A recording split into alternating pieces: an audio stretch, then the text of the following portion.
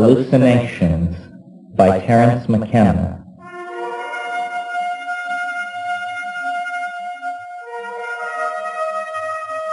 I am Terence McKenna, and this is True Hallucinations, a talking book produced by Sound Photosynthesis, copyright 1984.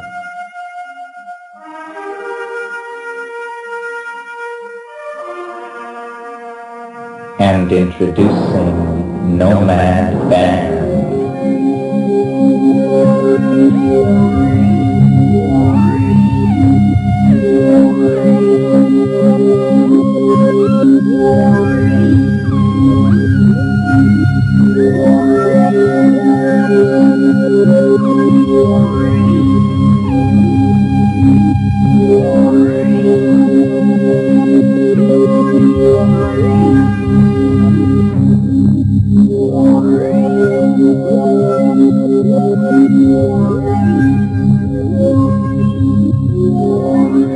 Chapter 1. The Call of the Secret.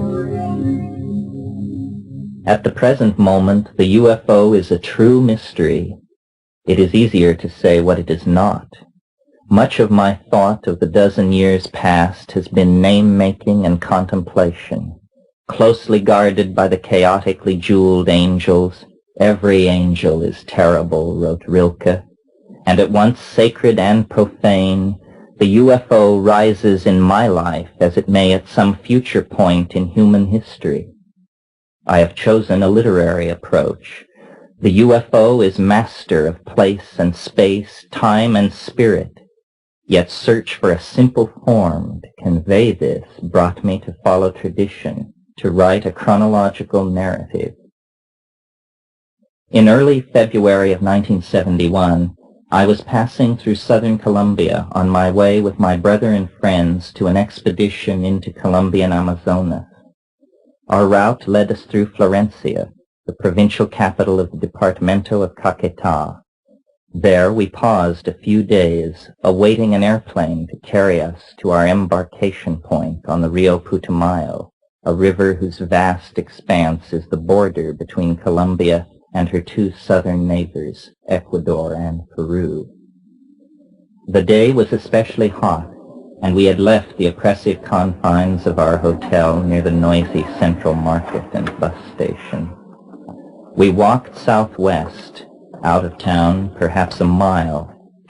Here were the warm waters of the Rio Hacha, across rolling pastures of tall grass. After swimming in the river, playing in deep pools the warm torrent had carved in the black basaltic stream bed, we returned through the same meadows. One more familiar than I with the appearance of Stropharia cubensis pointed out a single large specimen standing tall and alone in an old bit of cow manure. Impulsively and at my companion's suggestion, I ate the whole mushroom. It all occupied but a moment, and then on we trudged, tired from our swim, a tropical thunderstorm moving toward us along the eastern edge of the Andean Cordillera, where Florencia is located. For perhaps a quarter hour we walked on, mostly in silence. Wearily I hung my head, almost hypnotized by the sight of the regular motion of my boots cutting through the grass. To align my back, to throw off my lethargy, I paused and stretched, scanning the horizon. The feeling of the bigness of the sky that I have come to associate with psilocybin rushed down on me there for the first time. I asked my friends to pause and sat down heavily on the ground. A silent thunder seemed to shake the air before me. Things stood out with a new presence and significance. It came like a wave and passed like a wave as the first fury of the tropical storm burst over us, leaving us soaked. In the sodden retreat, the brief moment preceding our frantic withdrawal went unmentioned by me. I recognized my experience as being induced by the mushroom, but I was involved, I thought, in a deep jungle search for hallucinogens of a different sort, orally active DMT-containing drugs, and yahe and its admixture plants. I filed the mushroom experience as something to look into another time. Longtime residents of Colombia assured me that the mushroom occurred exclusively on the dung of Cebu cattle, and I assumed that in the jungle of the interior, where I was shortly to be, I could expect no cattle or pasture. I put the thought of mushrooms from my mind as I anticipated the rigors of the Rio Putumayo descent toward our target destination, a remote mission called La Chorrera. Why had people like ourselves come to the steaming jungles of Amazonian Colombia?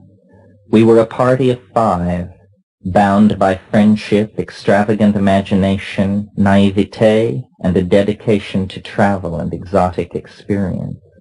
Eve, our translator, was the only member of the group not long an acquaintance of us all.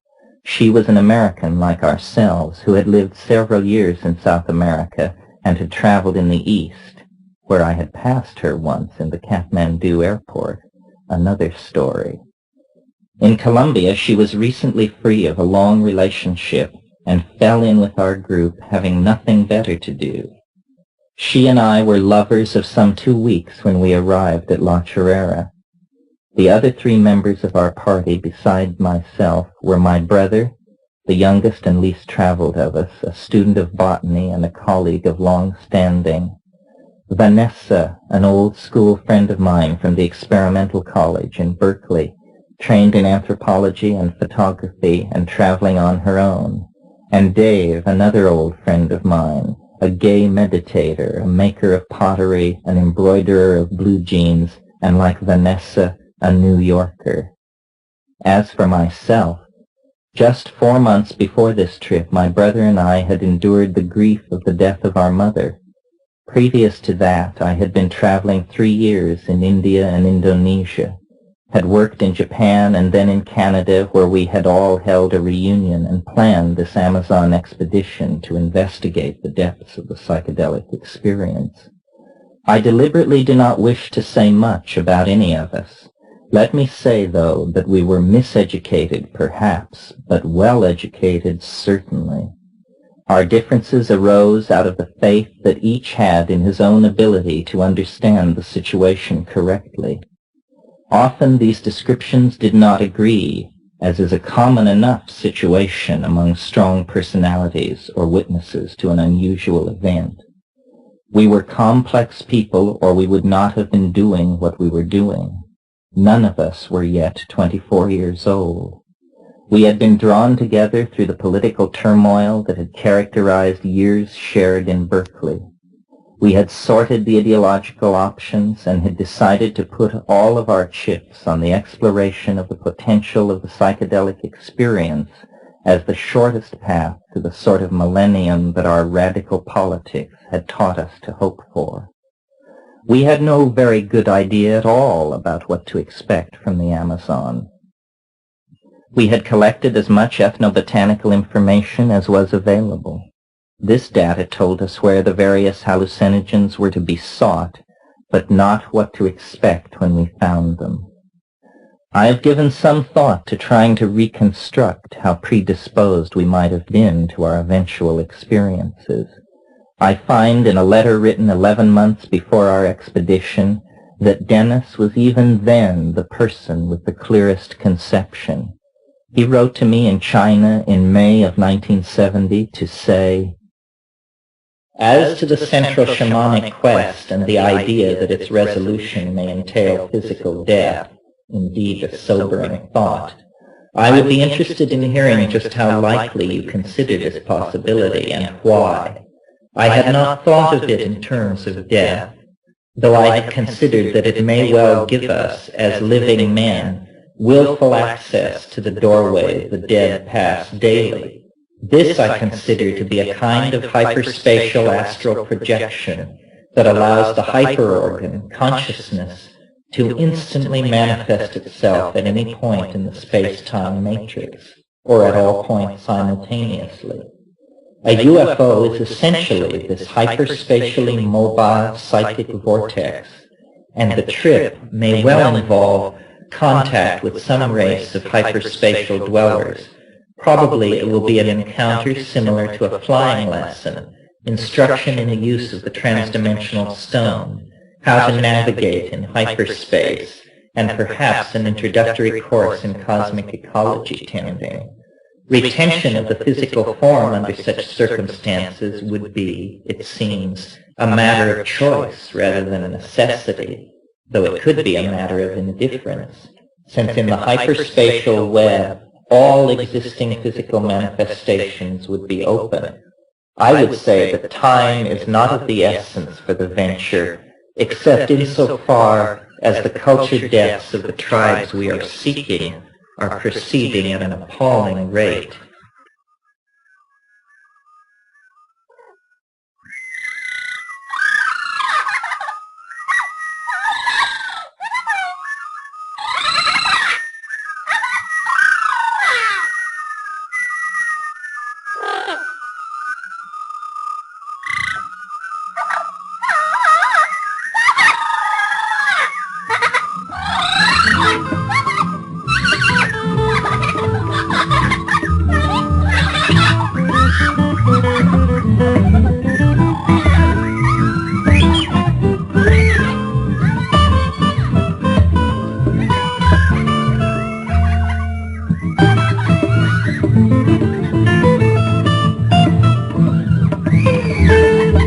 However colorful our fantasies, our operational interests specifically centered on DMT, dimethyltryptamine-type drugs, quite simply because their action, though very brief, seemed to us the most intense of the hallucinogens we knew.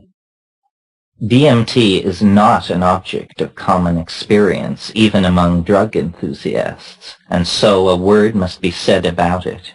It is a crystalline paste or powder in its pure synthetic form, and as such it is smoked in a glass pipe with no admixture. After a few lungfuls, the onset of the experience is rapid, 15 seconds to a minute. The hallucinogenic experience which it triggers lasts 3 to 7 minutes and is unambiguously intense. It is so bizarre and intense that even the most devoted aficionados of hallucinogens will usually pass it by. Yet, it is the commonest and the most widely distributed of the naturally occurring hallucinogens and is the basis, when not the entire component, of most aboriginally used hallucinogens in tropical South America. Naturally, as a product of plant metabolism, it never occurs in anything like the concentrations at which it comes from the laboratory. Yet, South American shamans, by predisposing themselves to its effects in various ways, do seek the same levels of reality-obliterating intensity achievable with pure DMT. Its strangeness and power so exceeds that of other hallucinogens that DMT seemed finally to define, for myself and my friends at any rate, the maximum exfoliation of the hallucinogenic dimension that can occur without serious risk to the organism. We thought, therefore, that our phenomenological description of the hallucinogenic dimension should begin by locating a strong DMT-containing aboriginal hallucinogen and then exploring with an open mind the shamanic states that it made accessible. To this end, we had sifted the literature on tryptamine drugs in the upper Amazon basin and learned that while yahe, or ayahuasca, the brew of Banisteriopsis caapi with the DMT admixture, is known over a wide area, just as are several kinds of DMT-containing snuffs, there was one DMT-containing hallucinogen that was severely restricted in its usage. Ukuhe is made from the resin of certain trees of the Myristicaceous genus Varola, mixed with the ashes of other plants and rolled into pellets. What caught our eye about the description of this drug was that the Witoto tribe, who alone knew the secret of making it, used it to talk to little men and to gain knowledge from them. These little people are one bridge between the motifs of UFO contact and more traditional strange doings in the woods involving elves and fairies. The worldwide tradition of little people is well studied in The Fairy Faith in Celtic Countries by W.E. Evans Vance, a book which was influential on Jacques Vallée's UFO quest as well as our own. The mention of little men rang a bell, since in Berkeley, in my own experience smoking synthesized DMT, there had been the impression of bursting into a space inhabited by merry, elf-like, self-transforming machine creatures. The sense of being literally in some other dimension which this experience provoked had been the focus of our decision to concentrate on tryptamine drugs. After sifting the literature of the tryptamine hallucinogens, we came eventually to Richard Schulte's paper, Varola as an orally administered hallucinogen. His description of the use of the resin of Varola theodora as an orally active DMT drug was fascinating. So too was the fact that the hallucinogen seemed to be limited in its use to a very small area.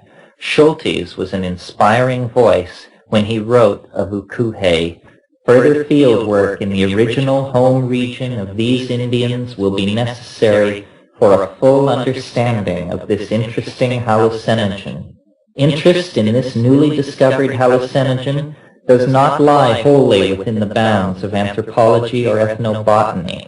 It bears very directly on certain pharmacological matters, and, when considered with the other plants with psychotomimetic properties due to tryptamines, this new oral drug poses problems which must now be faced and, if possible, toxicologically explained." Based on Schulte's report, we determined to go ourselves to the vicinity of La Chorrera to seek Ukuhe. To abandon our studies, whatever careers might be ahead of such opinionated psychoactivists, to pay our own way to the Amazon, to see if the titanically strange dimensions that we had encountered in DMT trance were even more accessible via the DMT drugs which the shamans of the Amazon had developed. It was of these drugs that I had been thinking when I had no time for the Stropharia mushroom encountered in the pasture near Florencia. I was eager to press on with the quest for the exotic, barely reported Witoto Ukuhe. Or did I imagine that the search for Ukuhe would soon after arrival at La Chorrera be all but forgotten in the discovery of the mushrooms so abundant there and the strange power that seemed to swirl around those foggy emerald pastures?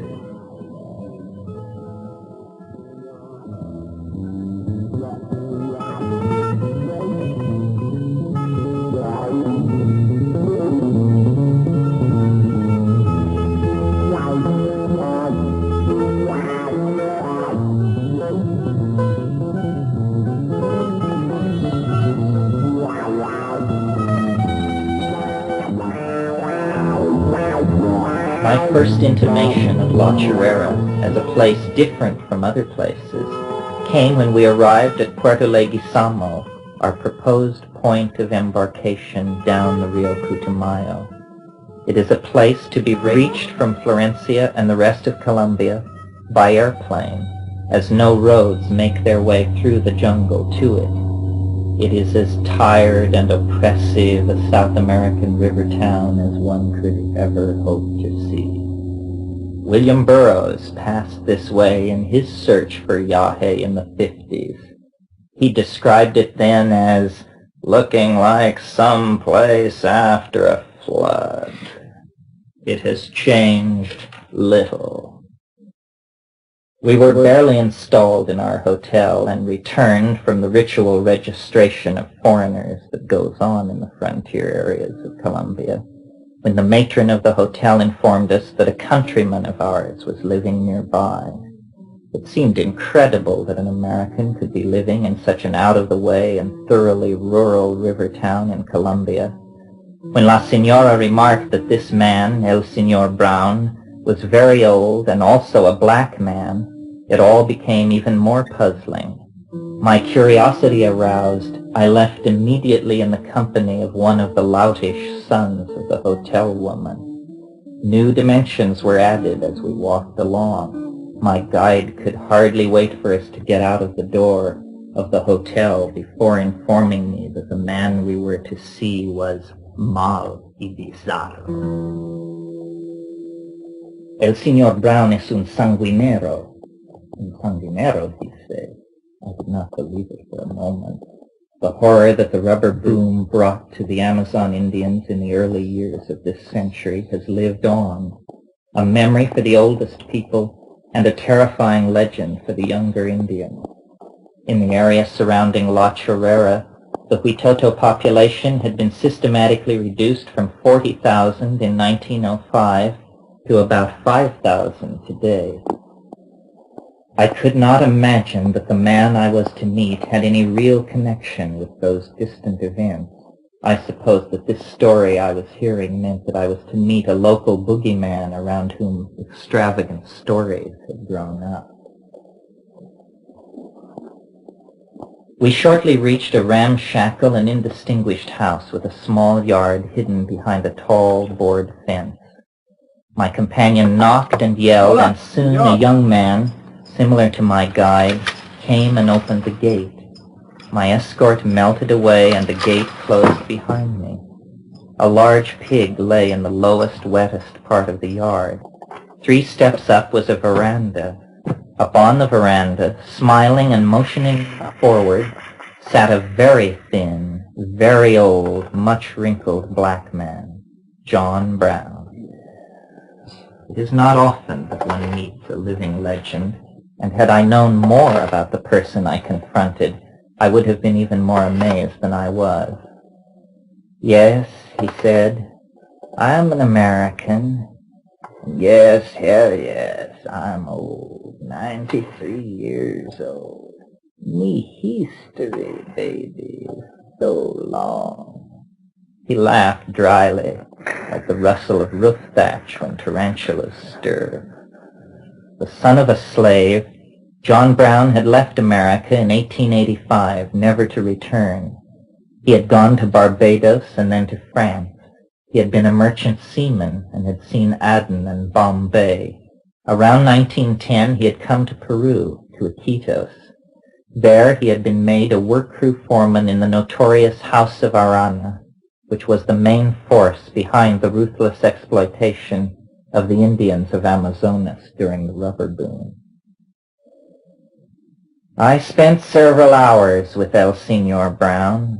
He was an extraordinary person, at once near and yet ghostly and far away, a living bit of history. He had been the personal servant of Colonel Whiffen, who explored the La Chorrera area around 1912.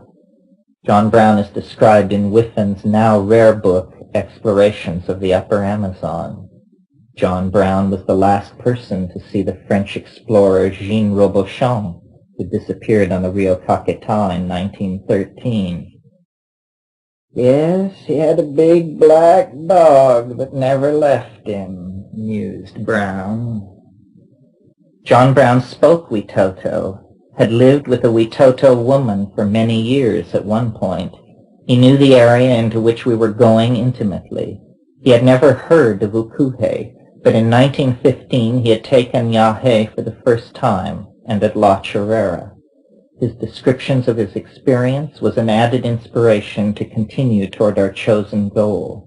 It was only after I returned from the Amazon that I learned that it had been this same John Brown who had exposed the atrocities of the rubber barons in the Putumayo when Roger Casement, then the British consul in Rio de Janeiro, came to Peru to investigate the atrocity stories.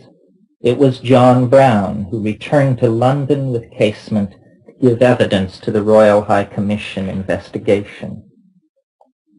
José Estación Rivera, a Colombian historian, has told the story differently and implicates Brown in the murders, thus providing the basis for the Sanguinero story.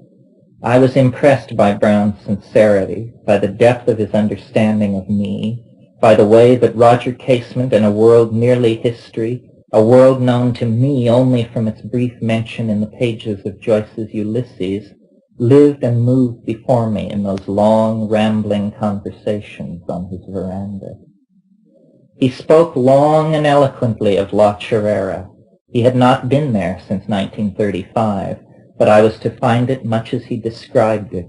The fever-haunted old town on the lowland across the lake no longer stands, but the dungeons for the Indian slaves can still be seen, crumbling iron rings set deep in sweating basaltic stone.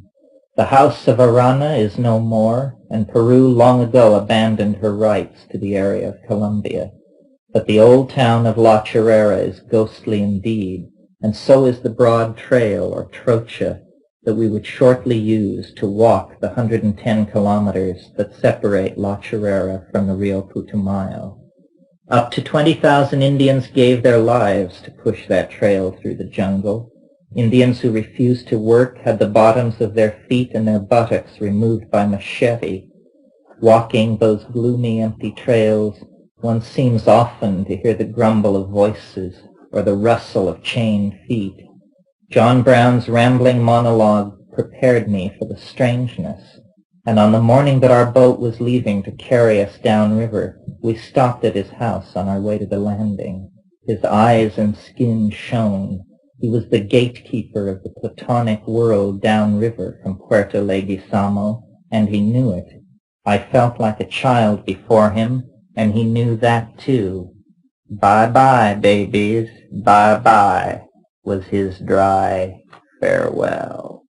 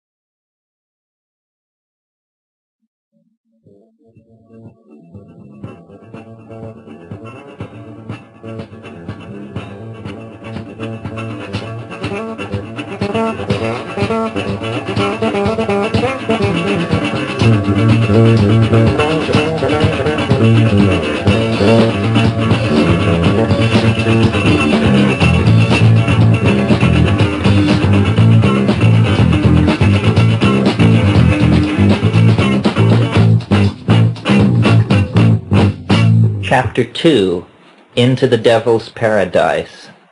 Did I say we were a party of 5?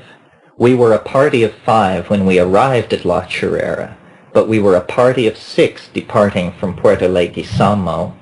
Ev and I were living together as much as a couple can live together when they sleep in a hammock every night and pile off a boat with 4 other people to hang their bed in the trees. And he was with us too, Sia. I must explain Sia. There is a phenomenon happening in South America which I didn't meet in India. It has to do with fringe religions, the New Jerusalem, whose devotees seem to be mostly fruitarian. There is a tribe of such people, Americans, who since 1962 or 63 have been drifting down through Latin America, chiseling on each other, living with each other, loathing each other, weaving intrigues. They communicated through Ouija boards with these things they called the beings of light, and a whole mythology was built up around reincarnation. According to them, everyone is a reincarnation. One person was the reincarnation of Rasputin, another was a refugee from the inner circles of the Hare Krishna cult who wore white robes and white rubber rain boots. He was the reincarnation of Erwin Rommel. And then the leader, the central mystery of the whole group, was Sia. He had been Ev's companion for 4 years. He was very strange. and believed that he had been several prominent people reincarnate. I was in a peculiar dilemma. My categories were not very rigid either. I thought, aren't we all happy hippies? I had been in Asia perhaps too long, and I don't know that much about how the universe is put together. But among these people, it turned out that there were a lot of funny categories difficult to tolerate. If Sia didn't want you to do something, he would have a blank look for a moment and then announce that it had been revealed to him on the instant by the beings of light that you shouldn't, for example, peel fruit with a metal knife. The tiny minutiae of existence were controlled by these hidden forces. He had monkeys that were Christ incarnate. Sia traveled with animals, monkeys, dogs, kittens, parrots. He insisted that all the animals be vegetarian. So the animals were twisted and unhealthy. Their eyes were going around in circles, and he was telling me, this is Buddha, this is Christ, this is Hitler. It was not actually this demented. I exaggerate to give the flavor, but in Sia's head, I'm sure it was this loose. As we put off from Puerto Leguizamo, we were therefore 6. Vanessa, Dave, Ev, Dennis, and myself, and Sia. 6 people. Sia hated me. Ev had left him in San Agustin and come to Bogota, where they had kindly said we could have their apartment. In the 2 weeks while we were getting together the equipment for the expedition, Ev and I began a relationship, or the beginning of a relationship, which may have been a source of resentment for Vanessa.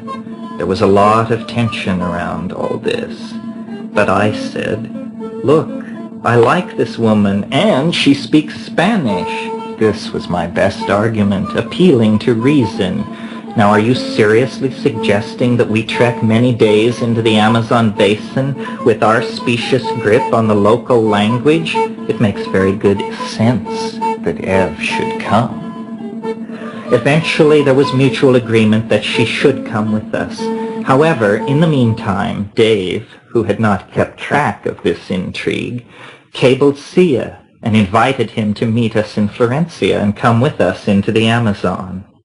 We piled on a vintage Colombian Air Force plane and then landed at Florencia, Dave, Vanessa, Ev, Dennis, and I, Ev's dog, and 10 tons of equipment, which was to be transported down the Putumayo. Sia was at the airport waiting, thinking that the woman he had lived with for 4 years had gone to Peru with the person in white robes and matching rubber boots. Actually, no. There was an emotion-fraught sorting out of all this at the airport fence. Later in town, Ev and I took one room at the hotel, leaving Sia to sort it for himself still further. With there seeming to be no possibility of grace on anyone's part, I was attempting to signal Sia that since he had last seen Ev, her life had taken a new direction and become something else. I was disconcerted and am a bit of a milquetoast, hating tension, so I chose to think that it was out of my hands. He came to our room and said, well, it looks like there's nothing here for me. I am planning to fly back to Bogota. Thank God, thought I. Then he went to his room and went into communication with the beings of light. He came back 2 hours later to say, you can't find it without me.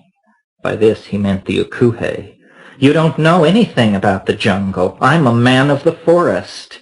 He was into an image of himself as a man of the forest. With great reluctance I went along with this idea.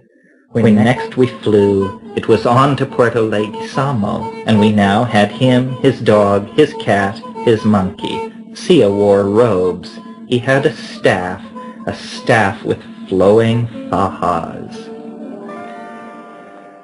I had already determined that the boats leave Puerto Leguizamo very irregularly.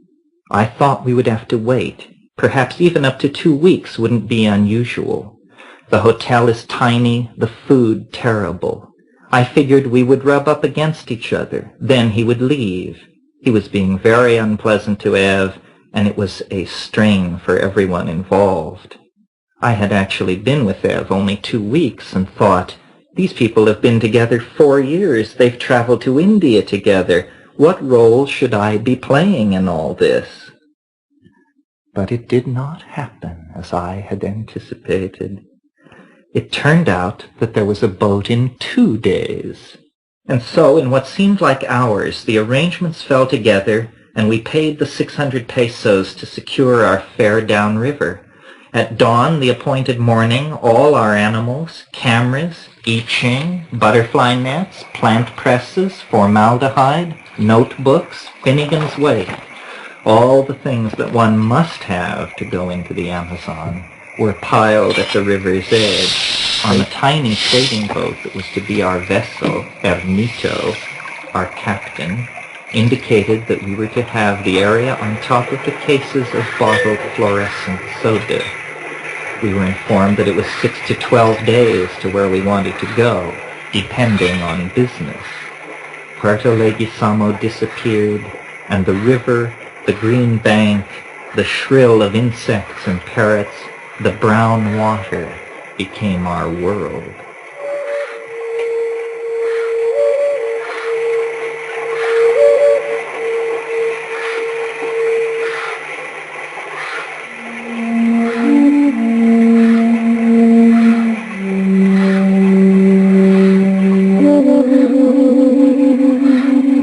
We made our way underpowered but slowly to the middle of the shining brown river, under an immense sky, under an immense sun. A delicious moment when one has done all that one can for a journey and is at last in motion, no longer responsible since giving that burden up to pilot or engineer, boatman or ground control.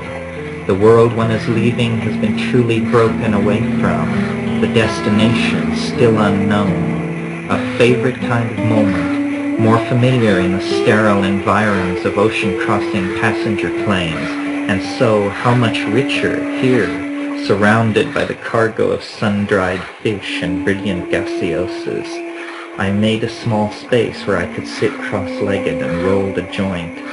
The flow of the river was like the rich smoke I inhaled, the flow of smoke, the flow of water and of time. All flows, said a beloved Greek.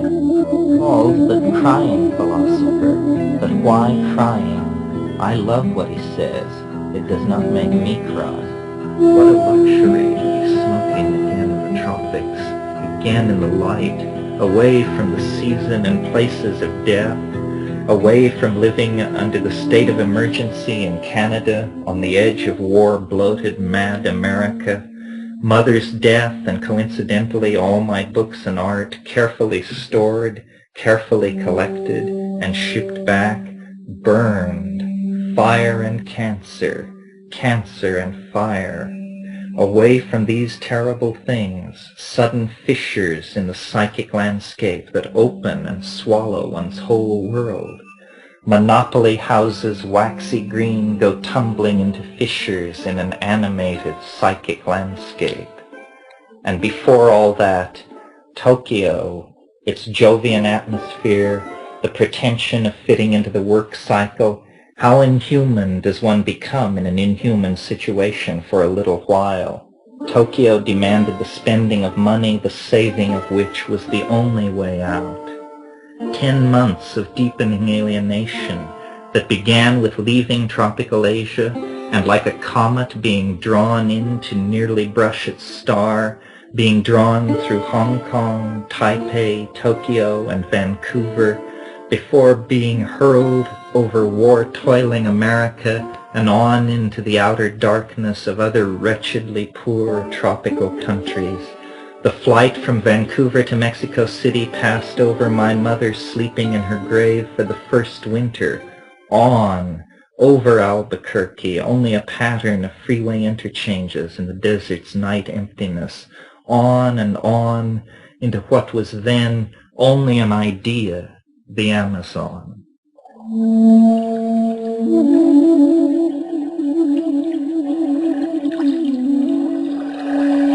Out on the river, the past could enter the stillness and exfoliate before the mind's eye like some dark rows of interlocking casuistry, forces visible and hidden, stretching back into one's past, migrations, religious conversions, discoveries make each a microcosm of the larger pattern of history on a scale of millennia.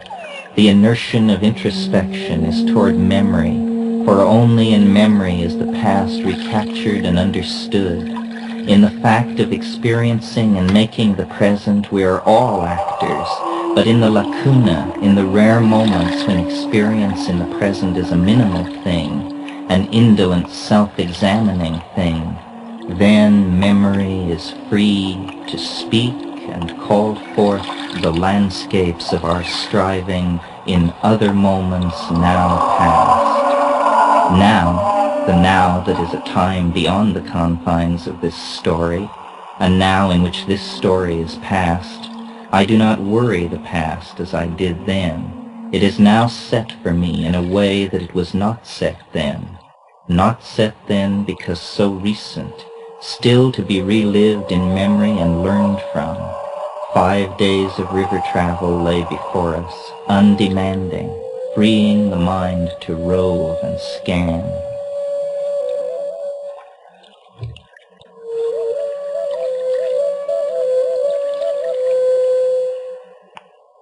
Two all-inclusive categories emerged in the world that was our vessel and crew, and ourselves out on a broad river whose distant banks were no more than a dark green line separating river and sky. Two categories, the familiar and the unfamiliar. The unfamiliar was everywhere, drawing inane analogies into common conversation. The Putumayo is like the Ganges. The jungle invokes Ambon. The sky is similar to the skies of the Serengeti Plain, etc. The illusion of understanding, a lame way of getting one's bearings. The unfamiliar does not give up its secrets in this game. The Putumayo does not become like the Ganges. The unfamiliar must become known as itself before it is correctly recognized. The familiar things are people. The people here appear as known quantities because they have been known in the past. So long as the future remains like the past, they will remain known quantities. Certainly this is not New York, Boulder, or Berkeley, but we are trying to become extra-environmentals, develop a sense of appropriate action that is never at a loss. It is the familiarity of these people that makes them windows in my imagination, opening onto the past.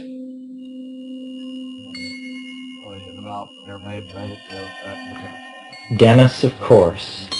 He is the time tunnel longest on a parallel track to my own. No need to mention genetics. Back our connection goes until lost in primal unlanguaged feeling. We grew up in the same household, shared the same constraints and freedoms until I left home at 16. But I held close to Dennis, and in the middle of my 21st year, returning from Seychelles to Bombay in the hold of the British Steam Navigation Company liner Karanja, racked with hives, heartbreak, and dysentery, I was weak, semi-delirious. 8 days of passage from Port Victoria, Seychelles to Bombay was then, 68, $35. In spite of being ill, I was obliged to travel the lowest class, or my funds would not carry me home. My bunk was a metal plate that folded down from the wall. Public toilets and the hammer of the engines. Bilge water sloshed from one corner of the passageway to the other. 1,500 displaced Indians from Kenya, victims of the Africanization, were traveling in the hold. All night long the Indian women came and went from the toilets down my passageway filled with bilge and engine throb. Without hashish it would have been unbearable. After many days and nights of this, I awoke feverish in the middle of the night, the air redolent with curried food, excrement, and machine smells. I made my way to the exposed deck on the stern. The night was warm, the smell of curry not altogether lost even here. I sat down with my back against a heavily painted metal box of firefighting equipment. I felt my fever then lift and a great sense of relief come through me. The recent past in the Seychelles and in Jerusalem seemed then to release their hold on me.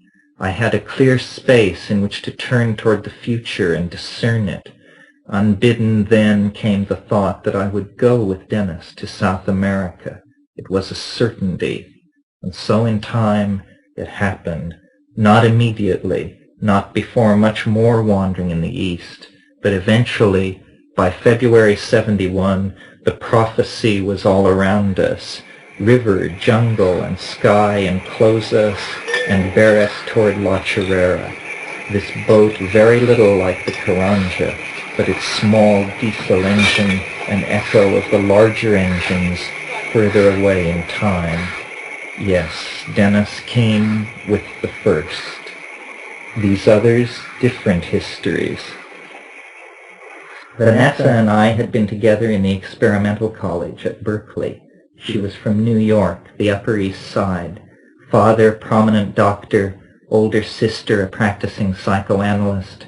Mother gives teas for the wives of UN delegates. Private schools.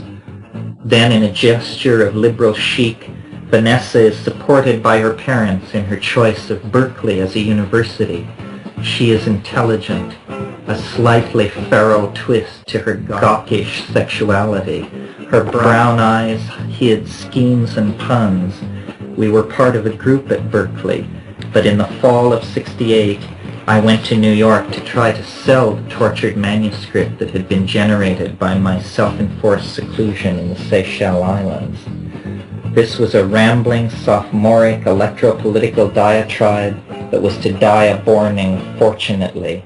But in the less jaded light of autumn '68, I took that work and flew to New York, in which place I knew no one but Vanessa.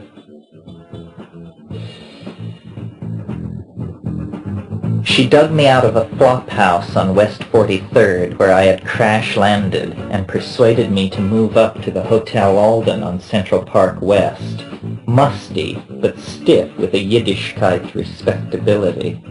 Our riverine departure for the heart of Comissaria Amazonas, followed by 3 years, the languid moment when she and I sat together at the outdoor restaurant near the fountain in Central Park. She with her Dubonnet and I with my Lowenbrow. In the eyes of the poor scholar and revolutionary that I then imagined myself to be, the scene seemed staged in its casual elegance. We were talking about Dennis, whom Vanessa had never met. He really is some sort of genius, I guess. Anyway, I'm his brother, and I am quite in awe of him, having seen it all from up close, as it were.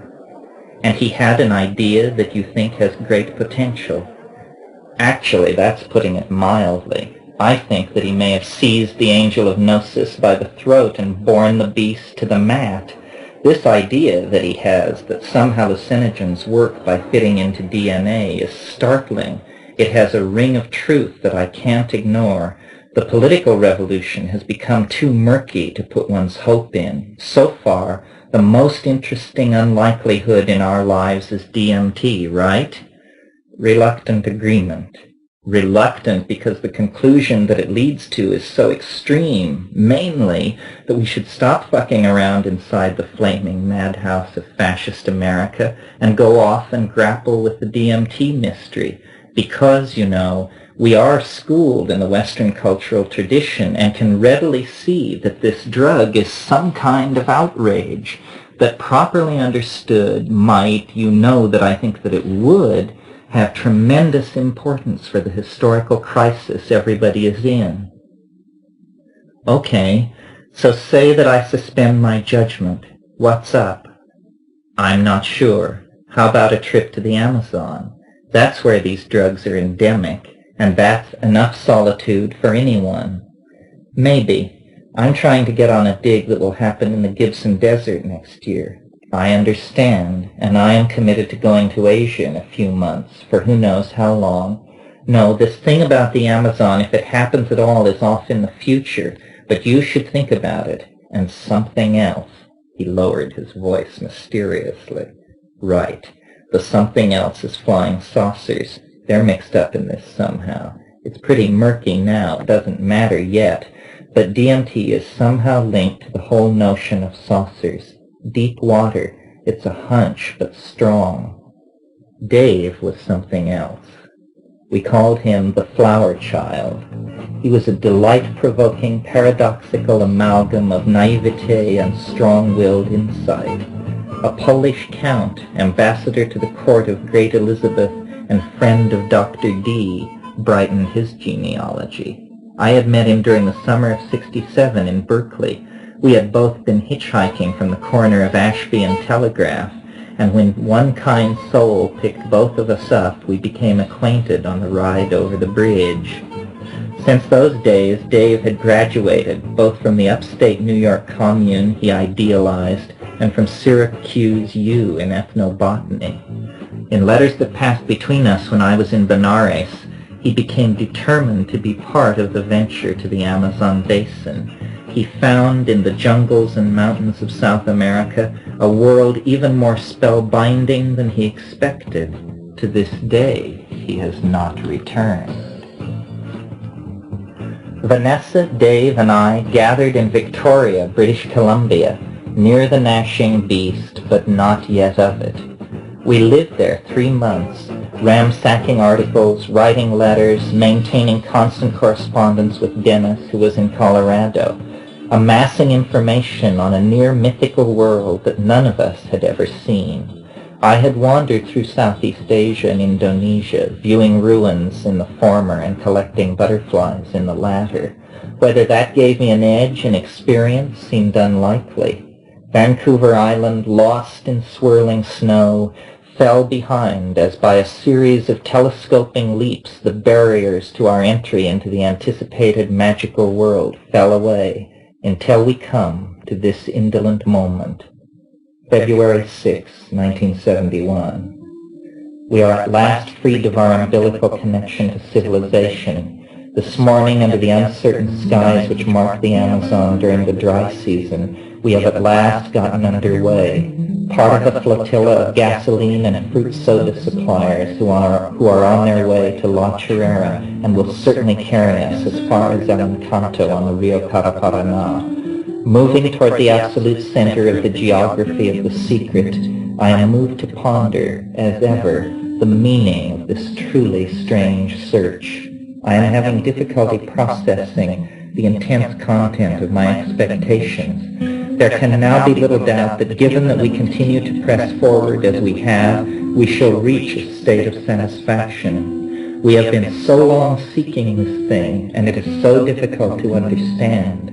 Projections concerning who we will be or what we will do when this excursion is over are unconsciously based on the assumption that our experience will leave us unaffected, an assumption which is doubtless false, but its alternative can hardly be imagined. Later. 2 hours out of Puerto Leguizamo, upriver winds have caused us to tie up on the Peru side to await calmer weather. We are at Puerto Naranja. It is not shown on the Atlas Codazzi. The pattern of river travel immediately asserts itself. Following the channel means moving from side to side of the river, usually near one of the banks. The land is thickly covered by a dense canopy of jungle reminiscent of central Ceram or the coast of Ambon, of the Venusian forest. The dull drum of the engine, the cooing of pigeons, part of our cargo, like the sacred Ganga, the brown, smooth water of the Putumayo, soon flows through all our dreams and daydreams. Sia watches me fixedly.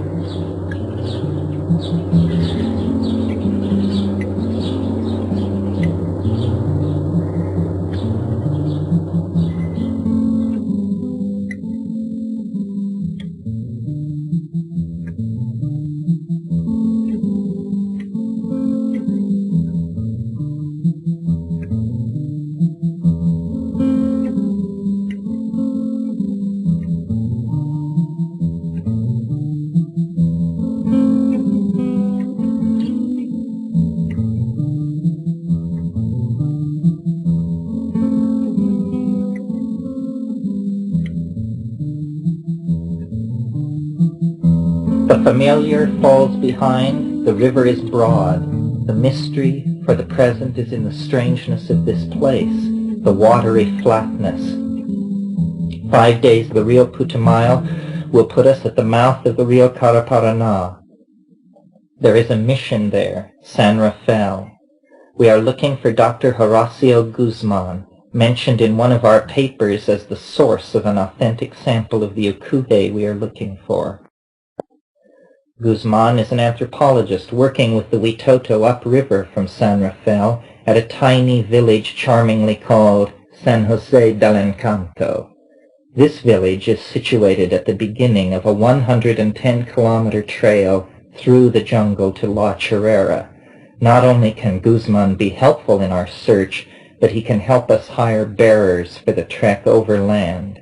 Many days to anticipate this personage.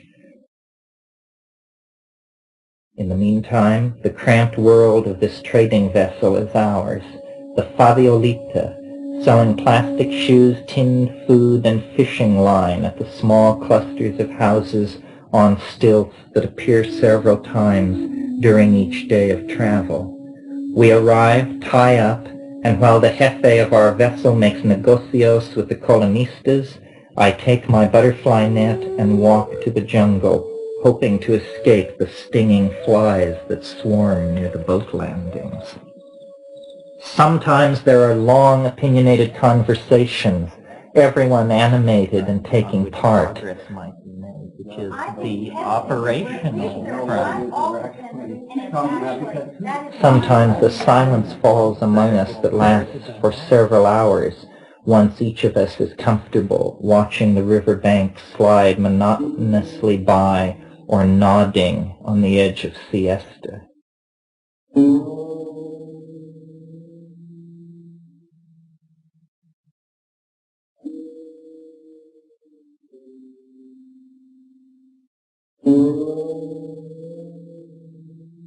It is February 7th, 1971, a Sunday. Last night we arrived at an unnamed place and spread our mosquito nets and hammocks for the first time in the Amazon. 8 a.m. found us back on a rainy river under leaden skies. The moods of the approach to the secret are many. The air is delicious with oxygen, and the odors which reach us from the passing liana-hung forest change with the frequency and subtlety of a sonata.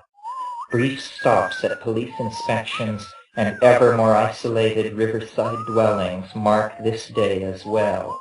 Today, after 40 minutes early morning travel, we passed a shallow depression in a clay bank on the Peruvian side of the river. There, thousands of parrots were gathered around a salt source.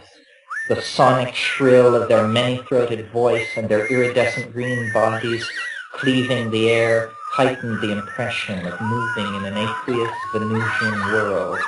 We tied up opposite the lick, and some of our crew went across the river to capture some parrots to add to the traders' already large menagerie.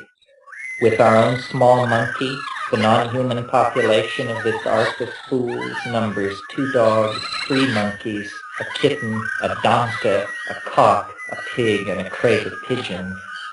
Today is the day of the full moon, and tomorrow we will arrive at El Encanto. There, if present plans hold, we will meet Dr. Guzman. The tensions that divide us have also surfaced. Vanessa and Sia, who have very little in common, are warm friends. Is this because I have miffed Vanessa? It is not going well at all. Dennis is very quiet. Dave is worrying about the food. He is a chronic worrier and naive. He seems to have thought that one just takes off one's shoes and goes to an Indian brother and says that one wants to learn the secrets of the forest, and they say, "Come, my son, come with us and you will learn the secrets of the forest." Now that he is actually confronted with the Amazon jungle, he seems a bit taken aback. Animals are falling off the boat into the river once an hour. The captain of the boat hates us because we have to stop to drag these soaking monkeys out of the drink.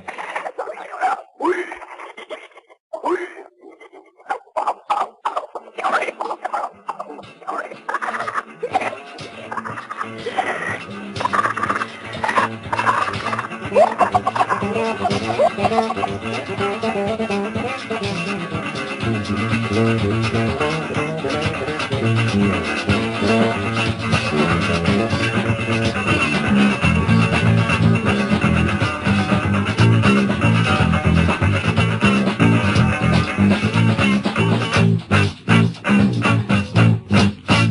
into a highly intellectual community, went to highly intellectual school. We read highly intellectual books according to a highly intellectual rule. Don't you know what I used to know? Disappeared on the river like falling snow. All the girl when it came to love, I was a highly intellectual fool.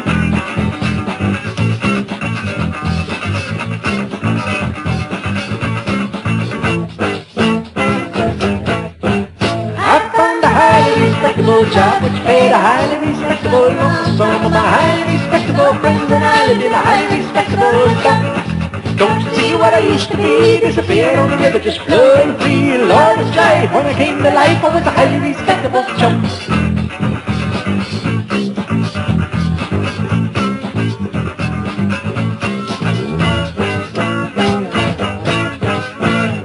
Go down to the river, finally understood. Go down to the river, can only do you good for nothing good. Can only do you good for nothing good.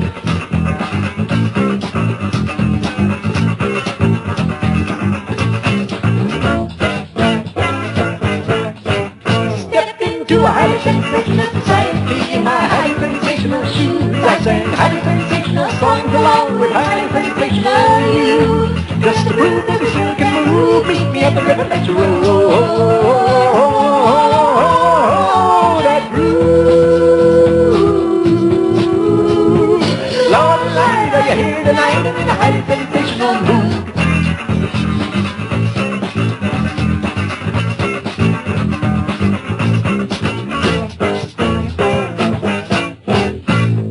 Go down to the river, finally understood. Go down to the river, it can only do you good for nothing good. It can only do you good for nothing good.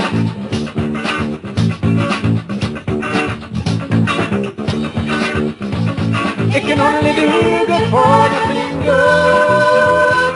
It can only do you good for nothing good. Chapter 3. Along a Ghostly Trail. Shortly after dawn the next day, our vessel left the broad course of the Putumayo and turned into the Rio Paraná for the last few miles of the journey to San Rafael, where the boat would leave us.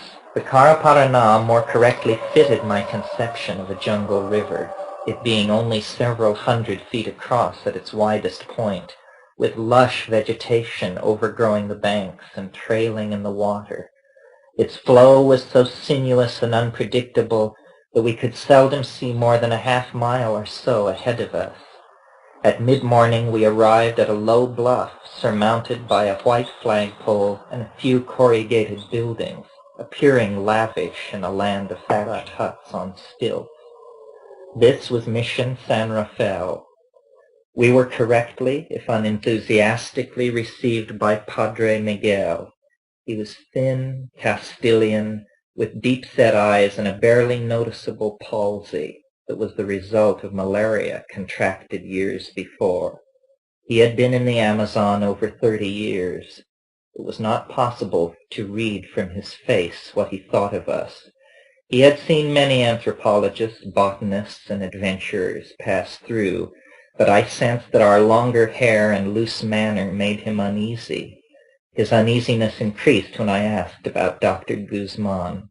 It was clear then, by the stiffening of the old priest's face, that my question had hit a sore point. Nevertheless, we were offered a ride to a point upriver, near a trail inland to San Jose del Encanto. Yes, Dr. Guzman is doubtless there. He passed through on his way to return to his language studies only 3 weeks before, and his wife was with him. The priest's gaze hardened. You may be assured of finding him.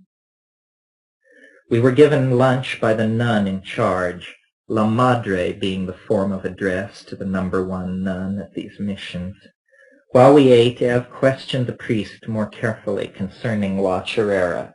Yes, the trail took 5 days for a fully loaded expedition to traverse. We anticipated the need for porters to help carry our equipment.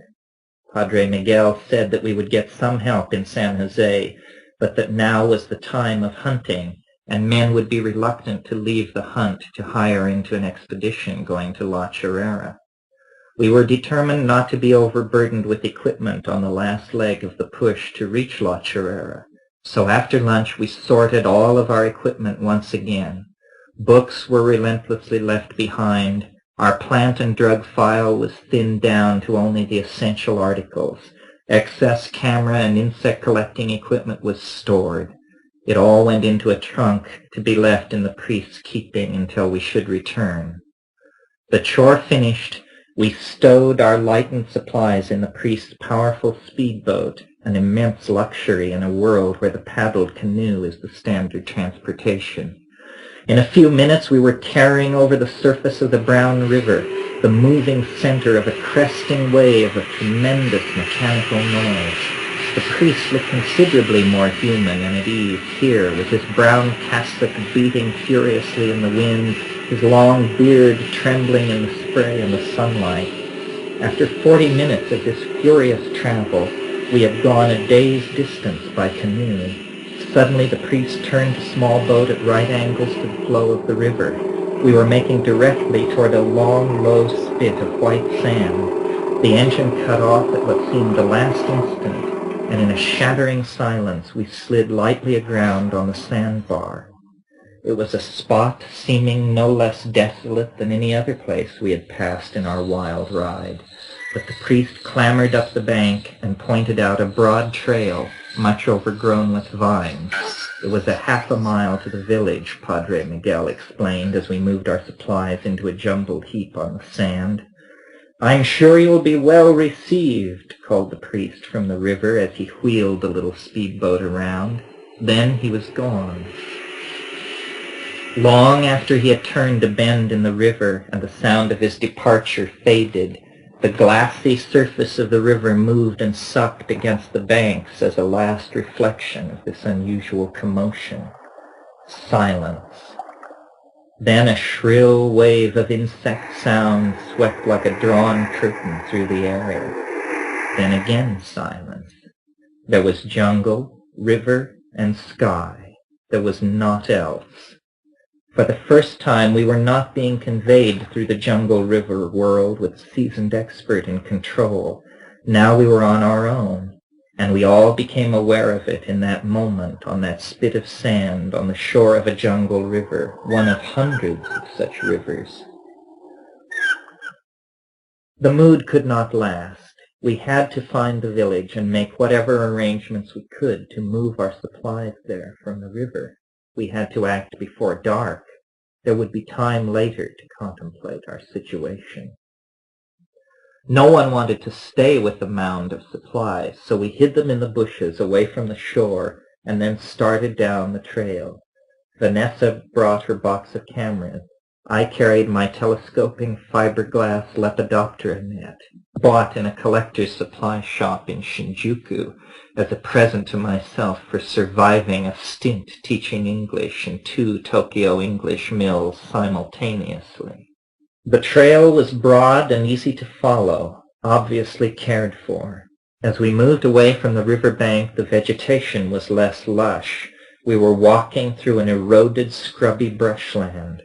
The soil was lateritic, and where it was exposed to the sun, it baked and shattered into sharp-edged cubical fragments.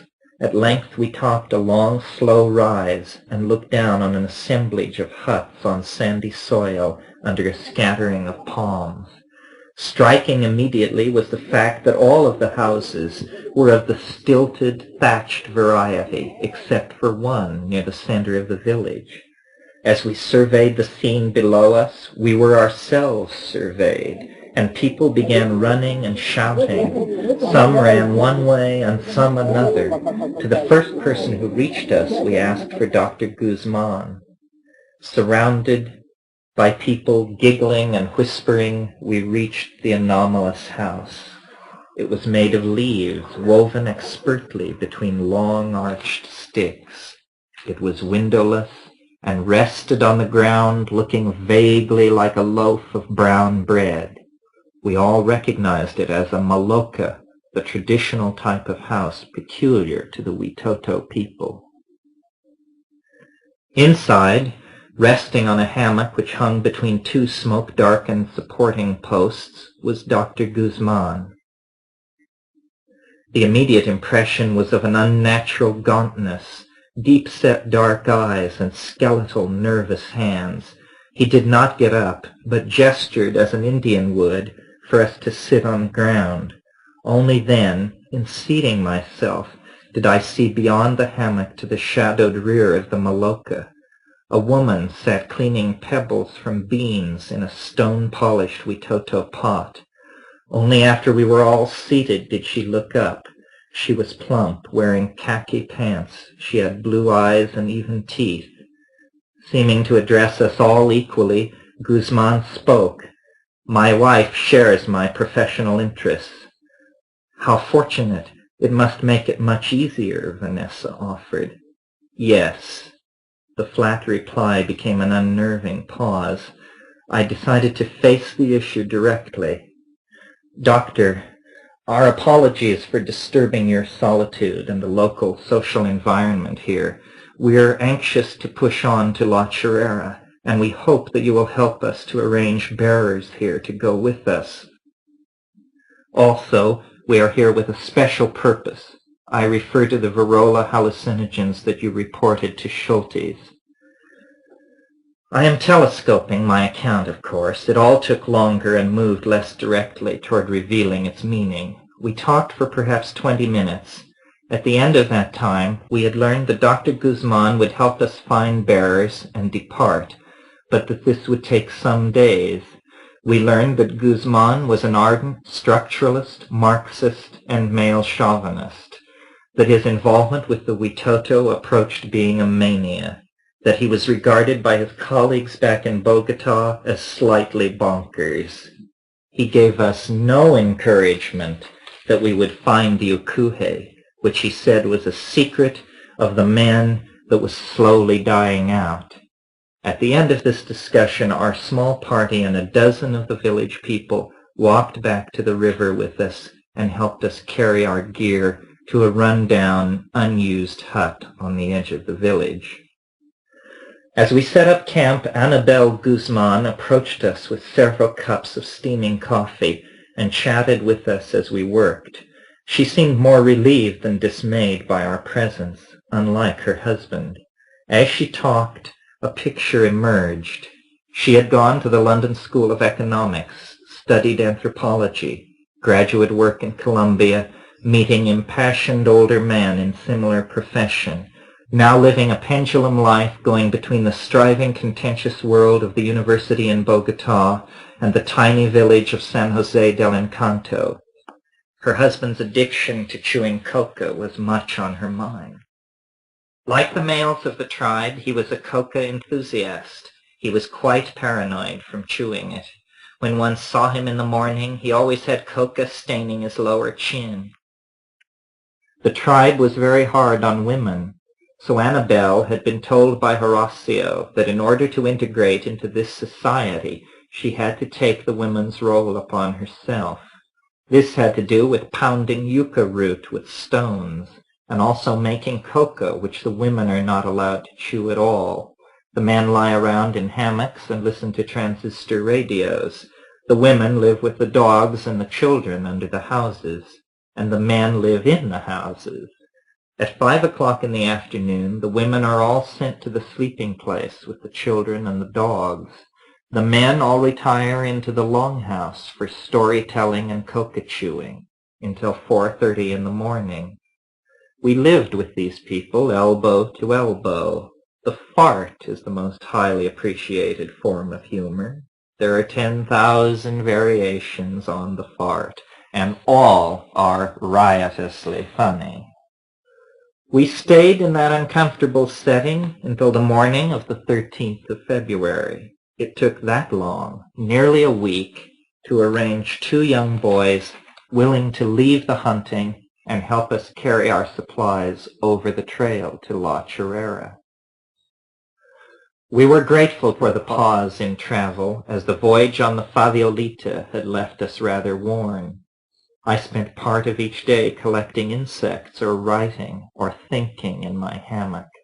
We saw Dr. Guzman very rarely. He treated us with the same remote disdain that the other male leaders of the community affected.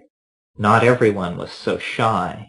There were always several Witoto of all ages intently watching whoever of us was most active at any given moment. In one of his oddest moves, Dr. Guzman had asked us to answer any of the people's questions concerning the relationships prevailing within our group by saying that we were all brothers and sisters. This assertion brought the expression of amazement that any reasoning being would expect, and so I think that we were especially interesting to the people of the village because they were asked by their expert informant concerning all things in the outside world to believe that such a disparate group as we were all sibs. It was only one of the good doctor's peculiarities. Once, in the heat of the afternoon, when I was alone collecting insects in the forest, I came around a large tree to surprise Dr. Guzman, who was standing absolutely still, poised above a small ditch with a fish spear in his hand. We walked back to the village together, and as we walked, he told me his view of the world. Never swim alone on the river. Danger lurks everywhere. Forms move beneath Never the swim surface. alone in the river. Huge the anaconda. forms move beneath its surface. The There is rivers the abound with anaconda. The rivers abound. Snakes with are them. everywhere. Snakes are everywhere. Be aware of this as you make Be your way aware to of this La as you Chorrera. make your way to La Chorrera. The forest is unforgiving of error. unforgiving of error.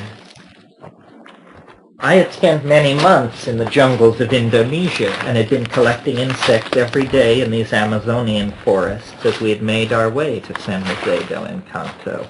I had my own idea of the risks of the forest, not nearly so dark as the thoughts of the wildly gesticulating small man who strode raving at my side. He had apparently been ruling his wife with an iron hand, when we had just happened in on what was a very peculiar scene. He lived in a nightmare world of hallucination brought on by extreme coca addiction. His wife had not had any Anglos to talk to since arriving there. Naturally, she was wondering what was going on. She wasn't allowed to chew coca, and he was behaving like a male Witoto member of the tribe. I saw him freak out one afternoon. He was talking to some people. It is a very macho culture, and your woman is always expected to be right there. There was a small group talking, and it developed that they needed a machete. And he stood up and said, "Annabelle!" Annabelle! She didn't come. And he yelled again, Annabelle! "Annabelle!" He wouldn't go look for her. Annabelle! He was just standing there, and all the people were standing looking at each other. He kept calling, and finally she came. Annabelle! He was by that time white with rage, and he was Annabelle! shaking. "Get the machete!" he roared in exasperation.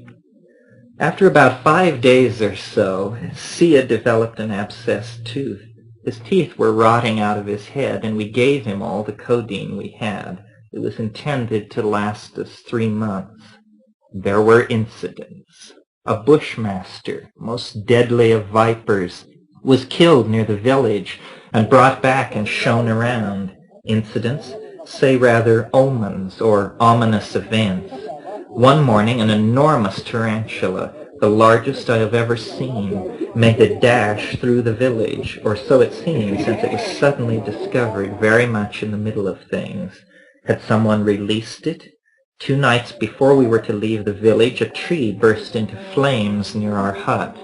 This seemed unambiguously unfriendly, and we hastened our plans for departure. We could not continue on without bearers, and only when the men came back from the hunting party would we get bearers. Guzman would tell us almost nothing. About the ukuhe, he said, "Ridiculous, you're not going to get it. These people don't even speak Spanish. They speak only Huitoto. There were 40,000 of them killed here 50 years ago. They have no reason to like you, and the drug is super secret. What are you doing here? I urge you to leave the jungle while that is still possible." Finally, on the 15th, we departed, the 6 of us in the company of 2 Witoto adolescents.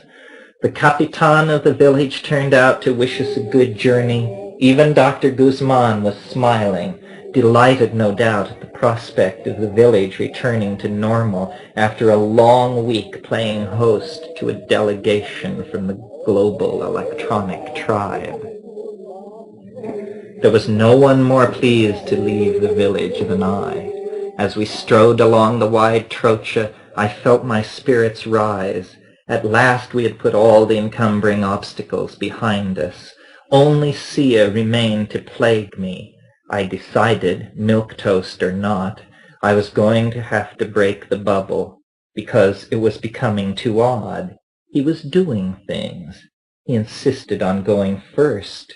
He was sharpening sticks and putting them into the ground. Fetishes. When we were going down the river, before we got to El Encanto, we were smoking weed all the time. He would just sit staring for hours and hours, and I finally understood that he was probably going to kill me, and that he was completely deranged.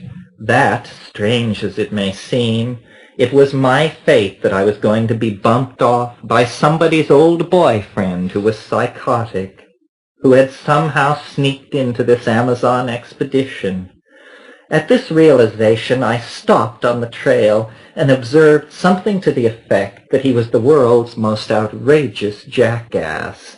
In other words, I just pitched the shit into the fan. We were going to punch each other out right there. Vanessa was yelling and shoving. Witoto bearers were standing around open-mouthed. It was a standoff, but as the day wore on, Sia decided to turn back. Actually, he had no money. He was also in terrific pain. There was no reason for him to be there. He was really disturbed and was capable of anything. The stress of isolation and bad food can push a healthy person to the edge. He did chew coca, but that didn't cut the pain. He needed medical attention. Around us, the jungle. Ahead of us, the secret.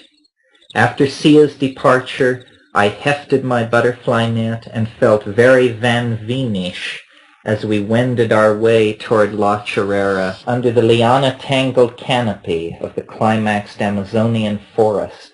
Iridescent morphos would occasionally be surprised lounging languidly on broad leaves overhanging the trail.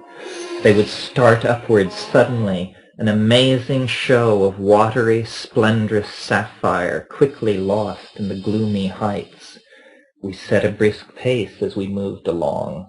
I turned over in my mind the seemingly prophetic lines of the apocryphal American poet John Shade.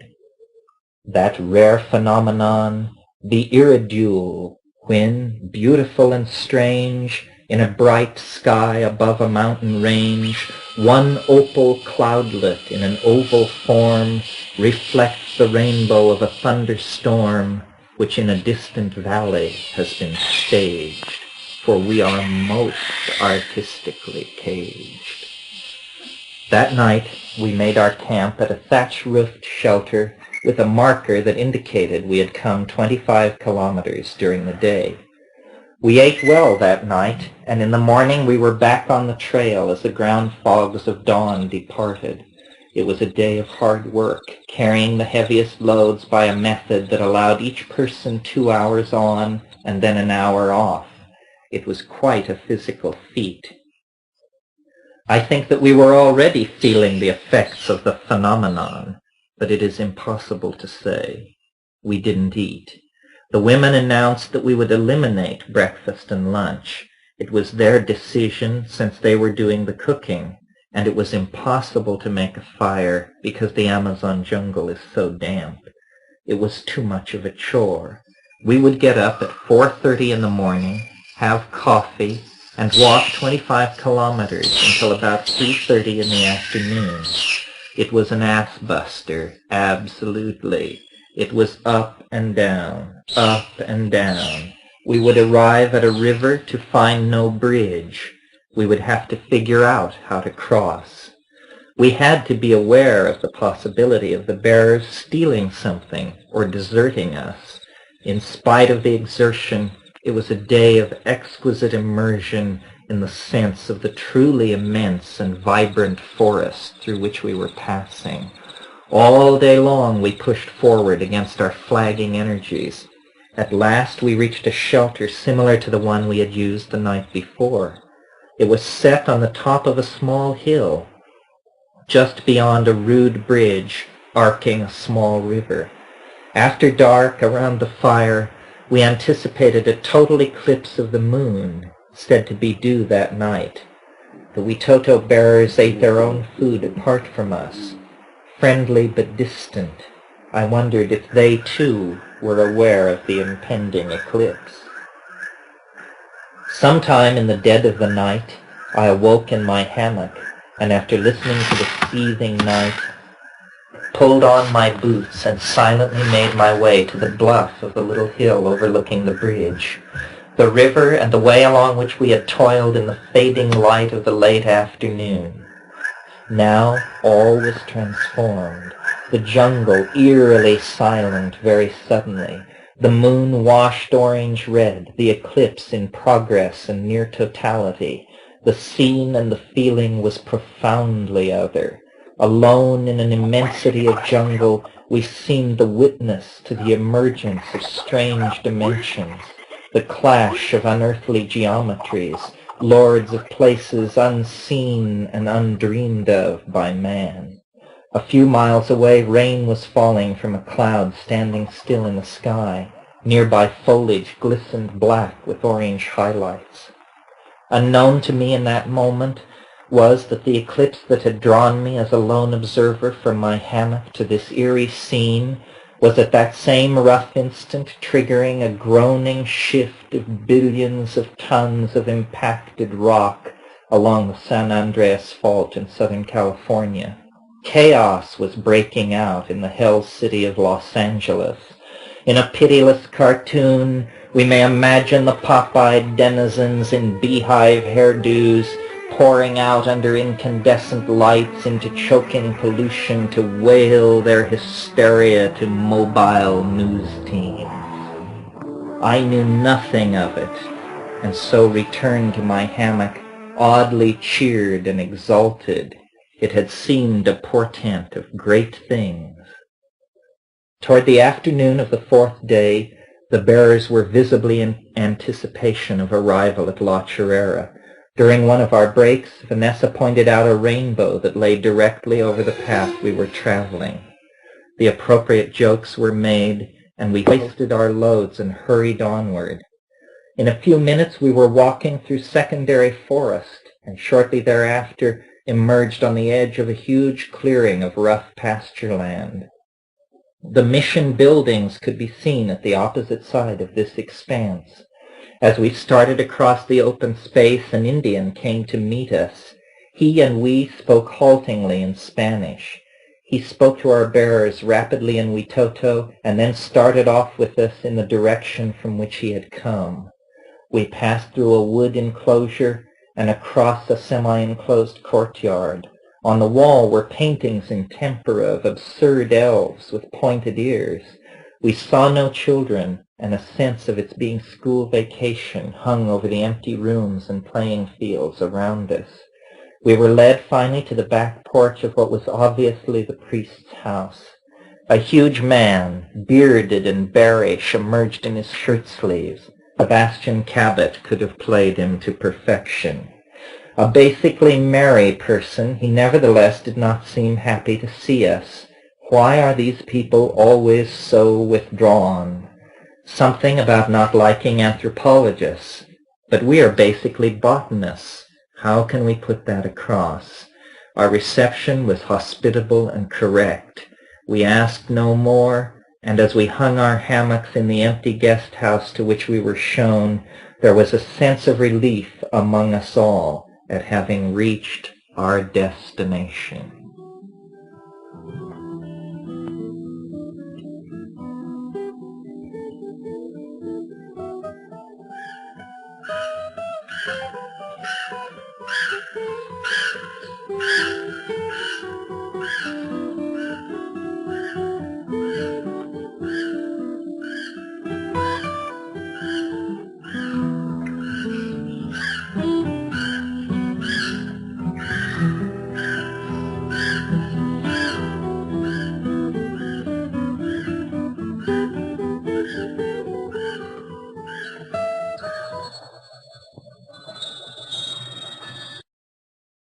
Chapter 4, Camped by a Doorway. Most of the Amazon basin is alluvial deposit from the Andes. La Chorrera is different. The river narrows and flows into a crack. It begins to flow very rapidly. Then it flows over an edge, a lip, and there is a waterfall full of power. Not exactly a waterfall, but a chute, not a direct drop. This violent flume has made a sizable lake, very unusual situation for the Amazon. Very rarely can one rise above the treetops, but at La Chorrera there are actually hills and one can get up some altitude. There were no stinging or biting insects. It is a paradisical place. You push very hard and suddenly you are there, and it is beautiful. The mist drifting across the pastures, there are white cattle, the mission, the huge lake, the jungle, but white cattle, and therein lies a peculiar twist of the story. The afternoon following our arrival, at the edge of a large pasture cleared at the order of the succession of Spanish priests who had managed Mission La Chorrera since its establishment in the 1920s, I held and turned over in my hand perfect specimens of the same species of mushrooms whose lone representative I had eaten near Florencia. In the pasture before me were dozens of these mushrooms. After examining several, my brother pronounced them Stropharia cubensis, one of the largest, strongest, and certainly the most widely distributed of any of the known psilocybin-containing mushrooms. What to do? Our expedition's thinned-down drug and plant file was concerned with flowering plants, not with fungi. We had no data on the proper dosage of psilocybin, but collectively seemed to remember that in the Oaxacan mushroom rituals described by Gordon Wasson, the mushrooms are eaten in pairs, and several pairs are consumed. We determined to eat 6 mushrooms each that same evening. My journal entry for the next day spoke clearly. 23 February 1971. Are we indeed now in some way camped on the edge of another dimension? Yesterday afternoon, Dave discovered Stropharia cubensis in the damp pastures behind the house where we have hung our hammocks. He and I gathered 30 delicious psilocybin-saturated specimens in about half an hour. We all each ate approximately 7 and spent last night on an enormously rich and alive, yet gentle and elusive trip.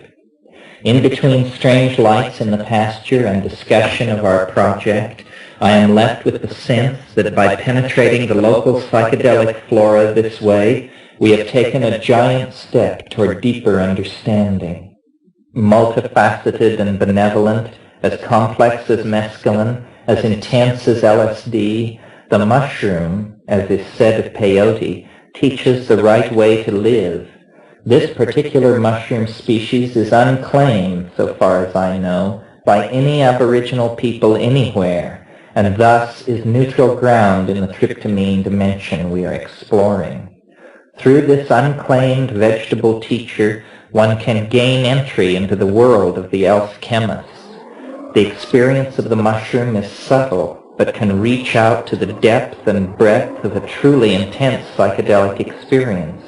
It is, however, extremely mercurial and difficult to catch at work. Dennis and I, through a staggered description of our visions, noticed a similarity of content that seemed to suggest a telepathic phenomenon or some sort of simultaneous perception of the same invisible landscape. A tight headache accompanied the experience in its final stages, but this was quick to fade, and body strain and exhaustion often met with in unextracted vegetable drugs is not present. This mushroom is a transdimensional doorway which sly fairies have left slightly ajar for anyone to enter into who can find the key and who wishes to use this power, the power of vision, to explore this peculiar and naturally occurring psychoactive complex. We are closing distance with the most profound event a planetary ecology can encounter, the emergence of life from the dark chrysalis of matter. Such were my impressions after only one exposure to the realm of vision over which the mushroom holds sway. The reference to strange lights in the pasture should be explained, since perhaps it has some bearing on some of what followed. After we had eaten the mushroom and an hour had passed and everyone had become comfortable with the pleasant plateau of hypnagogic imagery, someone initiated a discussion. It was Dave or Dennis. Dennis, I believe. He said that we were now loaded in the home territory of the secret, and so should not remain in the confined space of our dwelling, but move out into the foggy night, the warm enfolding fog over the pasture. Discussion. Not all should go. A delegation. Who should it be? Dennis nominated Dave and myself, calling Dave the least skeptical, me the most. Vanessa objected to me as most skeptical, suggesting instead that Dave and Dennis should go. I heartily agreed, not actually wishing to visit the dark and dewy pasture myself, and having no faith, so skeptical was I, in the transcendental potential of the errand. Off they went, first loudly proclaiming the total enveloping power of the ground fog, and then, in a theatrically absurd short time, and from off stage, they hollered out that they saw a hovering diffuse light in the pasture nearby. Investigation pursued. Hollering continues but fades. Light persists. Diffuseness persists. Let's go over there. I decided it was time for cooler heads to intervene. Off into the enfolding wettish night I went. I crossed carefully through the barbed wire, wet to my fingers, but warm seeming even at night, so steamy as Amazonas. Once united with Dave and Dennis, I found the situation far closer to their description than I expected. There was a dim light on the ground a few yards away. It seemed to retreat slightly as one walked toward it. We moved in its direction for several dozen meters in a series of short advances. At that distance we felt far from our companions back at the house and enveloped in dense, drifting fog. We can follow this light, but we better not get too far away or we will get lost because we don't know the area at all. It was Dave pleading for a retreat, but we continued to follow it. Sometimes it would seem as though it was just 20 feet ahead of us. It seemed as though it was hovering in the air, but then it seemed as if it had fallen into the grass. The light would come filtering back through the grass. We would run forward, and then it would be ahead again in the air. Finally, we decided to go no farther. As we turned to depart, I seemed to see a flickering in front of the diffuse light that to my mind suggested someone dancing before a fire. Thoughts of UFOs left me, and I recalled instead the ominous incidents preceding our departure from San Jose del Encanto. Was this a shaman dancing around a small fire? Was it something to do with us? No understanding was ever shed on this incident, but the general eeriness of it anticipated all that was to follow. But the words of my journal entry are revealing. I speak matter-of-factly of gaining entry into the world of elf chemists. I call the mushroom a trans-dimensional doorway and link it to a transformation of life on the planet. A younger, more naive, more poetic self is revealed, a more intuitive self at ease with proclaiming wild unlikelihoods as hallucinogenically derived gnosis. Very little has changed. Then I was eager to be convinced by demonstration, and demonstration was given. I was changed, and was obviously eager to be changed. Now, years later, and with years of reflection on these things, I can still discern in that earliest experience many of the motifs that have persisted through the years and remained mysterious. At one point during the evening, Dennis and I both seemed to be able to see and describe the same hallucination. Off and on over the years this has happened several times with psilocybin, and the wonder of it does not change. Even in those early mushroom experiences at La Chorrera, there was an aura of the animate and the strange that focused in the idea that the mushroom was somehow more than a plant hallucinogen, or even a shamanic ally of the classical sort, that it was in fact a kind of intelligent entity, not of Earth, alien, and able to present itself during the trance as a presence in the inward-turned perceptions of its beholder. In the days following our lives, the lives of my brother and myself underwent a tremendous and bizarre transformation. It was not until Jacques Vallée had written of the absurd element that is invariably a part of the situation in which contact with a UFO occurs that I found the courage to again examine the events at La Chorrera, to try to fit them into some general pattern. I have told various parts of our story over the years, never revealing the entire incredible structure to any one listener because of what I knew it seemed to imply about our mental condition during the time of the experience. Any story of UFO contact is going to be incredible enough by itself, but central to our story are the hallucinogenic drugs that we had been experimenting with. The very fact that we were involved with such drugs as a method of triggering UFO contacts would make any story we might eventually have to tell seem highly dubious to anyone not sympathetic to the use of hallucinogens. There were other difficulties with telling this story. The events at La Chorrera generated a great deal of controversy and subsequent bitterness among the participants because several ideas of what was taking place were represented, each basing itself on data unavailable or deemed ipso facto irrelevant by the competing interpretations. We were poorly prepared for the events that overwhelmed us. We began as naive observers of something, we knew not what, and because our involvement with this phenomenon went on for many days, we were able to observe many aspects of it, and I was able to satisfy myself that generally the method of approach which is told of here is effective for triggering whatever it is that we call the UFO contact experience. It may also be dangerous. The journal entry above refers to our first Stropharia trip at La Chorrera. It occurred on the 22nd of February, 71. Only a little more than 24 hours after our arrival at La Chorrera, following the 4-day walk through the jungle from San Jose del Encanto on the Rio Caraparaná. That entry makes it clear that I was spellbound.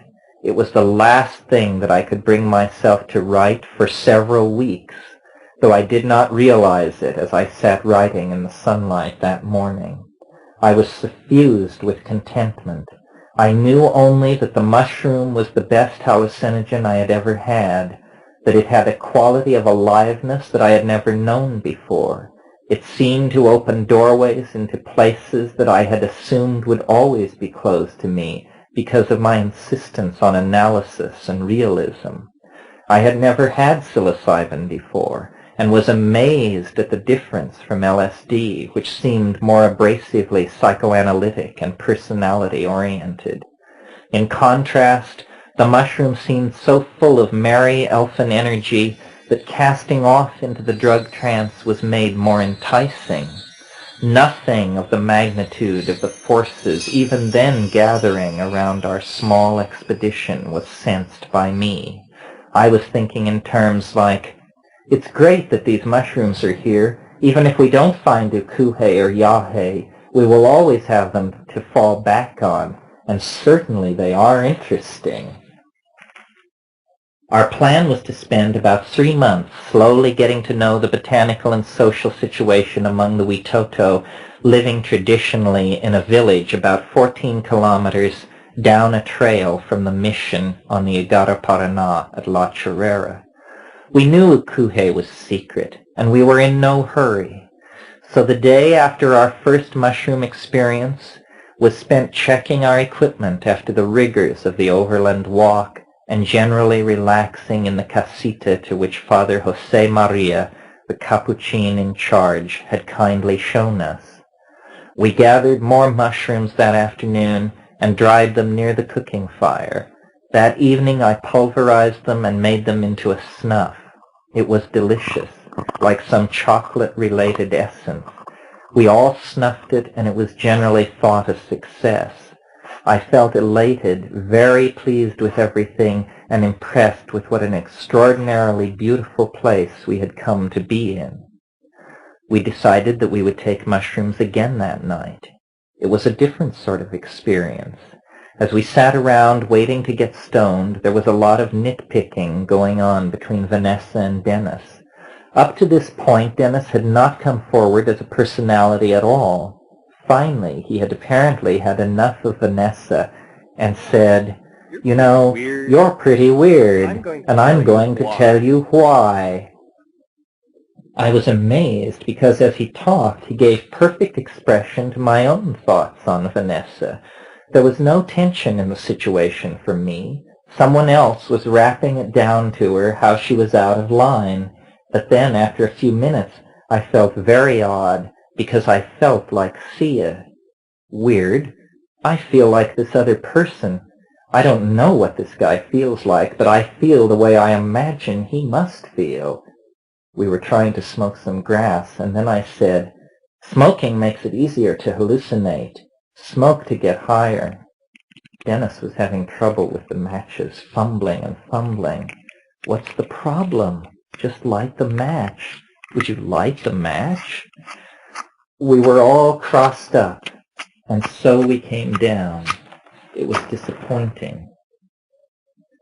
The next day was spent relaxing, catching up on insect and plant collecting, washing clothes, and chatting with the priest and brother in residence. Through them, we put out the word that we were interested in people who knew things about medicinal plants.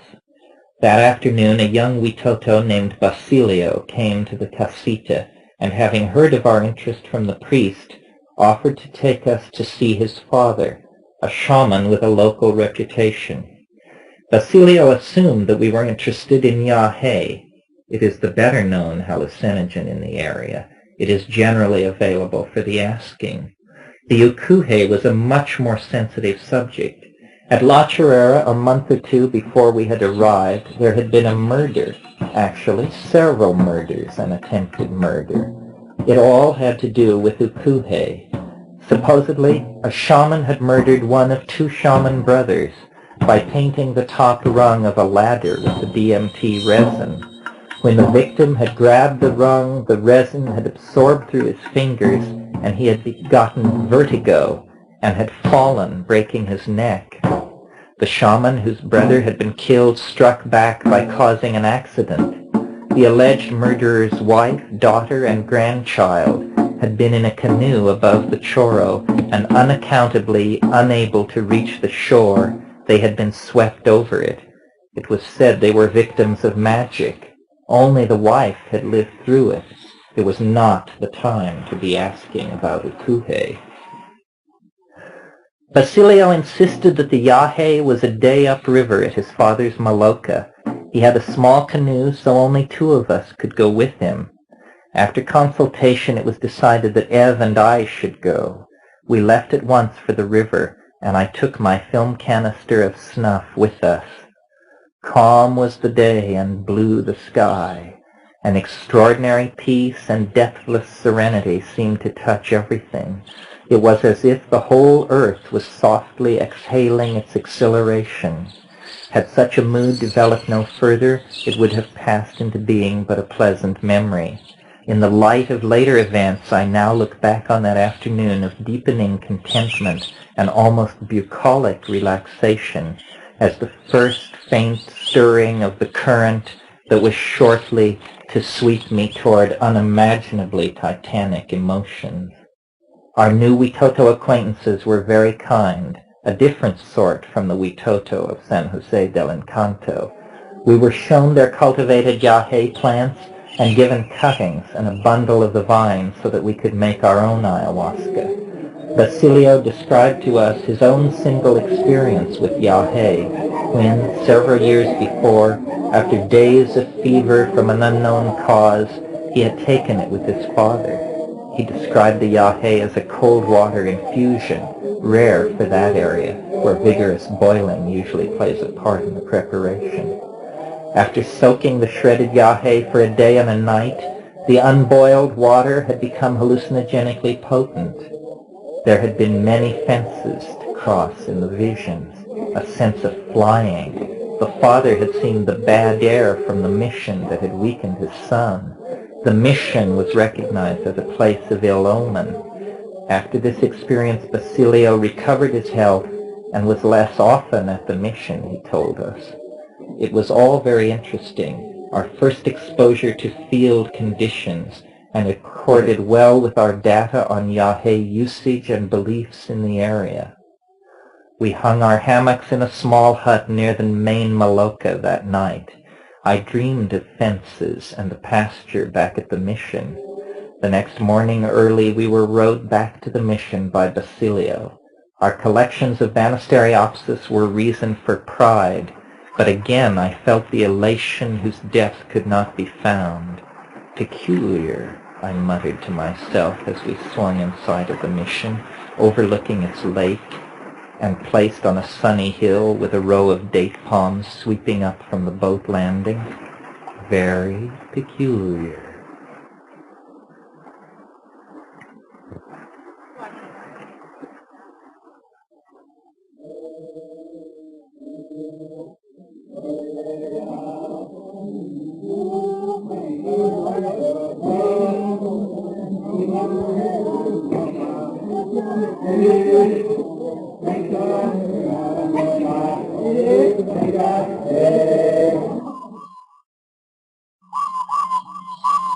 Chapter 5, A Brush with the Other.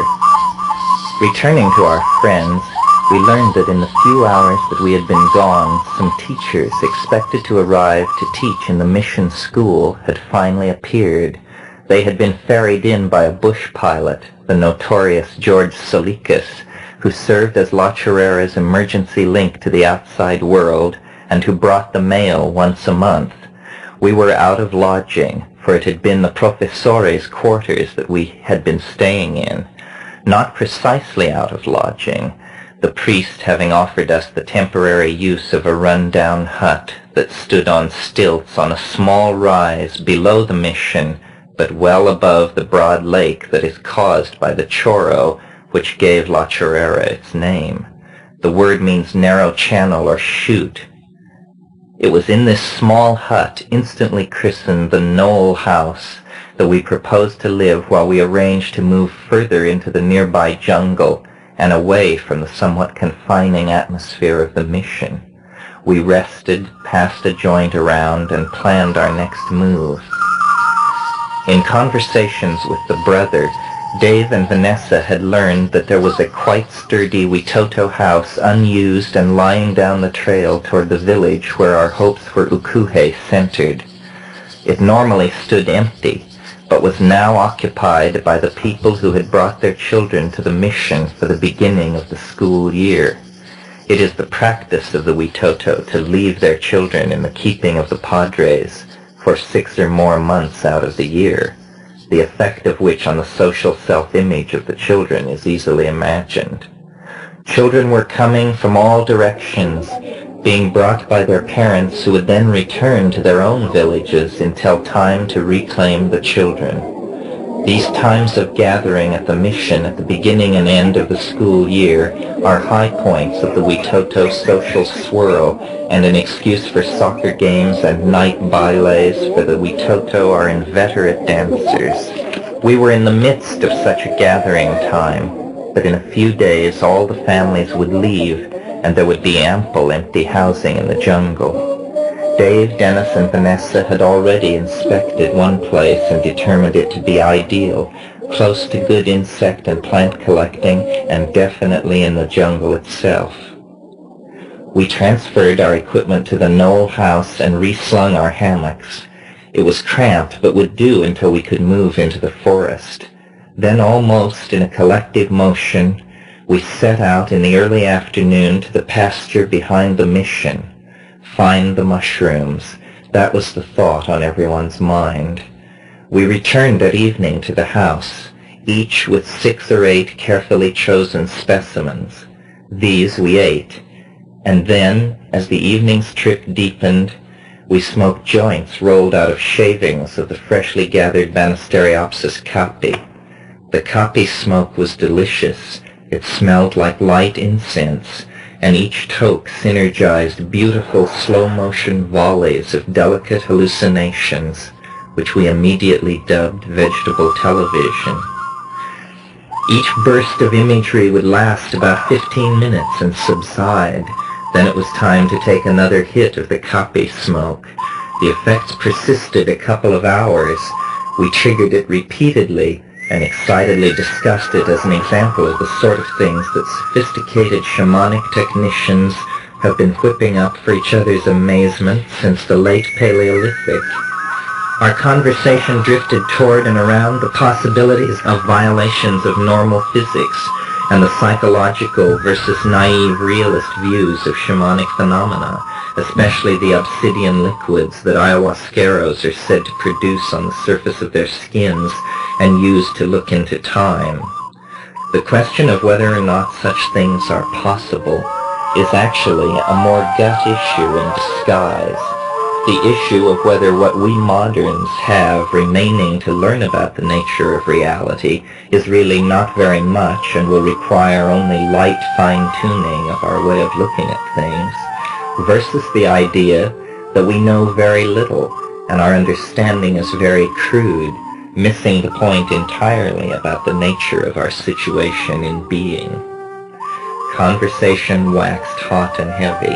Ev, Dennis, and I, passionate defenders of the latter view, Vanessa and Dave insisting on a psychological reductionist approach to the unusual events. Ideology forgotten, they then denounced the passion of our commitment as obsession, and we responded by saying that they repressed the real power of the unconscious, and that if they were with us trying to vindicate some behaviorist, materialist view of man, then they would be in for a surprise, and so on. Tension had simmered under the surface for weeks, and the life of an expedition is full of stress and aggravated difference. But I believe that the real point of tension even then was the sense of something in the mushroom experience that was pulling everyone toward it, or at least precipitating a situation where one had to decide whether to go deeper into a dimension whose outline ahead of us could not be seen. Each trip was a learning experience with an unexpected conclusion. The 3 of us were delighted, psychedelic, ready to strip down and climb into the alchemical fountain and take the measure of the thing from the inside. Call it Faustian, call it obsessed, that was our position. I called it continuing the program of investigations that brought us to La Chorrera in the first place. For Vanessa and Dave, the reality of the dimension we were exploring, or rather our growing insistence that somehow it was a dimension with elements more than psychological, was operating like a threat. There we were, a group sharing a common set of symbols, completely isolated in the jungle, struggling with an epistemological problem upon whose solution our sanity would eventually seem to depend. And so, and in short, Dave and Vanessa withdrew from us, withdrew from the excited speculative conversations with their intimations of the possibility of being overwhelmed from the unseen. There were no arguments or scenes, but a tacit and mutual understanding that a fork in the road had been reached and that some of us were committed to going deeper into the idea systems of the mushroom trance, and some were disturbed by the sudden depth of things and preferred to pass on this occasion. The cramped knoll house and the polarizing of two approaches toward further tripping combined to inspire Vanessa to expand her checker-playing contacts with the police garrison of 3 very displaced young Colombians. After several closely fought games, she had a full-fledged invitation to relieve our crowded conditions by moving with Dave into an unused riverside house nominally in the care of the police. Later, this house, which was at the river landing of La Chorrera, would be the site of my own UFO encounter, but that was in a future long days away from the afternoon of our vegetable television trip when Vanessa and Dave took down their hammocks and moved down the hill to the promptly named Riverside House. It was a beautiful day and their departure was friendly. They would spend more time in the water now, Vanessa laughed. It was the 6th day of our residence at La Chorrera. We had taken the mushrooms 3 times. We were healthy, relaxed, and delighted with ourselves for having come so far in such good shape. There were insects and plants to collect and the lake beneath the Chorro to swim in. My new relationship with Eve seemed promising and well launched by then. We were being lulled by the warm tropical sun in the deathless blue sky. Something was about to happen. After the departure of our 2 friends, we each lay in our own hammock, lost in thought as the heat and insect shrill built toward midday. My journal entries had already ceased, my busy writing now replaced by long flights of reverie, dizzying and beautiful, the faint traces of the deepening of the contact, though I did not then recognize it for that. Another warm night was upon us, and we slept long and well. When the morning ground fogs had burned away, this new day was revealed to be as pristine and as flawless as the days always seemed to be in this marvelously beautiful jungle-isolated settlement. Each day seemed like a pearl born from the warm and starry night preceding.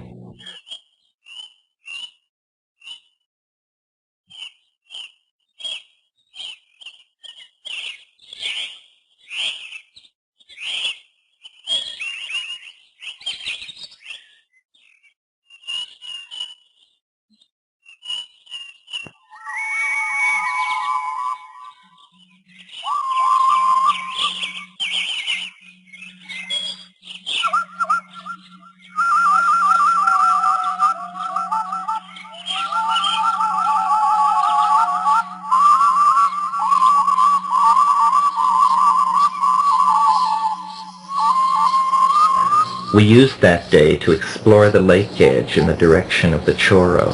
It is an extraordinary landform.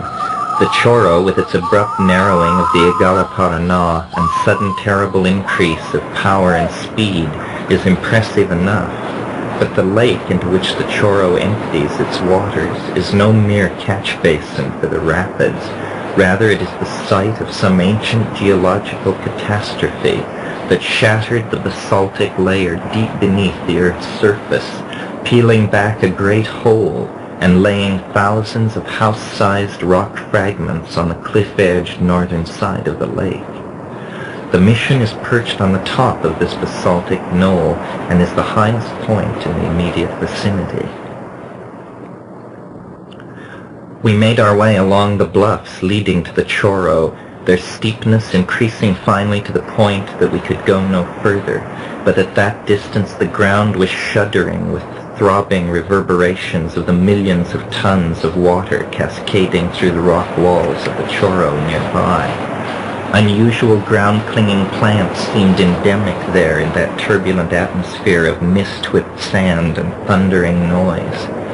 The feeling of being so small among such sharply shattered stone and close to such energy was eerie and somewhat disturbing. I felt a very considerable amount of relief as we climbed hand over hand up the bluffs and made our way back through the meadows and pastures that the mission had cleared over the years with the free labor of the Witoto children.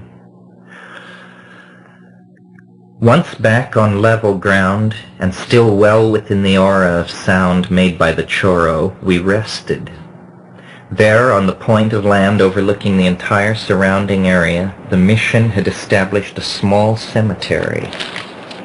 Within the rudely fenced hexagonal area, perhaps 24 graves, many of them obviously of children, were eroding away.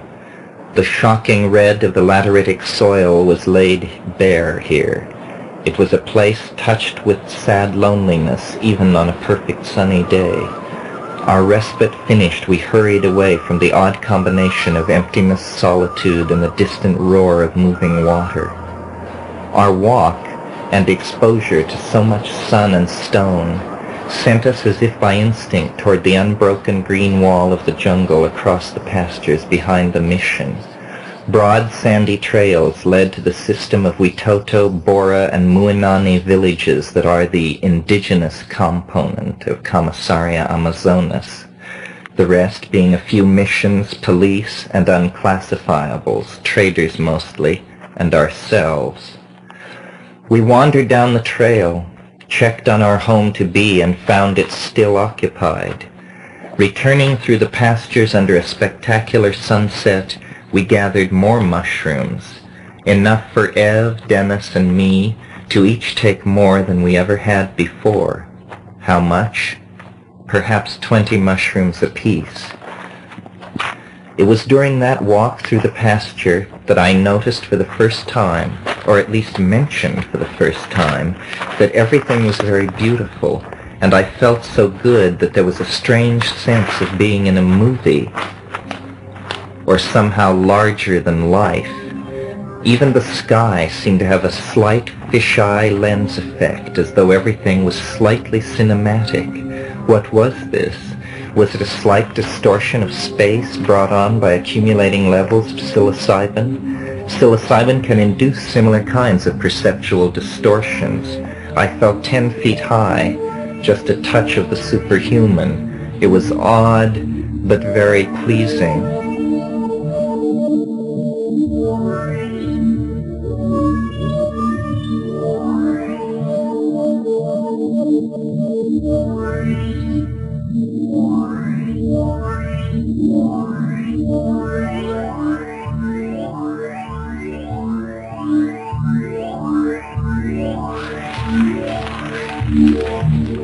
Back at the Knoll house, we kindled a fire and boiled rice for a light supper. Rain was falling intermittently. After dinner, we smoked and waited long, thinking that Vanessa and Dave might visit. Finally, it began to drizzle a bit harder, and so we drew ourselves forward and each ate a large pile of mushrooms. The onset of the stropharia was rapid and the hallucinations very vivid. But after an hour or so, the experience did not seem to be particularly different from the earlier trips, in spite of the larger dose. We had come out of our reveries and were conversing softly about our reactions.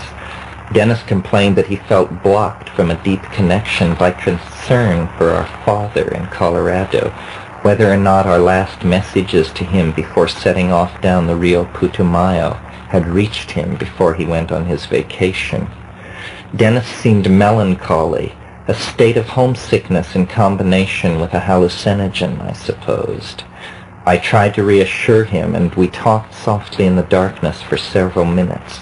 He said that his trip consisted of many things, a suffusing inner heat and a strange audio buzzing that gave him, so he said, insight into audio and linguistic phenomena that I had experienced on DMT and described to him before.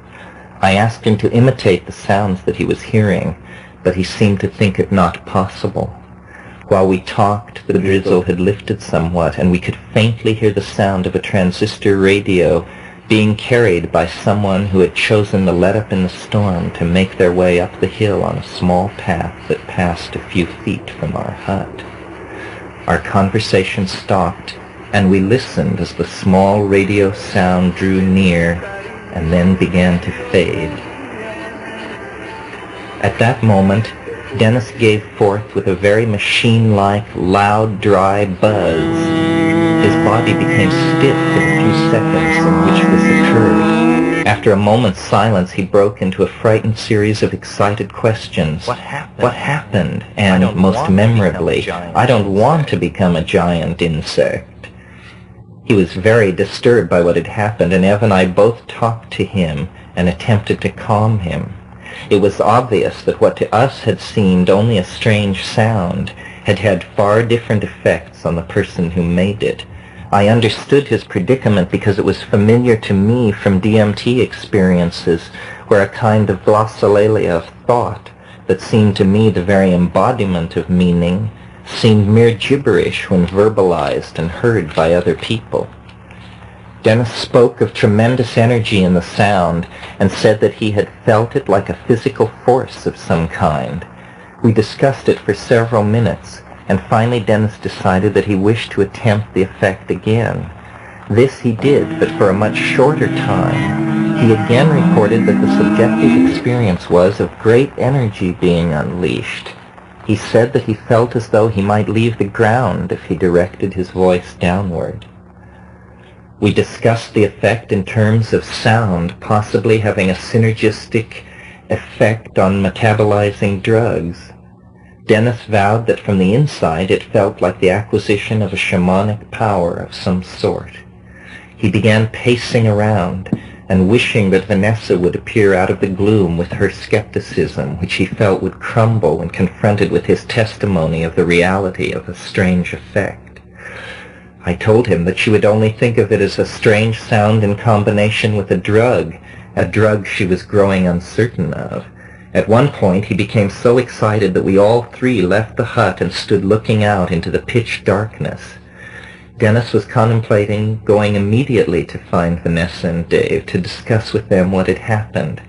Finally, a bewildered Ev and I convinced him to return to the hut and leave it all for the morning. Once back in the hut, there was more talk and attempts to figure out what was going on. I felt Dennis' amazement was perfectly reasonable. My own encounter with the audio and linguistic powers of the tryptamine drugs had been what had originally sent me looking into hallucinogens and their place in nature. It is an incredible experience to see all that you believe about reality changed around by these compounds. It is edifying, and excitement is a reasonable reaction. My brother and I had been close over the years, and especially close since our mother's death, yet there were experiences that I had had while traveling in Asia that we had not yet shared. To calm us all, and to argue for the universality of the kind of experience he had just had, I told the following story.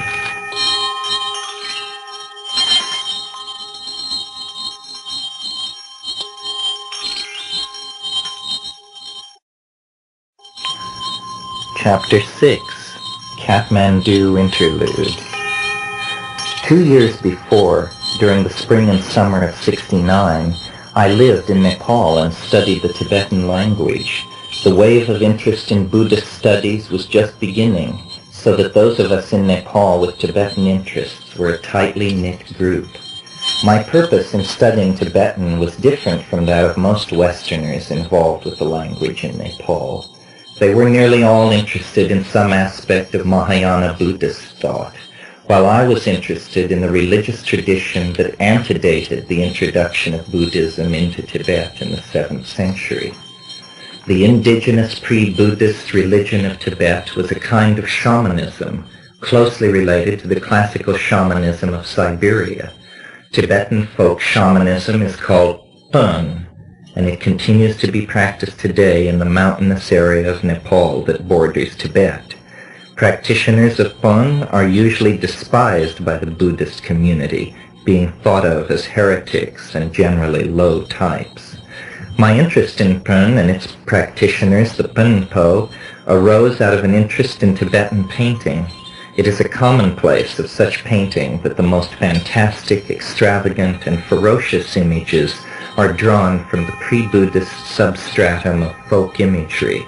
The terrifying, multi-armed and multi-headed guardians of the Buddhist teaching, called Dharmapalas, with their aureoles of flame and light, are autochthonous Pön deities whose allegiance to the late arriving Buddhist religion is maintained only by powerful spells and rituals which bind and secure these forceful demons.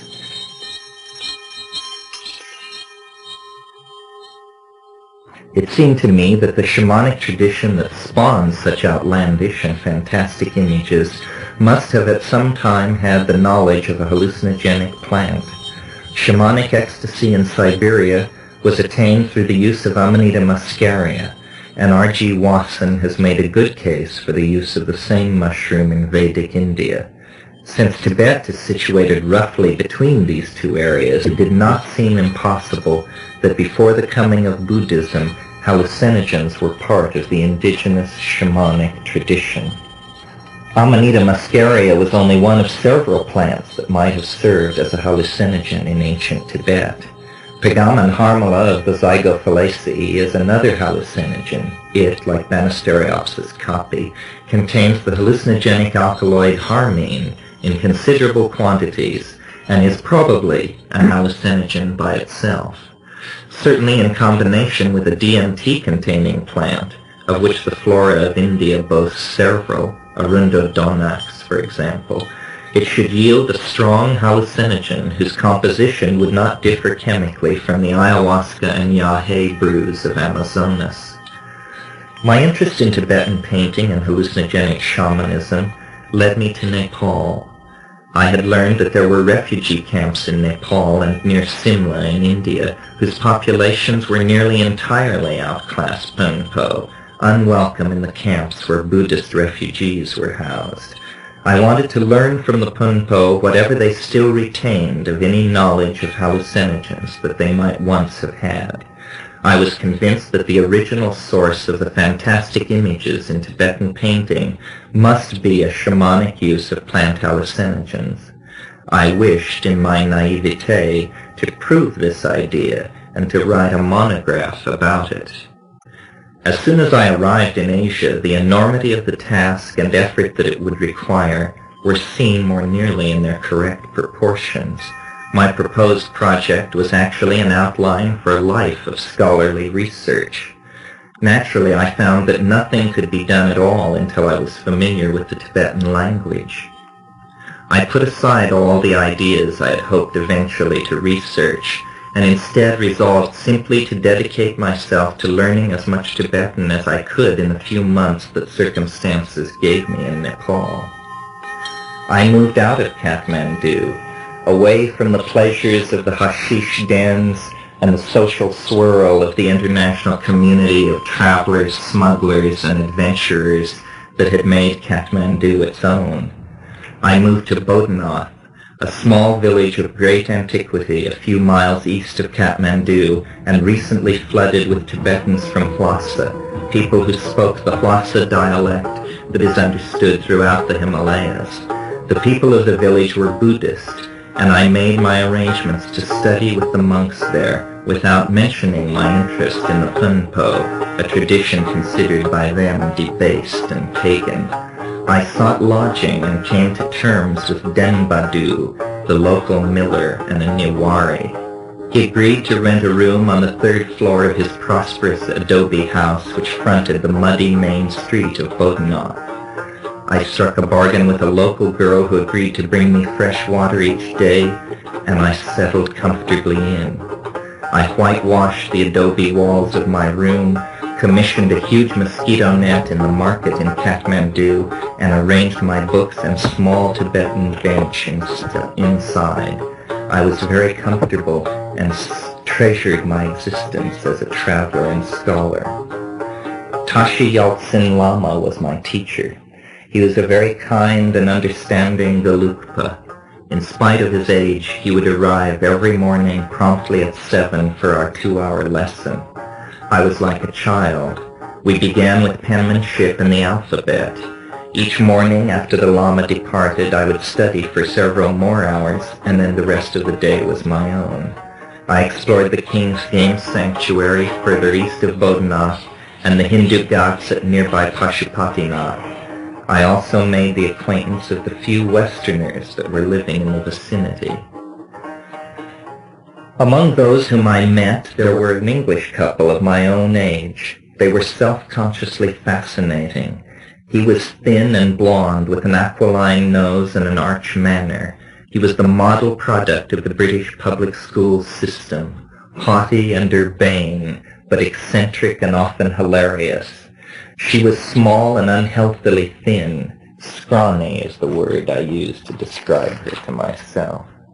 She was from Somerset, red-haired and wild-tempered, cynical and like her companion with a razor wit. They had both been disowned by their families, were traveling hippies as we all were then. Their relationship was bizarre. They had stuck together from England, but the relaxing of tension which arrival in bucolic Nepal had brought had been too much for their fragile liaison. Now they lived apart, he at one end of Bodhanath and she alone at the other, and they met only for the combined purpose of visiting someone or of abrading each other's nerves. In that exotic setting they managed to charm me completely. Whether alone or together, I was always interested to pause from my studies and to pass some time with them. Naturally, we discussed my work at times, and since it involved hallucinogens, they were very interested, being familiar with LSD from their days in the London scene. We discovered that we had mutual friends in India, that we all loved the novels of Thomas Hardy. We became fast friends. It was a pleasant time. During this time, my personally evolved method for probing the shamanic dimension was to smoke DMT at the peak point of an LSD experience. I would do this whenever I took LSD, which was quite occasionally, and it would allow me to enter the tryptamine dimension for a slightly extended period of time. As the summer solstice of '69 approached, I laid plans for such an experiment. I would take LSD the night of the solstice and sit up all night on my roof smoking hashish and stargazing. I mentioned my plan to my 2 English friends, and they expressed a desire to join me. This was fine with me, but the problem was that there was not enough reliable LSD for them to take any. My own tiny supply had arrived in Kathmandu, prophetically hidden inside a small ceramic mushroom mailed from Aspen. Almost as a joke, I suggested that they substitute the seeds of the Himalayan Datura metal, for the LSD.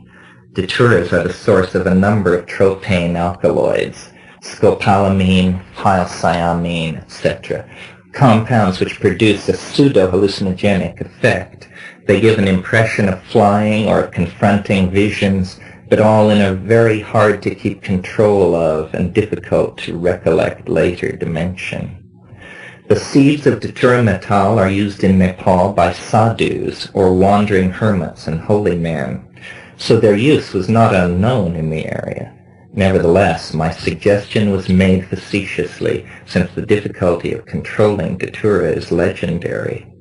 To my surprise, my friends agreed that this was something they wanted to do. We arranged that they would arrive at my home at 6 on the appointed day. When the evening finally came, I moved my blankets and pipes up to the roof of the building. From there I could command a fine view of the surrounding village with its enormous stupa with staring eyes. The upper golden levels of the stupa were at that time encased in scaffolding where repairs necessitated by a lightning strike suffered some months previously were going on. The white-domed bulk of the stupa gave the adobe mud village of Bodhanath a Saussurian and unearthly quality. Further away, rising up many thousands of feet, I could see the great Annapurna Range. In the middle distance, the land was a patchwork of emerald paddy. 6 o'clock came and went, and my friends had not arrived. At 7 they had still not been seen, and so I took my treasured tab of orange sunshine and settled down to wait. 10 minutes later they arrived. I could already feel myself going, and so gestured to the 2 piles of datura seeds that I had prepared. They took them downstairs to my room and ground them in a mortar and pestle before washing them down with some tea. By the time they had returned to the roof and gotten comfortably settled, I was surging through mental space.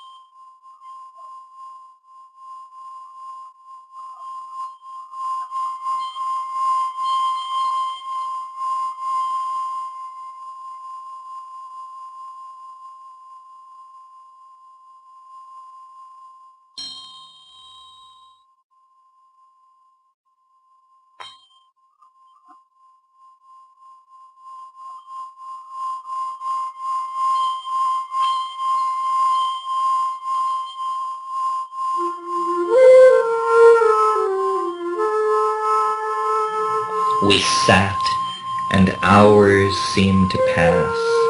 When they seated themselves, I had been too distant to be aware of what was going on. She was seated directly across from me, and he further back to one side and in the shadow. He played his flute. I passed the pipe, and the hours passed. The moon rose high in the sky and full. I fell into long hallucinatory reveries that each lasted many minutes.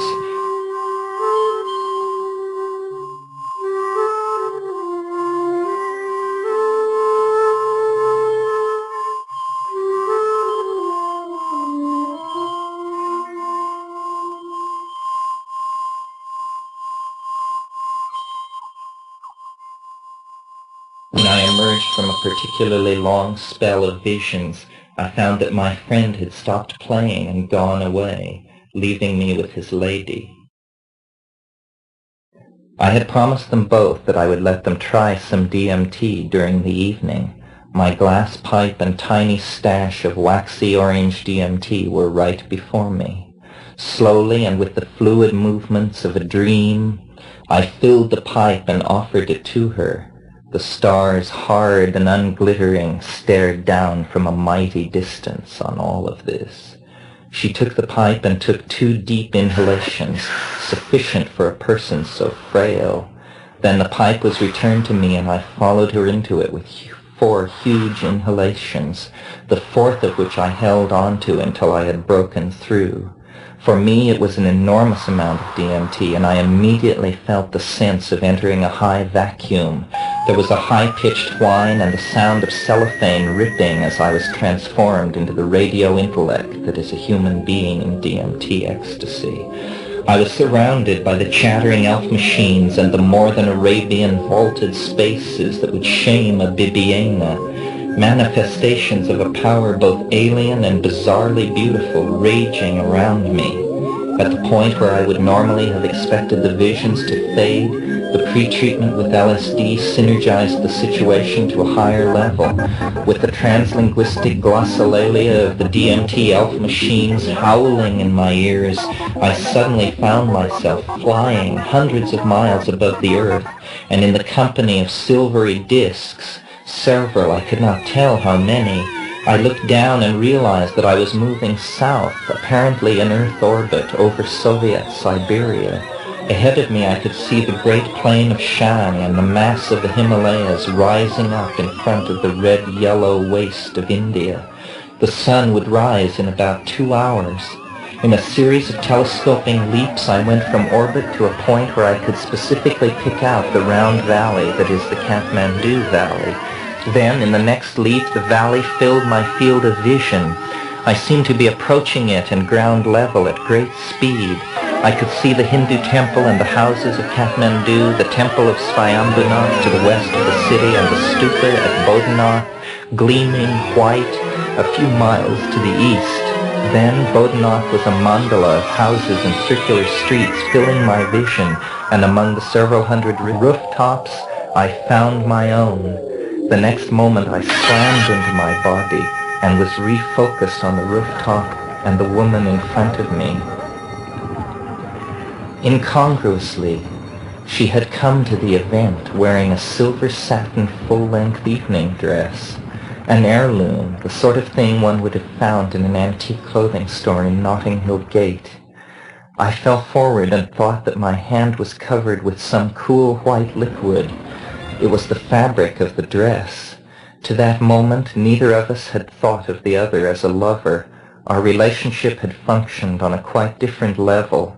Suddenly, all the normal sets of relations were obviated. We both reached out toward the other, and the impression I had was distinctly that of passing through her, of physically reaching beyond her. She pulled her dress overhead in a single gesture. I did the same with my shirt, which ripped to pieces in my hands as I took it off over my head. I heard buttons fly, and I heard my glasses land somewhere and shatter. Then we made love, or rather we had an experience that vaguely related to making love, but was a thing unto itself. We were both howling and singing the glossolalia of DMT, rolling over the ground with everything awash and crawling geometric hallucinations. She was transformed. Words exist to describe what she became. Pure anima, kali, leukothea, something erotic but not human, something addressed to the species and not to the individual, glittering with the possibility of cannibalism, madness, space, and extinction. She seemed on the edge of devouring me. Reality was shattered. This kind of fucking must go on at the very limit of what is possible. Everything had been transformed into orgasm and visible chattering oceans of elf language. Then I saw that where our bodies were glued together was flowing out of her cunt over me, over the floor of the roof. Flowing everywhere was some sort of obsidian liquid, something dark and glittering with color and lights within it. After the DMT flash, after the many orgasms with the transformed woman become myth and archetype, after all of this new thing shocked me to the core. What was it and what was going on? I looked at it, I looked right into it, and it was the surface of my own mind reflected in front of me. Translinguistic matter, the living opalescent excrescences of the abyss of hyperspace. Something generated by the sex act performed under such crazy conditions. I looked into it again and saw now a scene. The Lama who taught me Tibetan, who should be asleep a mile away. In the fluid I saw him, in the company of a monk I had never seen. They were looking into a mirrored plate. Then I realized that they were watching me. I could not understand it. I looked away from the fluid, looked away from my companion whom I could not look at. Her aura of strangeness was so intense. Then I realized that we had been singing and yodeling and uttering wild orgasmic howls for what must have been several minutes. It meant everyone in Bodhanath must be awake and about to open their doors and windows and demand to know what was going on. And what was going on? Good God!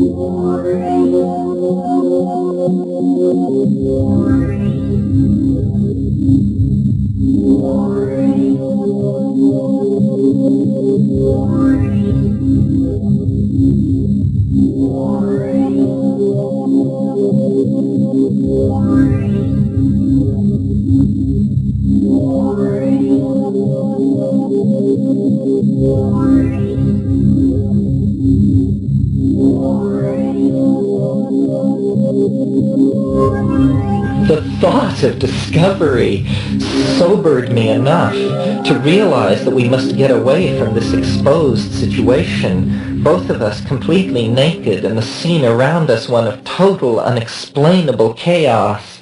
She was lying down, unable to get up, and so I picked her up and made my way down the narrow staircase, past the grain storage bins, and into my room. All the time I remember saying over and over to her and to myself, "I am a human being. I am a human being." I was no longer sure. We waited in my room many minutes. Slowly it dawned that by some miracle no less strange than everything else that had gone on, no one was awake, demanding to know what was occurring. No one seemed even to have heard. To calm us, I made tea, and as I did this, I had a chance to assess my companion's state of mind. She seemed quite delirious, quite unable to discuss with me what had gone on only a few moments before on the roof. It is an effect typical of datura that whatever experiences one has, they are very difficult, usually impossible to recollect later. It seemed that though what had gone on had involved the most intimate of acts between two people, nevertheless I had been the only witness who could remember anything at all of what had happened. Pondering all of this, I crept back to the roof and collected my glasses. Incredibly, they were unbroken, although I had distinctly heard them break. With my glasses and our clothes, I returned to my room where my companion was sleeping. I smoked a little hashish and then climbed into the mosquito net and lay down beside her. In spite of all the excitement and the stimulation of my system, I went immediately to sleep. I have no idea how long I slept. When I awoke, it was with a start and from a deep slumber. It was still dark, and there was no sign of my friend. I felt a stab of alarm. If she was delirious, then it was very bad for her to be wandering alone around the village at night. I jumped up and threw on my jalaba and began to search, not on the roof, not near the grain storage. I found her on the ground level of the building. She was sitting on the earth floor, staring at her reflection in the gas tank of a motorcycle that belonged to the miller's son-in-law. She was still disoriented in the way that is typical, hallucinating persons present, mistaking one person for another. "Are you my tailor?" she asked me several times as I led her back to my room. When we were both once again upstairs in my quarters, I took off my jalava, and we both discovered that I was wearing what she delicately described as my knickers. They were quite too small on me, and neither of us knew how they had come to be on me. It was the capstone of an amazing evening, and I roared with laughter. I returned her knickers to her, and we went to bed, puzzled, reassured, exhausted, and amused. As this experience passed behind us, the girl and I became even closer friends. We never made love again. It was not really the relationship that suited us. She remembered nothing of the events on the roof. About a week after all this was history, I told her my impression of what had happened. She was amazed but accepting. I did not know what had happened. I christened the obsidian fluid we had generated love. L-U-V, something more than love, something less than love, perhaps not love at all, but some kind of unplumbed potential human experience very little is known about. It was this incident which rekindled my interest in the violet fluids which ayahuasca shamans are said to generate on the surface of their skins and use to divine and cure. Whenever I tell this story, it is the phenomenon of the liquid that I stress. That was what I accentuated to assure Dennis that night at La Chirera. I did not tell the absurd part about waking up wearing someone else's underwear. It was damn embarrassing and absurd and contributed nothing to the story. At that time, I had never told anyone that part of the incident. It was a personal memory. I mention this because that absurd incident was later to be the focus of an instance of telepathy that was the most convincing that I have ever witnessed.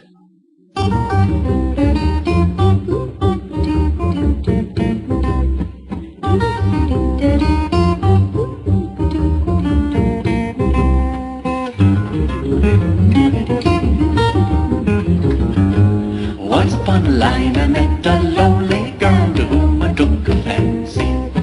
Thank you for the present tense, she said, I do believe I share your sympathies. Oh, the ocean blows so lovely. Oh, the wind that rolls so free. Birds are on the water, fish are in the air, they fly for me. Once upon a time I met a pretty girl to whom I took a fantasy.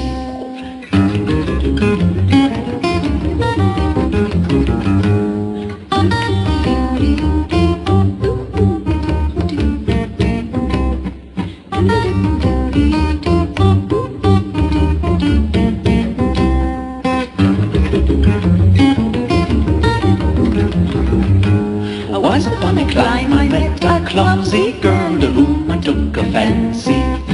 Thank you for the present, but she said, I do believe it's you who fell on me. Oh, the sunlight glows so softly. Oh, the moon will burn the seas. Clouds are in the harbor, boats are sailing backwards on the breeze. Once upon a time I met a pretty girl to whom I took a fantasy.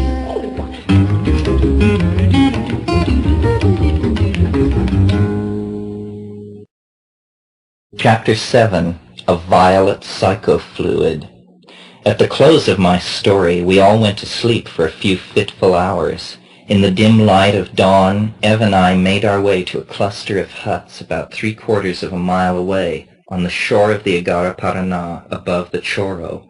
We knew that Witoto, coming down the river to the mission to deliver their children to school, would stay in those normally empty houses. Our hope was to buy some eggs, papayas, or squash to supplement our diet of brown rice, yuca, and plantanos. Instead, we found only a small group of people, and the only item for sale was a grapefruit-sized, green, heart-shaped fruit filled with slimy, vaguely sweet seeds awash in a light purple syrup. I do not know even today what that fruit was. I have described it to botanist acquaintances and have never heard a satisfactory identification. And I have yet to encounter these fruits again. They were very inexpensive, and since we had come with the expectation of buying something, we spent 15 pesos and got nearly 50 pounds of this curious food. Even though I had been up most of the night plying the hallucinogenic ocean of mind, I felt fit and full of vitality. I hoisted a bulging costal, our entire buy, and set off back toward the mission at a brisk pace. I enjoyed this chore. The costal seemed light, almost a pleasure to carry along. Without pause even to rest for a moment, Ev and I returned to the mission and to Vanessa and Dave's riverside residence for our breakfast in common.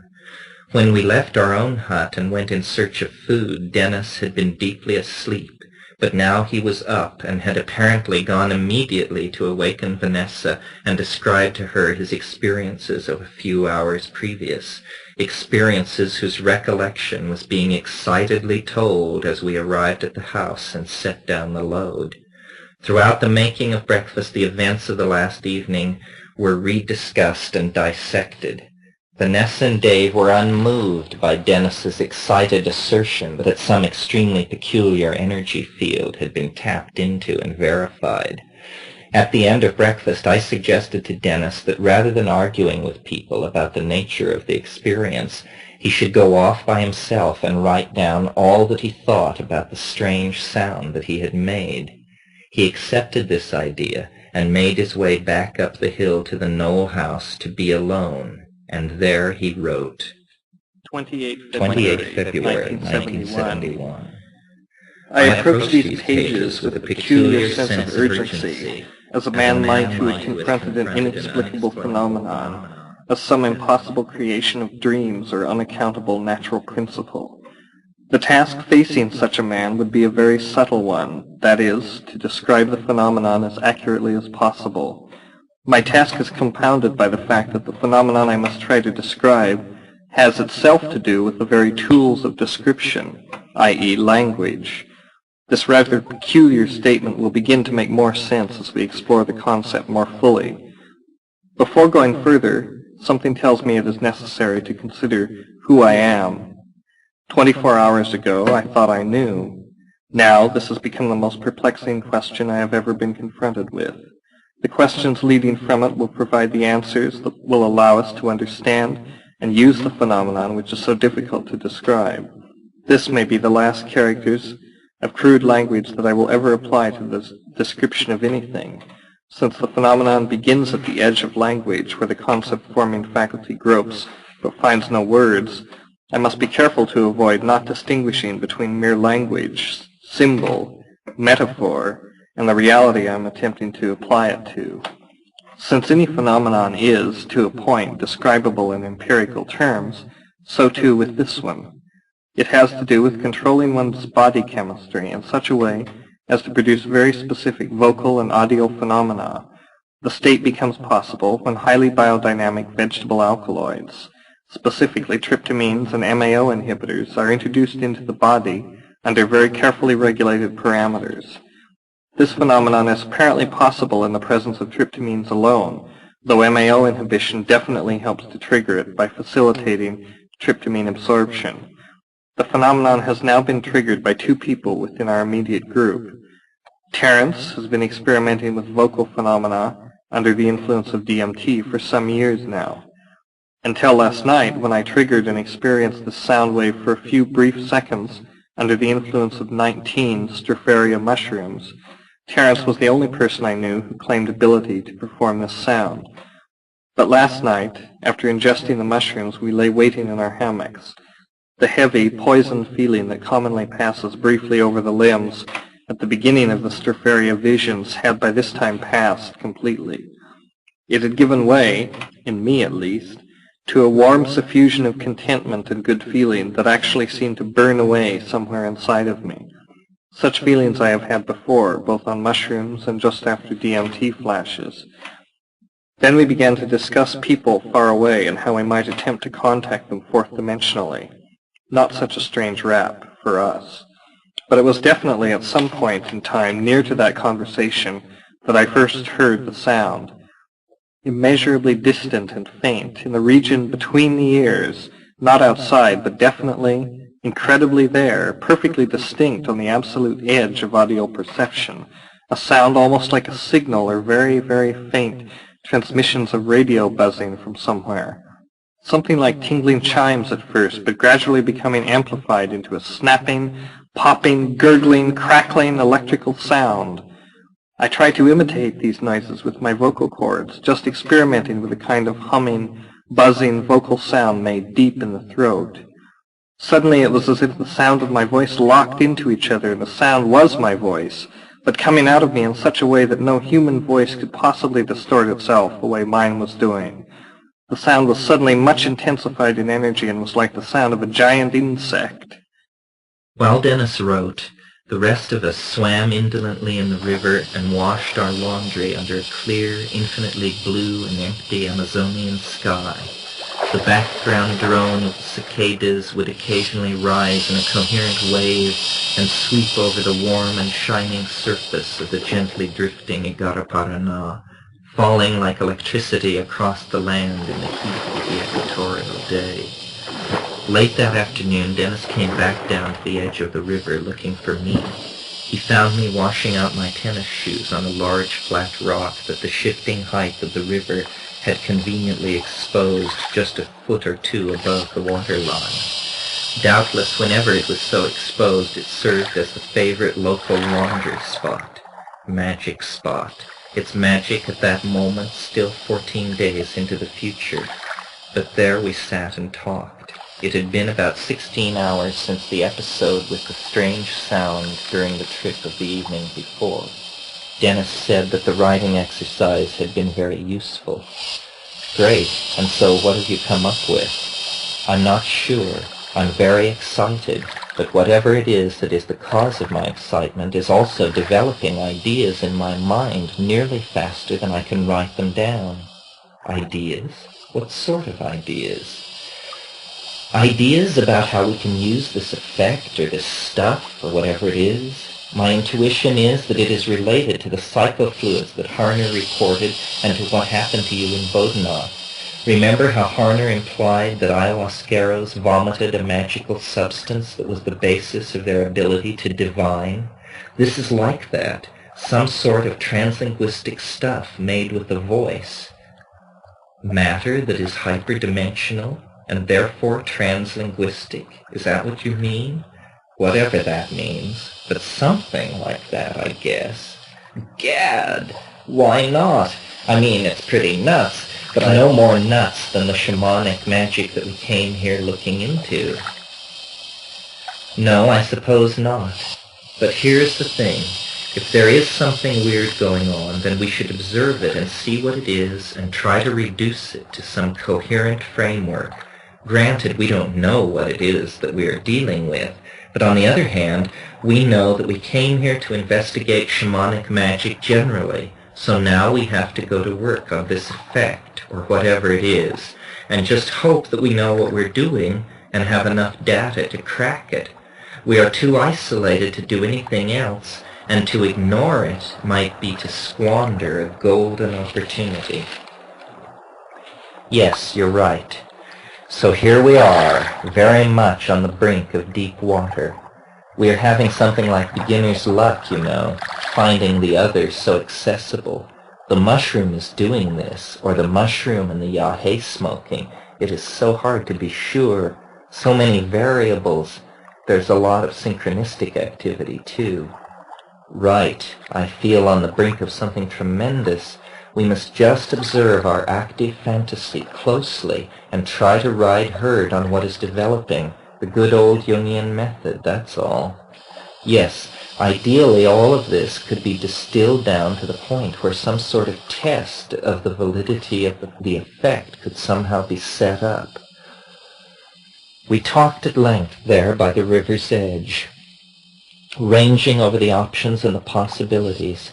He was insistent in linking my experiences in Nepal with a very strange phenomenon occurring in Hivaro shamanism. The people take yahe, and they and other people who have taken yahe, but no one else, can see a violet fluid. It is described as violet or deep blue, and it bubbles and is like a liquid. One vomits it.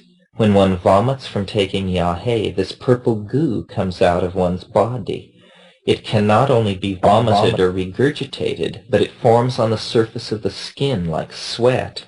The Hivaro do much of their magic with this peculiar stuff.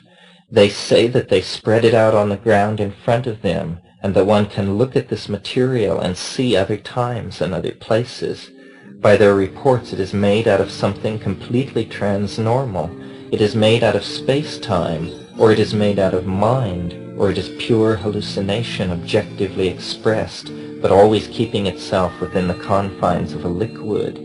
There is an instance in the teaching of Don Juan where the entity, Mescalito, holds up his hand, and Castaneda sees his whole past, a past incident in his life, in this hand. Supposedly, if this phenomenon has an empirical validity, what is happening is a very thin film of this projective transdimensional goo is there, and when you look at it, it is like perfect feedback. It is a mirror, not of your physical reflection, but of who you are.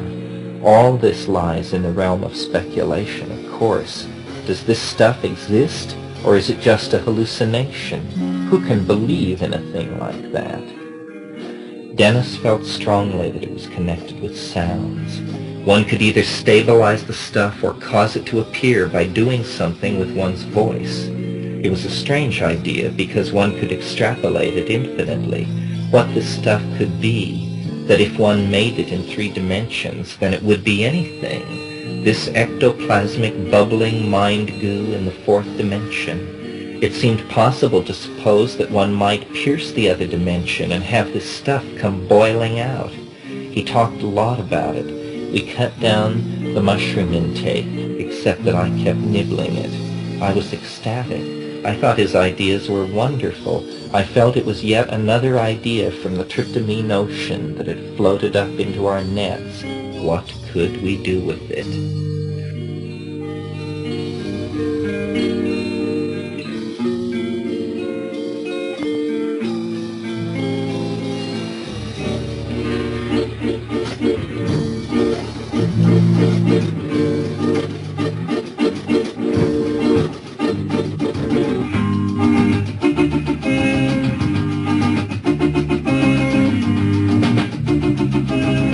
Recalling it now, some 8 years later, it is hard to be sure, having learned so much since, just what we did believe, just what level of sophistication we did have. Our mood was one of delight and light, the several mushroom experiences in that remote and beautiful place having led to a gently swelling euphoria. It was a very happy time. We were excited with the prospect of actually grappling under near-perfect conditions with the secret, as we called it then, meaning the spectrum of effects encountered in tryptamine-induced ecstasy. That had been the compass of our quest, the rose window topologies of the galactarian beehives of the dimethyltryptamine flash. We were not unused to the idea of the other, but we had only glimpsed it in brief flashes and in its manifestation as the lux natura. Everyone in our small expedition felt, I think, the sense of something opening around us, of the suspension of time as we turned and turned in a widening green world that was strangely and almost erotically alive all around us for thousands of miles. The jungle as mind, the world hanging in space as mind, images of order and sentient organization crowding in on all sides. How small we were, knowing little yet fiercely proud of what we knew, and feeling ourselves somehow the representatives of humanity, meeting something strange and other, something at the edge of human experience since the very beginning. A proud and eerie grandeur seemed mixed with our enterprise as those first days at La Chorrera went by.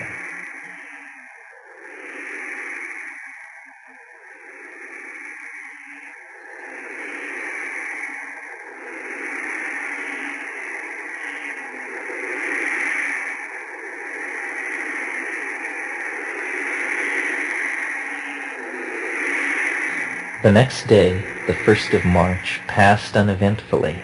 Dennis worked on his journal, I collected insects, and Vanessa photographed around the mission. At evening we were all gathered again at the edge of the knoll where our small lodging stood. In silent communion with each other in the river, Ev and I sat looking out over the lake. It was Ev who noticed it first. The lake beneath the Chorro was flecked with foam generated by the rush of the water through the narrow channel at the upper end of the lake. The floating foam on the brown water served to mark the currents of the river, their many flows and counterflows. It was at this that Ev had exclaimed, for after minutes of watching the water flow by, suddenly a change had stolen over the moving marbled surface of the further side of the river. It seemed to have stopped. Just that, just simply to have stopped moving. The surface appeared frozen, yet the near half of the river was seen to continue as before. Dennis and Vanessa were called out of the hut, and they agreed that the effect was remarkable. I wandered away from a discussion of the time of day, the light conditions, optical illusions, and all the rest. I seemed to have no heart for these arguments. Each time they broke out, I found myself with some deep inner assurance that the situation was moving forward just as it should, and that everyone was playing a part and doing it very well.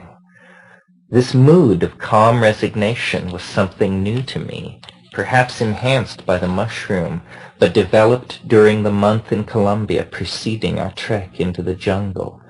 As I walked, I looked for a place to sit down. Dennis had offered me his journal entry for that day to read. 1 March 1971. 1 Last March night I again 71. triggered the phenomenon Last after night, having eaten I one again triggered mushroom the and phenomenon smoking after grass. having eaten one It was mushroom almost and smoking identical to the grass. first It experience. was almost A identical to the lifting, first pulsing experience. wave of A vocal lifting, buzzing, pulsing wave of growing vocal loud very buzzings, quickly, growing and loud picking up very shock quickly and energy picking as up it did shock so. energy as it did Though I so. could have prolonged the Though I could have sound prolonged the beyond sound beyond a brief burst, I did not because of the energy. I am certain that soon it will become possible to trigger the sound completely without tryptamines or other drugs. It is becoming easier to plug in on each time, and I feel now that it is accessible at any time. It is clearly a learned activity that tryptamines can initiate and trigger, but it can happen without tryptamines once it is understood and mastered.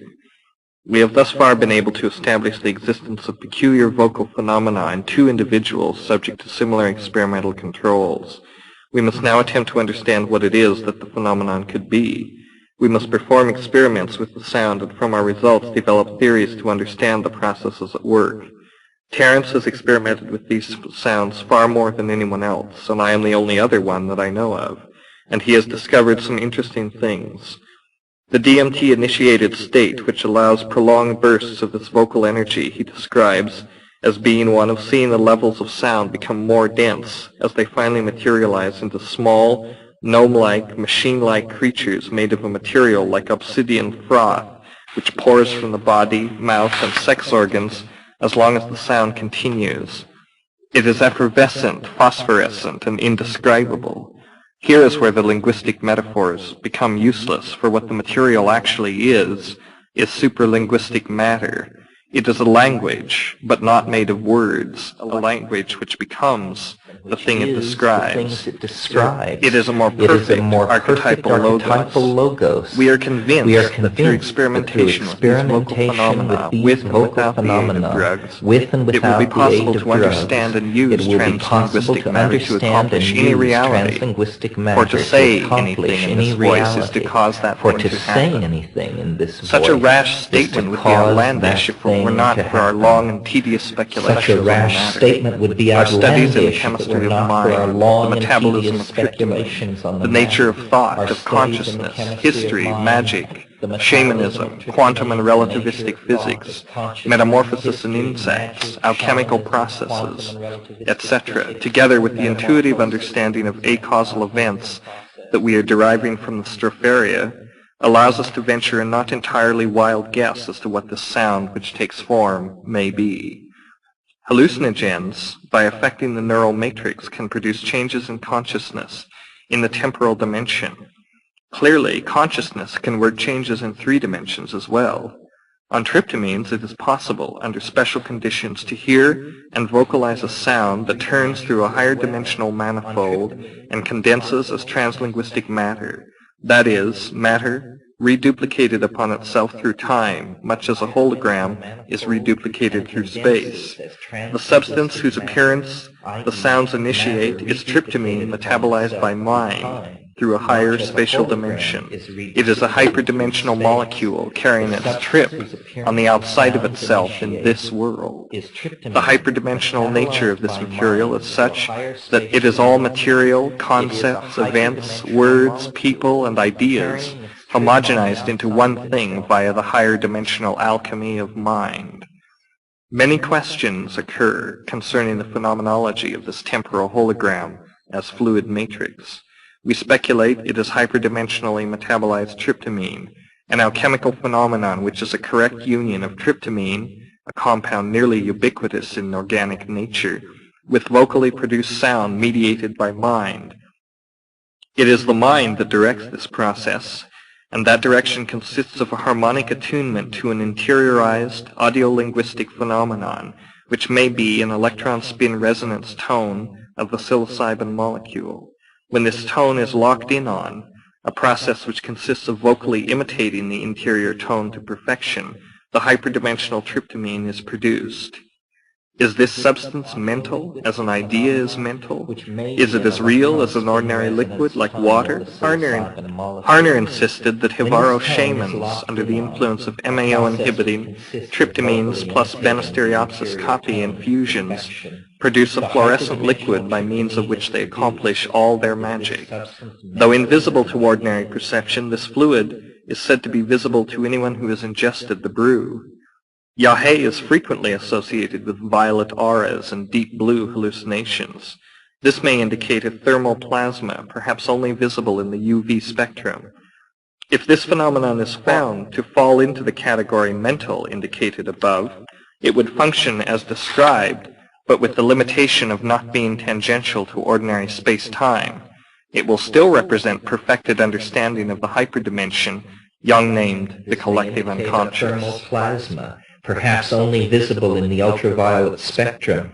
If this phenomenon is found to fall into the category mental indicated above, functioning as described, but with limitations of not being tangential to ordinary space-time, it will still represent perfected understanding of the hyperdimension Jung named the collective unconscious. Looking back from a vantage point of nearly 8 years on these notes makes them appear naive. At the time when I first read them, I doubted what I read, since it seemed to go against the grain of common sense, and at that time I could not really understand them. Today, after years of education pushed toward understanding the events at La Chorrera, these ideas seem as magically near and yet as far as they did then. We had a theory, and we had experiences, and we linked them through an experiment that is preposterous unless there is some seed of operational truth in the bizarre ideas born in that period. The years pass and the theories deepen. What you call time is actually man, the oracular voice of the mushroom ventured recently to tell me. So it is that years later I still pursue and still do not understand the angelic glossolalia that psilocybin makes possible for the thinking mind and the singing voice. Is it, I now wonder, an language of emotions that originates in that unexplored part of the brain that is a reflection of Broca's area, but which is on the other non-dominant side of the brain? Could there be a language so intense and so emotional that no cultural conventions of meaning would be necessary to understand? A language of emotion so intense that though it would be conveyed by vocal sound, its richness would be so great that it would be the equivalent of a telepathic ray? Today I think so, and with the aid of psilocybin I labor carefully to perfect it. I believe that it is a subroutine of the human organism, an ancient shamanic art of using sound to convey incredible emotion, emotion so intense that its power is truly magical. Perhaps these ideas are no more than Dennis were then concerning the meaning of the powers of psilocybin. What unites the two perceptions is the sense of a nearby mystery of tremendous importance. Elusive as the mystery has been, that sense of its imminence has never left my experience. Mysteries are not unsolved problems. They are things which in their very nature are mysterious. I would have not believed such a thing possible had I not been shown.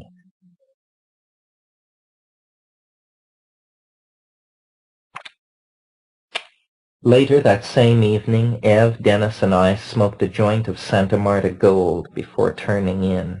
It was a calm, perfectly clear night when we sat down and began our ritual. Ev commented on the clarity of the night, and we all stared together for a moment out into the galaxy, the night awash with millions of stars. We smoked in awed silence. Perhaps 5 minutes went by, each of the three of us lost in our own ideas. The reverie ended with Dennis's exclamation, Look how quickly the air conditions have changed. Now there is a ground fog just springing up. The condition thickened and spread outward, becoming finally a general fog over the whole area. We had come from depthless, clear night sky to dense fog in a few minutes. I was frankly amazed. Dennis was the first to offer an explanation, with a certainty that seemed as puzzling as the thing itself. It's some kind of barometric instability that our burning joint was able to push over some critical threshold. You must be putting me on. You mean to tell me that the heat of our joints started water condensing into visible fog right near us, and that was like a chain reaction to all of the supersaturated air nearby? Who could believe it? Yes, that's it. Yes, and what that's is it. more? This is And what's happening more, for this a is happening reason. for a reason. Or rather something. Perhaps maybe the mushroom is using it as an example. It is a way of showing us that small instabilities in the system can trigger large general fluctuations. This rap of Dennis's was very unsettling to me. I could not imagine that his explanation was correct or exactly what was going on. It passed through my mind then for the first time that he might be spacing out mentally. I used no psychoanalytical jargon in thinking about it, but I noted a reaction in myself to what he said that included the idea that he might be unfolding into a mythopoetic reality. By this time the fog was impenetrable, and we all retired for the night, but not before Eve related that in the silence before the appearance of the fog, she had had a hallucination with her eyes closed of a strange elf-like creature rolling a complicated polyhedron along the ground. Each facet of this polyhedron seemed, she said, like a window onto another place in time or another world. It's the stone, I breathed. The lapis philosophorum, glimpsed in the Amazonian night, seemingly a great multidimensional jewel in the keeping of a telluric dwarf. The power of the image was deep and touching. I seemed to feel the hopes of the old alchemists, the puffers great and small who had sought the lapis in the cloudy swirling of their alembics. I had never seen or imagined the mystery of the stone thus, but in listening to Eve's description of what she had seen, an image formed in my mind that to this day remains with me. It is the image of the stone as hyperdimensional jewel become UFO, the human soul becomes starship. It is the universal panacea at the end of time. All history, the shockwave of this final unveiling of the potential of the human psyche. These thoughts, these reveries seemed then like the stirring of something vast, something dimly sensed, stretched out over millions of years, something about the destiny of mankind and the return of the soul to its awesome and hidden source. What was happening to us?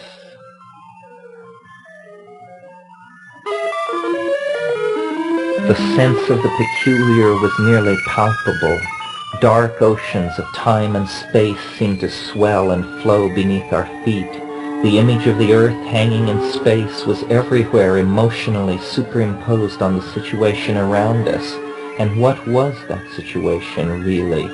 I slept, thrilled and uneasy at the edge of sleep, then deep sleep and deep dreams from which nothing remained in the morning save the sense of yawning interstellar space.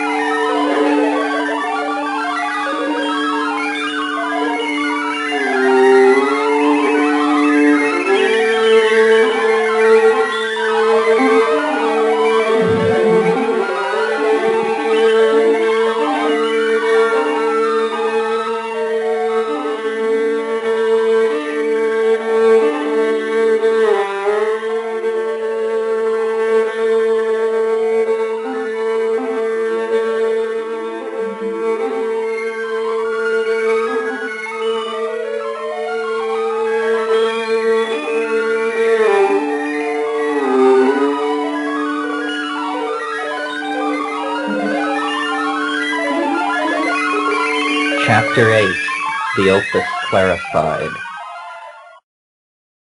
The morning of March 2nd, 1971, dawned crystalline and hot at La Chorrera. It was the much-anticipated day when Eve, Dennis, and I would at last be able to take possession of the house in the forest that was now finally vacated. There was more than the usual amount of excitement associated with our frequent moves this particular morning. For 3 days, Dennis had been saying that the energy of the phenomenon we were involved with was so great that we should not go any further unless we had the greater isolation that the forest house provided. In all of this recent surge of speculation, our original ethnobotanical intentions had not been completely forgotten. Far from it. Our immediate intent was to use ayahuasca as an MAO inhibitor and a problem-solving drug, and to brew and take the Banisteriopsis caapi that Ev and I had gotten from Basilio a few days before. Our move began shortly after dawn in order to avoid the heat of the day. The trek to move ourselves and our equipment to the new home involved going through the pastures, which we had not seen since our mushroom experience 2 days before.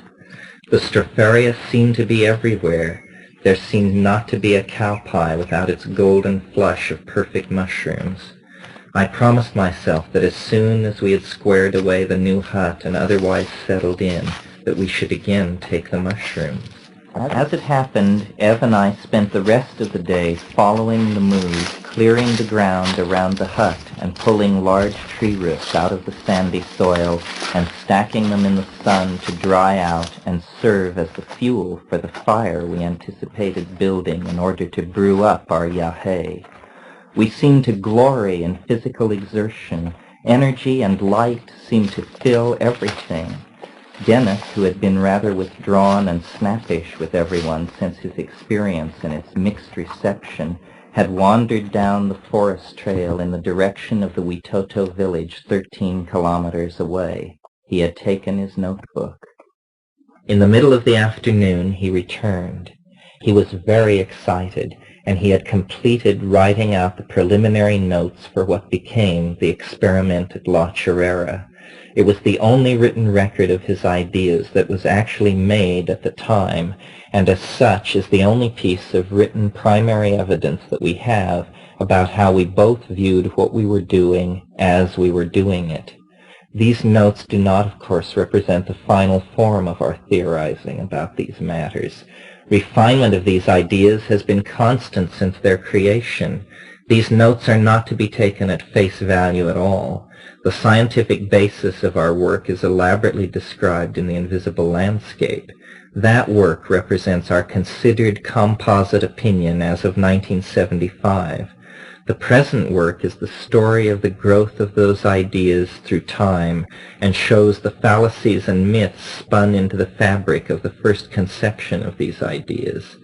But how complete the vision was and how finely worked its detail, the working understanding that is represented in these notes of my brother's, are the operational basis of the effect that we did trigger on the 5th of March. His notes were our working myth, and they did have great effectiveness. They are not, however, for the reader faint of heart. They are like the words of a magical incantation. Magicians will wish to linger over them.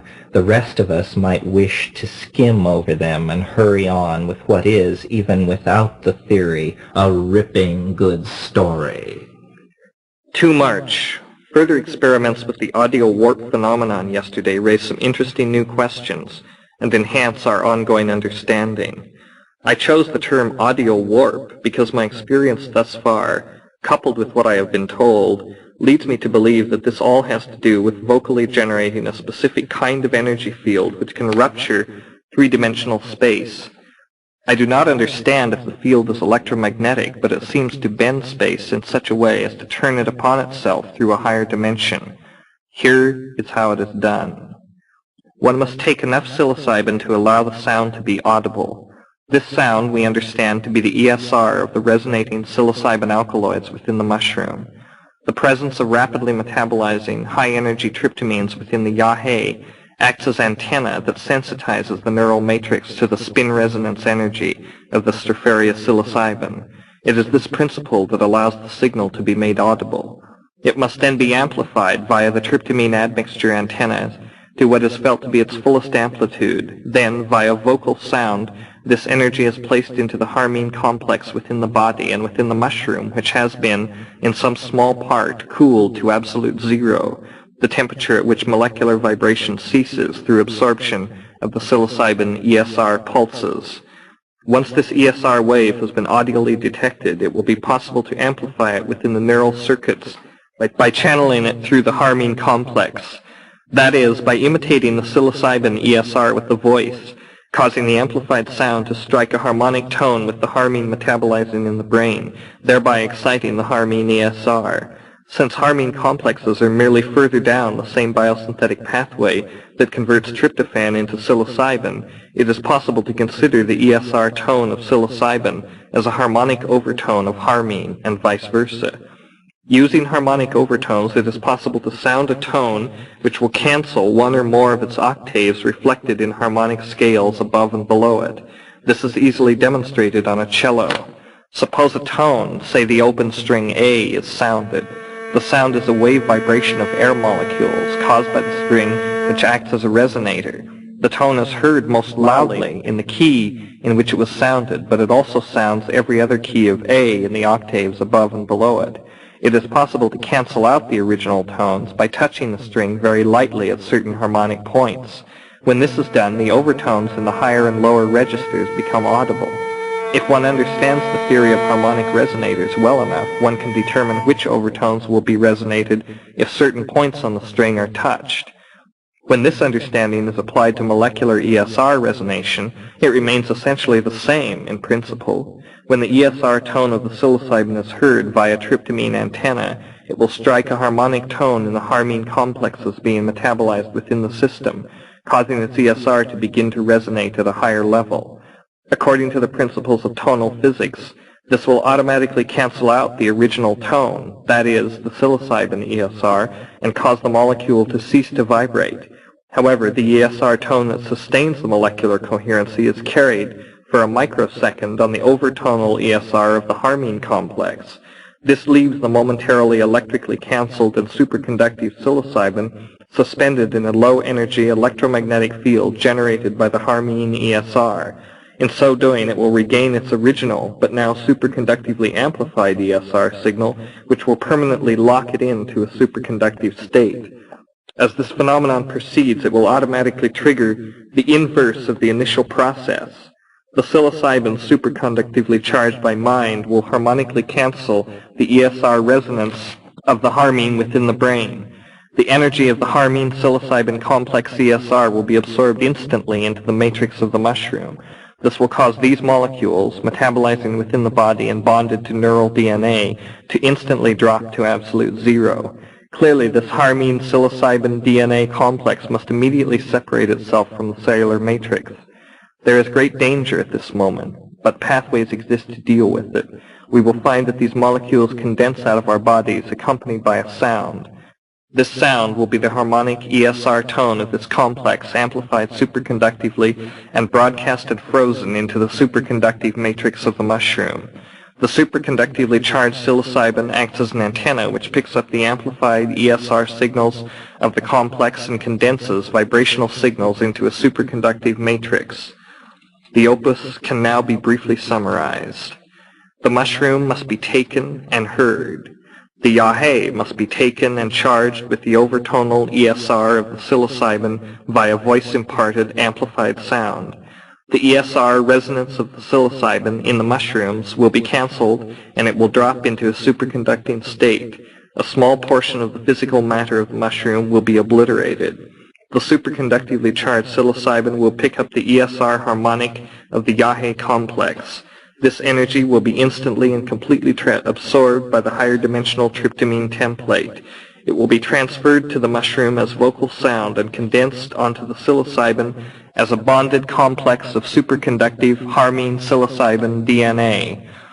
The result will be a molecular aggregate of hyperdimensional superconducting matter that receives and sends messages transmitted by thought, that stores and retrieves information in a holographic fashion in neural DNA, and that depends on superconductive harmine as a transducer energy source, and superconductive RNA as a temporal matrix. This aggregate will be a living and functioning part of the brain of the molecular singer who creates it. It will be composed of higher dimensional matter, that is, matter that has been turned through the higher dimension via the process of canceling its electrical charge with a harmonic vibration, transmitting that vibration across space from superconductive transmitter to superconductive receiver, and then recondensing that vibration onto a superconductive template, the charged psilocybin in the mushroom, until the harmine psilocybin DNA complex condenses into a superconducting molecule. A molecule that is hyperdimensional matter would, by this theory, remain so as long as it remains in a superconducting configuration, probably forever, since it is powered by its own ESR energy. It will then be responsive to commands via endogenous tryptamine ESR, thoughts. It will be keyed into our collective DNAs, and it will contain harmine as a superconductive transceiver and power source. It was his idea, and it seemed to me a magnificent one, that the body is like an undiscovered musical and scientific instrument whose potential lies all around and within us, but of which we are unaware. He said that the mind, through an act of will, could use the singing voice to interact with the brain as though it were a color organ and a holographic library all wrapped into one. Dennis pointed the way toward a kind of Orphic science where the great advances would be made using only the interaction of the quaternity of singing voice, mind, brain, and imagination. More, however, than a chant-induced collective synesthesia was promised. He was saying that the laws of acoustics and low-amperage bioelectrical phenomena could be manipulated to give the experimenter a doorway into exploring states of matter and realms of physics of high energy and low temperature that are currently, at least, supposed to be the exclusive province of researchers totally dependent on extremely technically sophisticated and powerful instruments. It became possible for a moment to dream that the powers of shamanism derived from a millennium-old knowledge of microphysics and bioelectronics that was actually far in advance of our own. Perhaps the shamanic traditions of this planet are the keepers of a path of understanding that uses the human body, brain, mind as its cutting edge, and which leaves the present state of the art which our own scientific method has achieved a very poor second. This is really an old idea, the siren song of Pythagoras, that the mind is more powerful than any imaginable particle accelerator, more sensitive than the most powerful radio or optical telescope, more powerful in its grasp of information than any computer, that the human body, its organs, its voice, its power of locomotion, and its imagination is a more than sufficient means to the exploration of any place, time, or energy level in the universe. It was this idea that he would set out to prove, to realize in the actual hardware of this dimension a roving lenticular vehicle which he was convinced could be generated out of his own body DNA and things present at hand in the Amazonian environment, the mushroom and the ayahuasca.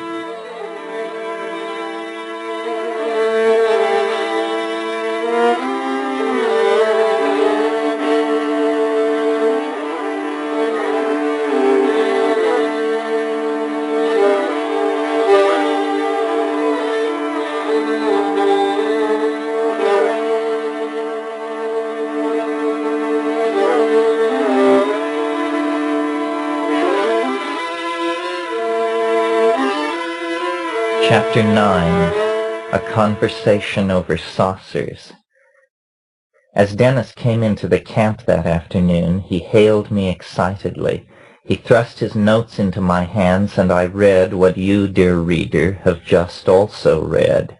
And I felt the themes of the strange place we had come to crystallize. I felt again the sense of something in the sky, calmly omniscient but closely observing us. I returned to the beginning and read it all over again. I had no basis whatsoever to judge what I was reading. My brother's scientific speculation seemed to have acquired a life of its own. He was like a great all-knowing computer. Indeed, later this theme would emerge even more explicitly. I listened to him explain his idea. He was very deeply into it. Ideas were coming out of him like spaghetti out of a rasher, thousands of words about all these strange things. He said, "You know what we could do?" And then he laid down the rap, which is now enshrined as the central doctrine of the opus. He called it hypercarbylation, something that you can do using different kinds of vocal sounds. For instance, if you pluck a string, it will sound in the octave in which it is struck, but it will also sound in octaves above and below its key. It has what are called harmonic overtones.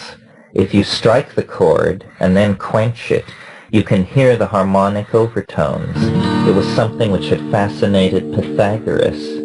Dennis pointed out to me that one can use two sounds to cancel a sound if they are exactly the same in relation to each other. This same principle can be used to still molecular motion. In very localized areas, one can produce low temperatures with audio cancellation. Dennis felt he had figured out a way to do something using psychoactive compounds, psilocybin, the tryptamine complex, and then the harmala compounds, the beta-carbolines which occur in yahe. He said that if you look at the molecules of the progressive cyclicizing of the beta-carboline family, what you find is that the electron spin resonance of these molecules moving from one to the other is in fact a harmonic overtone. This is interesting because Claudio Naranjo reported that 50% of his subjects that took harmine in Chile reported a buzzing in the head. It was not associated with other kinds of psychedelics.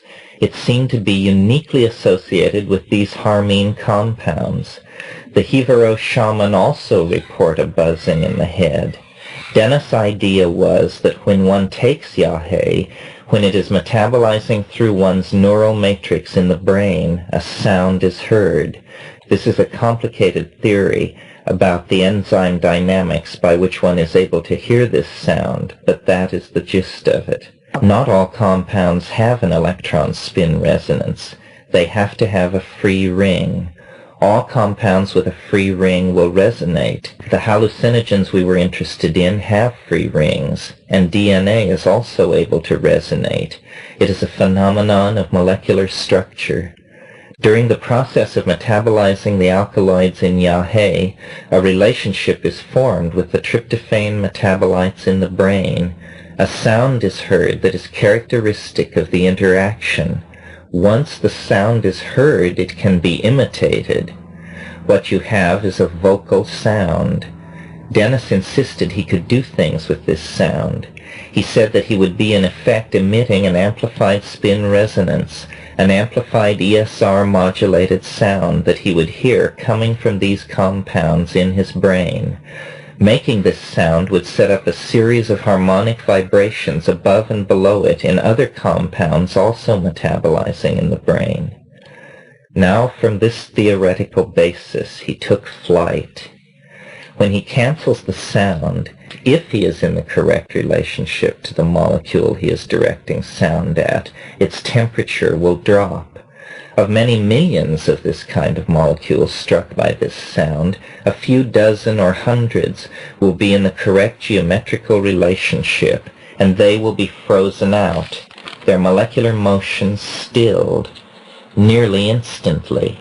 Now, a peculiar property of low temperatures is that very high bonding energies appear.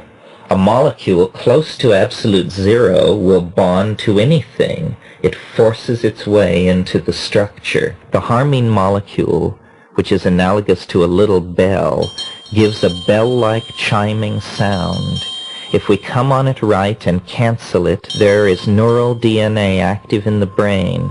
The electrical configuration of harmine is enough like the molecular configuration of adenine, one of the bases in DNA, that it will replace it. It will bond through into the chain, and when it is bonded in, it has a ring. It's the same size as adenine, but slightly more complicated. It is a free resonance ring. He paused and then gathered his thoughts to continue. Now, the normal ESR of harmine is a simple signal, But the electron spin configuration of DNA is very, very complicated. It's a broad band. When the harmine goes in there, it will cease to broadcast its own resonation because it will have become very tightly bonded into the overstructure of the macromolecule. It will instead begin to broadcast the ENR resonation of the DNA. That's it.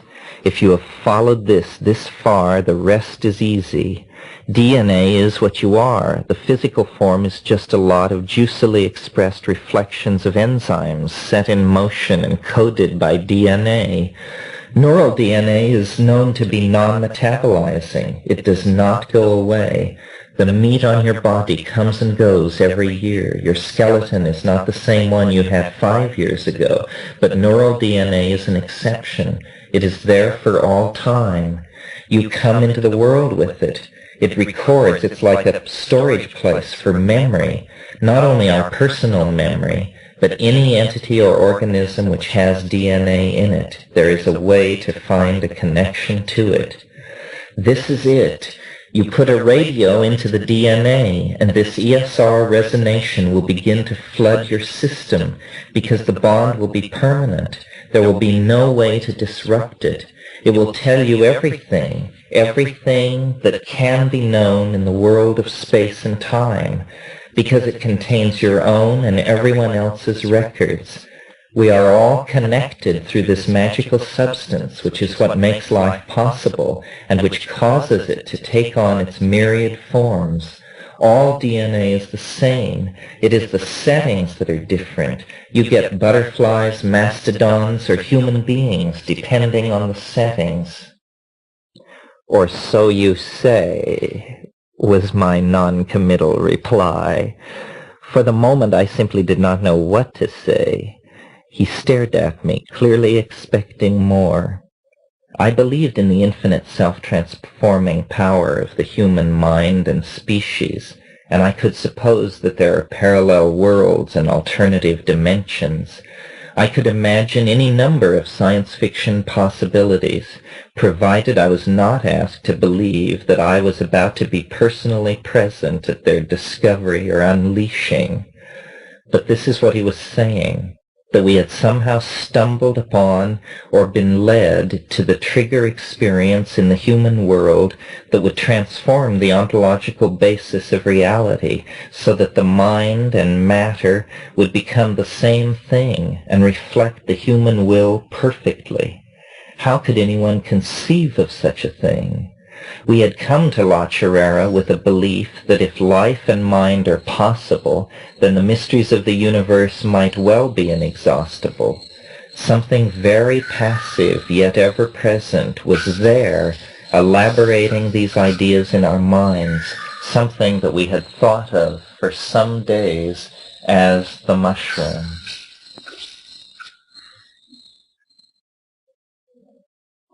We talked several hours about these ideas, and what finally emerged was the idea that we needed a test, or at least Dennis maintained that a partial test of this idea could be undertaken to convince me. He thought that as the superconducting state became voice-stabilized, there should be a marked lowering of temperature in the immediate area. In our talking, we had left the area of the hut and drifted down the forest path. It would be possible to attempt to generate the effect of coolness right there on the spot, he supposed.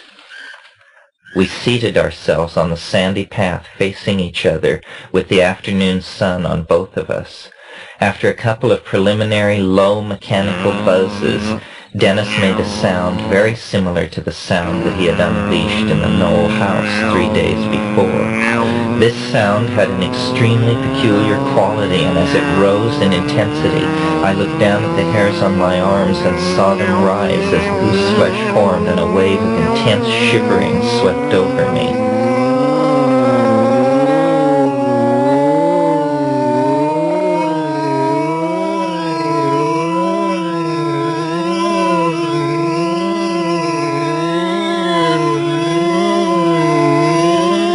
I yelled to him to stop. He stopped instantly and seemed much drained by the effort. I was quite disoriented. I frankly could not tell whether a real wave of very cold air had swept over me, or whether the particular sound had somehow made my body react as though it were being exposed to cold air. It was not lost on me that if the effect had truly generated a blast of cold air, then it had violated the known laws of physics. No, that was not lost on me. But I did not care to experiment further. The whole thing had an eerie aura about it, and if the effect was real, who knew what could come of pushing it too far? I was more confused than ever by my enigmatic brother and his burgeoning ideas and abilities. The whole thing seemed absurd, and yet very compelling, like a hypnotic game into which one becomes absorbed in spite of oneself. We returned to our camp and mentioned to all present that Dennis had generated the wave of cold air that he had predicted from the theory, but it was all sufficiently ambiguous that no one felt drawn to comment. It was already quite clear that two camps were emerging, one that wished no further part in these matters, whatever their validity, and one reflecting our own opinion that cautious experiment was indicated. A commonality of language was breaking down. After dinner, Vanessa and Dave returned to the riverside house, and the three of us settled into our first night in the forest since arriving at La Chorrera. Dennis was in a state of continual activity, amplifying his ideas and trying out new wrinkles on us. He retired into a world of very intense activity. He wrote his ideas over and over, the steps to do it and the theory of why it should work. He was spending lots of time alone writing, or he would come back and talk to us. He was on to something very strange. His word pictures caused reality to shimmer and wrinkle at the edges. He was really in touch with this bubbling obsidian fourth-dimensional fluid that we were going to bond into a usable tool and end history and go to the stars.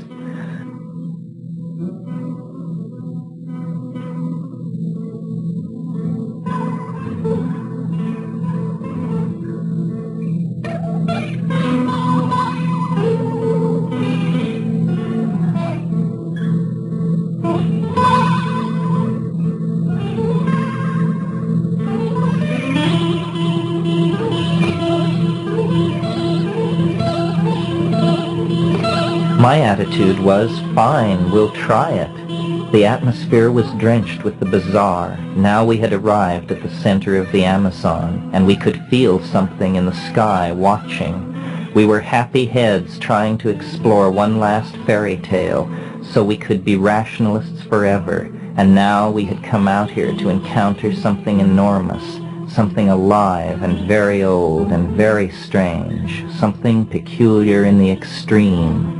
I was quite uncreative in this period. I was taking the mushroom. I was ecstatic all the time. I would simply sit and listen to Dennis rave. It went beyond anything anyone I knew had ever dreamed of.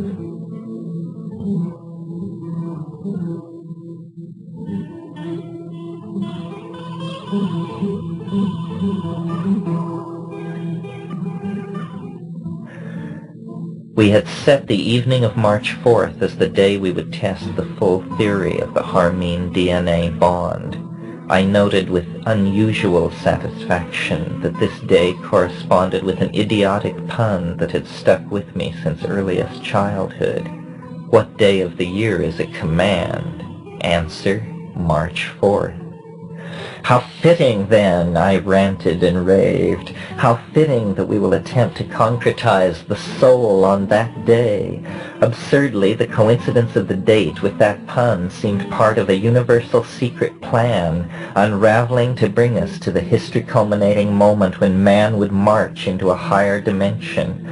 My own thoughts seemed to me to be nothing like the super-scientific theory formation that my brother was involved in. I was baffled by much of what was going on. I amused myself constructing a pipe out of the strange heart-shaped fruits that we had otherwise given up as inedible.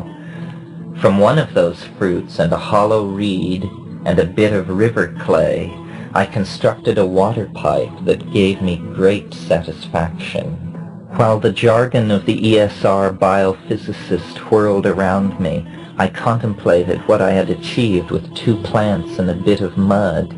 It seemed to me a marvel of ingenuity, and because the fruit was so strange, there was something about it vaguely unearthly. This pipe might have been fashioned from one of the fruits that gentle Weena offered the time traveler in Wells' epic.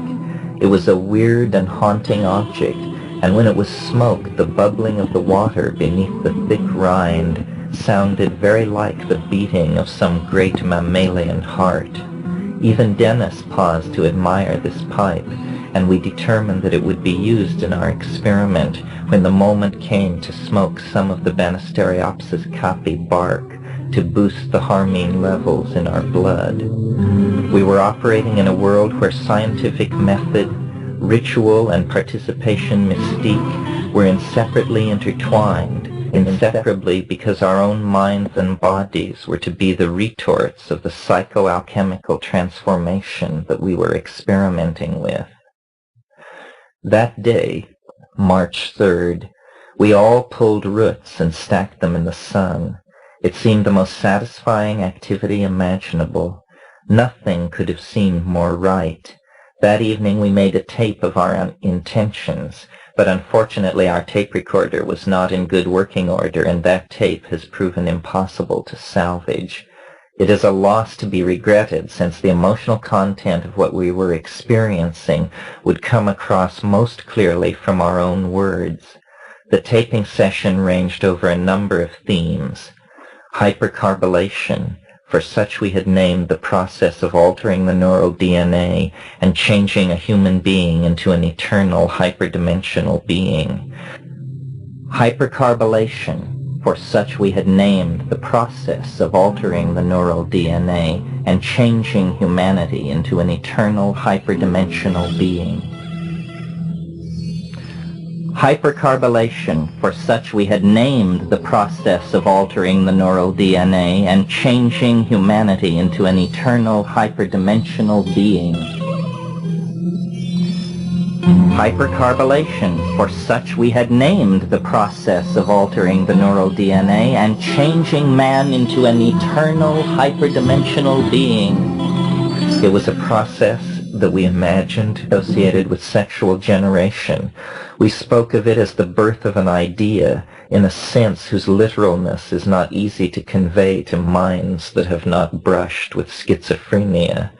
We hoped that mind, driven by will to the good, could enter into the process of generation and guide it toward the production of the imagination-modulated resurrection body, so dear to Origen and modern UFO enthusiasts.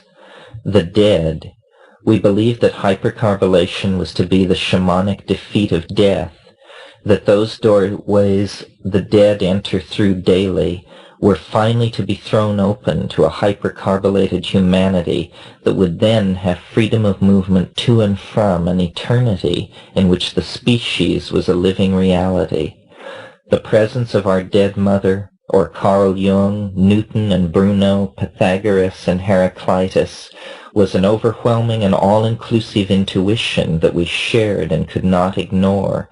There seemed to be an ideological lineage whose task was the shattering of the historical continuum through the generation of the living lapis of hypercarbonated humanity. All these visionary thinkers had worked on their part of this project. Now, as the secret work of human history, the generation of Adam's cosmic body lost since paradise, neared completion, these shades stirred and pressed near to our Amazonian campsite as we became the human atoms critical to the inception of the transformation of man into a galaxy-roving bodhisattva, the culmination and quintessence of the highest aspirations of spawning, star-coveting humanity. The psychologist will recognize this as a description of messianic ego inflation. Such it is, but we felt these things as anyone would feel them if they truly believed themselves to be in the position that we believed ourselves to be in. We wondered why us? To such questions the mushroom spoke in my mind without hesitation. Because you have diligently sought the good, and because you trusted no human being more than yourself. The emotional impact of these sorts of exchanges was intense beyond anything I have ever experienced. I felt humbly grateful to the point of tears. I felt exalted. We wanted to salvage paradise for humanity, and we thanked all gods and nature that our eccentric quest, out of all the lives and paths being lived on the earth, was placed by fate to be so near the cutting edge. Where the elder shamanism had failed, we would succeed. The rescue of the timeless pearl of human immortality from the well of death would, through the act of hypercarbylation, become a living reality for every person who had ever lived. All the pain and suffering and war and desperation would somehow be replayed and made right through the intercession of the mystery of higher dimensions and backward-flowing time. The wave of understanding that had been gaining since the 27th of January was now about to crest. The wave was so strong as to be nearly visible in everything around us. The lenticular shape of the approaching lapis seemed to be everywhere that I looked. Every shape and form around me was pregnant with its unearthly opalescent depths. Before our small party of fellow explorers, Dennis and I wept and exulted, addressing the living and the dead with equal candor, saying things that should have been said years before, and things that could not have even been imagined only hours before. We knew that we were behaving bizarrely and were highly emotional, but the intensifying wave of understanding that had gathered itself around us explained all of this. It was, we were assured and assured each other, because ahead of us in time the experimental attempt at hypercarbylation had already succeeded. So many lines of probable fate were sweeping toward the staggering moment of culmination that its inevitability was already sending shock waves and distorted images of the millennium crashing backwards through time. Dennis recently reminded me that I assured all present that so inevitable had our experiment become that if we did not tend the fire and brew the yahe, then these things would be done by themselves. Dry wood rustling out of the forest, gathering itself into the ring of firestones, and there to burst into flames.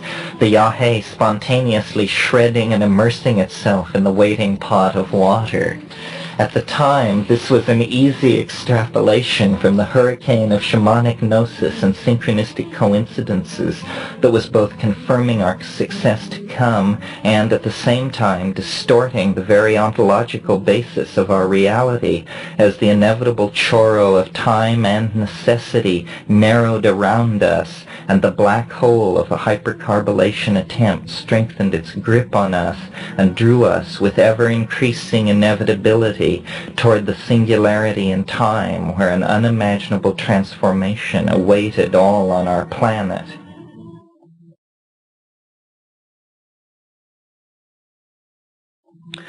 A transformation so beyond rational understanding that its scattered and distorted reflections were mysteries in the keeping of reason-flaunting religions that have haunted human thinking since the dimmest beginnings.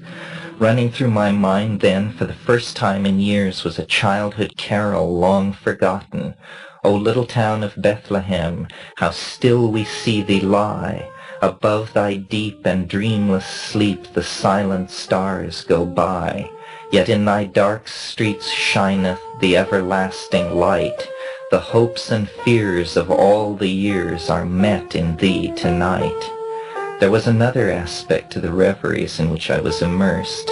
This was something that I imagine is conventionally known as remembering previous incarnations.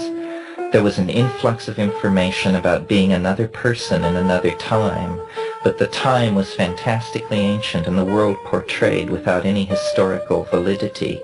Perhaps these images come from the same depths that are the source, for some people, of the conviction that Atlantis or Lemuria once ruled a world no trace of which remains. My reincarnation memories were not of life as a citizen in one of those occult locales. Rather, my reminiscence was set in the mountainous heart of Central Asia.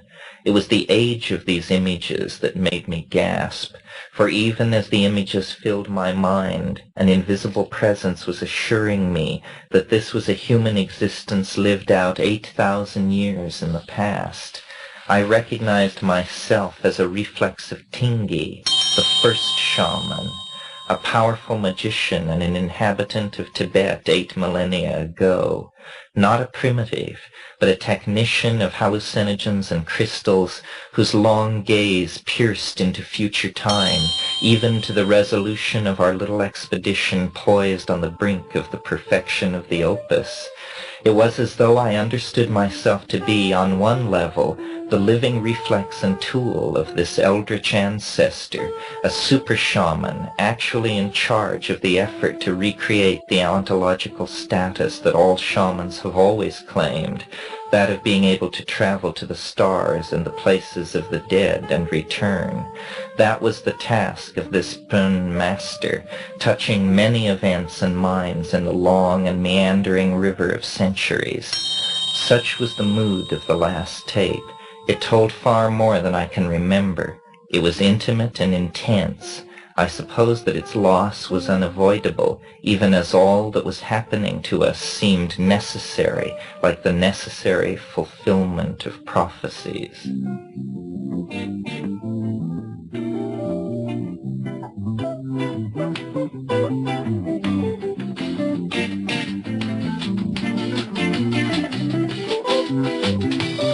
Whoever issued up the tissue puts your brains with you strangely, a heartbreaking feedback. Got an angel place when he ordered one suicide. Whoever points the gorge of your eyelids slightly, it pains taking heat twice. Stop your dangerous face with the gorgeous gun of a such. You've been away for far too long. Welcome to the whoever's doing it song.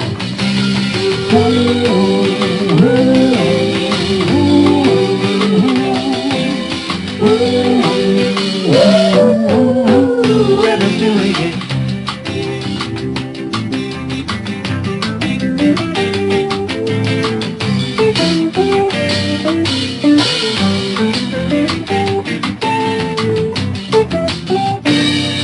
Whoever conjured up the concert of your moan, made yourself of the boarding house gossip blow.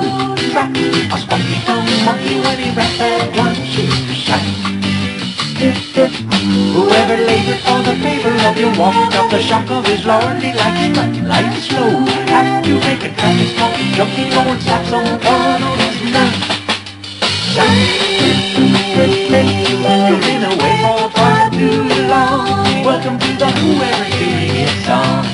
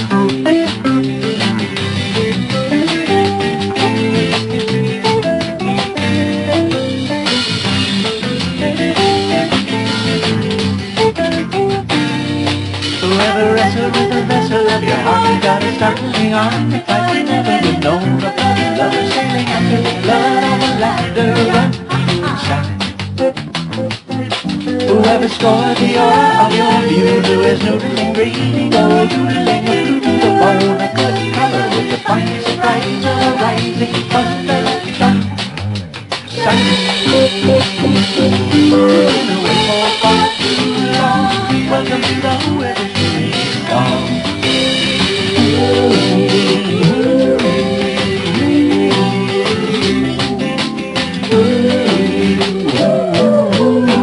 Whoever's doing it. You've been away for far too long. Welcome to the Whoever's Doing Song.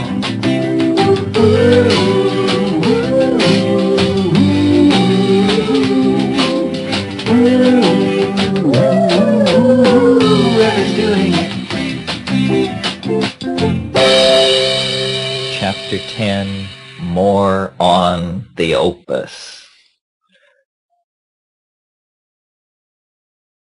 The next day, the 4th of March, dawned hot and clear.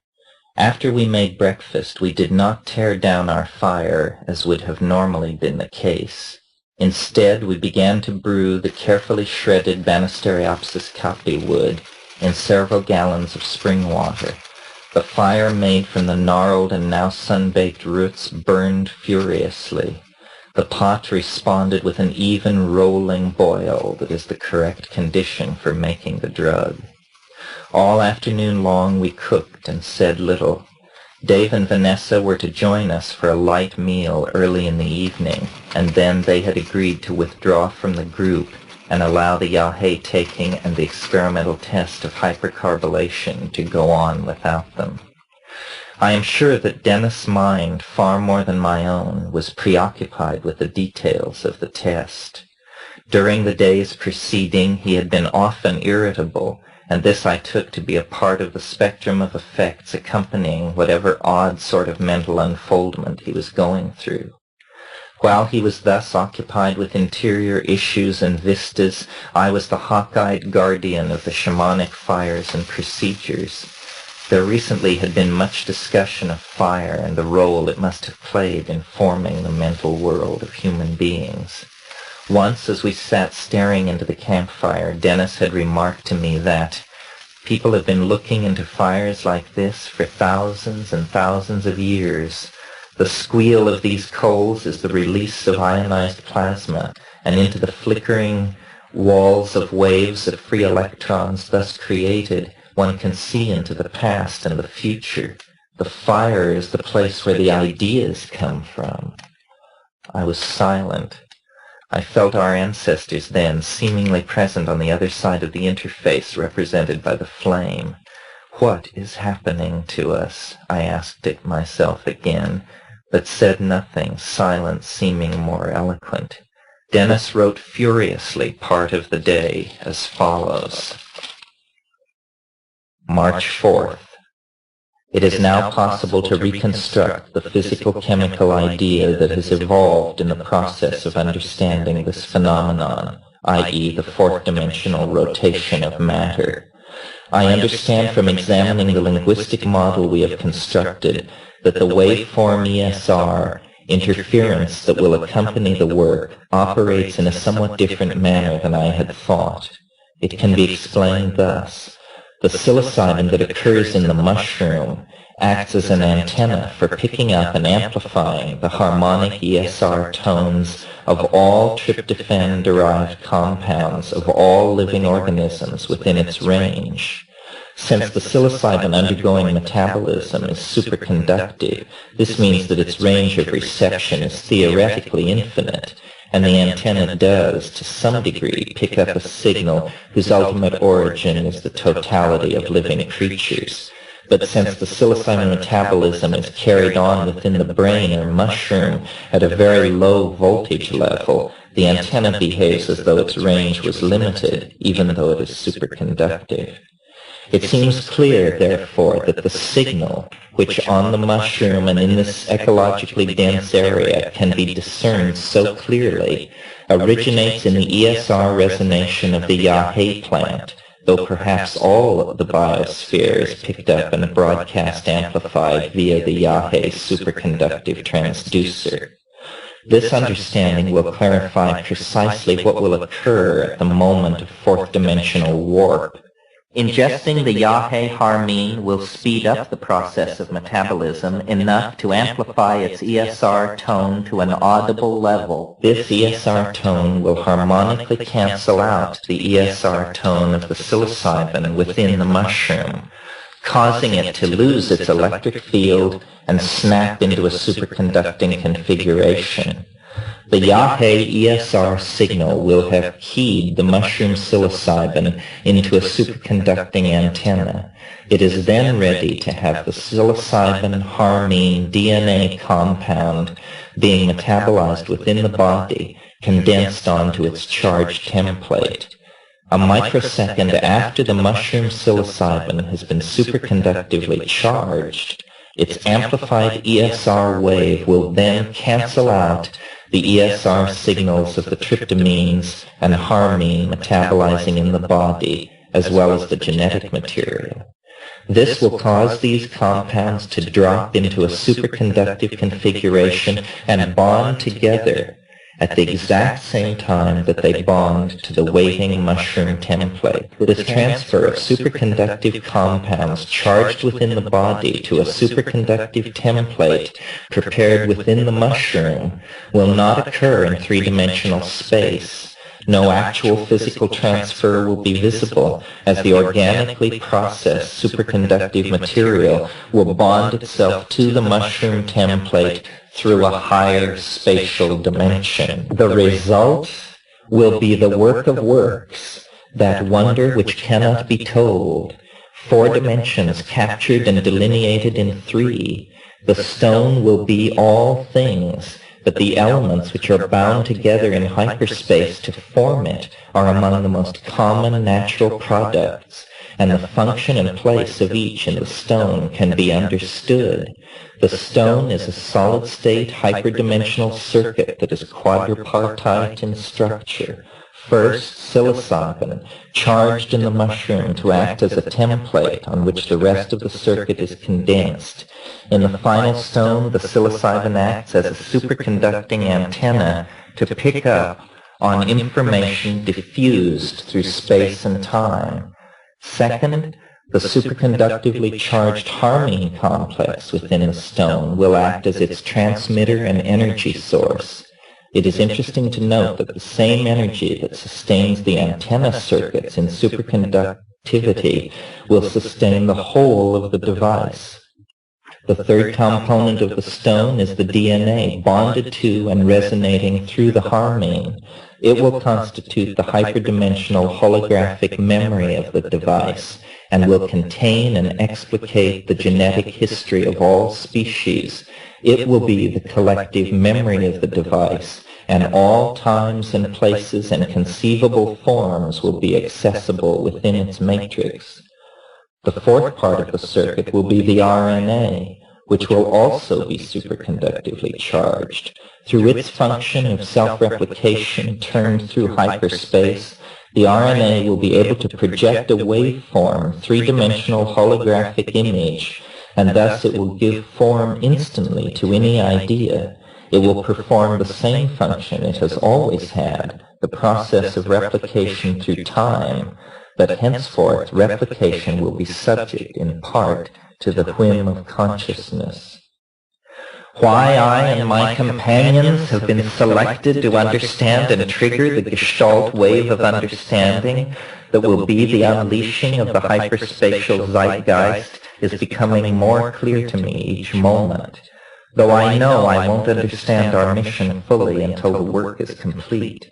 We will be instructed in the use of the stone by some infinitely wise, infinitely adept fellow member of the hyperspatial community. Of that I feel sure. It will be the taking of the keys to galactarian citizenship. I speculate that we will be the first 5 human beings to be instructed in its use. Our mission will be to selectively disseminate it to the rest of humanity, but slowly and in such a way as to ease the culture shock. It is also somehow appropriate that at least some segment of the species have an intimation of the implications and possibilities of this, the last cultural artifact. And so now, against all probabilities and chance and circumstance, my companions and I have been given the peculiar privilege of knowing history will end. It would be a strange position to find oneself in if being in that position did not bring with it a full understanding of what forces it was that brought one there. Fortunately, as the phenomenon is an acceleration of understanding, one gains clearer insight into the forces that have bent space and time and thought and culture back upon themselves to focus them at this point.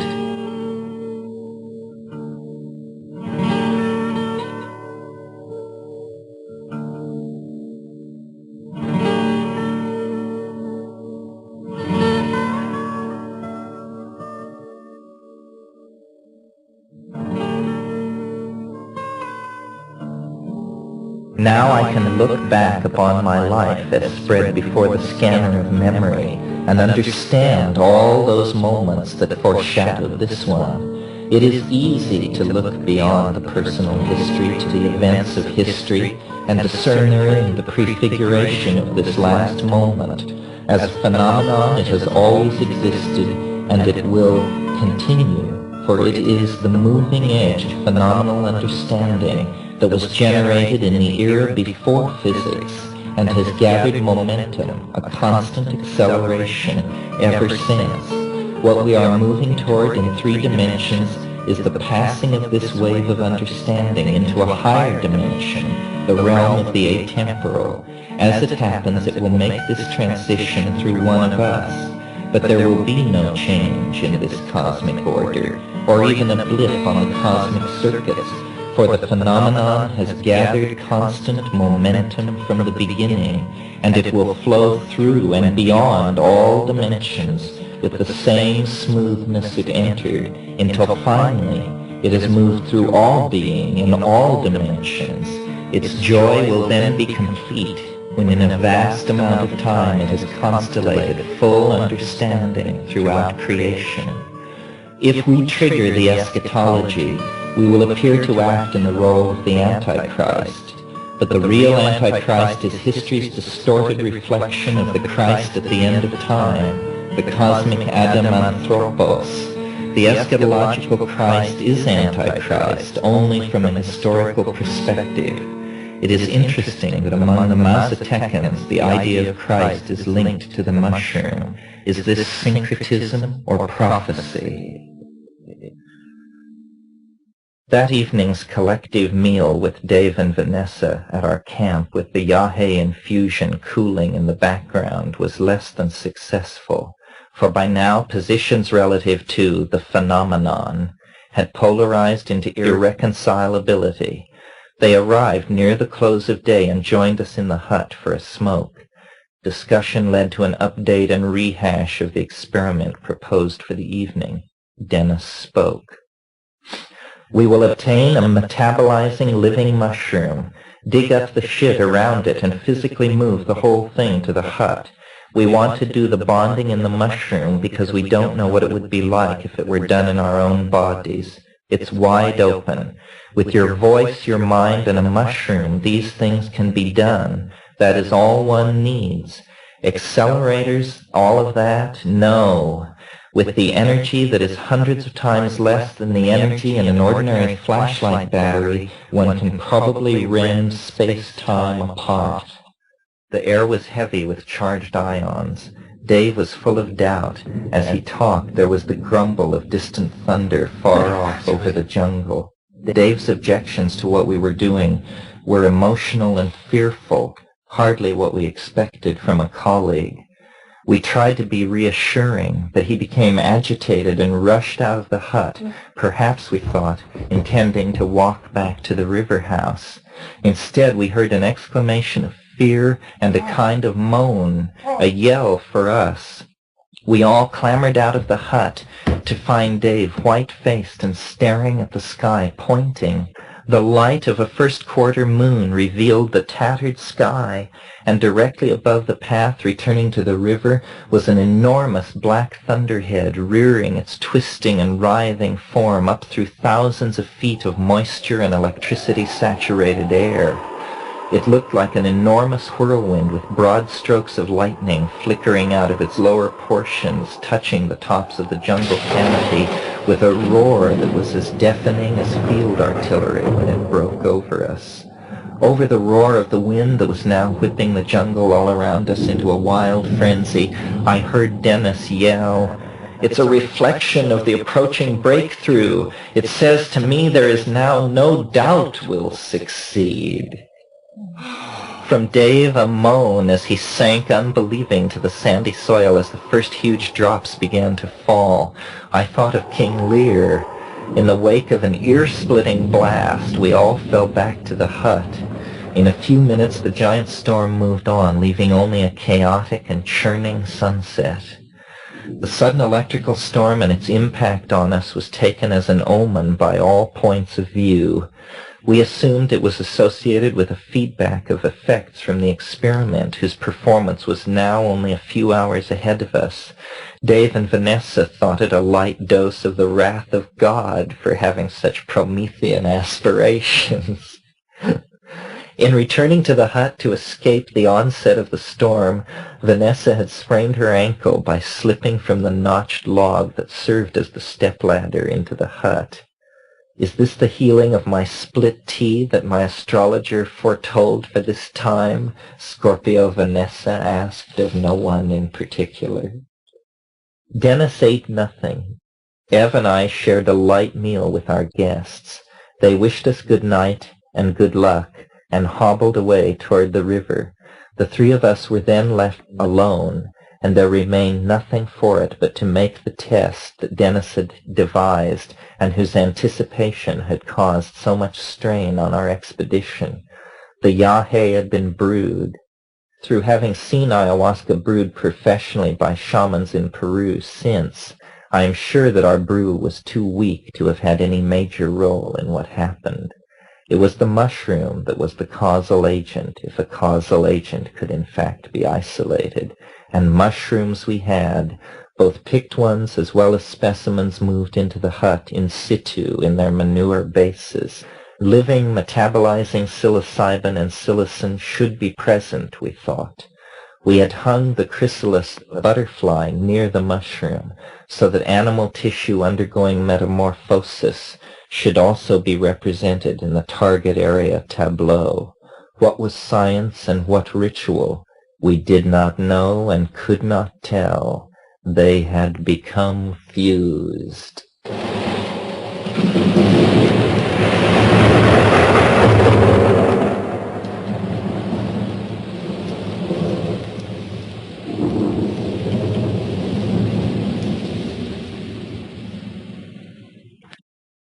Chapter 11. The Experiment at La Chorrera. The night was absolutely black. A low-lying cloud bank had appeared, muffling the small world of La Chorrera and wrapping it in a bowl of all-absorbing velvet darkness.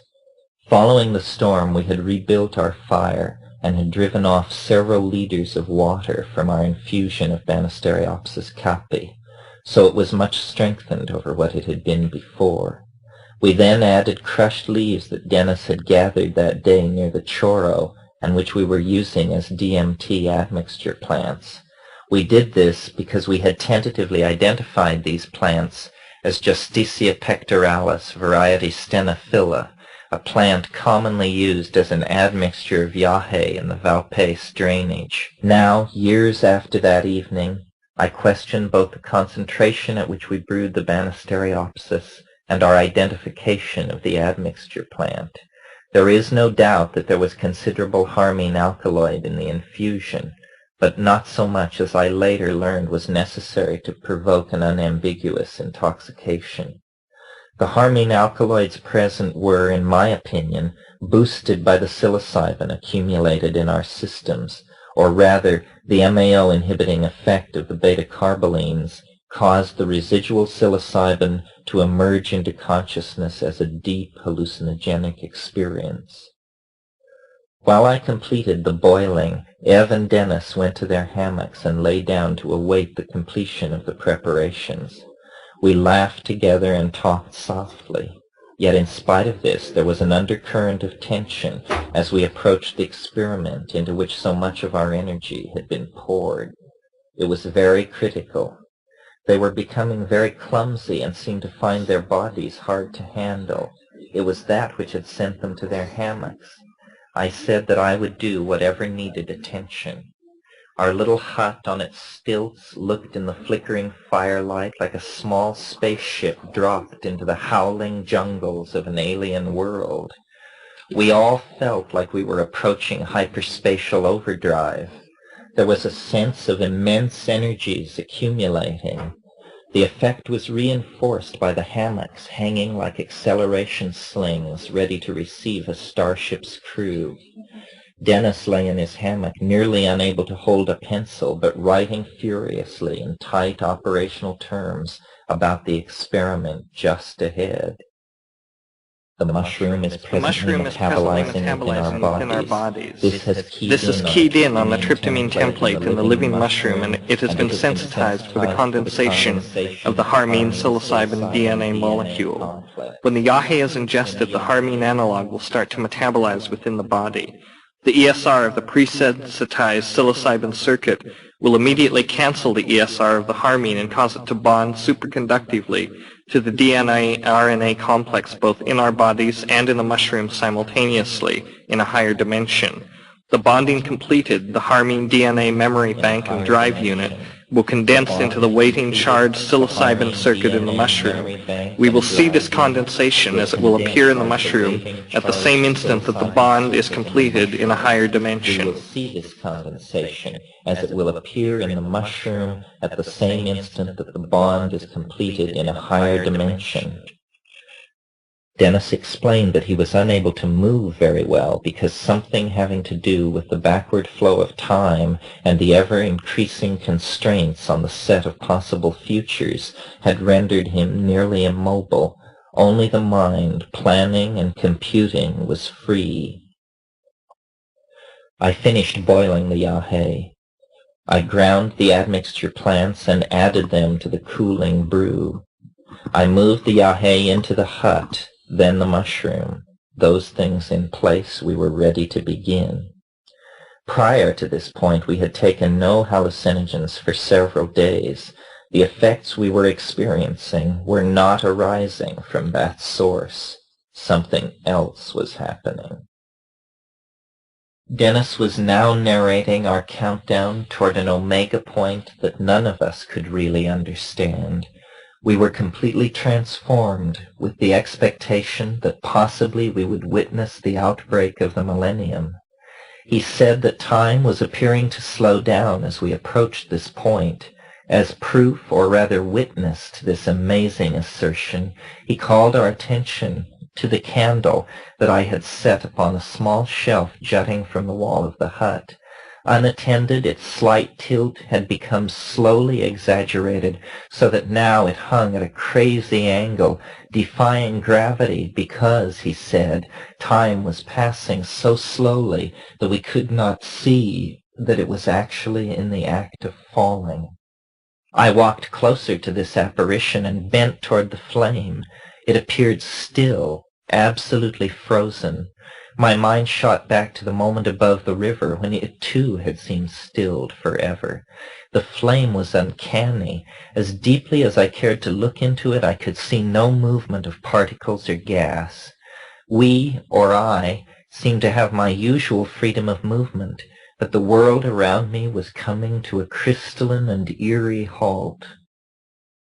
It was Dennis who finally spoke. A series of quantized energy levels have to be broken through in order to bond this thing. It is part mythology, part psychology, part applied physics. Who knows? We will make 3 attempts before we break out of the experimental mode. We all drank the yahe, sending it churning through our guts. Dennis took only 1 mushroom so that he could hear the tone. Darkness was utter, and we had no clocks. It seemed hours since Dave and Vanessa had left us. All was finally in readiness. The living mushroom, the harmine brew, the harmine smoking mixture. After we each had taken a half a cup of the yahe infusion, we settled down to wait. Dennis had been hearing the ESR tone that he deemed the sine qua non of what we were attempting for the past several days. After about 15 minutes, he announced that he could hear it more clearly and that it was gaining strength. He felt prepared to attempt the experiment at any time, he said. We agreed that each time during the actual making of the sound, we would extinguish the candle so that we would not have our minds burdened with any tryptamine-induced facial distortions that the odd yelling might cause.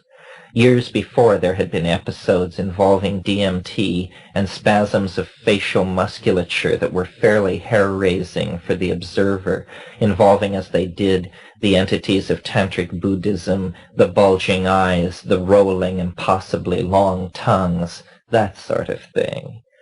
Dennis rose up in his hammock then. The candle went out, and he sounded his first howl of hypercarbylation. It was mechanical and loud, like a bull roarer, and ended with a convulsive spasm that traveled throughout his body and landed him out of his hammock on the floor.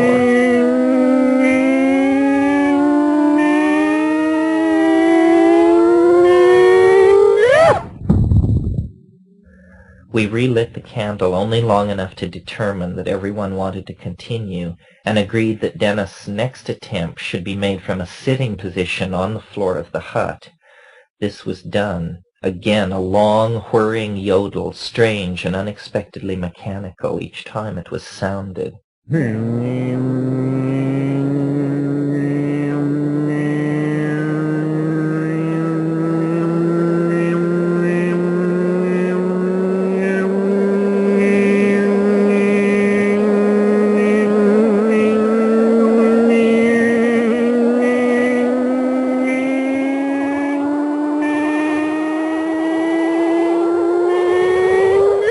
I suggested a break before the third attempt, but Dennis was quite agitated and eager to bring it through, as he put it.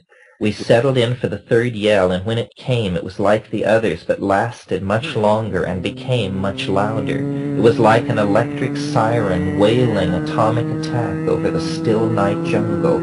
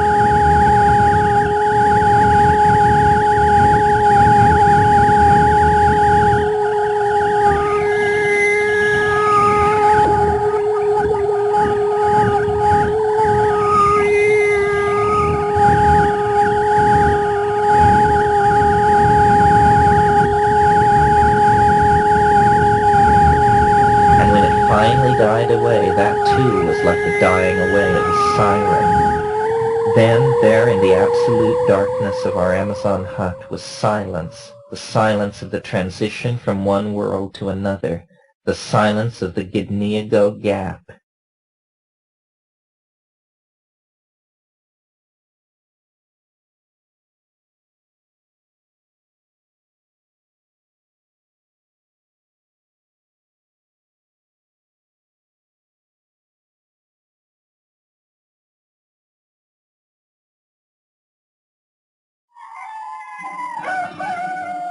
And then the sound of the crowing of a cock, the cock at the mission.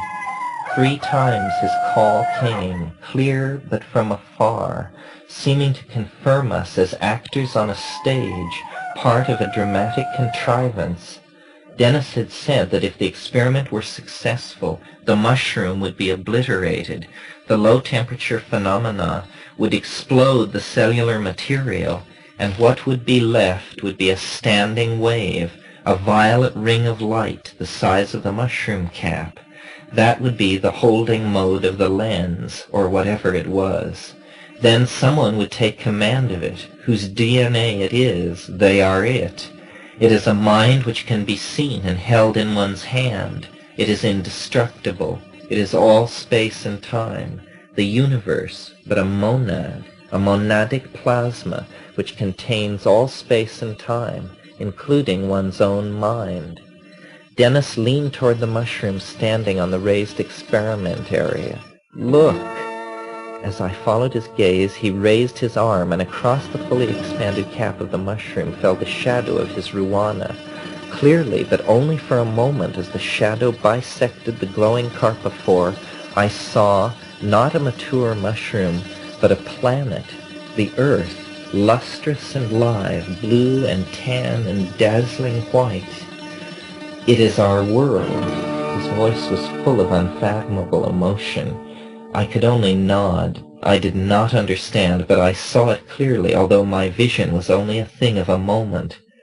We have succeeded. I don't understand. And I did not. Let's walk to the pasture. I need to think.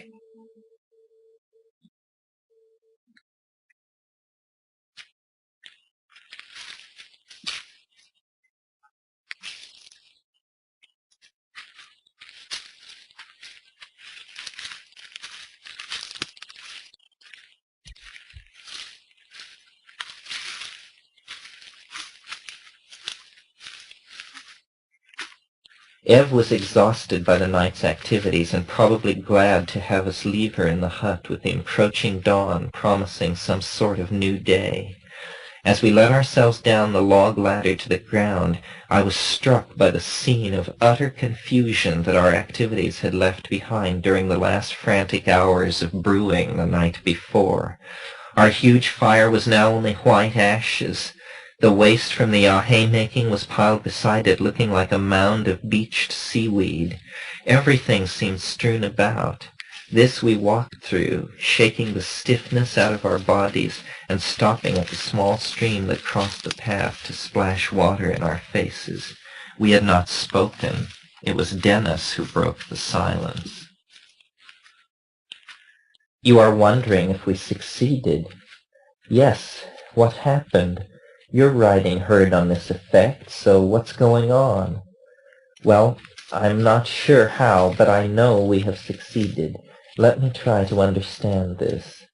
As we walked on, my own mind was racing with questions, and as we walked along, Dennis' occasional comments were, it burst over me, answers to questions that I was thinking but not articulating.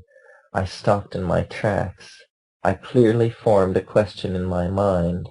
Dennis, head bent beside me, began to answer without waiting for me to articulate my thought aloud. I was dumbfounded. Was this it, then, I asked, that he had somehow acquired telepathic powers? No, there was more to it than that. According to Dennis, the bonding of the Harmene into his DNA had given him immediate access to an enormous cybernetically stored fund of information, and this information was freely available to anyone in the world who looked into their mind and prefaced their question with the word, Dennis? The absurdity of the second half of this proposition struck me as utterly too much. But naturally, at his insistence, I made the test. I picked up a small plant growing at my feet and closed my eyes and asked, Dennis, what is the name of this plant? Immediately, and without any effort of my own that I was aware of, a scientific name, now forgotten, popped into my head. I tried the same thing again with a different plant, and to my amazement received a different answer. The experiment seemed to secure that something was giving answers in my head, but I could not tell if they were correct or not. I was shaken. When we had left the hut on this walk, I was sure that we had failed and that we had to talk over revising our approach. I even felt relief, since the obsessive nature of it all had been a strain.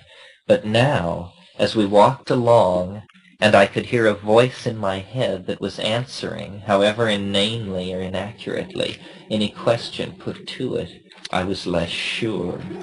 Dennis was oddly preoccupied, yet he assured me that his effort had succeeded, and that all over the world the wave of hypercarbylation was sweeping through the human race, eliminating the distinction between the individual and the community, as everyone discovered themselves spontaneously pushing off into a telepathic ocean whose name was that of its discoverer, Terence McKenna. As I watched my mind and listened to my brother rave, I began to realize that the experiment had indeed unleashed some sort of bizarre effect. Why it was that I was able to make the leap from assuming that we were having a peculiar localized experience to the idea that we were key parts of a mankind-wide phenomena is an important unanswered question, speaking volumes about my susceptibility to suggestion at that moment. I was quite simply the victim of a cognitive hallucination, that is, rather than a visual experience of something not actually present, a hallucination that is a total shift of the highest levels of our cognitive relationship to the world. The psilocybin-induced cognitive hallucination made the impossible and unlikely seem probable and reasonable.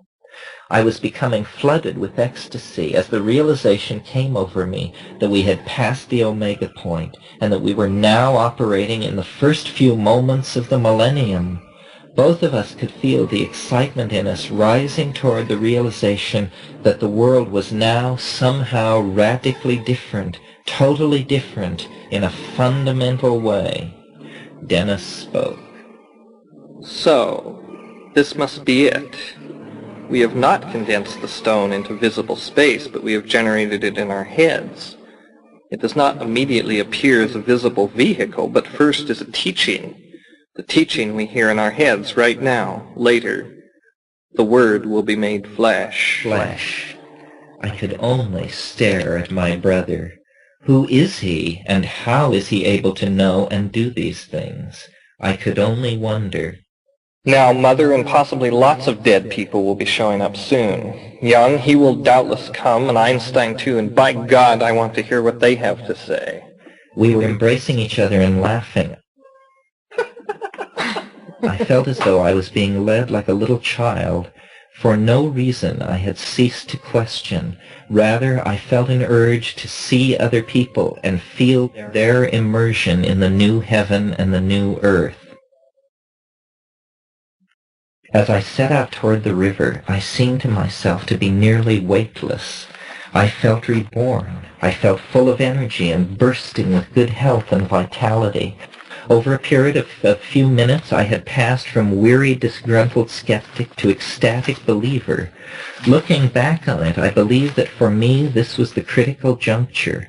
Why did I not question Dennis more closely? Was I somehow self-hypnotized? Did the unfamiliar setting, the restricted diet, strain, and expectations push me into a place where I was unable to resist participation of a sort in the world of my brother's bizarre ideation? Why was I unable to maintain my detached and skeptical viewpoint?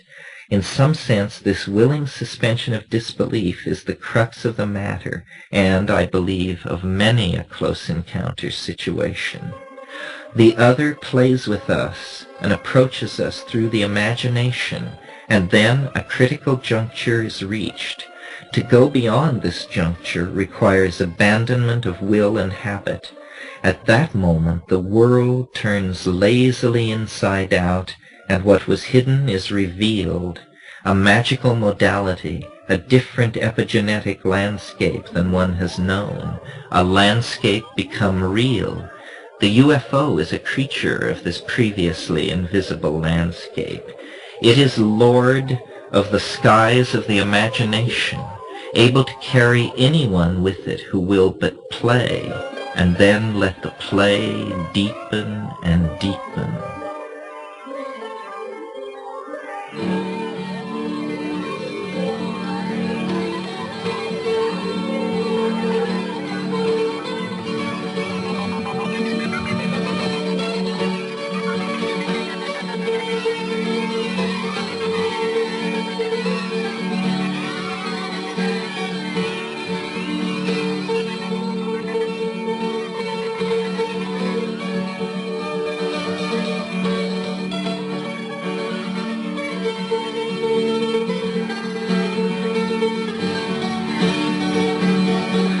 As I walked along that perfect morning, no such soothingly objective thoughts came to me. Instead, I assumed that my body was metabolizing its way toward the resurrection body that we had expected to be part of the success of the experiment. I did not know what was happening in the world or far away, but I did know that since the moment Dennis had pronounced the experiment finished, I had felt an expanding and ever-increasing wave of energy and understanding unfold through my being. As I walked along, what seemed to me then a profound realization came over me. It was that we are all enlightened beings, that only our inability to see and feel ourselves and others as we really are keeps us from shedding our guilt and seeing ourselves as enlightened. I felt very good. I felt better than I had ever felt before, but I couldn't believe what seemed to be happening. It was about a 10 or 15-minute walk to Dave and Vanessa's place. By now it was about 7 a.m. The sun was well up in the sky, and it was a beautiful day.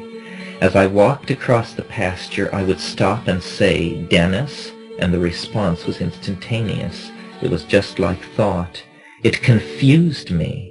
I kept stopping and doing this, sitting down on the grass. "Is it all right? What is it? I don't know. I can't understand what it means."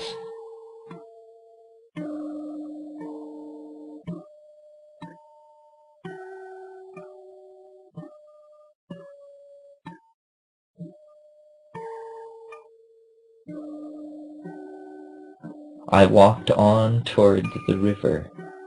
As I walked along, I did some experiments. I said, "Terence, Terence." It was very much like talking to yourself. Then I said, "Dennis," and the thing was instantly there, just ready to do business. Then I said, "McKenna, McKenna," and it was still there.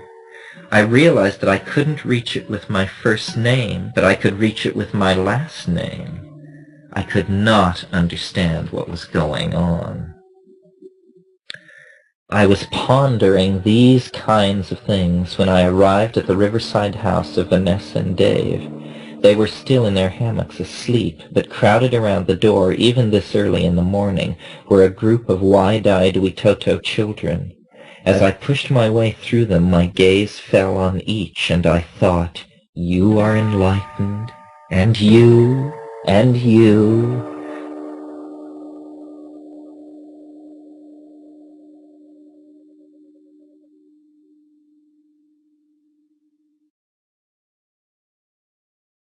My arrival was the first event of the day for Dave and Vanessa. I told them that we had succeeded, that success was not a condensed hyper-object, but a teaching. I asked them to dress and come with me. While they were gathering their hammocks, they told me that during the darkest part of the night, Dave had awakened, hysterical, in a state not unlike the condition induced in him by the electrical storm the evening before. They had been very agitated during the night and could only attribute this to what we had been doing. I was interested in all of this, but seemed to hear it as from a long distance. I wanted to return to the forest and see what else would unfold. In my mind, I was recalling something else Dennis had said a few minutes before in the pasture. He had said that the demarcation between day and night, the dawn line, was now making a 24-hour sweep around the world, a sweep that began at the dawn moment when the experiment at La Chirera was finished. Throughout the world, traffic and factories were coming to a halt. People were standing around and realizing that someone, somewhere, had broken through, that this was not a day like any other day. Dave and Vanessa followed me back to the forest, grumbling a good part of the way. When we had gone slightly past the place where I had parted from Dennis, we came upon something which could not at first be fitted into any set of expectations. This was Dennis' ruana and shirt discarded in the middle of the path. Next came a pair of pants, and then further on 2 sweat socks. And, though I was to learn this only later, his glasses and his boots had also been hurled away. Following this trail of cast-off garments led us back to the hut in the forest. There we found Ev and Dennis, both naked and sitting on the floor of the hut, discussing and doing the Ask Dennis meditation. With the comment that you cannot receive a proper initiation unless you are naked, Dennis insisted that we take off our clothes. Vanessa peeled, and Dave and I followed her example. The presence of the mushroom was there, and it seemed to be saying, "Take off your clothes. Throw everything away. Everything is breaking. All objects are no good to you now. Throw everything away. You do not need it anymore." We all looked at each other, glossy pubic hair and secret genitals now in the sunshine. I rolled a joint then. We sat in a circle and smoked. We told Dave and Vanessa about the teaching and urged them to try it with varying degrees of success, since a voice in the head is a very subjective thing. If one has it, there is no doubt. If one does not have it, it seems a very murky thing. Everything was very amicable, except that Dennis was showing a tendency to talk right through other people's comments, as if they were not present. It was as though he were on a different time track from the rest of us, since he really seemed unable to realize that someone else was talking.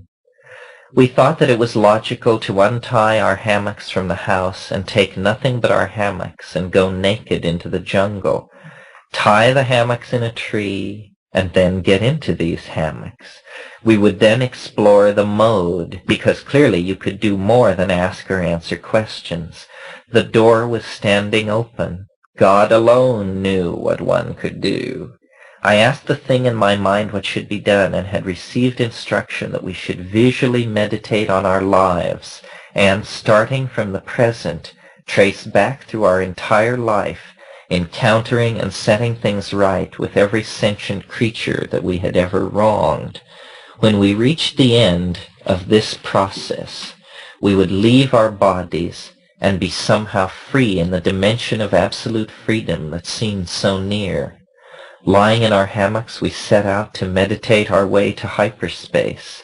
I could see myself at La Chorrera, then going down the trail to El Encanto, up the river to Leguizamo, and back to Bogota, back to Canada, and at each point I would meet the people that I had lived my life with, and I would say, "We got it.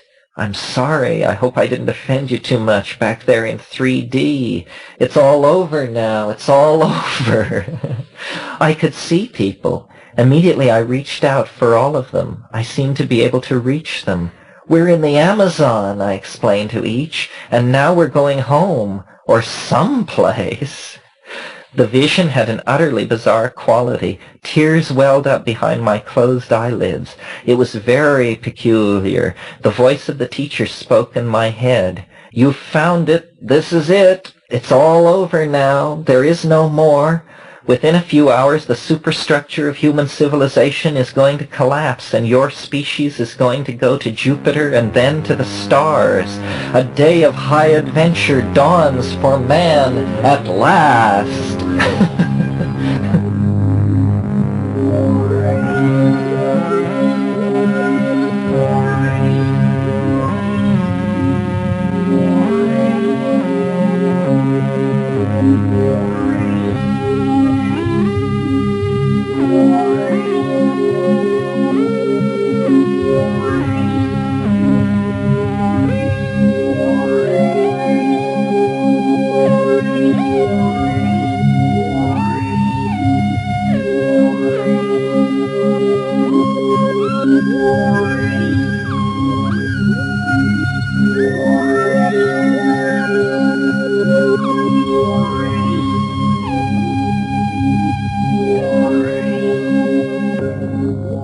At first, the images welling up behind closed eyes seemed to be deepening and growing more intense, but after an hour, it was clear that they were actually fading.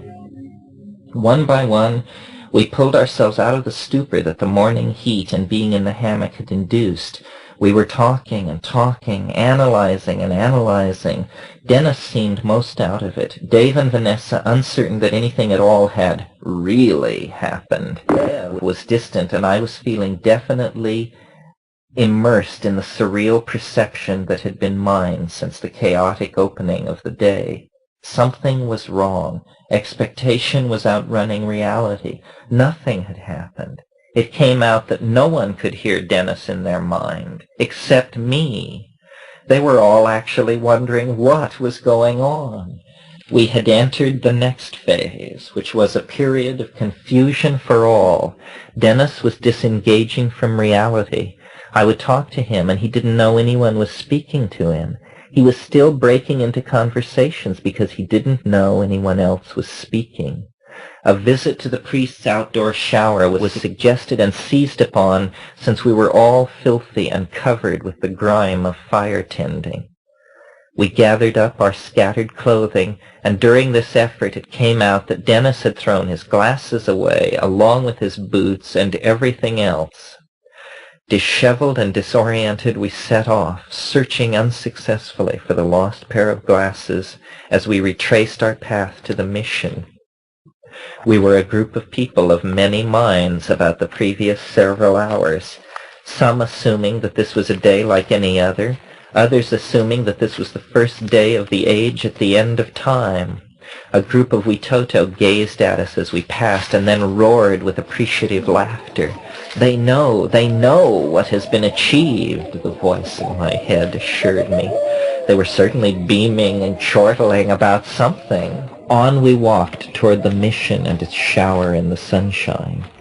Dennis would not stop talking.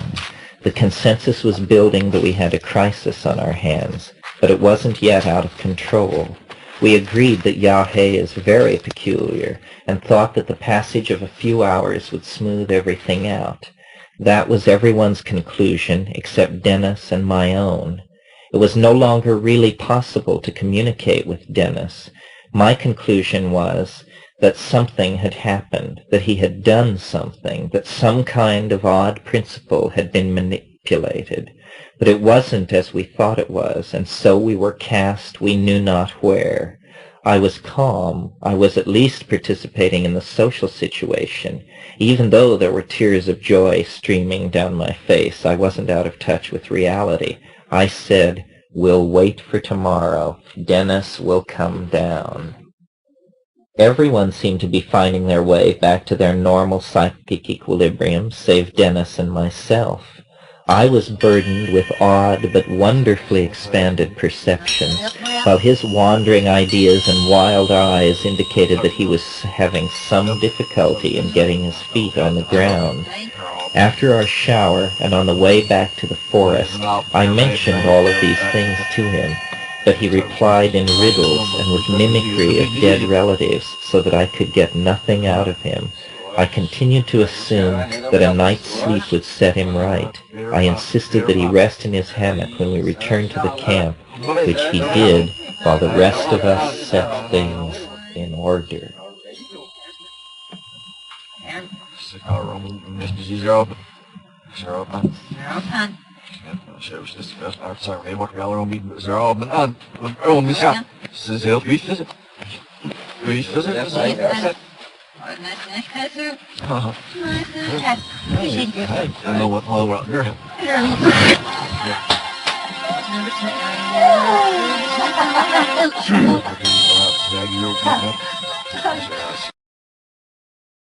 Chapter 12, In the Vortex.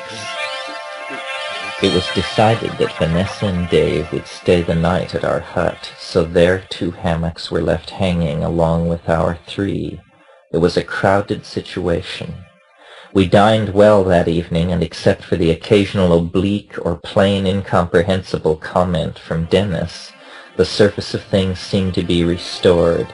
Vanessa's ankle remained bad, and much attention was directed toward this difficulty, almost in tribute to its being so palpable in contrast to most of what was going on.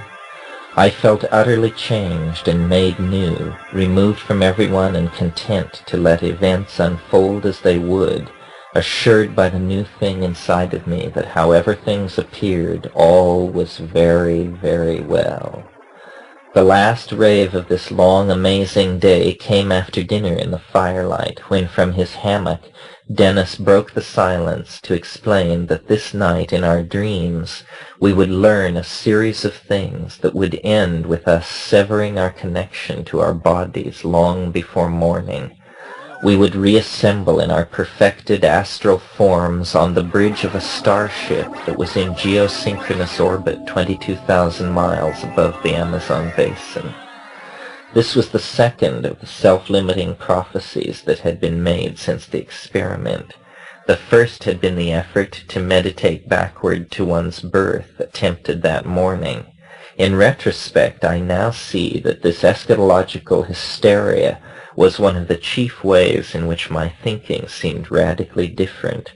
Over the next weeks and years, there would be many more of these self-testing prophecies, many scenarios of the possible way the world might undergo eschatological transformation.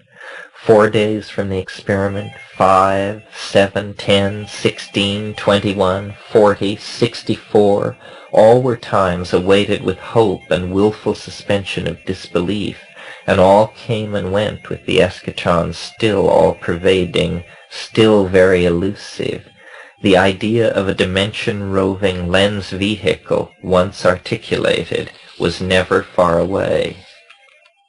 His statement was also the first appearance of the UFO image in Dennis' thought since the experiment, a theme to be articulated in 1,000 ways in the days that were to follow.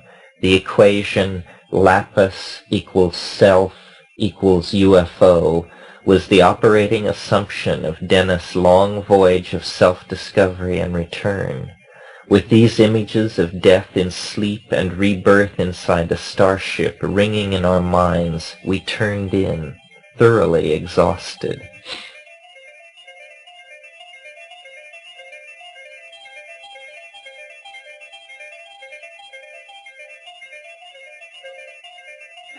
I stressed that the hut was crowded with hammocks strung from every available beam. It was difficult to move about without communicating that to one's neighbors through the tugging and twisting of the many ropes. We must have retired about 10 o'clock. I slept soundly until sometime many hours later that I took to be 2 or so.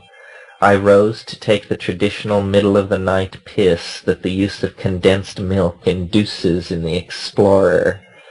I sat up in my hammock, struggled for matches, and then lit a candle. In the silent night I heard the inrush of my own exclamation of amazement. An intense triple-layered corona of light was shimmering out from the candle flame for a distance of about 4 feet. It was an intense iridescent blue alternating with an equally pure orange. I was immediately reminded of the aura of light that surrounds the body of the resurrected Christ in the painting of that subject by Matthias Grunewald. I understood that he must have seen the same thing that I was seeing now, and later incorporated it into his resurrection. Simultaneously, as though I was having a yet deeper thought, I somehow intuitively understood that the distortion or polarizing of the light of the flame that I was seeing was an effect caused by the distortion of psychic space-time induced by our experiment and the nearby presence of the lapis. This thought was followed by another. Perhaps the temporal and spatial distance from the stone could be gauged by the intensity of the colors in the aura of light around a simple candle. The distortion from light from a candle to act as a detector of the philosopher's stone. I thought of Diogenes prospecting for the good. Was that what he was doing? I thought of the phrase, "It is better to light one candle than to curse the darkness," and I laughed. I awakened Eve, and she sleepily confirmed the colors around the candle, but it communicated nothing to her of what it communicated to me. She rolled over, and when I returned from going outside, she was snoring softly. As I climbed back to my hammock, I counted heads and noticed that everyone was present and seemingly completely asleep. I lay awake a long time, thinking. All seemed still. As breakfast unfolded the following morning, the 6th of March, it became clear that the restful sleep I had imagined we had all shared the night before had been anything but that. From Dennis, still disorganized but ample comments, it emerged that he had, or imagined he had, a very active night. Closely questioned, it came out that he was completely convinced that sometime during the night he had arisen and dressed and then had a series of nocturnal adventures that involved going alone in the darkness to the thundering immensity of the Chorro over a mile away, then returning to climb and spend some time in a large tree near the edge of the mission before making his way back across the pasture and returning to his hammock strung among all the others. The thought of him wandering around during the night on those trails without his glasses, falling in and out of shamanic ecstasy, perhaps howling and otherwise paleolithically comporting himself, was too much for me. It was a breach of the collective cool, and even though I was 90% certain that it had never really happened, I was determined to eliminate all possibility of such rambles in the future. Dennis' story was an amazing description of a shamanic night journey. He said he had gone to the Chorro and meditated in the mission cemetery we had visited before. He had begun to return to camp when he confronted a particularly large moraceous tree near where the path skirted the edge of the mission. On impulse, he had climbed it, not at all unaware that the ascent of the world tree is the central motif of Siberian shamanic journeying.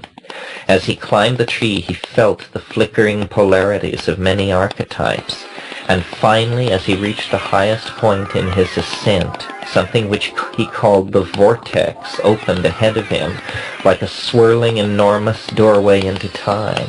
He could see the Cyclopean megaliths of Stonehenge, and beyond those ring stones, revolving at a different speed and at higher plane, the outline of the pyramids, marble-faceted and gleaming as they have not done since the days of pharaonic Egypt.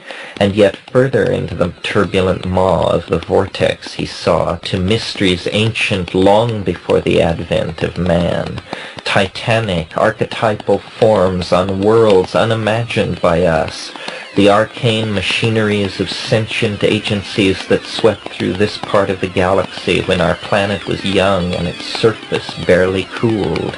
This machinery, these gibbering abysses touched with the cold of interstellar space and eon-consuming time, rushed down upon him. He fainted, and time, who can say how much time, passed by him.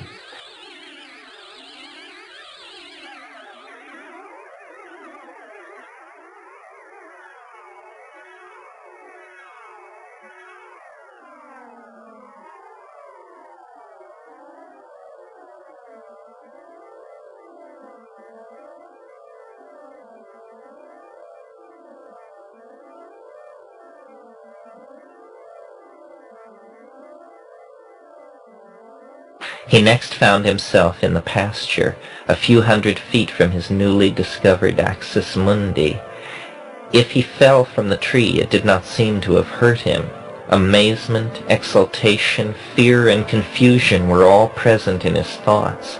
The continuum seemed to be shredding and ripping itself to pieces before his eyes, time and space swirling the artifacts of 20,000 years of human striving into a vortex of apocalyptic contradictions. In that state of fear and exultation in the depth of man's destiny among the stars, Dennis returned to our camp, and noiselessly returned to his hammock, or awakened there from a dream of the same thing. 24 hours had passed since the attempt to hypercarbolate human DNA.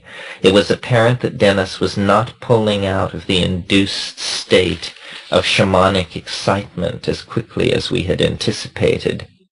Two choices presented themselves to explain the situation. The strain of the journey and the recent psilocybin tripping had contributed to activate a shamanic archetype in Dennis that had been latent all along, but which was now overt and carrying a strong transference potential to which I was succumbing by being unable to recognize my brother's condition as a potentially pathological state. This was the position that Vanessa and Dave leaned toward, and was the source of much of our difference of opinion on how to proceed. A second explanation takes a biochemical rather than a psychological approach. It says that Dennis had, through his unusual diet of drugs and the experiment he performed, inhibited some enzyme system that would normally return one from the heights of a hallucinogenic trip, but in this case had somehow become inoperative. The most likely candidate for this would be the MAO, monoamine oxidase system, which is responsible for rendering many hallucinogens into inoperative byproducts.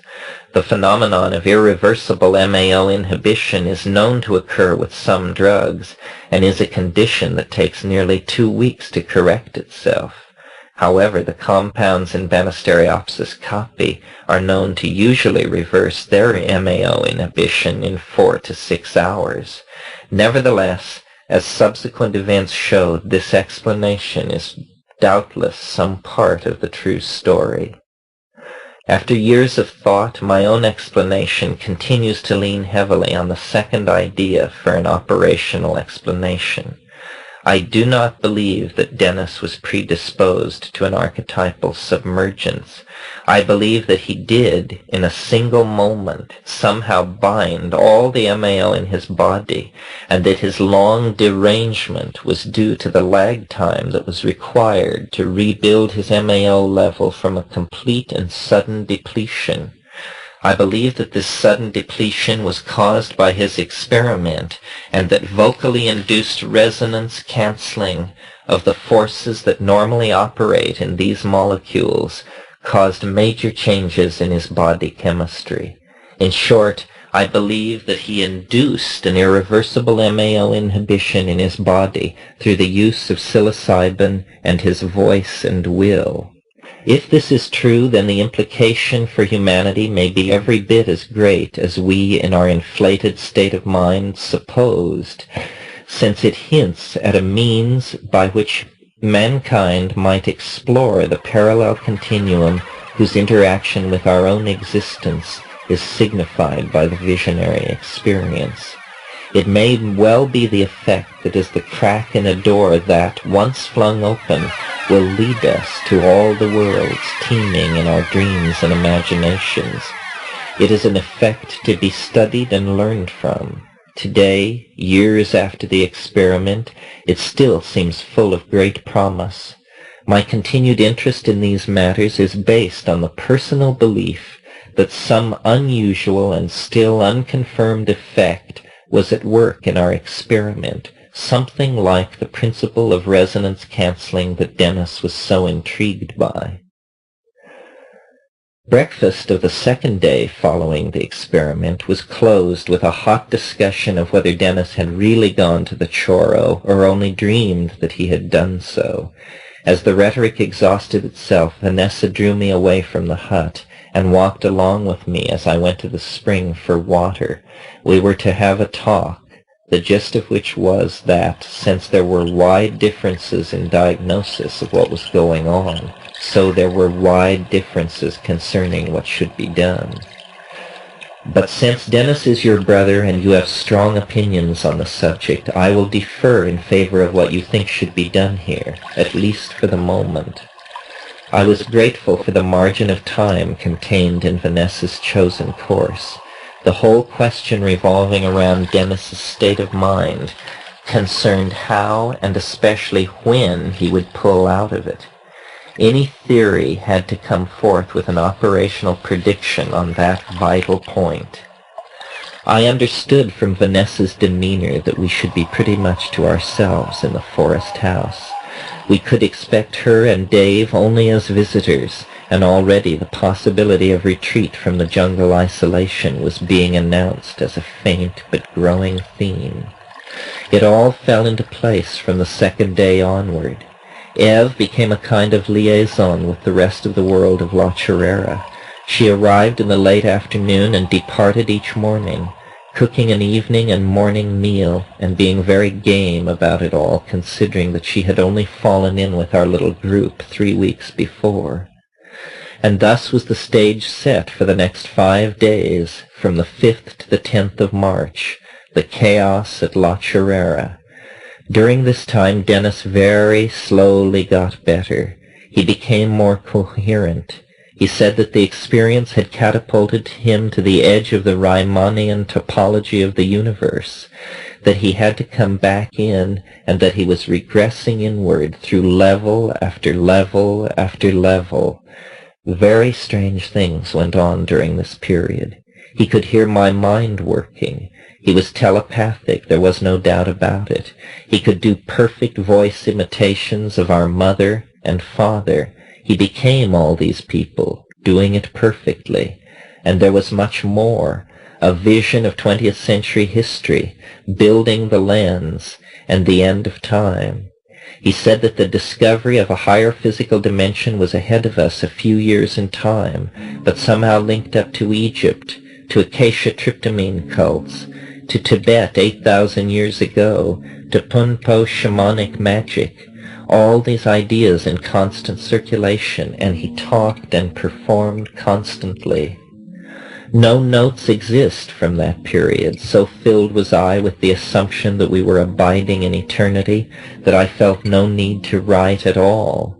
As the world seemed to me to grow more perfect, I determined at some point I would write a poem, but that moment never came. Nothing is coherent or connected from those 5 days.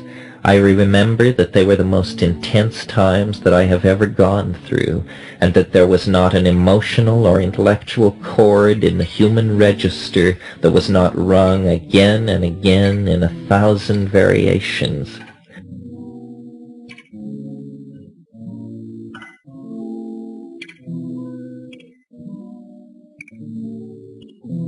In the notes made week after those times, I could only summarize those 5 days by labeling them absurdly: fire, water, earth, man, peace. I sat and Dennis raved. Without his glasses, his eyes were wild and unsettling to look into. Since the night of his contested shamanic ramble, I had formed the intention not to sleep, but to stand watch constantly, day and night.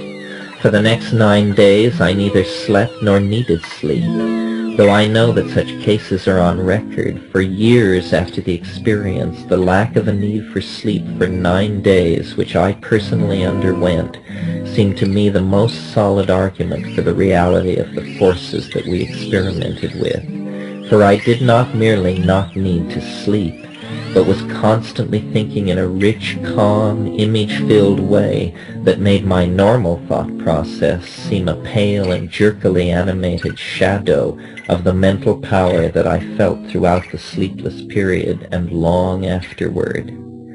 The time that we were moving through seemed made of the reflections of what had preceded it and what was to follow.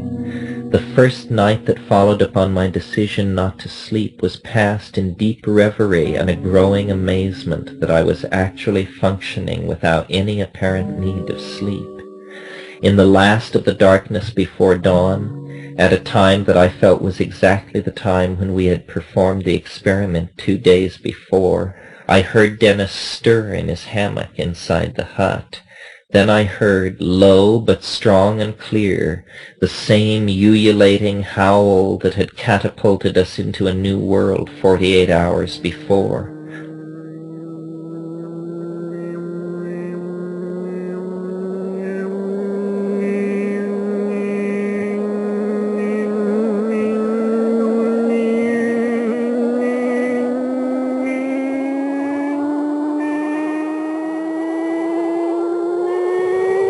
3 times it sounded, just as something in my mind assured me that it would.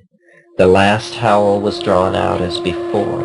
It rose and fell for perhaps a minute.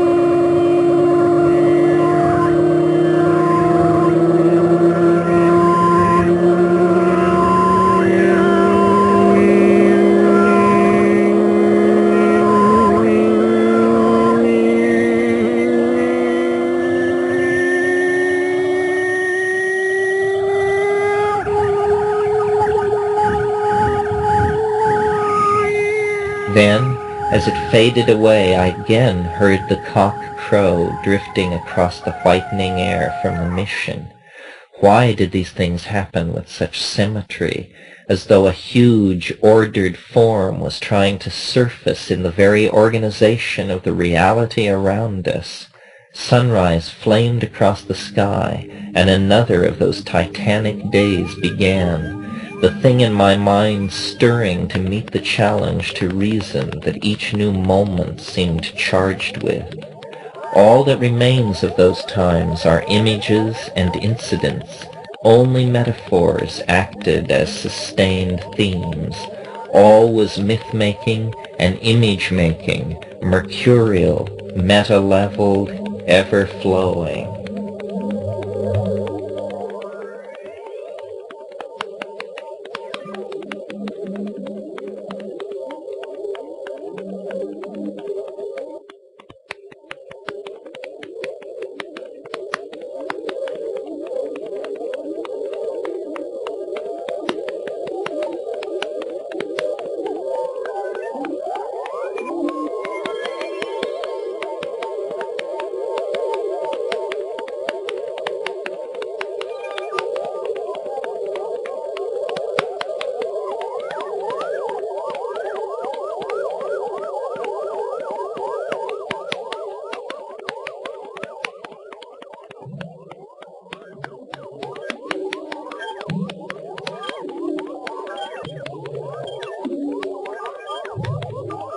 Chapter 13.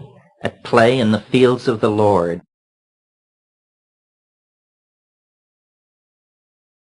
Ev returned with Dave and Vanessa to the river that morning, and for the first time in 2 days Dennis and I were alone, and the atmosphere was one of calm. I busied myself sorting through and arranging the equipment. Our campsite was again spick and span. Dennis was alternately calm or into long harangues on a supracosmic scale a la the Star Maker of Olaf Stapleton. He imitated, personified, described, and otherwise invoked immense Gnostic and Manichaean entities that were struggling on a cosmic scale, but not without humor, occasionally moaning out that he felt like an old man dying. Then he would collapse with laughter at this cleverness. I sat in my hammock and verbally participated as much as I could in all of this, though it was clear that Dennis had no difficulty in maintaining a conversation on his own. In fact, he seemed to have hit the main vein of the fountain of sprung verse. I closed my eyes for a moment, and there, fully formed beneath my eyelids, was the first of what I call teachings or messages. It was a beautiful, recursive, geometric form. The voice in my mind informed me that this was the Valentine curve.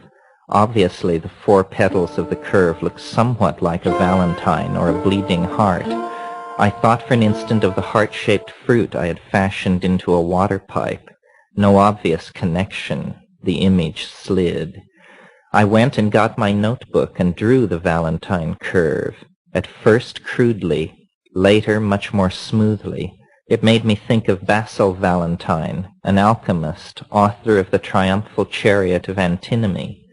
I had read the book, but could remember virtually nothing about it. I thought, too, of Valentinian, Alexandrian Gnostic of the 2nd century, and his doctrine that the material world was the condensed emotion of the errant Sophia, who had selfishly created a universe without undergoing any union but with herself. The condensation of emotion into matter. The theme was hair-raising. It was the theme that had brought us to the Amazon, and alchemy was the gnosis of material transformation. Clues seemed everywhere. Everything was webbed together in a magical fabric of meaning and affirmation and mystery. Ideas of all sorts formed in my mind unbidden and would lead inevitably to some further expansion of the set of themes that we had organized our lives around.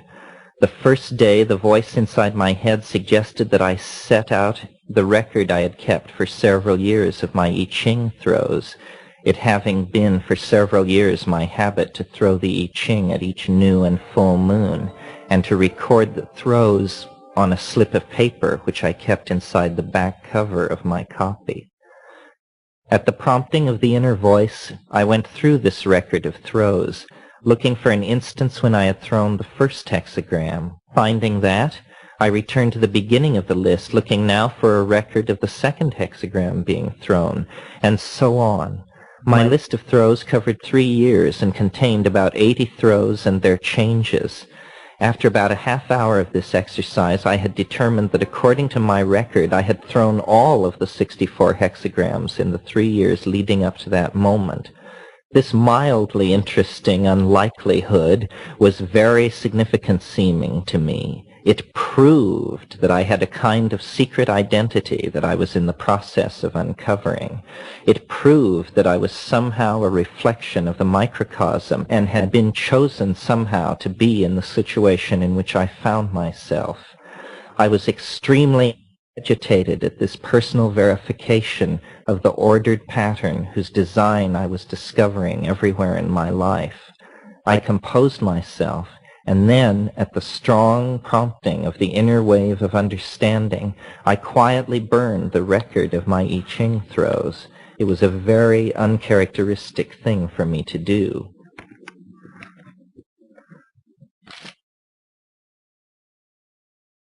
Dennis watched all of this and then delivered himself of but one of the many riddles that he was to propound over the next few days. What can you do with a hole in a stick that you can't do with a stick in a hole? He bellowed across the sandy expanse to where I stood by the fire. The answer involved the idea that a pipe was the vehicle of dimensional travel, and that was what you could do. And thus the first day of the reversal passed. A reasonable conclusion would have been to suppose that Dennis was toxically schizophrenic and that we should leave the Amazon. What muddied the water considerably was me, because I was comparatively normal except for one thing. I insisted that everything was all right and that Dennis somehow knew exactly what he was doing. It was okay, I insisted. He had done what he set out to do, and now people should try to relax.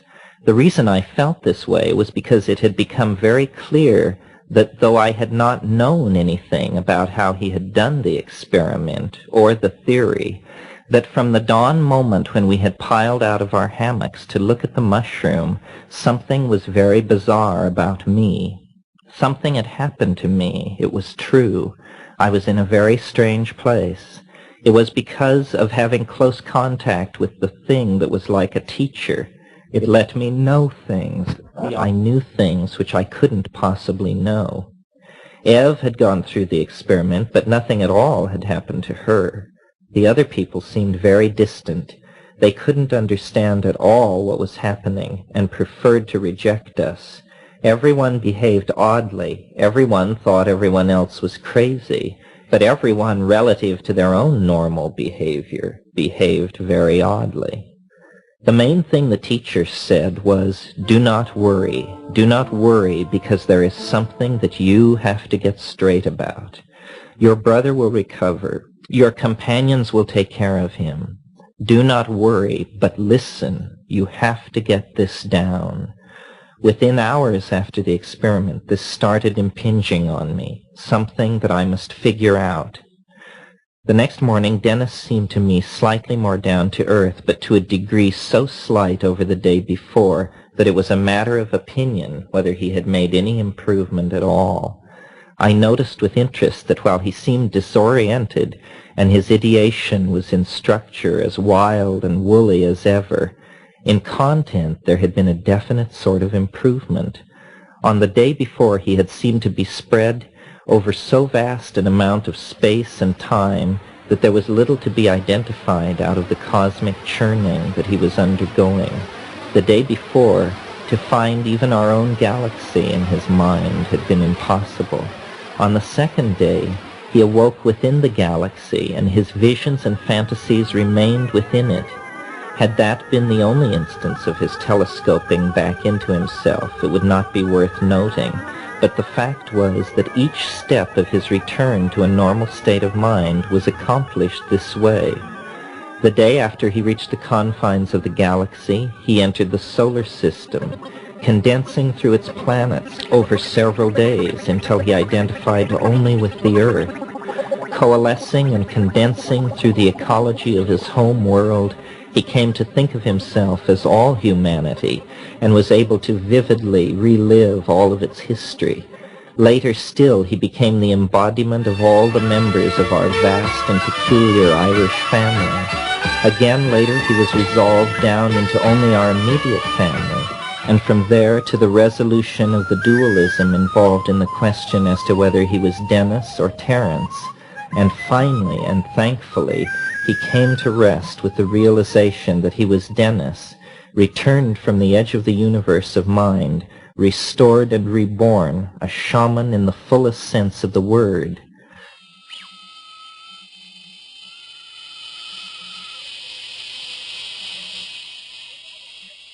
But that recovery was 20 days into the future from the morning of the 7th of March, when we walked to the pasture, just as we had on the morning after the experiment.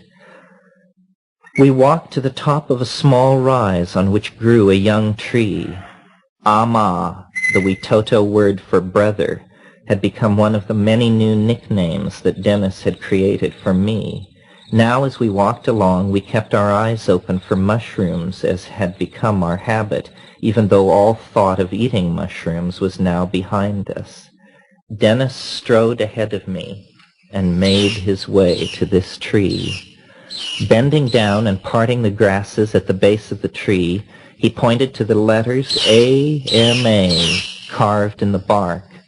It was carving at least several years old. The incident was confusing. How had Dennis known the carving was there, and what did it mean anyway?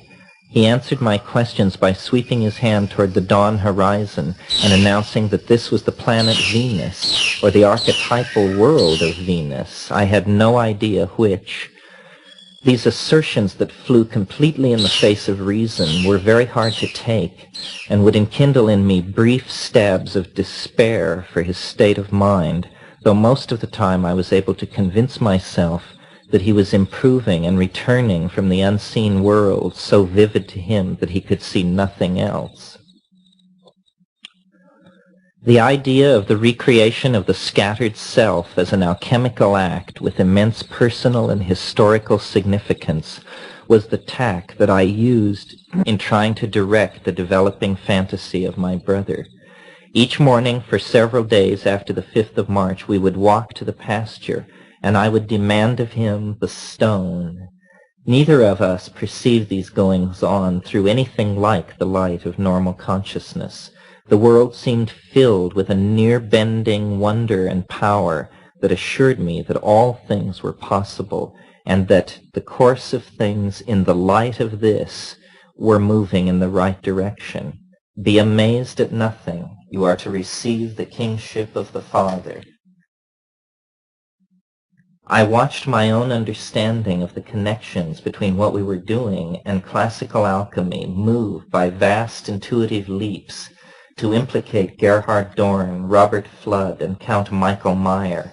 The 36th emblem of Meyer's Atalanta Fugiens is a wonderful visual pun that connects the cube of Stropharia cubensis with the UFO, the hyperobject seen in the sky.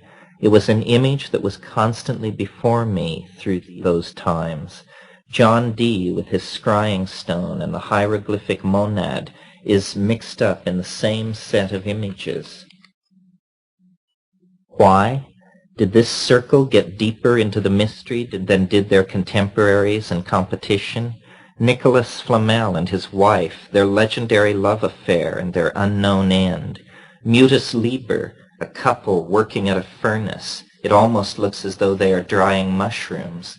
Just how sophisticated did alchemy become before Enlightenment science scattered the adepts and rendered their control language inoperable? So that in the pasture each foggy morning, when I demanded of Dennis that he give me the philosopher's stone, it was both pressure upon him to reformulate his consciousness into a unity, and a thing which served as the focus for the transference potential that was so intense as to again and again threaten to engulf us. Not sleeping, being awake constantly, I was in the world of the developing situation at La Chirera, but also in another world into which my brother had become psychotopologically enmeshed, a world of a dimensional vortex, beyond which seemed to be eternity, the land of the dead, all human history, and the UFOs. It was a world whose unseen cybernetic chroniclers spoke telepathically in our minds and revealed that we and all humanity were in the act of becoming once again able to go between these dimensions and our own, to re-establish the eschatological shamanism lost scores of millennia ago. At one point I picked up a stick, and in the sandy lateritic soil of our living area I scratched the shorthand symbol for and. I called it the ampersand, and for me its binding fold in one corner of a quaternary structure was very satisfying. I began to imagine this symbol as the symbol of the hyperdimensional condensation come UFO. I spoke of it as the ampersand for several days. Then I called it the eschatron.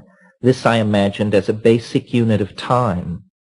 The combination and resonance among the set of eschatons in the universe determined which of the possible worlds allowed by physics would actually undergo the formality of occurring.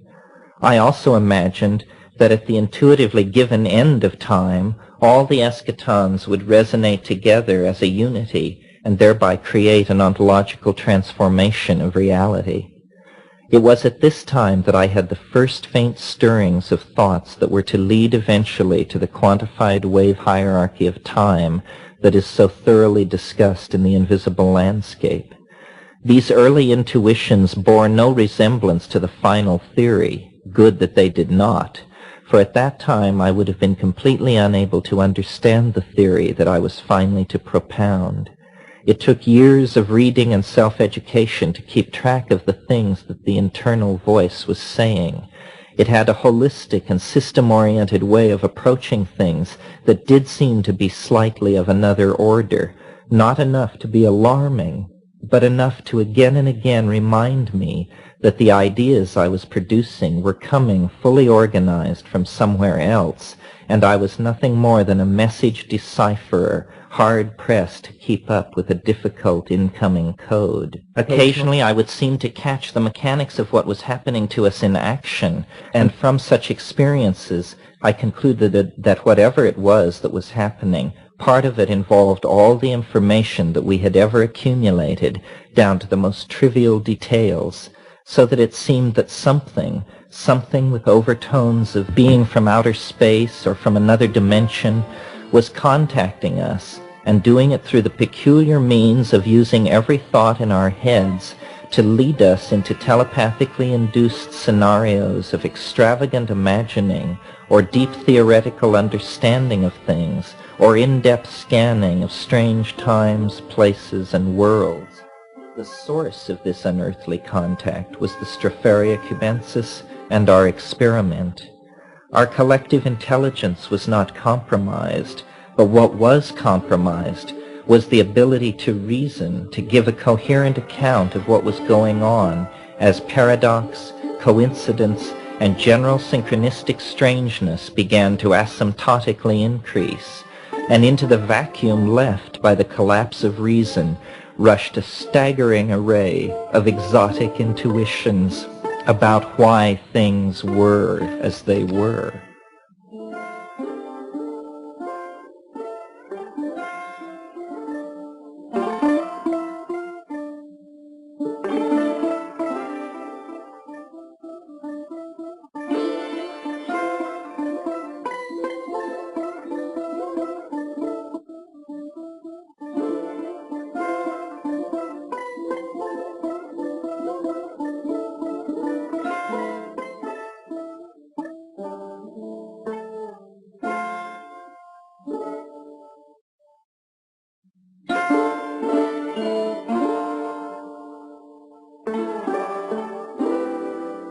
On the morning of the third day following the experiment, shortly after breakfast, Dennis announced a new teaching. This was that one could see any point in time by closing one's eyes, visualizing an 8, turning it on its side so as to approximate the sign for infinity, then mentally sliding the two closed rings over each other to form a circle, then shrinking the circle to a dot and thinking the word please and the target point in space-time. Usually I knew not whence these images came to him. However, this time I was amazed, for I recalled with perfect clarity that 6 weeks before, shortly before I left Vancouver, British Columbia, where I was then living, I had gone to a dentist as part of the standard pre-travel tune-up. While in the waiting room, I had read a several-months-old journal of some Canadian Education Association. In that journal, which I had not discussed with anyone, was an article, very short, about teaching machines and very young children. The "picture this" scenario with which the article opened, it may have even been called "Picture This," was of a child looking at a figure 8 on a television screen, rolling it on its side, squeezing it together, etc. It was a bit of media flotsam that my brother, or something working through my brother, was able to lift right out of my mind weeks after I had forgotten it, something able to refashion and use the image in whatever absurd way that it wished.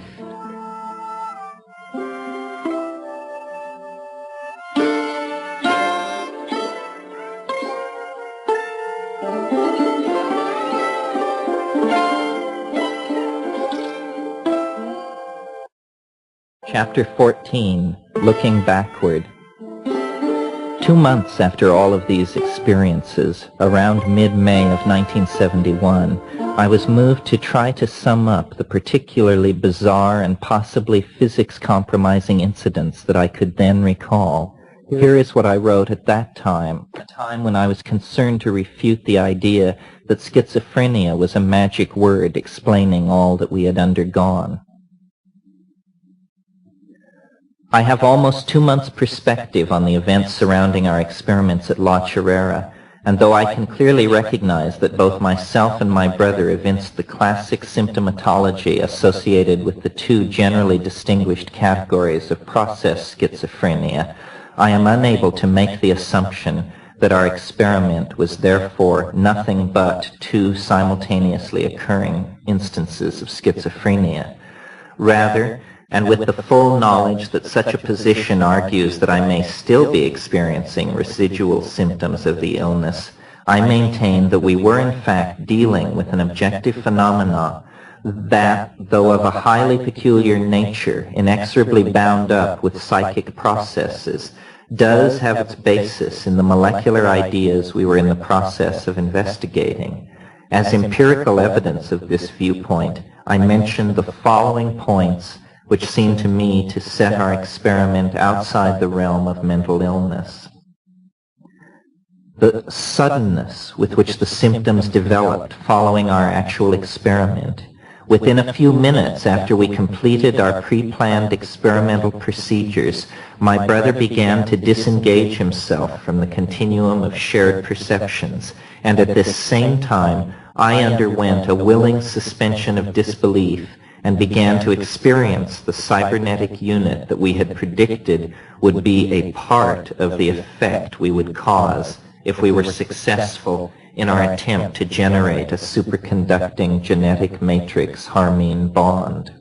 The integrated or dovetail aspect of our shared disassociation, meaning that, though both of us were experiencing the symptoms of types of schizophrenia, the fantasy, the ideas, and the understanding which we were experiencing were shared, so that while my brother thought of me as the shaman messiah in all manifestations, I perceived him as the condensed mind lens making a return journey across the universe that might have been one logical outcome of our experiment. Each of us alone would have given the clear appearance of being deluded. However, each of us seemed to offer elusive proof of the correctness of the position of the other. I might add that though no one else could understand my brother's peculiar mental processes, I believed I could discern depth and an integrated understanding which seemed to be behind them. But at the same time, I understood that his apparent lack of integration was due to the fact that his thinking was moving backward in some fundamental way. In the same way that a film running in reverse seems to present a spectacle of wild and irrational confusion, yet manages in the end to have things in their proper places, my brother's ideas and physical movements seemed to me to be simply the exact reverse of logical expectations. Knowing that the brain seems to operate on the principle of a hologram, Dennis had speculated before our experiment that he might receive a reverse image of my brain-mind organization for a brief time during the experiment. In listening to his free associations after the reversal, I became certain that this had in fact occurred, but for a much longer time than we had anticipated. In fact, I still believe that our only error throughout this entire experiment and the events following it has been our inability to correctly predict the duration of the process. I believe that our understanding of the mechanisms of the process, aside from its duration, have been correct, though still incomplete. Time is still, in other words, the crux of this matter. At times, my brother's free associations consisted of incidents which I had experienced more than a year previously and more than 10,000 miles from where Dennis was then living, incidents about which I had spoken to no one.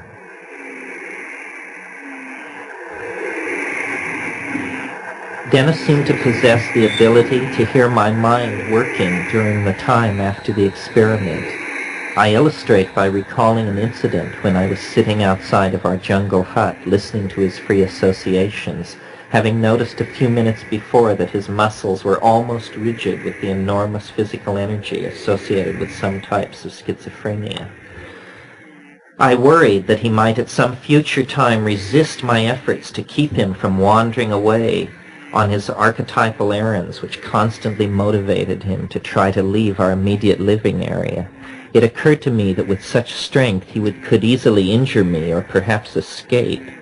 While mulling this disturbing possibility for the first time, I noticed that Dennis had left his hammock and was standing in the doorway of the hut. In a perfect imitation of our father's voice, he consoled me with the spoken thought that Dennis is a good lad and would never do a thing like that. Another incident occurred 7 days after the reversal began. Dennis announced that at 11 o'clock that night, the good shit would appear. This was a reference to a kind of psilocybin-enriched hashish that Dennis claimed he had encountered a few months before in the States. This prediction of a material transmutation is not so odd when the alchemical concerns and ideas which led us into this experiment are recalled. After this conversation, Ev and I returned to the forest house for the night, and Dennis stayed at the river house. As was our custom, we smoked a bit of the local marijuana before turning in. During this process, a small fragment fell, still burning, from the pipe, and as I picked it up to return it to the pipe, the characteristic odor of Asian hashish was very noticeable. I examined the pipe very carefully, and though no change in the physical appearance of the smoking mixture had occurred, it was now definitely, to my own satisfaction and that of skeptical Ev, behaving exactly like hashish, a drug absolutely unknown in the Amazon in 1971. This phenomenon persisted for about 5 minutes and then slowly faded, leaving us to the rational continuum of normal behavior of materials. It is to be regretted that this transmutation occurred with a substance where any skeptic will be at ease in venting his scorn. We are all familiar with the facile view that potheads can't think straight. But to anyone with in-depth involvement with these two substances, the difference is unmistakable. This experience contained a number of parallels to the Njuli movement among the Lawangan people of Borneo. who in the early 1920s promulgated ideas centering around the claim that a piece of resin had suddenly become longer through the influence of a flute played nearby, and that the lengthening of the resin foreshadowed human immortality.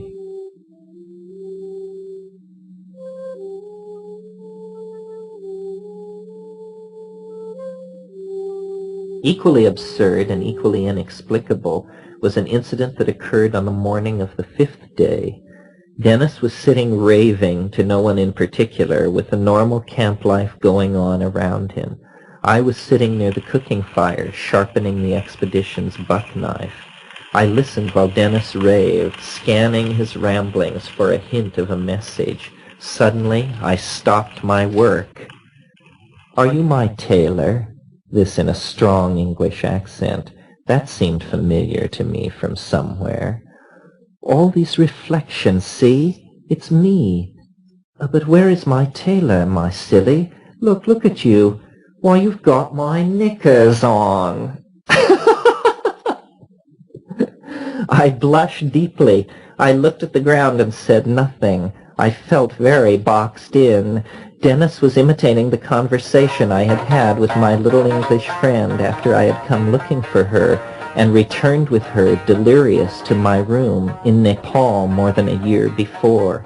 The crazy conversation between she and I that I had never discussed with anyone save her was now booming out over our Amazon clearing in the mad voice of my brother. It was hardly the sort of situation in which I wanted to exalt his prowess as a telepath. I said nothing and waited squirming for his raving to drift off into incoherence, but I was impressed and convinced that he had somehow been able to completely penetrate not only my thought, but my nearly self-forgotten private memories. Most important among the features arguing more than a simple case of simultaneous schizophrenia is the idea model we have created out of the careful observation of things which happen to us. No one can argue that our theory of the hyperspatial nature of hallucinogenic drug states and the experiment we devised to test that theory yielded not only spectacular results, but a wave-particle theory of the nature of time. We took that theory and were able to construe it, using the energy maps of the I Ching, into a demonstrable idea that within its own terms explicates the nature of time and space. We turned an intuition into an idea model which explains the interconnection of physical and psychological phenomena from the submolecular level to the macrocosmic. Was this simply a creative outburst, or was it part of a close encounter with the UFO enigma? After the first mushroom experience at La Chorrera, we were involved with two ideas in particular. These were the motif of the teacher and the insect motif. Dennis and I could feel the overwhelming presence of some unseen intelligent entity which seemed to be observing and sometimes exerting influence in the situation to keep us moving gently toward a breakthrough. Because of the bizarre nature of the DMT flash, with its seeming stress upon themes alien, insectile, and interstellar, we were led to speculate that the nature of the teacher was somehow that of a diplomat anthropologist come to give us the keys to galactarian citizenship. We discussed this entity in terms of a giant insect, and through the insect trill of the Amazon jungle at midday, we seemed to be able to discern a deeper harmonic buzz that was the signal keying us to the entity in hyperspace. This sense of the presence of an alien third party was sometimes very intense, most intense from March 5th to 10th, and from there fading off gradually. This image of the insect teacher gave rise to numerous entomological speculations.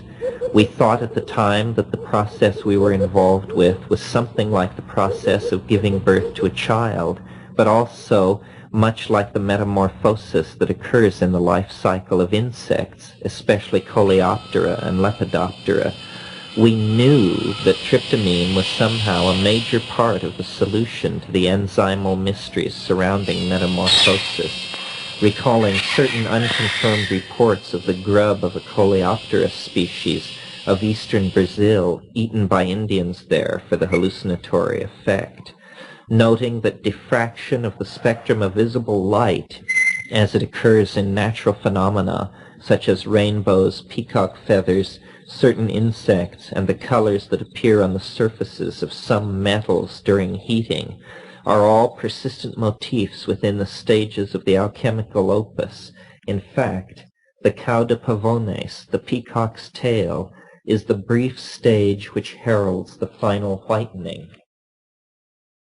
By exotic intuition, I knew that the occurrence of such interphase colors in nature indicated the presence of tryptamine-related compounds.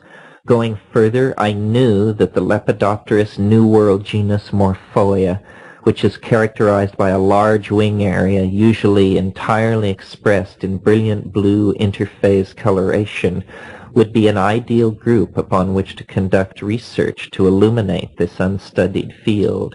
I knew that the enzymal process in insect metamorphosis received molecular tuning and control through resonation induced by the harmonic strum of forest insects that have neuroactive tryptamine in their bodies, acting for them as an antenna to the electron spin resonance signal of the collective DNA, just as it did for us in the experiment. This signal would, I thought, keep the entire class Insecta keyed in to the point of maximum symmetry in the evolutionary stream, thus explaining the remarkable durability of the insect adaptation, which stabilized its basic evolutionary strategy some hundreds of millions of years ago. Such things I was told quite conversationally by the voice in my mind. During this time, the iridescent black sheen which resulted when Stropharia cubensis grew in clumps and larger mushrooms shed spores on the caps of smaller mushrooms particularly caught my eye. Interestingly enough, this same metallic blue-black sheen was very noticeably present on the carapace of a large and shrill beetle, a member of the genus Buprestidae that I captured in the forest in the heat of the afternoon. It is known that the chitinous material which forms the outer covering of insects and spores is one of the most electron-dense materials in organic nature, being in this property similar to metals. My inner teacher urged that this specimen be analyzed for the presence of psychoactive tryptamines. If they were found, it would tend to confirm that the species responsible for the buzz of the forest, the Coleoptera and the cicadas, will in some species be found to contain the tryptamine compound necessary to allow them to key in on harmine present in local Banisteriopsis lianas and through them to the collective DNA network. I suppose that if a few of these species resonate, then other shrilling species could key themselves to the molecular signal, thus amplifying it and sustaining it through the forest for some hours of every day. Some of the life processes of the Insecta, I felt sure, must be regulated through a few species in this way. These unlikely and bizarre ideas unfolded themselves over those long, hot days while Dennis lay confined to his hammock and I squatted on the earth nearby.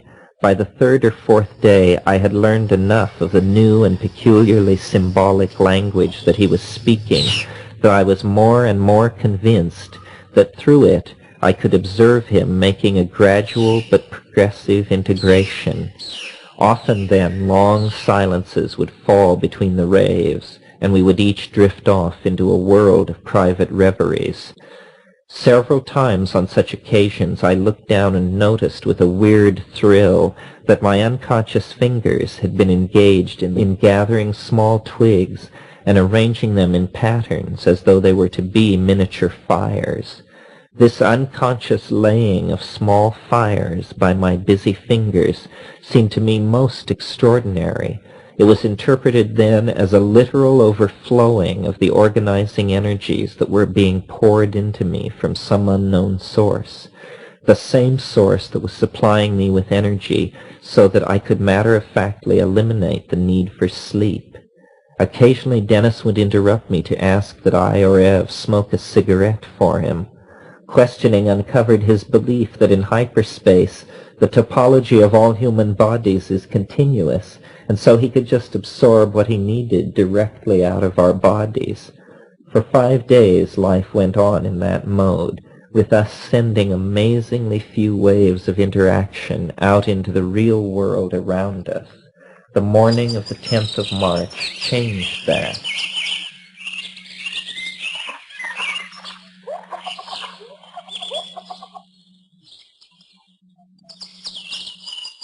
I had hardly been away from the hut and the short stretch of trail that separated it from the edge of the pasture for 5 days. So after breakfast on that particularly flawless morning, I chatted with Dennis and found him calmer and more lucid than he had been since the experiment. So composed and relaxed did he seem that I made the inevitable mistake of taking the situation for granted. I slipped away with Ev and the butterfly net for a relaxed stroll down the trail and deeper into the jungle. We were gone scarcely 40 minutes, but returned to the hut and the clearing to find them humming with a deserted air of emptiness that was heart-sinking. I was not afraid that Dennis would wander into the forest and become lost, as I was convinced that whatever his state of mind, it did not include that sort of thing. What I did fear was that he might focus others' attention on us and the borderline areas that we were investigating. Leaving Ev at the camp, I ran to the pasture and across it to the mission on the far side. As I ran, I was busy telling myself that he would probably just have gone down to see Dave and Vanessa, and that I would, of course, find him there. I was too preoccupied to notice that the bells of the mission, silent normally except on Sundays, had been pealing for some time. As I came over the rise that gave me a clear view of the river house and the lake below the Choro, I saw Vanessa leading Dennis toward the river house. I could sense that the situation was more difficult than I had hoped. Vanessa was angry and had seized the situation to drive home her point. It seemed that Dennis must have bolted from his hammock the moment that Ev and I passed out of sight. He had gone straight to the mission, located the bell rope of the bell used to call the people to Mass, and had rung it furiously until the priest had found Vanessa and Dave, and they had none too gently persisted him to desist. Nevertheless, the already circulating rumor that one of our expedition had gone a bit off the deep end was not eroded by this sudden and totally public outrage. The delicate political balance I had established that had allowed me to have my way in the matter of treatment for Dennis was destroyed. Now Vanessa's idea that he should be moved to the river house was brought forth and endorsed by the priests and, I was told, by the police. Riding on the inner assurance that worry is preposterous, and seeing that I had completely lost control of the situation, I agreed to all suggestions. Vanessa had more news. An airplane was coming. It was not coming to take us out, but it would enable us to begin our withdrawal, since it would allow one of us to get a lift over 100 kilometers of jungle to San Rafael, where we had left the cache of equipment before making the overland march to La Chorrera. This was the only opportunity to fly rather than walk back to those supplies, and Vanessa pressed that we should take advantage of it. I agreed with everything. I assumed that soon the eruption of the millennium would obviate all such mundane concerns, but that was a fact that I would leave others to discover for themselves as they made their way into the ever-deepening dimension of the future. Dave had volunteered to go on the airplane. The decision was made almost at a moment's notice. He would reach our supplies and single-handedly undertake to have them and himself shipped up the Rio Putumayo and then back to Bogota. We would meet him back there when and if we got out by some means not yet clear. A bag was hastily packed. The airplane came skimming in, and then it was gone again, and we were 4. Vanessa and Eve became Dennis's nurses. He was moved to the river house, and I preferred to continue to live at the jungle house to avoid crowding. Dave was gone. The debate continued as to whether the direction in Dennis' raving was toward improvement, or whether it was only progressive drifting in the world in which he had become lost.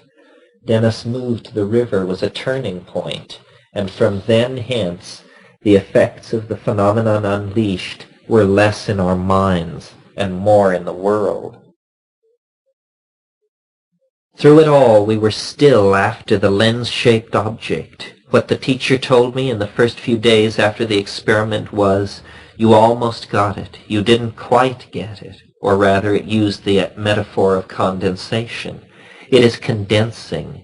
It was like a perfect alchemical metaphor. The stone is everywhere. It is here.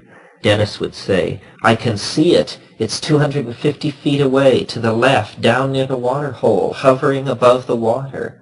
Each day it would get closer in. There were freak lightning storms.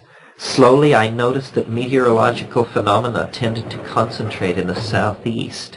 I began to look there, and whenever I did, I would see rainbows. Intuitions concerning what was going on ranged from the religiously profound to the utterly absurd. On the afternoon of the 12th of March, Dennis underwent a few hours when he was able to respond, however cryptically, to the questions we put to him concerning how things appeared to him. This all went on at the river house, and it happened that living around that house was a handsome rooster and his mate. He was perhaps the very cock that I had heard crow at dawn on the day of the experiment, and again 2 days thereafter. There was a perky alertness about this cock and hen that had received comment among us before. This particular afternoon, Dennis called our attention to the little hen, saying that if one thought of her as art, then the achievement she represented was immense. Who could make such a hen? Only the one who could have fashioned the peculiar world that we had fallen into, and that one is James Joyce. Over the next few minutes he proceeded to make his case that Finnegan's Wake represented the most complete understanding of the relation of the human mind to the time and space around it, and that, therefore, Joyce, at his death, had somehow been shouldered with the responsibilities of overseeing this part of God's universe. In this, Dennis was only following Wyndham Lewis, who made Joyce's ascent to eminence in the afterworld the subject of his novel, The Human Age. Jim and Nora, as Dennis called the newly revealed deity and his consort, were in and through everything at La Churera, particularly in the things that Joyce had loved. The little hen as the symbol of Anna Livia Plurabelle of the Wake was one of these things. It was Joycean humor that radiated outward from the path that he had followed. These ideas were absurd but delightful, and they led me eventually to reread Joyce and to accept him as one of the true pioneers in the mapping of hyperspace. They did not, however, shed much light on our predicament. From that view of life as literature, Dennis moved on. He reminded me that one of the alchemical analogues for the philosopher's stone that we shared in our private code of associations was a certain small silver key, a key to a box of inlaid wood with a secret compartment that had belonged to our maternal grandfather. I said that the ability to produce that key, which had been lost since our childhood, would prove the reality of Dennis' shamanic powers and their ability to materially transcend normal space and time. The conversation took the form of a question-and-answer session that ended with Dennis demanding that I hold out my hand, and then slapping his closed hand into my open one, letting out a loud, ludicrous squawk, and depositing in my palm a small silver key. Then would you be convinced? Well, look at that! At the time, I was thunderstruck. We were hundreds of miles from anywhere. The key before me was indistinguishable from the key of my childhood memories. Had he saved that key over all those years to produce it now in the middle of the Amazon to completely distort my notion of reality? Or was this only a similar key that Dennis had been carrying when he arrived in South America, but that I had somehow not noticed until he produced it? This seemed unlikely. He was confined to a room far from our stored equipment, and it was difficult to conceive of him becoming calm and organized enough to go to the baggage and carefully sort through it to the secreted key. This matter of the silver key, whether it was the original key or where it had come from, has never been satisfactorily settled. The original box was lost long ago, so the key was never tested. A final ironic note is added to the story by the fact that both Dennis and I were fans of the stories of H.P. Lovecraft, and so were aware of his story, Through the Gates of the Silver Key, a tale seething with many dimensions, strange beings, and a cosmic time scale. After Dennis had moved to reside in the river house, there was no longer any need for my sleepless watch at night. But the lack of a need to sleep prevailed. I actually looked forward each day to the time when everyone would retire, and I would have before me long hours of delicious silent thought. Like the fox spirit of the I Ching who wanders eternally among the jeweled night grasses, I wandered in the pastures and on the trails around La Chorrera. Sometimes I would sit beneath the Ama-initialed tree for hours, watching vast mandalas of space and time turn and glisten around me. At times I would walk long strides, nearly loping, head thrown back, gazing at the every-colored stars. Effortlessly, the deeper something that shared my mind connected up the constellations for me and showed me the enormous zodiacal machine that must have come to the ancients with the same suggestive force. Understanding in the form of immersion in millions of images of mankind in all times and places, struggling with the insoluble enigma of being and human destiny. It was during those velvet, star-strewn jungle nights that I felt closest to understanding the tripartite mystery of the philosopher's stone, the UFO, and the human soul. There is something human that transcends the individual and that transcends life and death as well. It has will, motive, and enormous power. Under certain conditions, the manipulative power of consciousness moves beyond the body and into the world. The world then obeys the will of consciousness to the degree that the inertia of pre-existing physical laws can be overcome. This inertia is overcome by consciousness determining the outcome of the normally random microphysical events. Over time, the deflection of microphysical events from randomness is cumulative, so that eventually the effects of such deflections are to shift the course of events in larger physical systems as well. Therefore, the greater the amount of time consciousness has in which to make its effects felt, the greater the possibility becomes that the willed end will come to pass, as subtle pressure toward a given end accomplishes the series of micro-deviations eventuating in a non-random and anti-entropic situation. The secret, in short, of falling in love.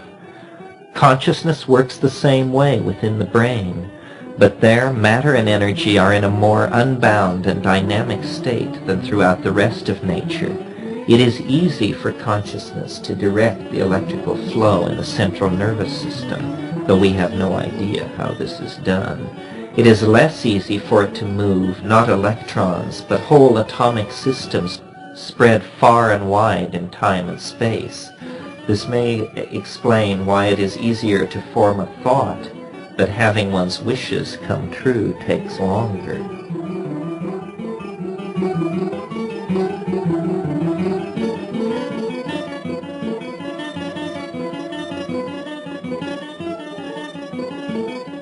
There is an interphase between consciousness active in the world and consciousness active in the CNS and through the intermediary of the body.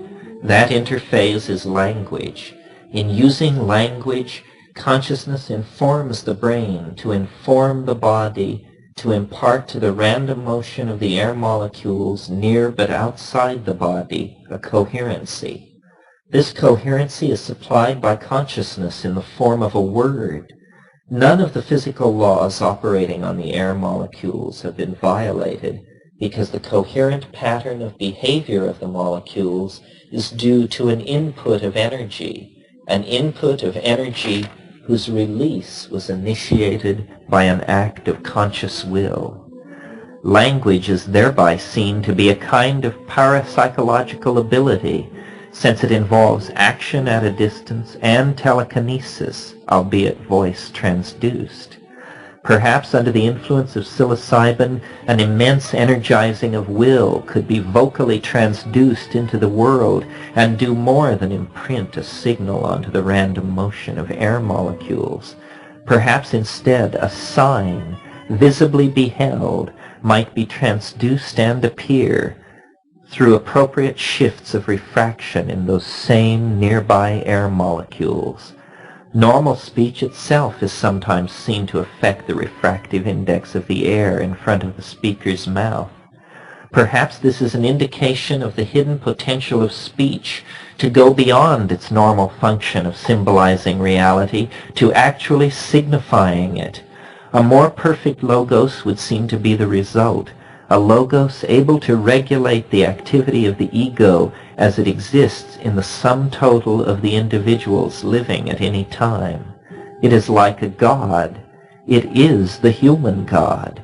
It is something that will happen to human destiny sometime in the future, and because it will happen, it is happening. Nothing is unannounced, and the ontological mode of the higher dimensions into which humanity is being propelled is being anticipated by the singularity which we call the UFO. Vallée is correct. The UFO is teaching something through its reinforcement schedule. It is preparing us to confront the God facet of ourselves that our explorations into the nature of life and matter are about to reveal.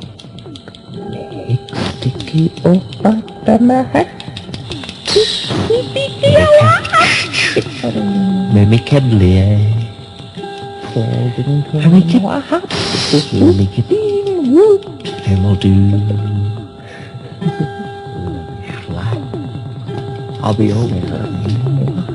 Make a big deal. And family.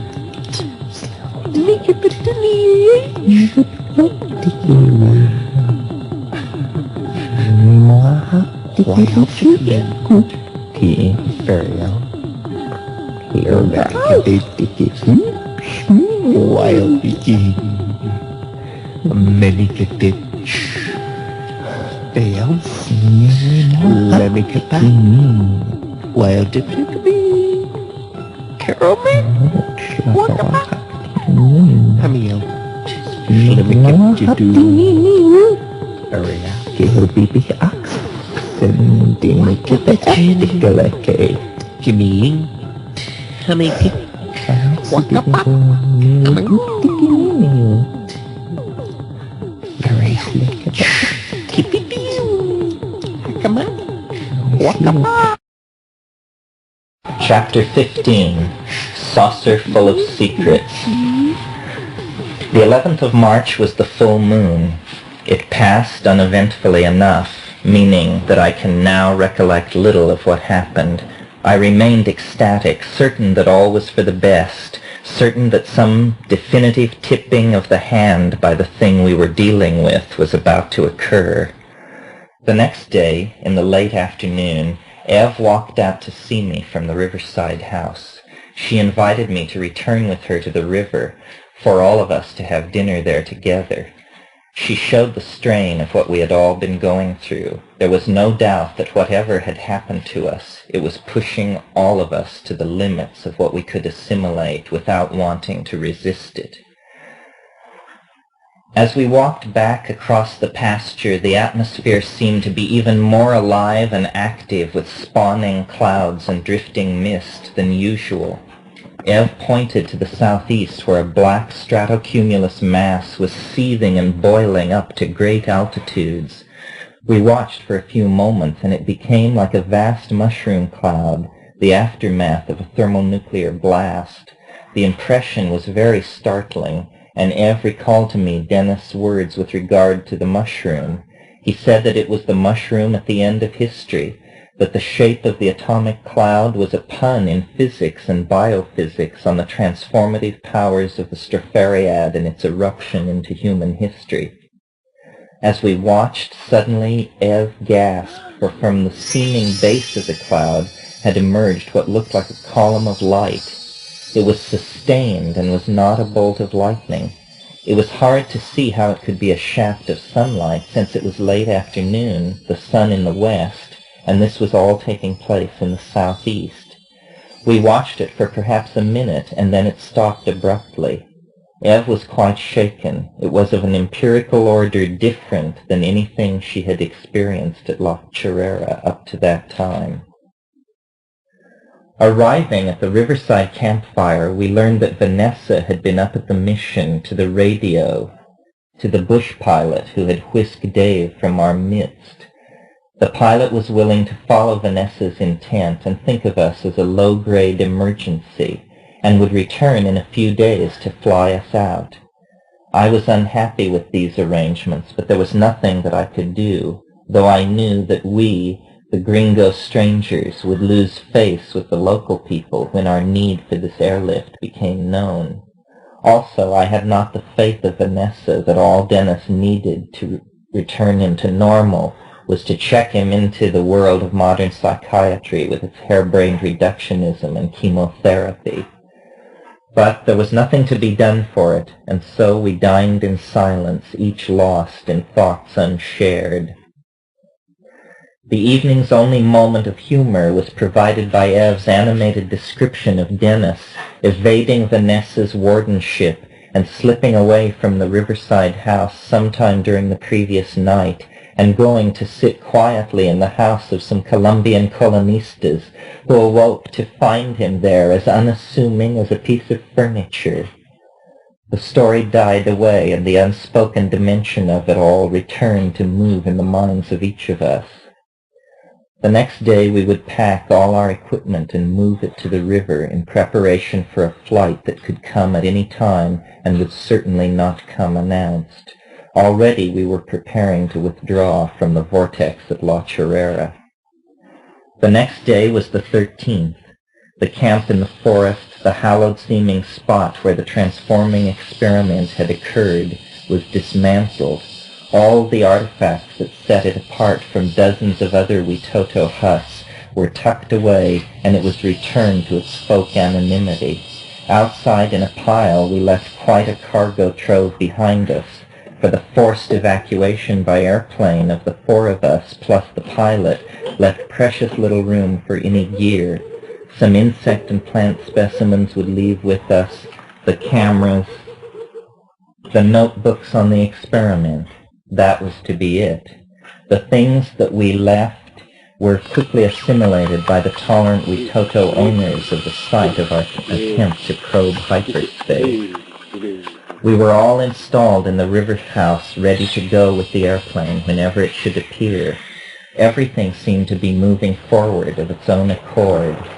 We swam in the river and sat on the rocks, scanning the sky and listening for the drone of the little amphibian. Thus the afternoon passed, with even Dennis quiet after an episode in the early morning in which he had methodically thrown the contents of his room out the window, to the point of ripping out the window frame and hurling it after everything else.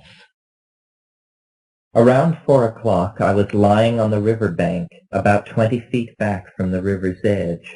I was thinking about a walk to the river 2 days before, when each step nearer the water seemed to bring more rhyme and rhythm into my thoughts.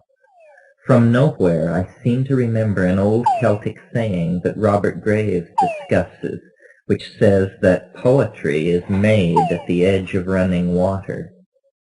It had something to do with that, I believed, and I was pondering it.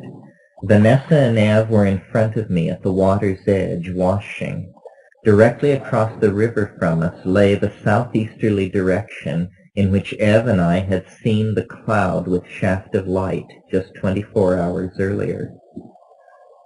I was gazing in that direction when I noticed what I thought was the weak beginning of a rainbow, just a place low in the sky near the horizon where there seemed to be the faint touch of a spectrum. After a few seconds, I called down to the two women and asked if they saw a rainbow across the river. They glanced across the river for only a moment, and both said that they saw nothing. I did not persist, but instead I watched the sky in that spot. By this time I had stopped forcing my opinions on people because I was regarded as nuts, not incoherent, but that I couldn't be trusted or couldn't be relied on because I believed such odd things. That was my flaw, to believe odd things. I kept watching across the river, and I saw the thing intensify. I was extraordinarily interested in all that was going on. In this pastoral setting, it seemed to me that a great revelation was brewing. I watched, and I saw the colors deepen. The bow of a rainbow never formed, but the deepening of the colors in one spot was very definite. Again I inquired of the women if they saw the rainbow across the river. Again the light glance, and wonderful! Yes, we see it. Not much of one, is it? The clue-scanning part of my hyperactive imagination was upon this detail in an instant. Yes, first a cloud with a shaft of light, now a spot of spectrogrammatic color, steady in the same place in the sky. I had very strongly then sense of the eye in the sky, drawing close to my thought and watching with satisfaction as I understood the importance of the southeast, of watching, of focusing my attention on that spot. And in my mind the teacher said, "This is the place, this is the sign, watch here." I said nothing to anyone, but I formed the resolve to spend that sleepless night, not as I had spent the others, wandering the fields like the fox spirit or meditating at the choro. Rather, I would sit here, where the lake empties and the Igara Paraná resumes its languid course, here at the boat landing, 70 feet down a steep mud bank from the riverside house, sit through the night and watch. All night long I sat, reviewing the things that had passed, seeming to divide my consciousness and send it both backward through my family tree, but also forward into the future. I seemed to see all the years still ahead, some technique to emerge from this contact, careers pursued across space and time, and finally vindication as the world realized the truth of the transdimensional nature of the Stropharia visions and the true nearness of the world that they throw open. For it had become my belief that the contact with an intelligent and utterly alien species was beginning for humanity, that out of the long night of cosmic time, the novelty of novelty, the moment of contact between minds on utterly different planes was beginning. We were among the first.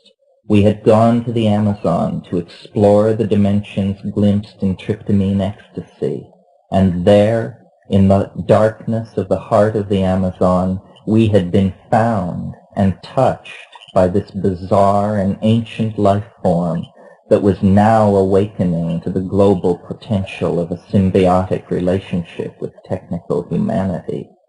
All night long, strange vistas and insights poured through me. I saw gigantic machineries and worlds of vegetable and mechanical forms on scales inconceivably vast. Time, agatized and glittering, seemed to pour by me like living superfluids inhabiting dream regions of terrible pressure and super cold. It was an ecstasy, an end stasis that lasted hours and placed the seal on all of my previous existence.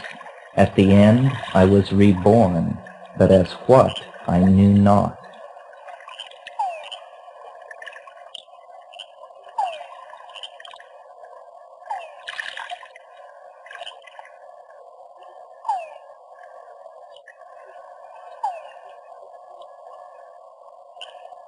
In the gray of a false dawn, the wave of internal imagery faded away. I rose from where I had been sitting for hours and stretched. The sky was clear, but it was still very early, and stars were still dimly to be seen in the west.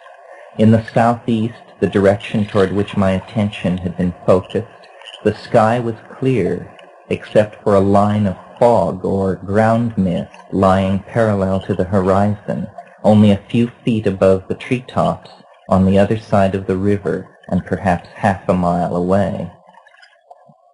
In other words, a line of light fog back from the river and slightly above the treetops in the middle distance. As I stretched and stood upon the flat stone where I had sat, I noticed that the line of fog seemed to have grown darker.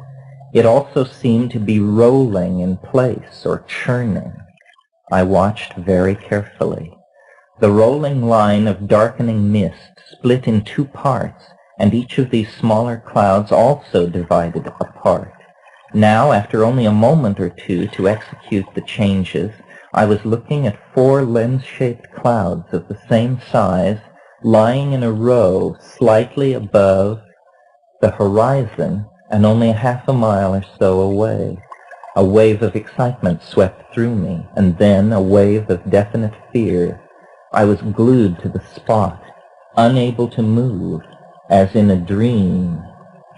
As I watched, the clouds recoalesced over the next 2 minutes or so, in the same way that they had divided apart. The symmetry of this dividing and rejoining, and the fact that the smaller clouds were all the same size, lent the performance an eerie air, as if nature herself were suddenly to become the tool of some unseen organizing agency. As the clouds recoalesced, they seemed to grow even more dark and opaque. As they all became one, that cloud seemed suddenly to begin to swirl inward like a tornado or a waterspout. It flashed into my mind that perhaps it was a waterspout, something I have never seen. But even as the thought formed, I heard a high-pitched, undulating whine come drifting over the jungle treetops, obviously from the direction of the thing I was watching. I turned to give one glance at the riverside house 70 feet behind me up the steep hill. I was gauging whether I had time to run and awaken someone to get confirmation of what was happening. To arouse someone, I would have had to go hand over hand up the slope and consequently take my eyes off the thing I was watching. In the space of an instant, I decided that I could not cease observing. I tried a shout, but no sound came from my throat because I was afraid. The siren sound was rapidly gaining pitch. In fact, everything seemed to be becoming very much speeded up. The moving cloud was definitely growing larger, rapidly, moving straight toward the place where I was. I felt my legs turn to water and sat down shaking terribly. For the first time, I believed all that had happened to us, and I knew that the thing was now about to take me. Details seemed to be solidifying as it approached me. It passed directly over my head at about 200 feet altitude, banked steeply upward, and was lost from sight by the edge of the slope behind me. In the last moment before it was lost, I completely threw open my senses to it, and I saw it very clearly. It was a machine with unobtrusive soft blue and orange lights. It was saucer shaped, rotating slowly, and as it passed over me, I could see symmetrical indentations on the underside. It was making the whee, whee, whee sound of science fiction films.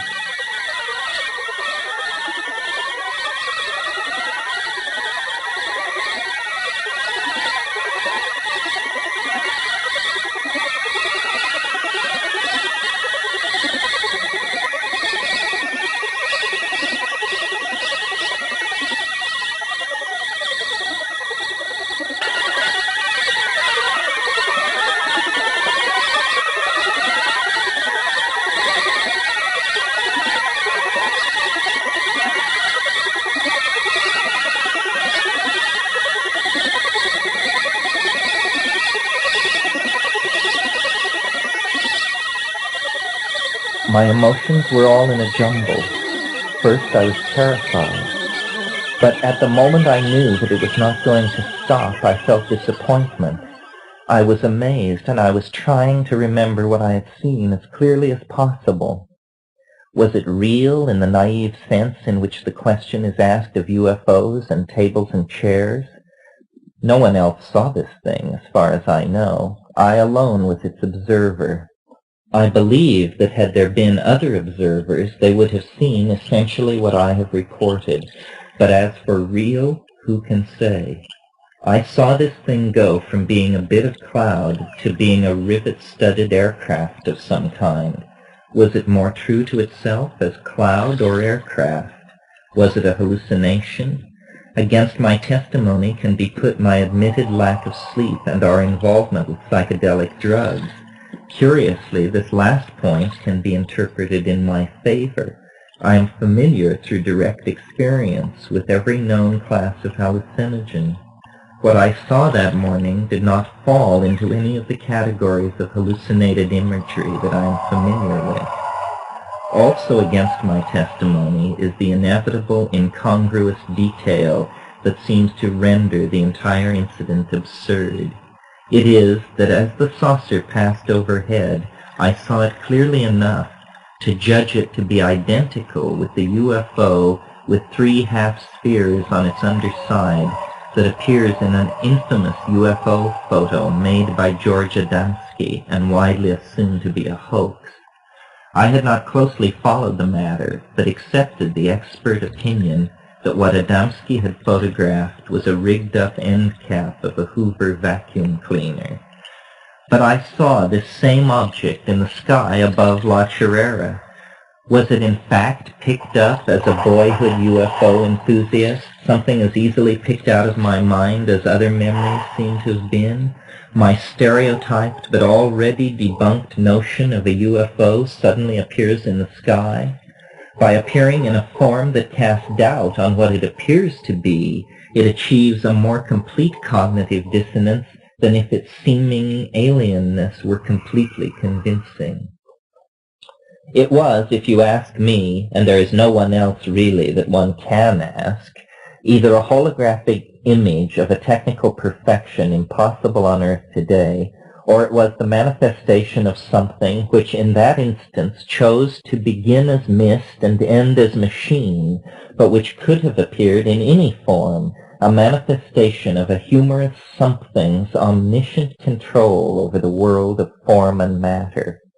It was not a mirage of the conventional sort. Years later it occurs to me that perhaps it was a kind of mirage still unknown to us, a temporal mirage. The ordinary mirage is an inverted image of water or a distant place. The cause is the distortion of light by alternate levels of hot and cold air. At Benares in India, I saw a triple image of the city suspended over the surface of the Ganges.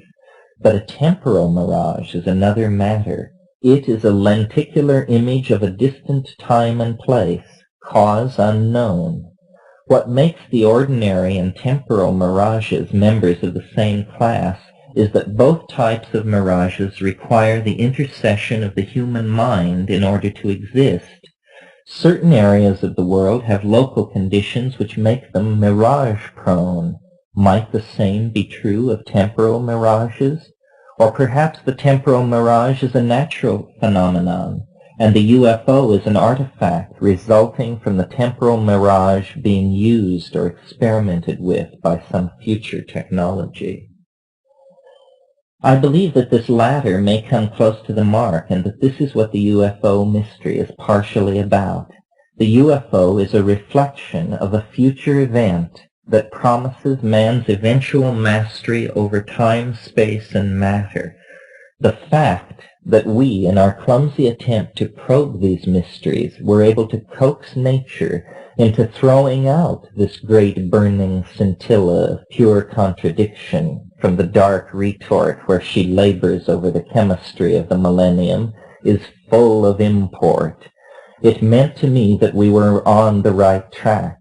The Stropharia cubensis mushroom is a memory bank of galactic history, Alien, but full of promise, it throws open a potential for understanding that will sweep away the petty concerns of earth and history-bound humanity.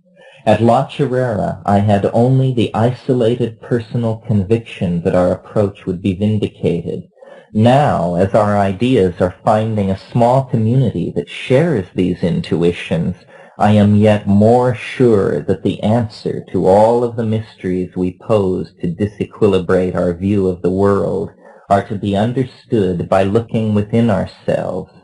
When we look within ourselves with psilocybin, we discover that man does not have to look outward toward the futile promise of the life that may circle distant stars in order to still our cosmic loneliness.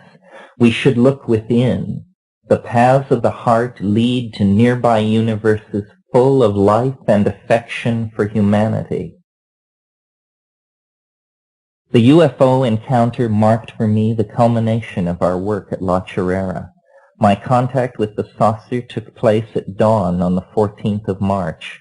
The following day at 11 a.m., the airplane arrived unannounced, but not unexpected. Vanessa had been anticipating it for 3 days. It was a matter of a few moments to clamber aboard after saying farewell to the priests and the police, all of whom had been most patient with our colorful party and its unusual preoccupations. Only in visions had my eyes recently rested on stuff such as the little airplane was made of, the highly polished acrylic surfaces of machines and things impervious to hard ultraviolet radiation, what the people of Amazonas call machete skin. It was a reminder of all that we were returning to. Dennis was on his best behavior, and beyond his commenting as we got aboard that an airplane was a partial condensation of a flying saucer, we said little. A roar of the engine, a hard pull back on the stick, and we and our legendary bush pilot were airborne. We circled the mission once before settling down to follow the Agara-Paraná back to the Putumayo and the version of civilization that Leticia would afford. What a tiny world La Chirera is, left behind in the trackless jungle after only a glimpse of buildings and Cebu cattle resting in the green pastures looking like lumps of melting vanilla ice cream. Whatever we had touched and been touched by, it was now falling behind us. We stayed 2 days in Leticia, days in which Dennis showed marked improvement while the rest of us drifted into various stances of distance with regard to each other, almost an effort to compensate for the excessive intimacy our isolated expedition had made necessary.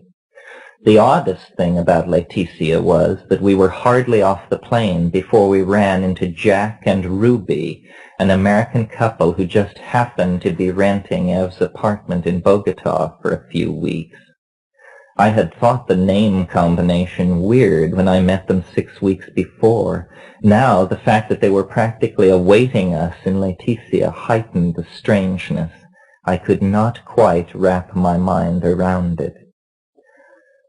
By the time we reached Bogota, Dennis was nearly completely returned to normal, lending weight to the idea that some sort of temporary chemical imbalance had been responsible for his reaction, rather than the emergence of a chronically unbalanced personality structure.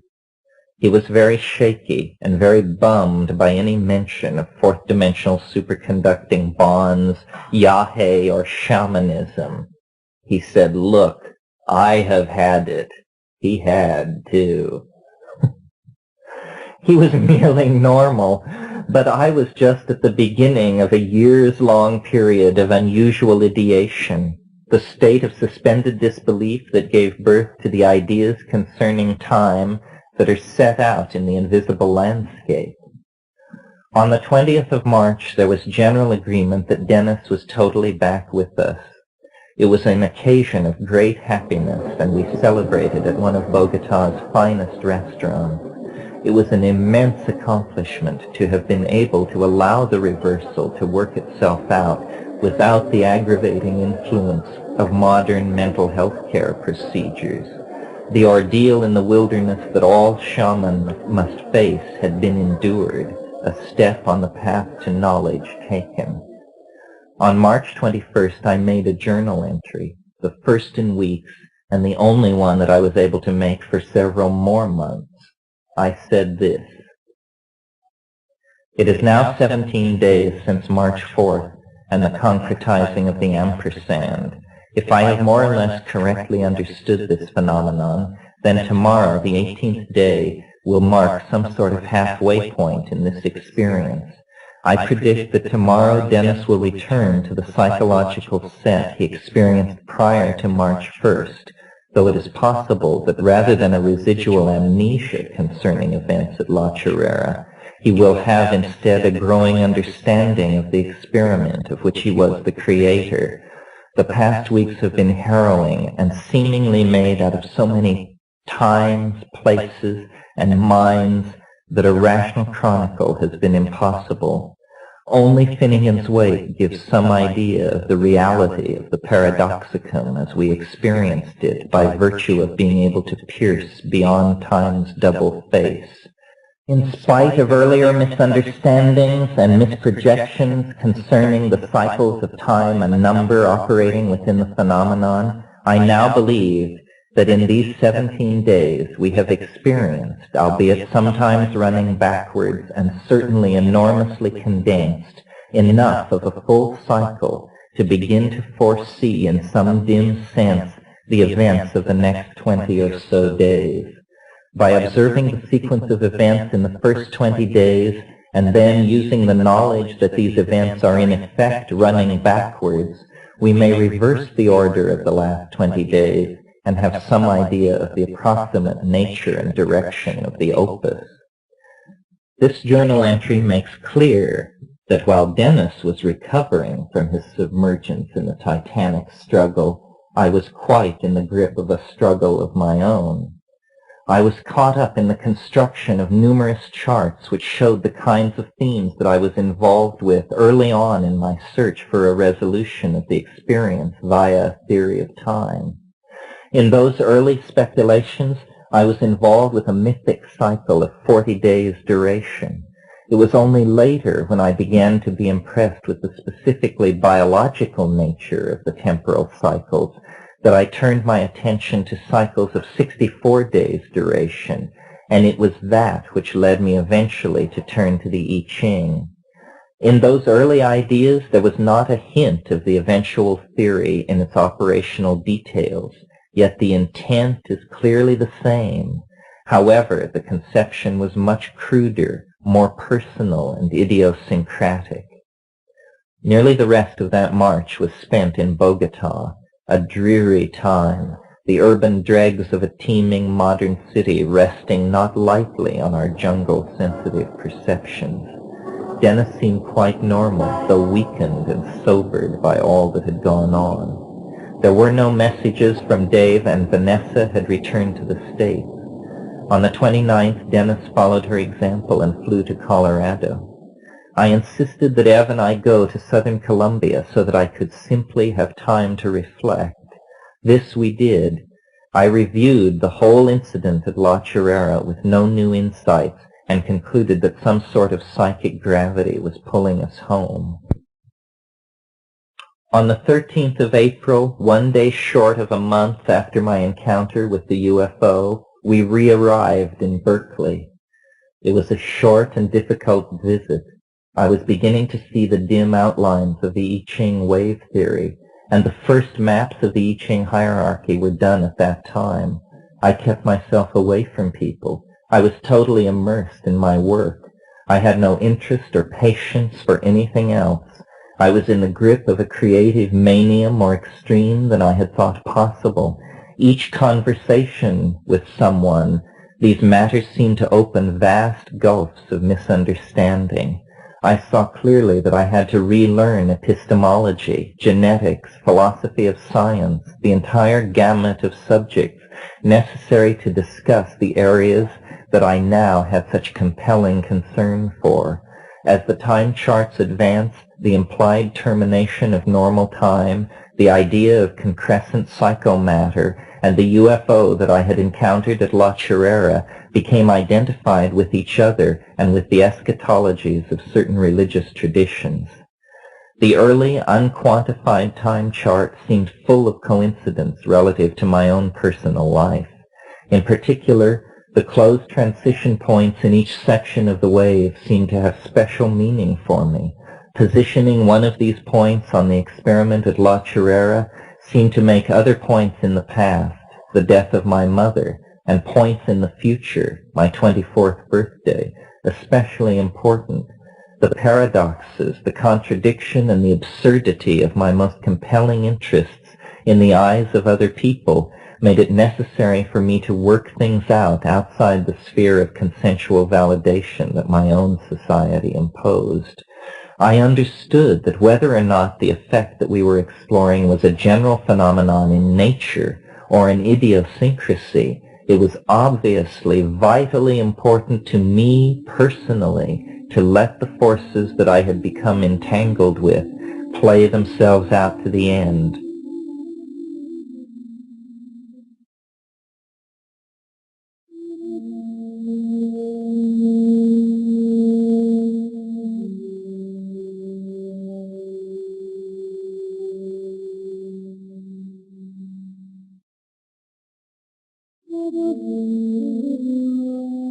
Resolved to return to La Chirera, to its solitude and its strangeness, and to spend time there simply observing the thing that had come over me.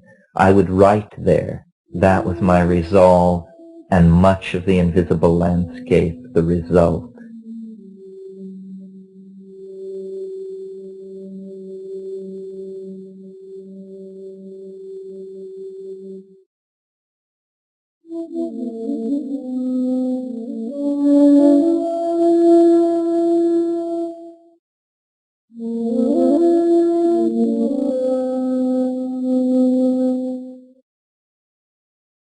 Chapter 16, Return. On the 15th of July, Ev and I again stood on the edge of the Amazon interior. My intention to return to La Chirera was fast becoming fact. My journal begins again as we started down the Putumayo, a name that had by then come to suggest to me an etymology like the horror of illusion. Having left the vicinity of Puerto Leguizamo a few hours ago with our cargo of beer and cattle, we are once again enclosed by and moving through the dream that is the forests and rivers of the Amazon basin. This return, to continue the contemplation of the phenomenon in the pure medium of tropical nature in which we discovered it, marks a dedication to and an immersion in the phenomenon that, I imagine, anyone familiar with the events which overtook us in March finds incredible, and even, perhaps, not without an element of risk. I refer not to danger inherent in the jungle or to the inevitable hardships attendant upon travel in remote areas, but rather, and obviously, to the psychological stress inherent in confronting the phenomenon, strangely so much a part of oneself, and yet vast and other, away from the mitigating world of friends, and a world that is unaware or skeptical concerning our encounter with the phenomenon and the subsequent understanding which we derived from it. My first consideration in this area is to do all in my ability to eliminate the unexpected. My brother's crypto-schizophrenic reversal is ever in my mind in this regard. I believe we are dealing with something to which no vagueness or uncertainty of inner dynamics adheres. Careful thought and study can eliminate the possibility of the contact phenomena suddenly turning on us or otherwise behaving unexpectedly. The right approach to these things remains elusive. Again and again, the inner voice of the phenomenon has insisted that, since my brother's opus of hypercarbylation, nothing at all remains to be done. and that if something is required in the way of activity, then by virtue of the very nature of the contact, that something will be exactly what we are doing. Ev and I lived quietly at La Chirera from August until November of 1971, and during that time I was able to completely indulge my submersion in the interior processes that I was experiencing. During this second residency at La Chirera, the theme of ukuhe recurred. We had made the acquaintance of several of the Witoto people who regularly walked the path near our own hut, a few hundred yards down the same path from where the original experiment took place. Among those Witoto who stopped to exchange a word or watch me collecting insects was a sturdy older man named Demetrius. In my excited state of mind, the letters D, M, and T seemed to stand out in his name like a beacon. As soon as I could get him alone, I haltingly put the question to him. Ukuhe? Ukuhe? He was barely able to believe his ears. That this strange, weak creature, like something from another world, should directly inquire after a secret tradition of his people was incredible. I have no idea how many cultural conventions were overlooked, but after a bit more conversation, or what passes for conversation between people who share no common language, I was sure that he would try to help me.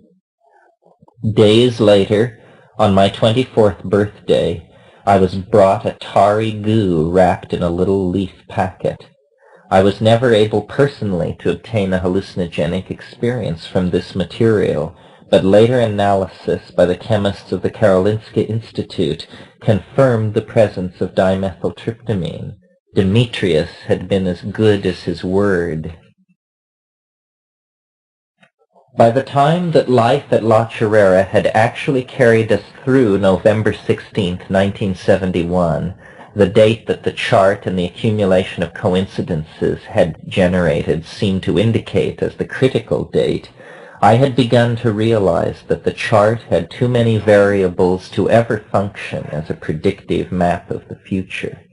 It would be necessary, I realized then, to somehow quantify the various parameters of the wave so that judgments concerning it could be less subject to personal bias. The last piece of writing that I did at La Chirera was done on the morning of the 16th. It was a kind of fable. Two old friends, Arabians somehow, yet more ancient, sit in a palace far older than themselves, set on a mountainside surrounded by vineyards, date palms, and citrus orchards. Insomniac and affable, they pass the long starry hours preceding dawn in the smoking of hashish and the propounding of riddles. Share my pleasure at this puzzle and its resolution, said the darker to the older, and he passed his hand across his companion's eyes. The older man then stood in the dream and watched the puzzle, a world of form and law, interlocking wheels and passion and intellect unfold.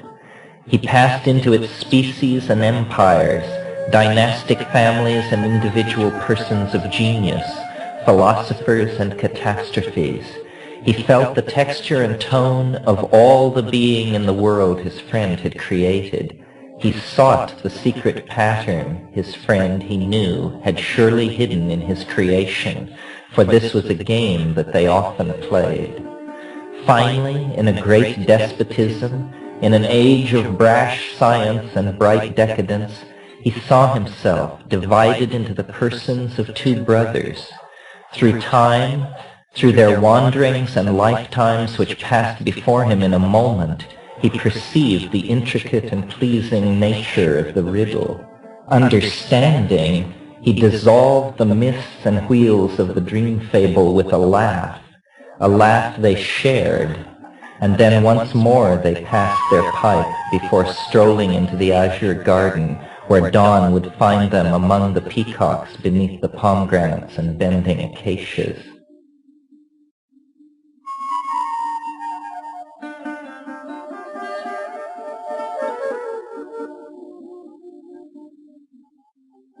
The important thing about the second trip to La Churrera was that the teaching was more or less continuous, and what it taught after months and months was an idea about time. It is an idea which is very concrete. It has mathematical rigor. The teacher showed me how to do something with the I Ching that perhaps no one had ever before known how to do. Perhaps the Chinese knew how to do it once and lost it thousands of years ago. It taught me a hypertemporal way of seeing. The invisible landscape explained all this. It is not something that can be corralled within the confines of a conversation. It enables one to have as much of a certain kind of knowledge of the future as it is possible to know. The future is not absolutely determined. There is not, in other words, a future to see in which every event is determined. That isn't how the universe is put together. The future does not have that nature of already completedness, but it is conditioned. What had originally gotten me looking at the I Ching was the odd way in which my early simplistic notion of 64-day cycles of some kind of set of influences worked very well in my own life surrounding the time of the experiment. My mother's death was the first of these points in time that I isolated. Then I noted that my chance-formed relationship with Eve had begun 64 days after that, and the culmination of the experiment at La Churrera had occurred another 64 days later. The notion of the hexagram year grew out of the idea of 6 cycles of 64 days each, a year of 6 parts, just as a hexagram has 6 lines. The personal worth of the idea was confirmed for me when I noticed that such a year of 384 days, if begun at the time of my mother's death, would end on my own 24th birthday on the 16th of November, 1971. I saw then that there were cycles and cycles of cycles. I imagined a 384-day lunar year, and then the thing of which it was only a part, a cycle of 64 times 384 days, and so on. The maps that I constructed and the eventual quantification of them that I achieved is told of in the invisible landscape. But what was not told there was the way in which these coincidences and my unconscious mind, or something in my mind, would guide me to discover the properties of the I Ching. What to make of the ocean of resonances that the time charts seem to show, connecting every moment of time to every other through a scheme of connection that knew nothing of randomness or causality? And what to make of the way that the chart and the fact of my discovering it seem to imply that the time in which we live was the focus of an ages-long and terribly important effort? These were inflationary images, and I recognized them as such, but the power and allure of them as a form of private entertainment was frankly irresistible. But more important than the central role the chart assigned to the time in which we live, and more puzzling than its personal idiosyncratic side, was the fact that, implicit in the structure of the chart, was an end of time, or a period when a transition of regime would take place that would transform the modalities of reality completely. I was familiar with the idea of eschatologies in a religious context, but it had never before occurred to me that regimes in physics might undergo sudden shifts that would reshuffle natural laws. There is nothing against it, really. It is simply that science, in order to function, must assume that physical laws are not context-dependent on the time in which they are tested. If this were not so, the idea of experiment would have no meaning, since experiments performed at different times might then give different results. Yet the theory that was nightly invading my dreams during those months, and that I was busy elaborating nearly every waking minute, was a theory of unseen parameters operating in time. Parameters symbolized by the hexagrams of the I Ching, but parameters that mold the possibilities offered by the laws of physics and chemistry into the actual realized world that is the integration of the potential possibilities into actual events. It is possible that, in a certain sense, all these states of liberation are nothing more than perfect knowledge of the contents of eternity. That if one knows what is contained in time, from its beginning to its end, you are somehow no longer in time. Even though you still have a body and still eat and do what you do, you have discovered something which liberates you into a kind of all-at-onceness which is very satisfying. There are other satisfactions that arise out of the theory that are not touched on in this formulation. Times are related to each other. Things happen for a reason, and the reason is not a causal reason. It is a reason which in physical terms is a quantum mechanical phenomenon. There is a wave which conditions events on all levels, and this wave is expressed throughout the universe on a number of extremely different, discrete levels.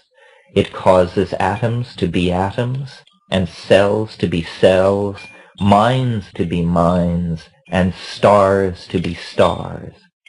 In a certain sense, it is a kind of physics, but it is metaphysics, metaphysics with mathematical rigor. What I propose is not a belief in the sense of a religious conviction. It is a scientific proposition.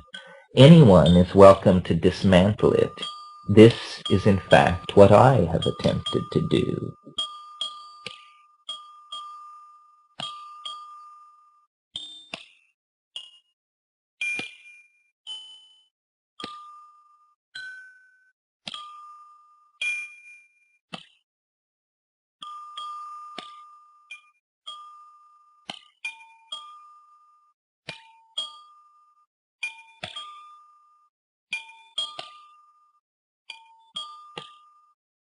Years after I left the Amazon, I continued to elaborate this theory and to clarify my own understanding of the theory-forming enterprise generally. I succeeded finally in 1974 in completely mathematizing the I Ching time graphs. This made it possible to greatly refine the ideas of what constituted proof or disconfirmation of what the theory contended. My conclusion today on these matters is that the theory of the variable and cyclical nature of novelty's ingression into the world is a truly self-consistent and completely mathematical theory. It is true to itself. It has not been possible to find a bridge between it and normal physics. Such a bridge may be neither possible nor necessary. We may find that normal science indicates what is possible, while the time theory I propose offers an explanation for what is.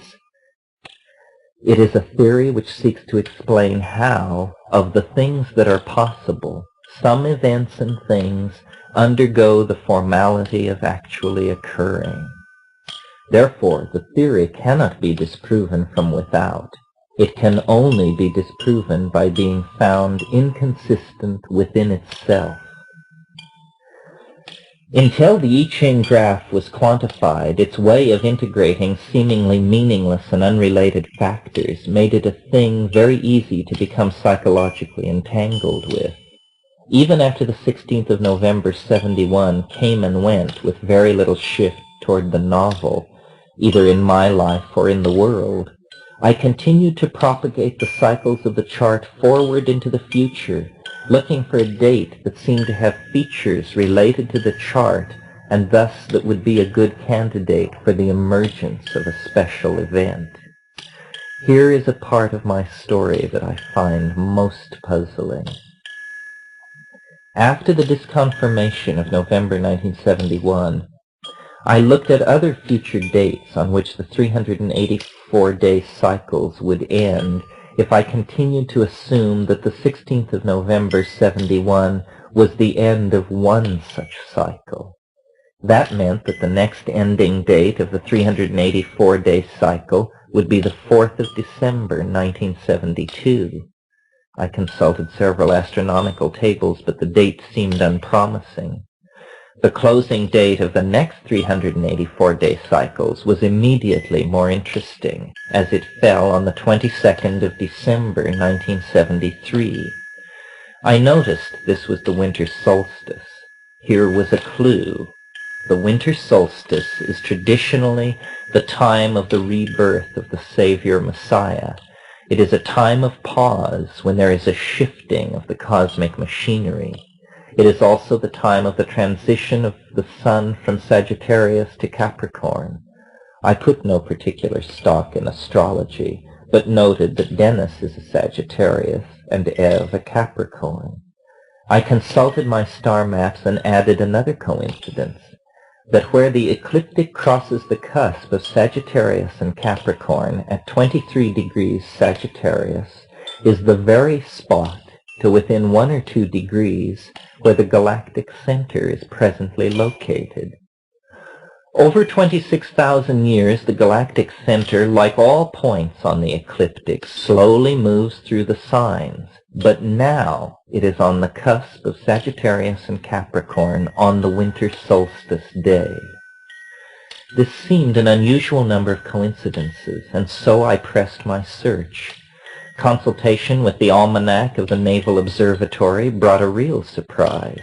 On the very day that I was searching, 22 December 1973, a total annular eclipse of the sun would occur, and the path of totality would sweep directly across La Chorrera and the Amazon basin. I was dumbfounded. I felt like a person in an eerie novel. This string of clues was actually real. I researched the eclipse to determine where exactly it would achieve totality. This would occur, I learned, nearly directly over the city of Belém in Brazil, in the delta of the Amazon River. This last fact carried me out of the realm of astronomical coincidence and back to the motifs of the trances at La Chorrera. Belém means Bethlehem in Portuguese. My perception, sensitive to any messianic possibility, seized on this. Belém is Bethlehem. It lies at the delta of the Amazon. Delta, the symbol for change in time. Delta, in Joyce and among graffiti artists throughout history, represents the vagina. Dennis was born in Delta, Colorado. Was it possible that all of our experiences could have been a premonition of an event at a time and place 2 years hence in Brazil? Was this why, absurdly, at the conclusion of the experiment at La Chorrera, the strains of O Little Town of Bethlehem had come echoing through my head? By late spring of 1972, I knew everything that I have just mentioned. Why did the chart point to the 22nd of December 1973, and why was there such a stream of coincidences pointing to that time? Had I known of the impending eclipse on some unconscious level? Had I known it would achieve totality over Belém? Why did the dates important to my life line up with that date according to the chart I had learned to construct in the wake of the UFO encounter at La Chorrera? I did not imagine that it was impossible that I had somehow known these things and manipulated my conscious self to imagine that it was discovering these things. But in the early spring of 1973, an event occurred which is the perfect proof that something larger than my unconscious, seemingly larger even than the total collective consciousness of the human race, was at work. This was the discovery of the comet Kohoutek, supposed to be the largest comet in human history, supposed to dwarf even Halley's Comet. Brightest comet ever headed toward Earth was the headline in the San Francisco Chronicle, and as I scanned the article, I actually let out a shout. The comet would make its nearest approach to the sun on the 23rd of December. A non-periodic comet, unknown to anyone on Earth until early March of 1973, was hurtling toward a rendezvous with the sun within 100 hours of the solstice and the eclipse over the Amazon. It was a large coincidence, if we define that as a coincidence that deeply impresses its observer. It is not diminished by the fact that Kohoutek really never lived up to expectations, for the expectations alone were to become a wave of fringe millenarianism and apocalyptic restlessness that would die only as the comet itself returned to the darkness out of which it had emerged. Did anything happen in Belim on the day of the eclipse? I do not know. I was not there. But I do know that the compression of events that occurred around that date and the way in which the charts revealed in the UFO encounter predicted this was uncanny.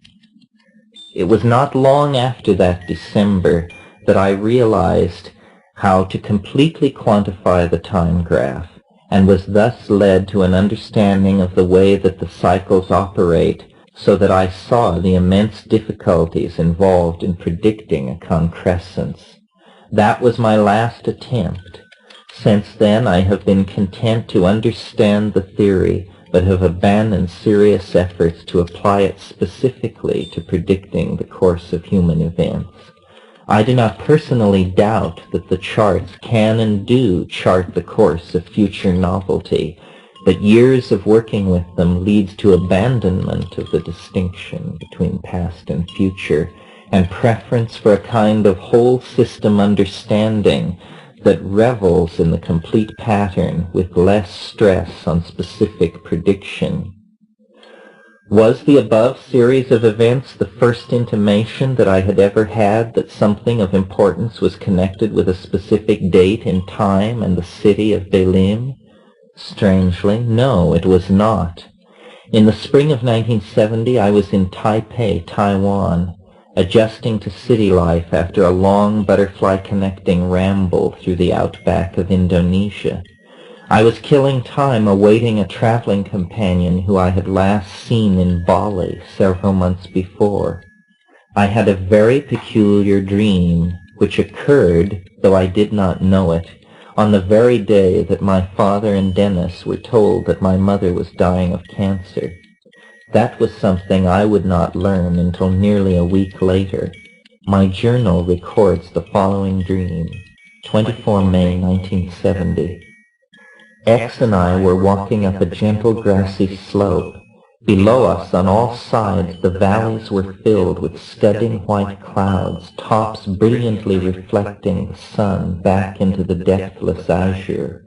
Ahead of us, the steeply rolling hills ascended many miles away, as I remarked, into the main range of the Rockies.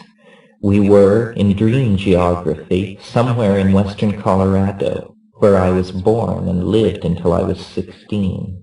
As we continued upward, Herr B., an Indonesian acquaintance, came to meet us wearing white tennis shorts and drew our attention to several small meteorological balloons whose dangling nylon cords had fouled in nearby wind-bent trees, and to our left, upon a crest, deeply dimpled, blazing white, and perhaps 30 feet high, was a large balloon, perhaps 3/4 filled with gas.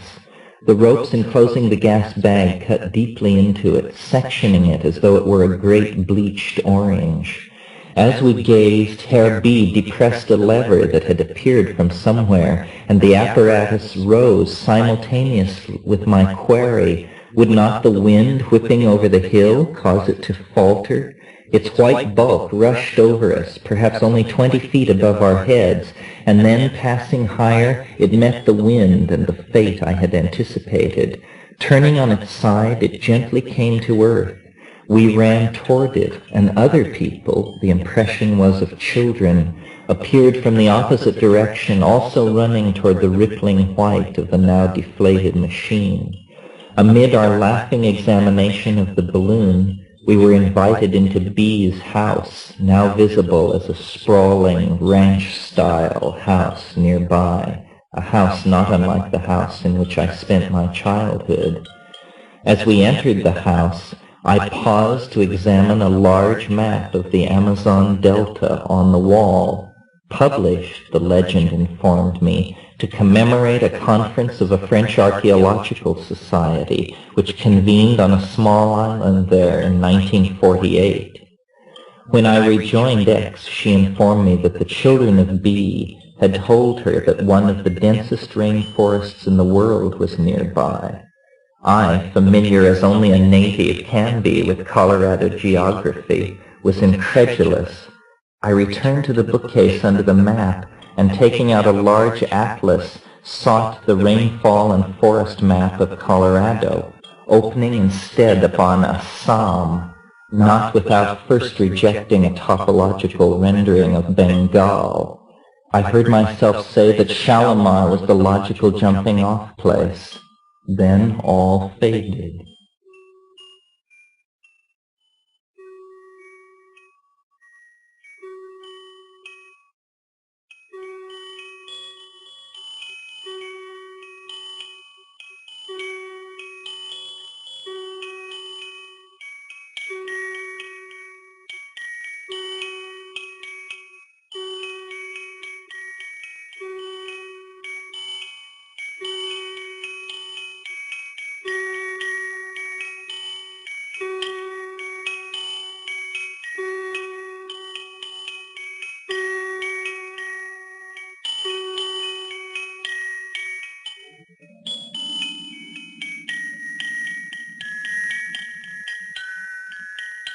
Chapter 17.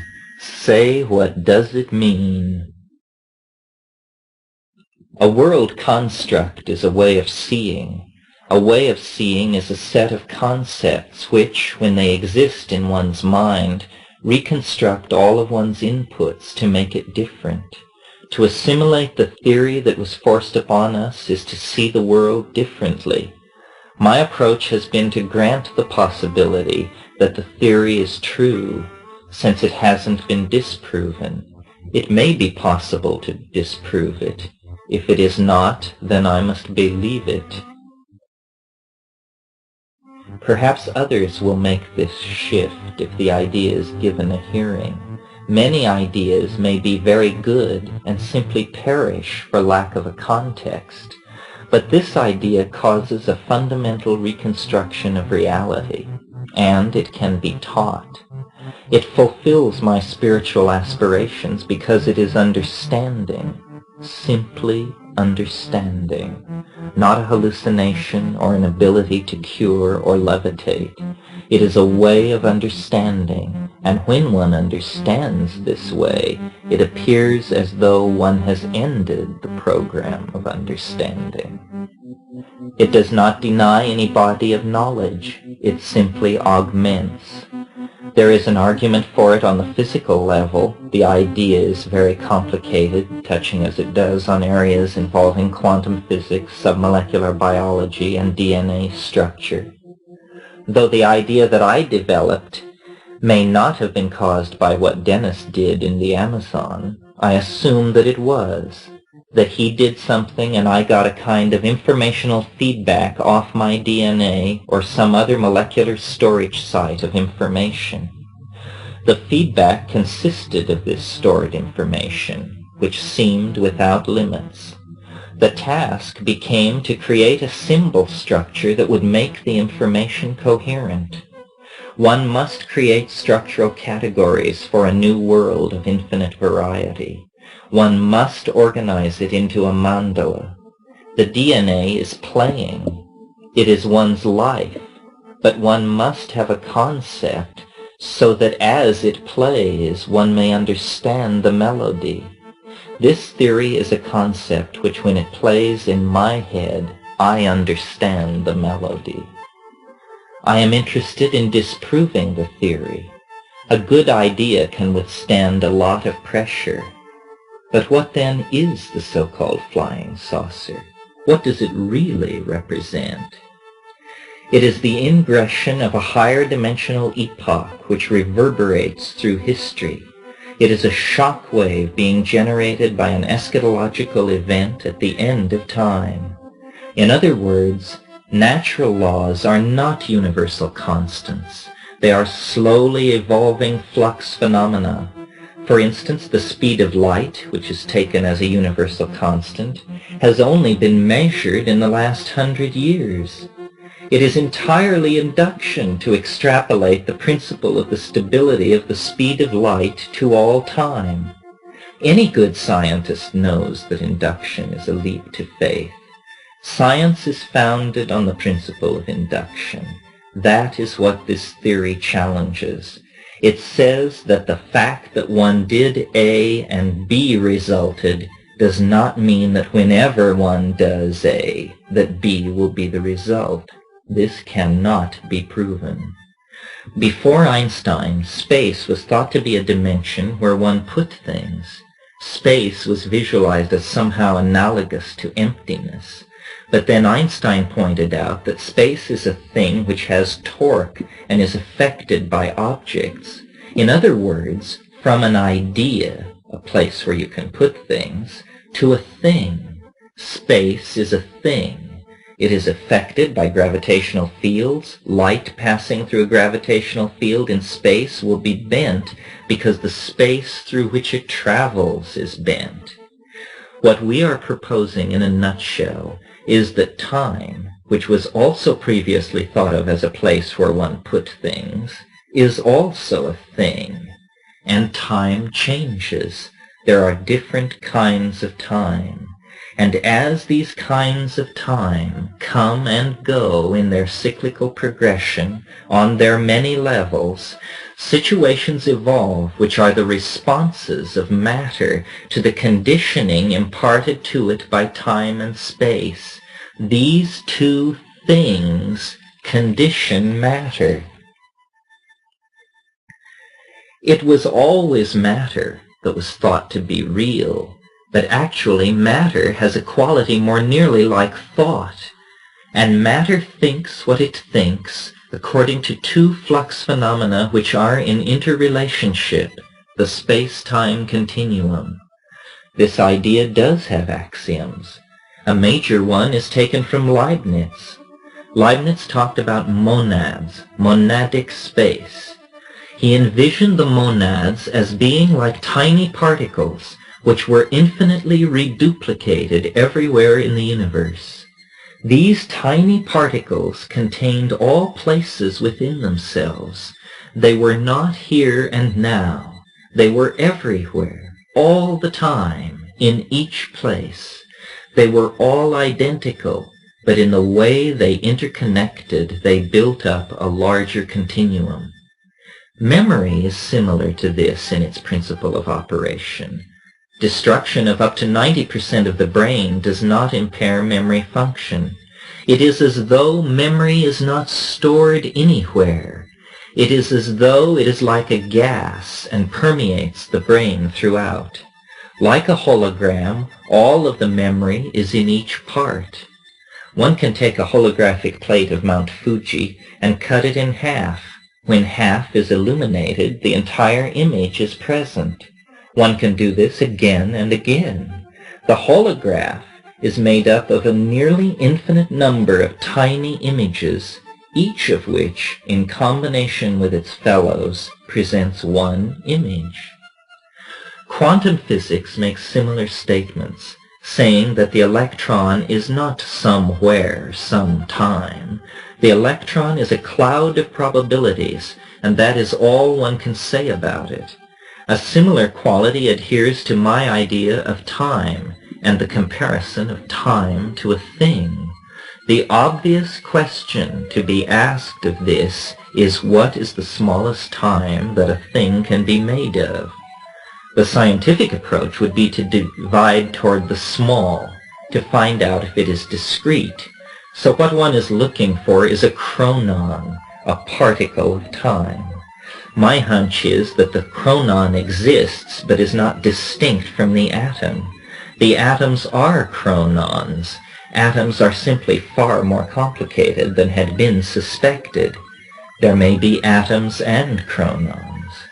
Chronons may not be reducible to atoms, but I suspect that what we are looking for is one particle that makes matter, space, time, and energy, but not the electron in the Heisenberg-Bohr description that describes the properties of the electron which account for physical matter.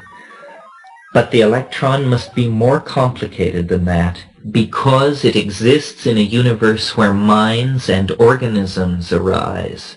So we have to describe the atomic properties that would allow a particle in certain stages to coalesce into a living organism or a thinking organism. Even a bacterium like E. coli is a staggering accomplishment for the Heisenberg-Bohr atom. The Heisenberg-Bohr model explains the physical universe. It doesn't explain organism or mind. We have to overlay that atomic model with qualities. We must imbue the atom with qualities that will let us understand how we could exist, how we could arise out of its substratum.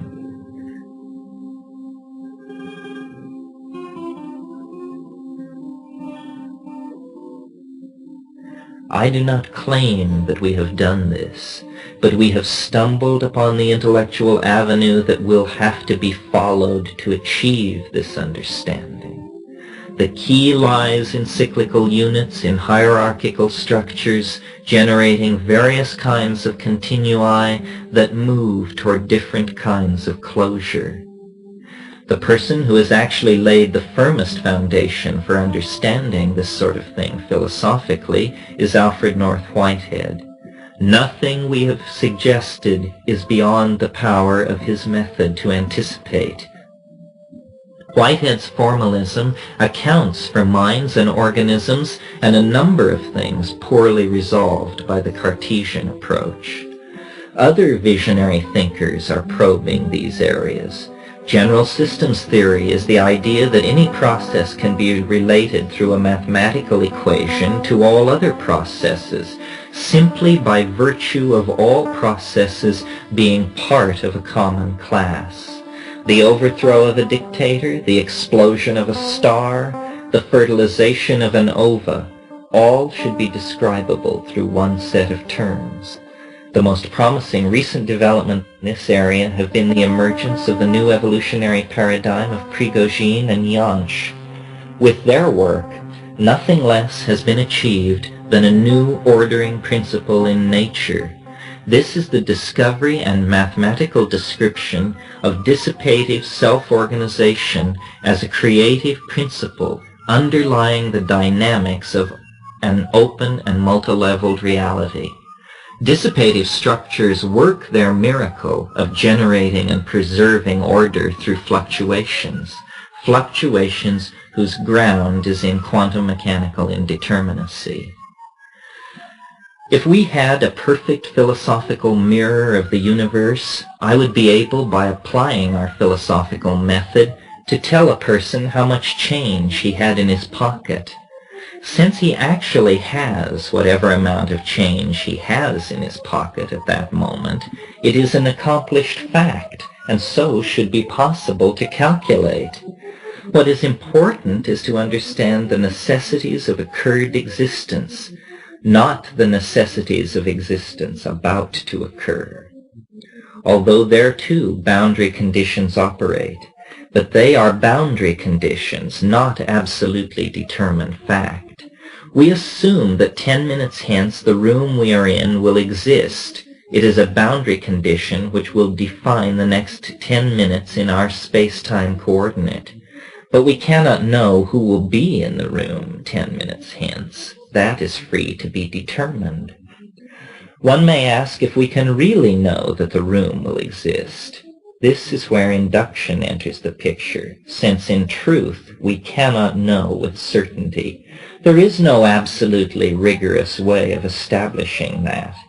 But we can make the inductive leap to faith that has to do with accumulated experience. We project that it will be a boundary condition, but in principle, in the next 10 minutes there could be an earthquake and this building might not be left standing. However, for that to happen, the boundary condition will have to be radically disrupted and in some unexpected manner. The thing that is so curious is that such a thing could occur. That is where our map of the chronon would allow one to predict. There is, however, a problem with it. Because we suggest a model of time with a spiral structure, events keep gathering themselves into tighter and tighter spirals, which lead inevitably to a final time. Like the center of a black hole, the final time is a necessary singularity, a place where something happens which breaks down the physical laws established in the previous epoch. Imagining what would happen in that condition has caused science to shy away from such an idea, although Western religions have no trouble whatever embracing the concept of a final time. We would say within the context of our theory that millenarians argued for apocalypse because they were getting a reflection back through time, a ricochet as it were, a distorted image of an apocalyptic event. The view of science is that final time means simply a time of no change. All processes run down. Entropy is maximized. The idea of entropy makes an assumption that the laws of the space-time continuum are infinitely linearly extendable into the future. In a spiral time scheme, this assumption is not made. Rather, final time means passing out of one set of laws which are conditioning existence and into another set of laws conditioning existence. To see time through the eyes of our theory is to see one's place in the spiral scheme, and to know and anticipate when the transition to new epochs will occur. One sees this in the physical world.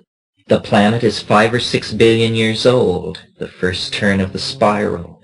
Then life appears. What is happening if one examines this planet, which is the only planet we can really examine in depth, is one finds that processes are steadily accelerating in their reaction speed and complexity. A planet swings through space 2 billion years before life appears, and the instant life gets started, a mad scramble is on. Species appear and disappear. This goes on for 1.5 billion years, and then suddenly thinking species appear. From the dumb confrontation with the chipped flint to the starship is 20,000 years, tops. What could that be but the ingression of a new set of laws? Laws that are allowing our species to manifest very peculiar properties. Humanity is made by DNA like rattlesnakes and poplar trees, but we trigger the same energies that light the stars. We do this on the surface of our planet, or we can create a temperature of absolute zero. We do these things because though we are made of mush and mud, we have minds, and we know about the detour through tools. So we can build tools which can unleash energies that in any other situation in the universe occur under very different conditions. The center of stars is the usual site of such processes, but we do such things using mind. And what is mind? Who knows? 20,000 years from the stone flint to the starship and still accelerating. There are yet more spirals to compress. From the Model T Ford to the starship, 60 years. From the fastest human on Earth being able to move 30 miles an hour to the fastest moving 9 miles per second, 60 years. Human culture is a curve of expanding potentiality. It has reached asymptotic vertical gain. Man threatens every species on the planet. Because we have stockpiled radioactive materials, they are everywhere. Every species on Earth can feel that. The planet, as an ecological entity, can react to that kind of pressure. It is 3 billion years old. It can deal with this. Dualistic talk about man not being part of the natural order is foolish. We could not have arisen unless there was purpose of ours which fit into the planetary ecology. It is not clear what it is, but it seems to have to do with our enormous research instruments and crises. By stockpiling atomic weapons, we have claimed the capacity to destroy the Earth like a stick of dynamite in a rotten apple. And why? We do not know why. Surely not for the political and social reasons that are given. We are simply a tool-building species that is itself the tool of a planetary ecology that has this perception of a higher dimensional mode. It knows what the boundary constraints are and is organizing life to transform itself.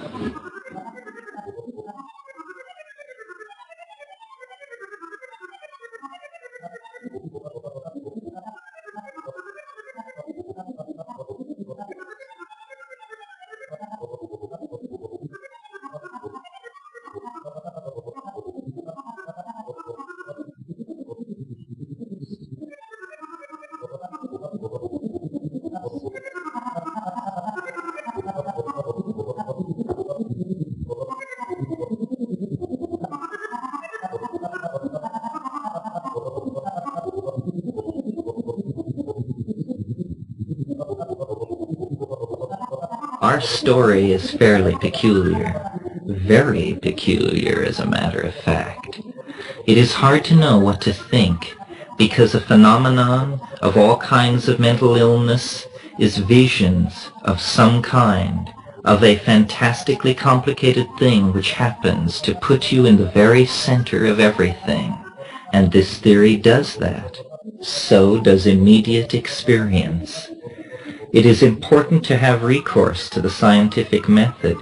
If the theory is real, it can be proven in the calm confines of the laboratory. And if it is not real, that should be made explicitly clear through careful experiment. To empathize with the visions of La Chirera, one must imagine what one can imagine. Imagine if wishes were horses, how beggars would ride.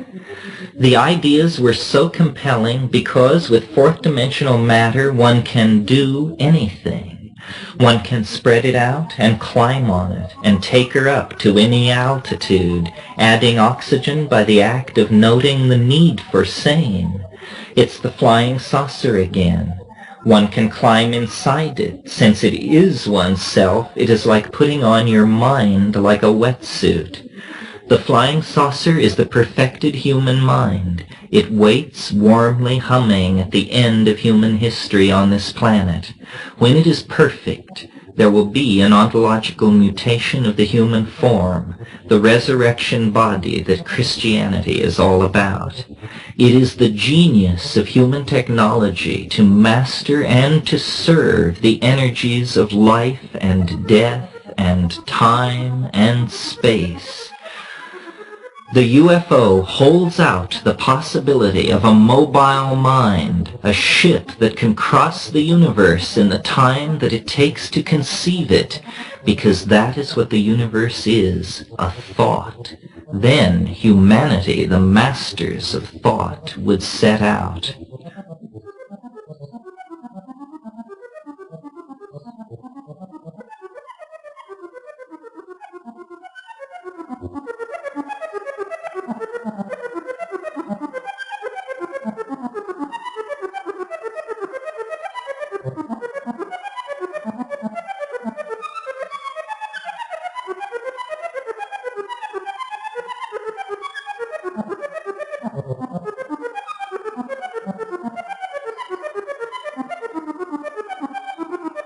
Or we may discover that it is not done that way. The future may reveal that there is something out there that is calling us home. Then it will be our technology and the call of the other that will move toward meeting. The saucer is a good metaphor for this. When Jung suggested that the saucer was the human soul, he was right. He simply didn't know what he meant. It is not so far away. That is the other thing. The last shift of epochs gave us relativity theory and quantum mechanics. Another epoch looms, but whether or not it is the final epoch is hard to tell, because when one is part of the process, the uncertainty principle interferes with prediction. All these themes are woven around DMT, perhaps because DMT seems to illuminate the regions beyond death. And what is death? We find ourselves in such a peculiar situation. Having been born, being autonomous open chemical systems which maintain themselves at a point far from equilibrium through eating, and we think. And what is that? What are the three dimensions? What is energy? We find ourselves in the strange position of being alive, having been born, going to die.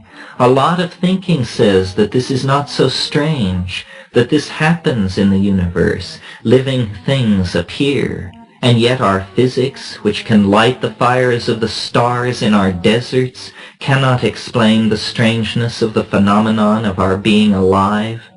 Organisms are completely outside the realm of physical explanation at this point for science. So what is it for? Spencer and Shakespeare, quantum theory, and the paintings at Altamira. Who are we? What is history? And what does it push toward? Now we have atomic weapons, and so should soon address these questions, because we have unleashed processes potentially fatal to the planet. We have triggered the final crisis for the planet. We have done this, but we do not control it. No single one of us, no leader or state can call a halt to the fact of our being trapped in history. We are moving toward the unimaginable as information piles up about the real nature of the situation we find ourselves in. To paraphrase J.B.S. Haldane, our situation may not only be stranger than we suppose, it may be stranger than we can suppose.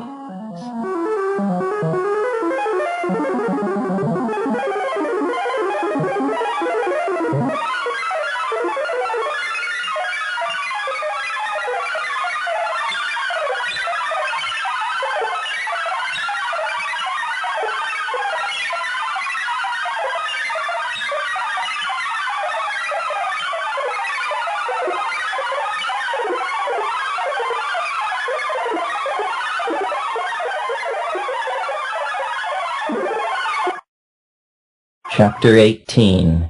The Coming of the Straphariad.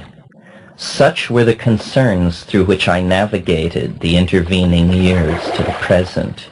No definitive condensation of the thing we sought has yet occurred. What did occur was the continued elaboration of the theories both of hypercarbylation and of the nature of time. In late 1975, The Invisible Landscape was published and our ideas made publicly available. But since the manuscript of that work had been nearly 2 years finished, we had not been idle. The conclusion of myself and my brother was that when all was said and done, the truly novel element and the candidate for being the causal element in the situation at La Chirera was the mushroom. It was Stropharia cubensis which stood behind all of the effects that we had experienced, and as this realization grew, so did the understanding that if this was the case, then new expeditions into the unimaginable could be launched only if a supply of the mushrooms could be secured. Now it happened that on that second trip to La Chirera, the mushroom had been much less abundant than the first time, and this scarcity had impelled me to take a number of spore prints from the few specimens that we did run across. Those spore prints had been kept refrigerated over the years while my brother and I pursued academic careers and wrote our book. During those intervening years, we dabbled with the thought of cultivating Stropharia cubensis, but the only work on the subject was Wasson and M's work in French, and it seemed somehow a remote and technically difficult thing to attempt. In the spring of 1972, we had already isolated the mycelium of the mushroom and had it growing on agar in petri dishes, but it was not until the early spring of 75 that we encountered an article detailing a method for growing commercial mushrooms on rye in canning jars under very carefully controlled conditions. Perhaps this method would also work for Stropharia cubensis and get our stalled exploration of the invisible moving again. Working in close consultation with my brother in Colorado, we determined within a matter of weeks that the hardy Stropharia not only grew and fruited with the new method, but that it was less fragile and easier to grow than the agaricus species sold in grocery stores as food. The implications of all this were not lost upon us. From the spring of 1975 onward, I was not without a continual supply of Stropharia. Ev and I had parted earlier in the year. I was living alone and finishing up an academic career that had lasted far too long, what with 7 years of wandering around the world scheduled in. It was a time of loneliness, self-examination, and work pressure. Into that world came suddenly the perfected method for growing the same organism that had been the means to opening up the dimension of contact 4 years before. The very spores gathered at La Chorrera were now furiously producing mushroom psilocybin in my home. During the spring, I experimented with low dosages several times. The sense of peace and lightness that I associated with the halcyon days at La Chorrera was definitely there. So too was the sense of a teaching voice and a return to close consultation with a cosmic agency of complex intent.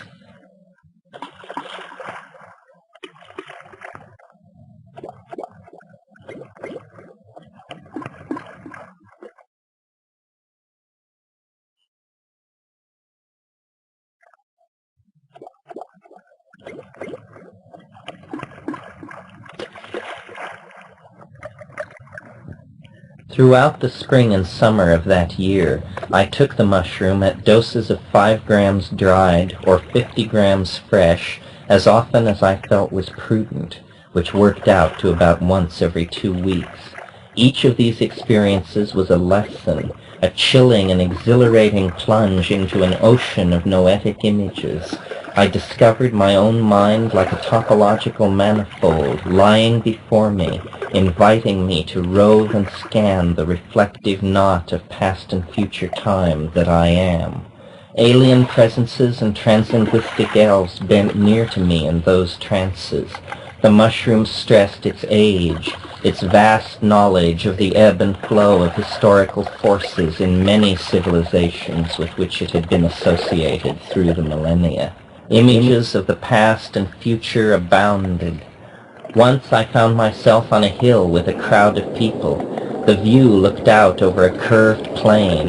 It was the interior of a cylindrical space colony, miles in extent. Vast sweeps of windows alternated with farmlands and towns scattered along the floors of the valleys between each set of windows. I knew somehow that in the future I was seeing hundreds of millions of people lived in such cylindrical worlds. The teeming worlds that populate the galaxy in the minds of our science fiction writers had been recreated inside a sphere only 12 light hours in diameter and with the sun at its center. Within that sphere, thousands of independent societies pursued their destinies and their evolution. Thousands of independent cylinder worlds swarming around the infinite energy furnace of the sun.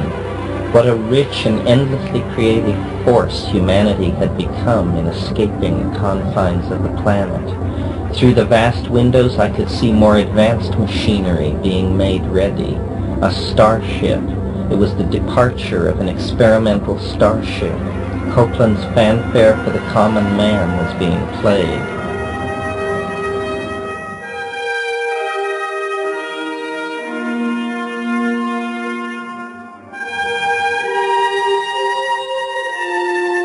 Again I saw alternative futures where the knowledge of the mushroom was not fused with humanity's restless expansionism.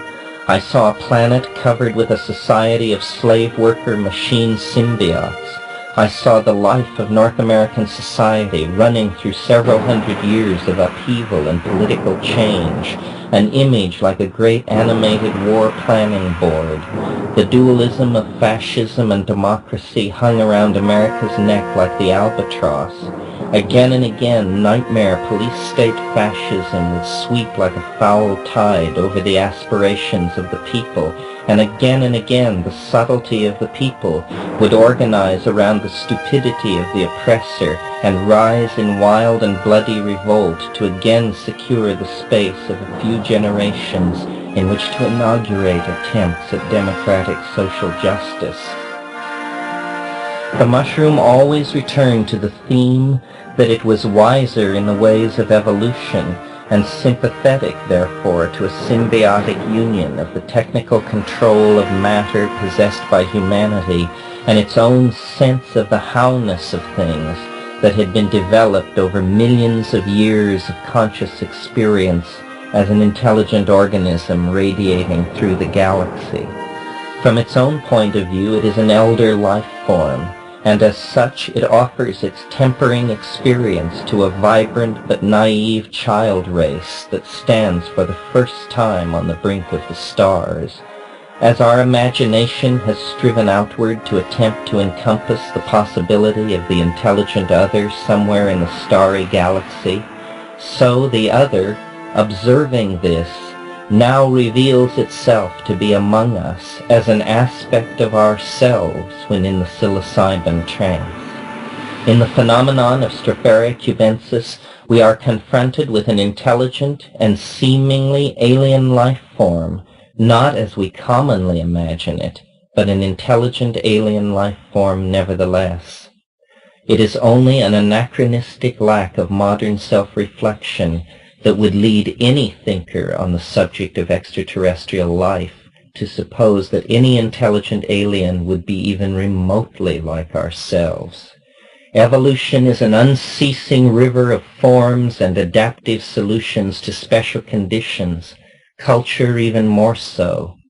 It is far more likely that an alien intelligence would be barely cognizable to us as such, rather than that it should overwhelm us with such similarities as anthropoid form and an intimate knowledge of our gross industrial capacity. Star-traveling species would have a sophisticated knowledge of genetics and DNA function, and therefore would not necessarily bear the form which evolution on a native planet had given them. They might well look as they wished to look. In the late summer of 1975, Dennis and I decided that the world we were exploring required a wider audience so that some consensus concerning what was going on could be established. To that end, we wrote and published a guide on the method we had developed to cultivate the Stropharia. At the beginning of that little book, I introduced what we had personally learned about the world of the mushroom. The mushroom speaks, and our opinions rest upon what it tells eloquently of itself in the cool night of the mind. I am old, older than thought in your species, which is itself 50 times older than your history. Though I have been on earth for ages, I am from the stars. My home is no one planet, for many worlds scattered through the shining disk of the galaxy have conditions which allow my spores an opportunity for life. The mushroom which you see is the part of my body given to sex thrills and sunbathing. My true body is a fine network of fibers growing through the soil. These networks may cover acres and may have far more connections than the number in a human brain. My mycelial network is nearly immortal. Only the sudden toxification of a planet or the explosion of its parent star can wipe me out. By means impossible to explain because of certain misconceptions in your model of reality, All my mycelial networks in the galaxy are in hyperlight communication across space and time. The mycelial body is as fragile as a spider's web, but the collective hypermind and memory is a vast historical archive of the career of evolving intelligence on many worlds in our spiral star swarm. Space, you see, is a vast ocean to those hardy life forms that have the ability to reproduce from spores, for spores are covered with the hardest organic substance known.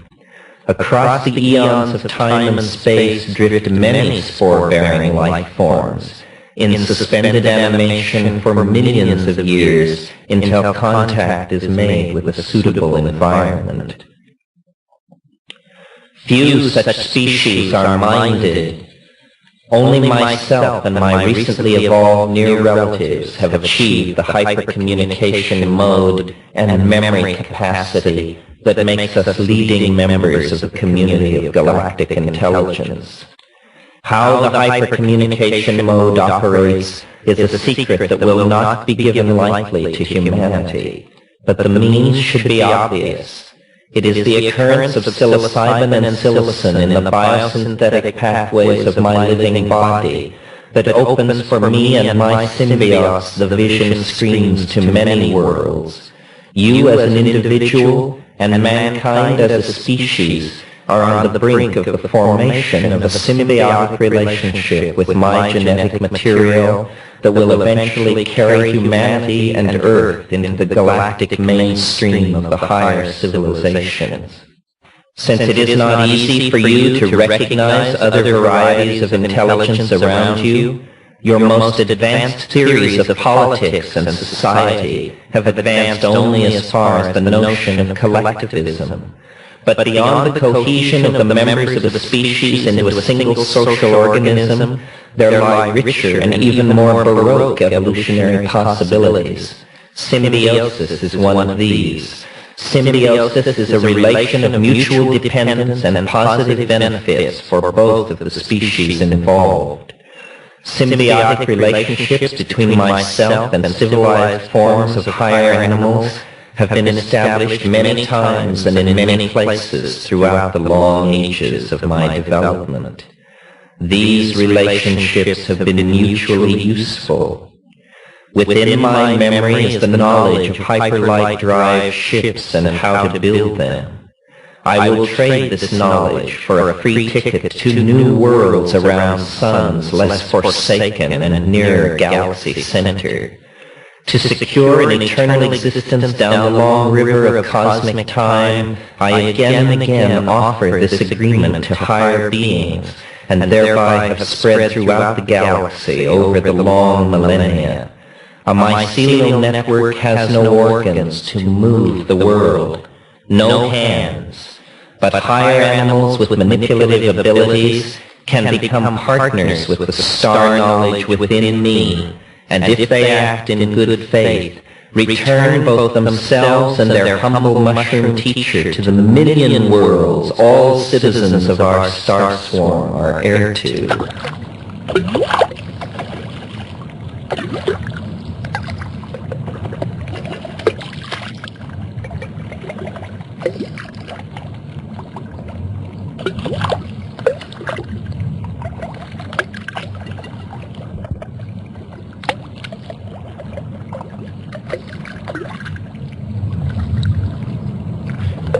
What has been my own reaction to the mushroom's claims concerning the extraterrestrial origins of tryptamine hallucinogens and the visions they bear? I am of many minds. I think that it is possible that certain of these compounds could be seeded genes injected into the planetary ecology eons ago by an automated space probe arriving here from a civilization somewhere else in the galaxy. Such genes could have been carried along in the genome of a mushroom or other plant, awaiting only the advent of another intelligence and its discovery of them to begin reading out a message that opens with the bizarre dimension familiar to shaman everywhere.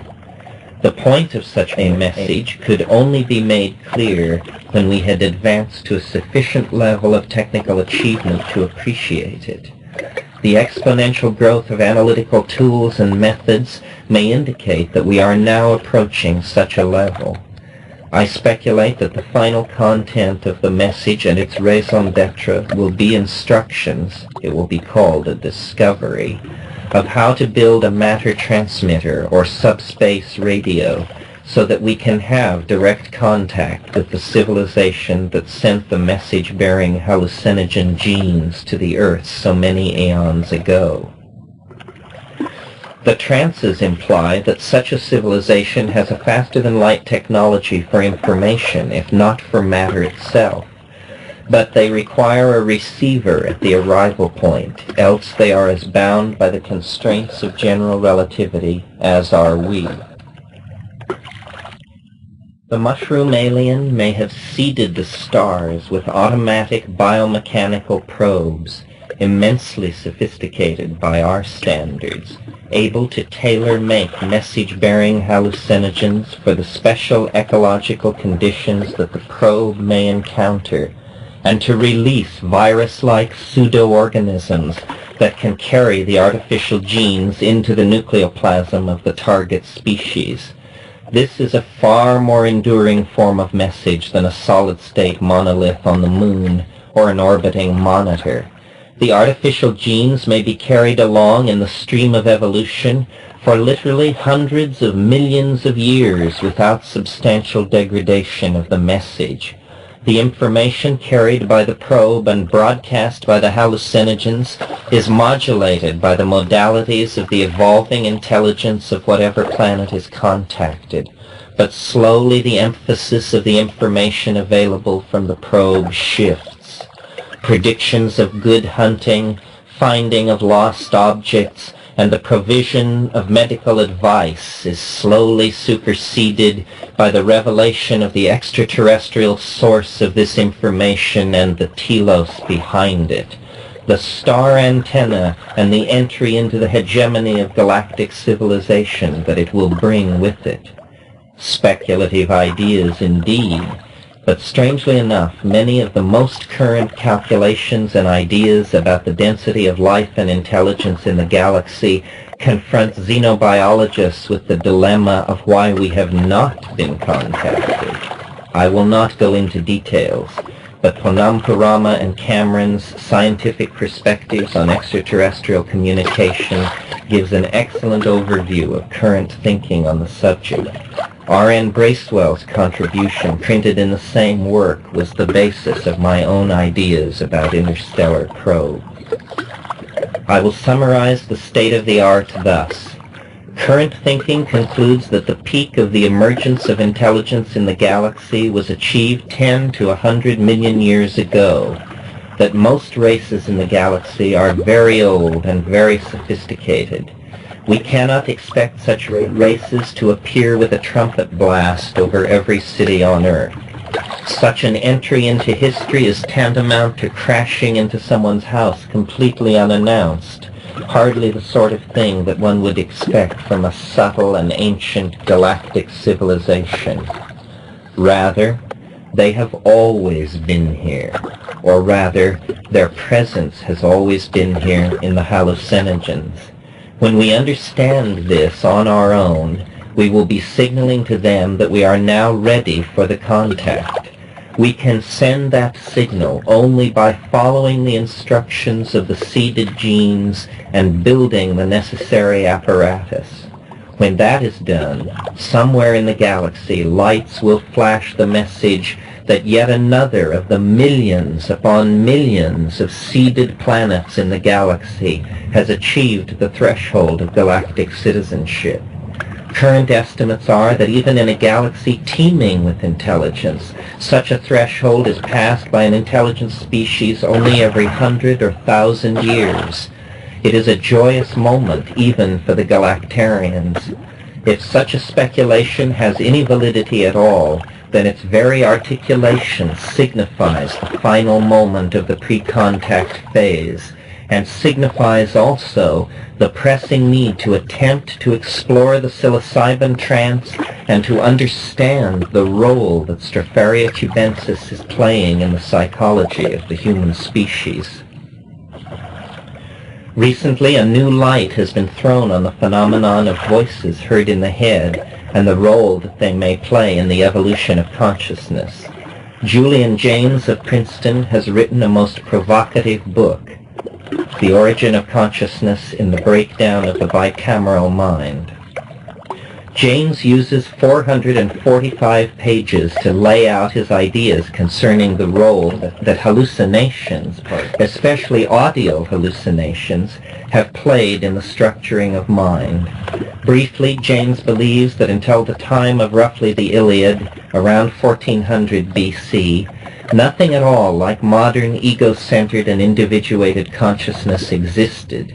Instead, he argues that people behaved like automata or social insects, unconsciously going about the tasks of the hive. Only in moments of great stress and personal danger was this regimen broken. In such moments, an impersonal mind, outside the usual experience of the world, became manifest as a voice. According to Jaynes' theory, such voices were the guiding lights of human society, perhaps for millennia, whether they were understood to be the voice of an absent but living king, or a dead king, an omnipresent god, or a personal deity.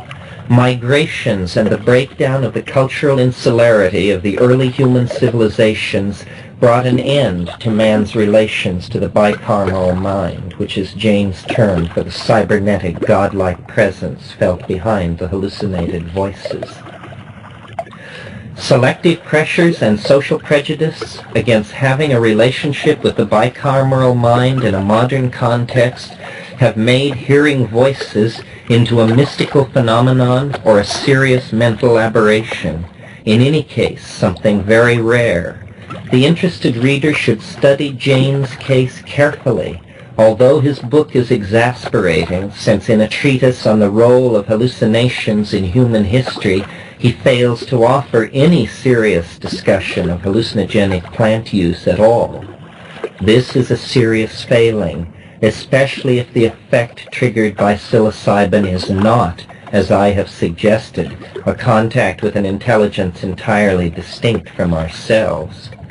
Jaynes' theory opens up the possibility that psilocybin returns one to rapport with the personified other in a way that duplicates on some level the state of mind that was characteristic of early human civilizations.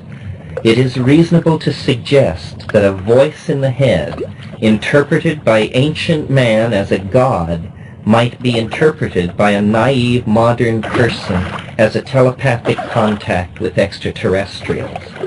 Whatever facts may eventually be known, psilocybin offers a tool that allows direct experience of this voice that explains all things, this logos of the other.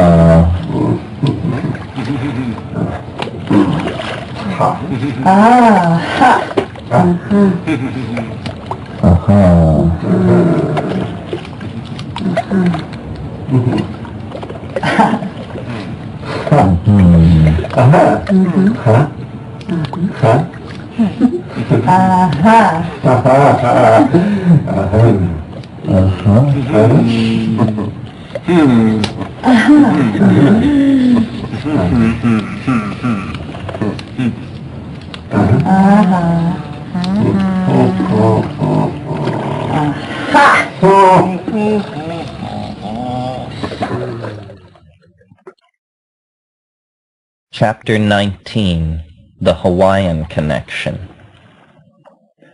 The fall of 1975 was a time of personal change and consolidation. Kat, my old friend, met years before in Jerusalem during my opium and Kabbalah phase, became at last my lover. Tide pool traveler, the mushroom had made good its promise to send a partner to share the ongoing journey through the interior world. In October, we went to Hawaii to write and to plan a trip to the Peruvian Amazon in early '76. We had rented a house on the remote and desolate Kau district of the Big Island of Hawaii. It was an area of twisted lava flows of all ages. Kapukas, islanded areas of ancient forest, were the only vegetation and were surrounded by frothy seas of hardened rock that had killed all low-lying and less fortunate life. Slowly, nearly imperceptibly, Mauna Loa rose up to 14,000 feet in the distance behind us.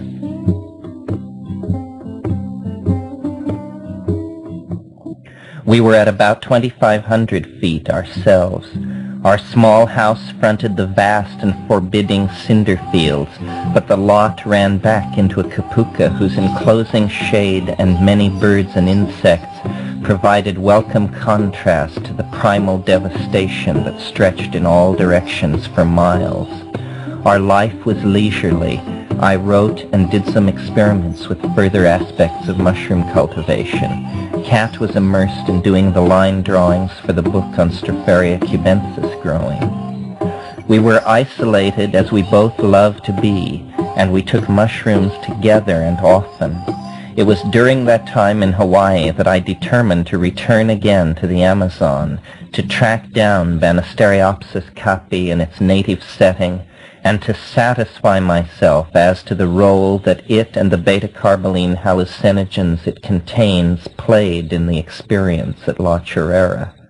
I was especially interested to know if other chemically different aboriginal hallucinogens provoked the same experience as did the mushroom psilocybin. I wanted to determine if our experiences were part of the general phenomenology of hallucinogens or were unique to psilocybin. Throughout that October and November in Hawaii, we took the Stropharia that we had grown at weekly or 10-day intervals. This was an amazing series of experiences. The psilocybin definitely conveys the impression that sometimes the hallucinations one is seeing are being seen with equal clarity by the other people around one. Kat and I satisfied ourselves that this was true by describing in turn the images in which we were immersed. At those times when the flow of images had a certain electric intensity, there was no doubt that we were seeing the same things. The relationship of the psyche to the surface of the body, the skin, is amazing under the influence of psilocybin. By having large areas of skin in contact, we seem to somehow obviate the usual psychic individuality and integrity of the body, and would melt into each other's minds in a way that was immensely pleasant and full of unplumbed potential for human growth and parapsychological studies. It was wonderful to have someone to share the mushroom with, for until Kat had joined me, most of my mushroom experiences had been entirely alone, one soul adrift in the cosmic ocean. Happily, there were now two of us navigating together through the billows of jeweled and synesthesic geometries. Two of those mushroom trips stand out as especially memorable. The first occurred the evening of the 28th of November, 1975. We each ate 5 dried grams of stropharia and then sat inside by the fire watching the slow upwelling of hallucinations from behind closed eyelids. I seemed to see fleeting but prophetic images of the trip that we were planning into the Amazon. Campfires and trails filled my head, and the sound of nearby crickets seemed transformed into the roar of night jungle sounds that awaited us in Peru. We talked together of our plans and our future. The future seemed enormous and open before us. It was in that evening that we both became committed to a family and a life together. It was a large turning point for me, I have no doubt. We walked together outside and stood beneath the stars near the sheds and gardens where we daily pursued the yet more perfect cultivation of the mushroom. The night was uncannily still and the sky blazing with stars. Looking to the southern sky, I thought, if you are out there, if you approve the course we have set our lives on, if the mystery is real, then give a sign. I stepped toward Kat, who was walking in front of me, to say I asked them for a sign. But before I could speak, the sky was rent from mid-heaven to horizon with a crimson streak of meteoric fire.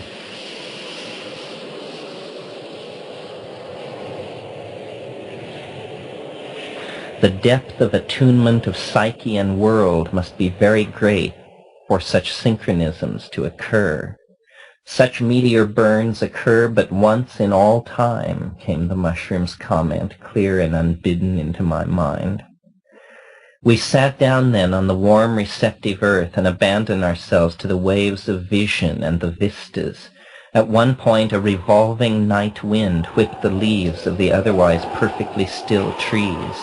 The district was a remote one, but borne on the still air over miles and miles, from neighbors and ranches scattered far, we could hear the mournful howl of every dog in that whole part of the island. For hours they moaned and howled in eerie, wavering ululation.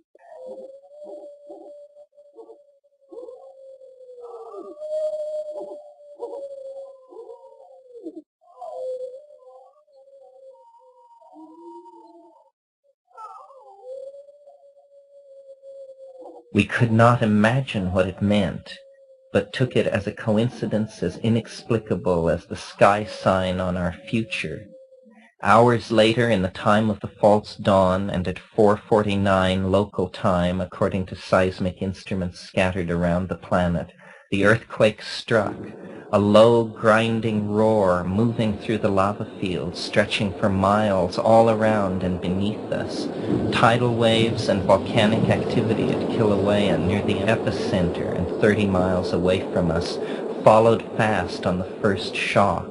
An hour later, another smaller shock wave would occur. Now the reason for the hours of howling were starkly explained. So it is a fact that meteoric signs and a great earthquake, the most intense in Hawaii in 100 years, attended our mushroom trip and our intensified exploration of the psilocybin depths, just as we attended them. The second, and in many ways more puzzling major mushroom experience that we shared in Hawaii, brought to an end any further exploration of mushroom psilocybin until after our return from the Peruvian Amazon. It was the 23rd of December, a day before Dennis would arrive to spend the Christmas holidays with us. Kat and I each again took 5 grams and settled down before the fireplace to await the first wave of images. Soon we were deep out into it. The mushroom was showing me a watery blue-green planet with no land except a globe-girdling archipelago at the equator, a kind of super Indonesia. Accompanying the views of the planet was a narration explaining that this oxygen-rich world was within 100 light-years of Earth and was totally uninhabited by higher animals. As the implications of this last bit of data came home, I felt a wave of acquisitiveness that seemed to come right out of my primate roots and a million years of nomadism and restless swelling of human populations. The narration was explaining that when the symbiotic fusion of humanity and the Stropharia was completed, man would be free to claim many such planets for the Strophariad. The narration had become personified into the inner voice that attends the mushroom trance, and with it I began a discussion of the view of the watery planet and the technology such views implied. I wondered after the technology of star travel and whether the mushroom, for all the extravagant images it is able to bestow, could produce any effect in the normal continuum. I had the idea that we should go outside, as we usually did at some point in our trips, and had a vague intimation that we might see some continuation of the cloud-related phenomena that had been a part of the experience at La Chorrera. Kat complained of being very hot and agreed we should go outdoors. We were very unsteady on our feet, and though Kat said very little, I felt considerable alarm for her, even though when she said that she was hot, I assumed that going outdoors would be sufficient to cool her off. Outside, we stood unsteadily in the front yard. The night was overcast. Kat seemed to be lapsing in and out of consciousness. It was becoming harder and harder to rouse her. She kept saying that they were burning her, but that she thought she could hold them back. Finally, she collapsed altogether, and I could not get any response. My first thought was to realize how isolated we were and how impossible it would be to get any sort of outside help. It would take hours to get anyone there, and doubtless there was no one who knew more than we did about psilocybin on the entire island.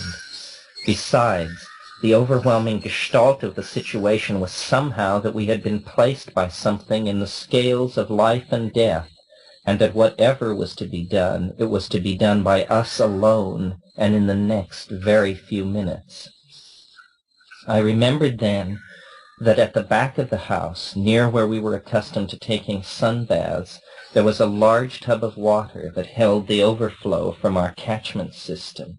I remembered then that at the back of the house, near where we were accustomed to taking sunbaths, there was a large tub of water that held the overflow from our catchment system.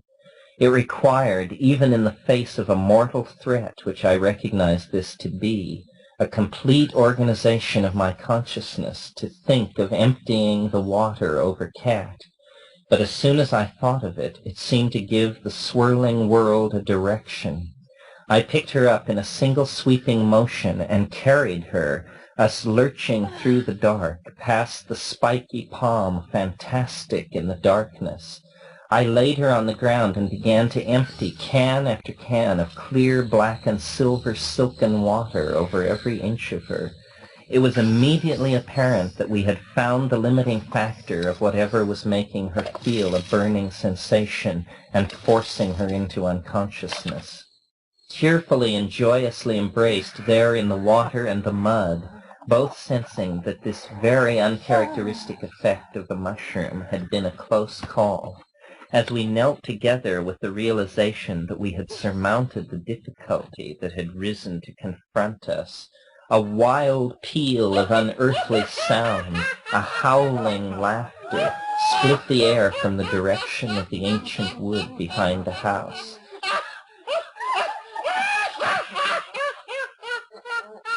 Neither of us mentioned it then, but later we agreed that it had been very real and unsettling. We stumbled back into the house, and I made a tea while Kat talked to me and candidly confided that she was experiencing what must be like being insane. She described having very frank hallucinations with her eyes open, strange, tangible fern and orchid-like forms growing and twisting out of every available surface. The previous sensation of heat was now resolved down into a field of white-hot potential energy that could be held away from burning contact with her body by allowing the hallucinogenic energy to spend itself in a chaos of weird and explicit images.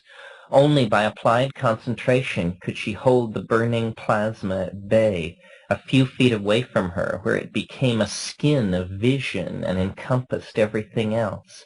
After a few minutes of this, Kat again seemed to be fading, and so we drew a cold bath, and she lay in that for a while until the symptoms again abated. As we talked, it became apparent that her experience had dimensions for her that had not been apparent to me. When we had first stepped out of the house, she discovered that the sensation of heat had not diminished but only grown stronger. Then she had noticed that directly above her was a disk of light and color, a giant tinker-toy assemblage of softly glowing rods of light with jewel-like connectors emanating every color. I understood, she told me, that the relationships of the pieces, their lengths, their angles to each other, was infinitely complex and also the embodiment of perfect truth. By seeing it, I was understanding everything. But there were creatures inside the vehicle, mantis-like and also made of light, that didn't want me to know. Bending over their instrument panels, the more I understood, the more they burned me with their ray. I couldn't stop looking, but I was being vaporized. I felt you pick me up, and as you carried me, I thought, I hope he hurries. I am becoming a cloud. For a moment I was floating above, looking down at us, people bigger than life, out of time. Then I felt the water on my skin, redefining the limits of my body, condensing me again. Kat's impression of the situation was that this was not a threat conveyed by the mushroom, but a force inside the continuum that the mushroom makes available, a force that is seemingly morally ambiguous. Kat was having a UFO close contact experience while I was seeing nothing. It was a contact fraught with danger and the threat of extinction. It had abruptly terminated when I had taken her back to the water. We sat up all night discussing what had happened. It served to accentuate other odd things that we had noticed when taking psilocybin in that remote environment. We had particularly noticed small scratchings and rustlings at the periphery of sense and vision during the trips. Not unlike the activation of a classic poltergeist phenomena, these small movements and noises were so regular a feature of these experiences that I came to simply accept them. We also noticed waves of organization or anti-entropic swells that seemed to sweep through animate and inanimate matter alike during the mushroom voyages.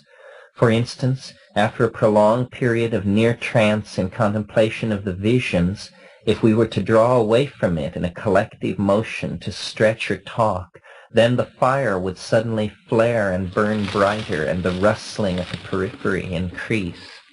We were definitely at the brink of the same dimension that I had been plunged into at La Chorrera, again brought there by the agency of the mushroom. This time, however, we took our threat-laden brush with the thing as an admonition to ease up for a time. We formed the determination to go to Peru and to take ayahuasca, whose chemistry and reputation might, we thought, be helpful in giving some perspective on the nature of psilocybin relative to other psychochemicals. Our walks in the rainforests of Hawaii were pale but real prefigurement of Amazon trails once followed in the past and in a few months to be traveled again. It was during one of those walks, reflecting on her UFO experience, that Kat pointed out that a lens is the natural result of the overlapping of two spheres. Is there more than a pun involved in applying this idea to the lens-shaped UFO? Perhaps some topological truth is implied in the thought that the lens is caused by the overlapping of one continuum with another. Lenticular clouds were a part of the UFO contact that I was caught up in at La Chirera in '71. This theme reemerged during those psilocybin experiences in the desolate landscapes of rural Hawaii. On yet another mushroom trip, when Kat and I stepped outside late at night, we beheld the stars through the moving interstices of a high lacework of thin clouds. Yet hovering only a few hundred feet above and slightly in front of us was a very dark, dense lenticular cloud. It grew more solid appearing even as we watched. Then suddenly this tendency was reversed and it began to thin and fade very quickly. Then it was gone. Years go by and there is little intrusion of the peculiar into things. Then suddenly it is with us again, effecting coincidence and appearing to channel the flow of events towards some end, sensed but not understood. The current wave of paranoid fiction, Gravity's Rainbow, Illuminatus, Ratner's Star, etc., make feedback from the collective difficult to evaluate. Man is always a creature in transformation. This imparts to every moment deeply felt a sense of the mystery of any future unrealized. Is the present situation any different from many others in the past? Novelty is always in the process of emergence, but does it ever emerge explicitly, suddenly, from the events in which it is embedded, suddenly enough for us to recognize it as a true flux of the temporal continuum? It does, I believe, in miracles and ecstasy and in situations where forces are seen at work that are undescribed by today's physics. It is necessary to reiterate these familiar threads of thought, for if this is not done, then no record exists of whatever steps we have taken toward understanding psilocybin and its relation to the UFO, the knot of anomaly that seems to haunt time like a ghost.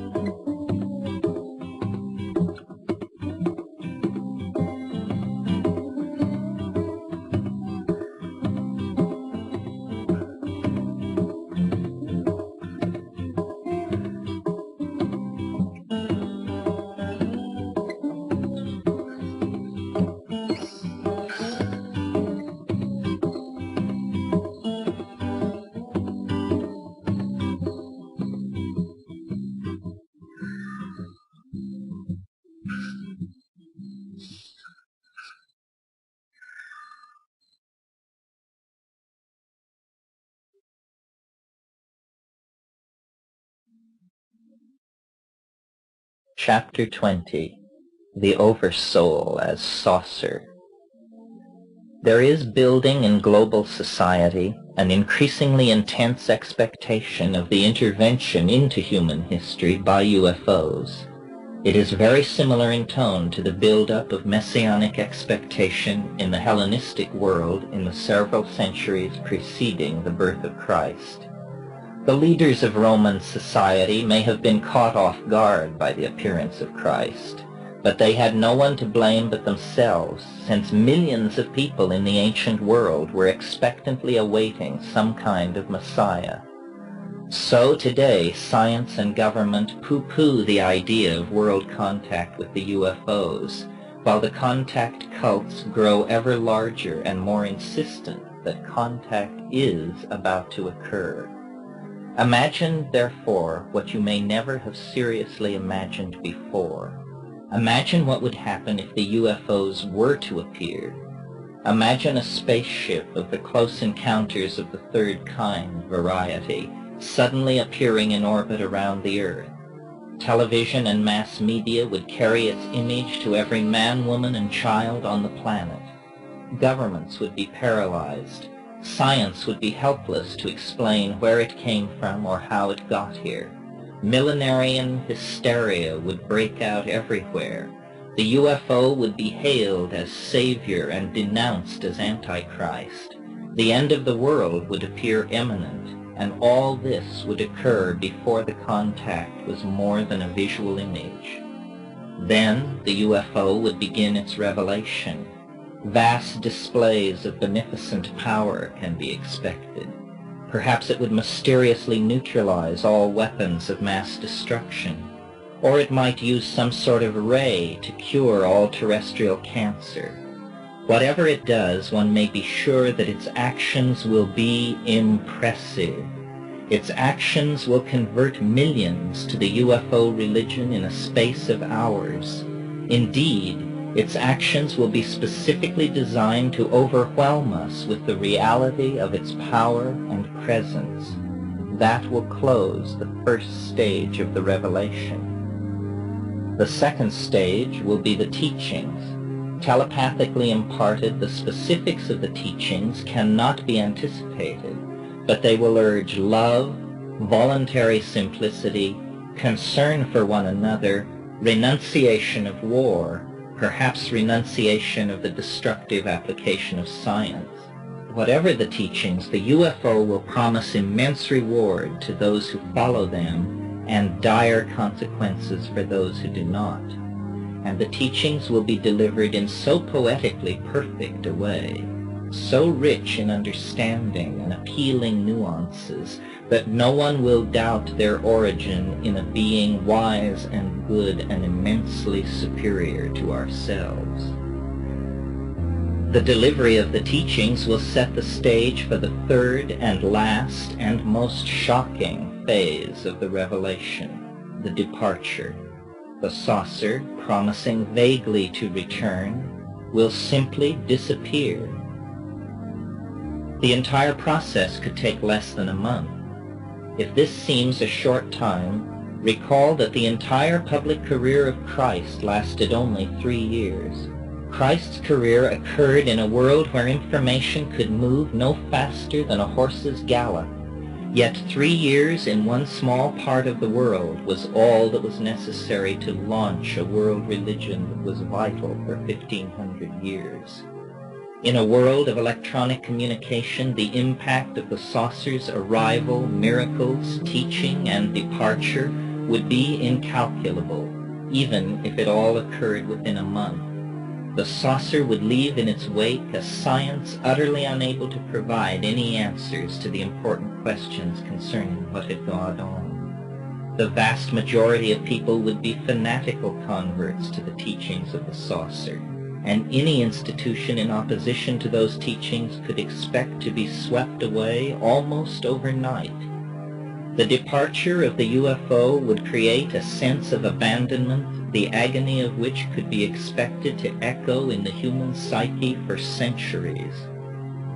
The only panacea would be the religion of the saucer, the religion left behind. Science would be discredited and soon abandoned in favor of 1,000 or more years of exegesis of the Saucerian message. Is it not a familiar pattern in the light of our discussion of Christ and Rome? What will never be said in the wake of such an event, and so must be said now while there is still time, for all of the above could occur and yet still be deception. A benign deception, designed to save us from our advanced science and infantile ethics, but a deception nevertheless. The saucer, no matter how alien it appears, no matter how advanced its demonstrations of power, is not a vehicle from some other star system. It is the oversoul of humanity up to its oldest trick. If one knows this, one can live through the revelation and the destruction of our scientific world, and yet evade the immense power of this most powerful of all transference phenomenon, and thereby maintain the integrity of one's own soul and spirit. Remember, I am not a debunker of flying saucers or a defender of science. I am a contactee, and this book is the painstakingly told story of my own involvement with the UFOs. I am one of those Vallée has pinpointed as being a carrier of ideas that pave the way for the scenario I have just described. Yet from it all I have learned that there is no religious revelation more satisfying than the hard-won fruits of simple understanding.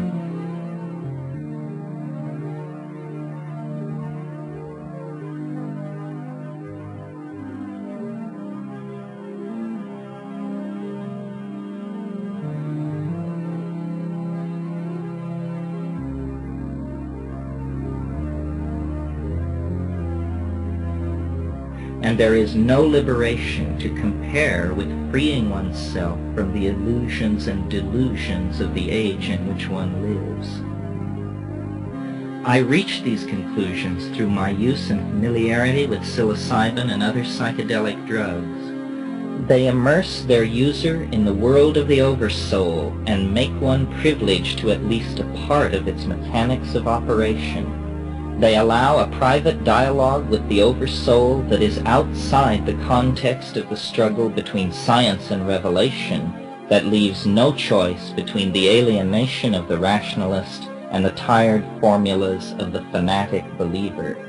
Psychedelic drugs hold out the possibility of healing the breach between science and morality at the level of the individual, thus freeing one to evolve independent of the chaos and transformation the UFOs may soon bring to humanity. Vallée's recent book, Messengers of Deception, vibrates with fear of the unconscious and alienation from the matrix of the larger psyche out of which rational thought has emerged. He fears the destruction of rationalism and scientific thought, yet never once does he mention the potential world-wrecking crisis that the undirected development of science and technology has brought into being. He paints himself as an open-minded investigator of UFOs, yet never questions the motives of the retired and unnamed intelligence officers in which he places so much faith.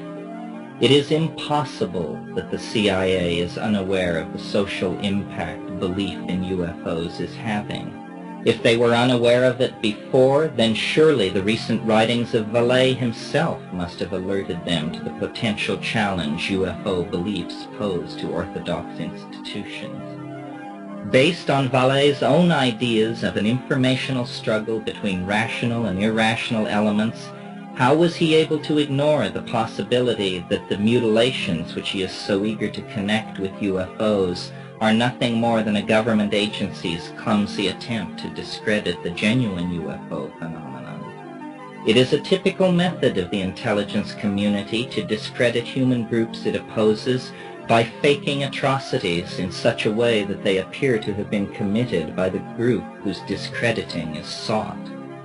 Vallée gives examples of this, but never suspects that some government agency might be using this technique to impede the transfer of loyalties from political institutions to the UFOs.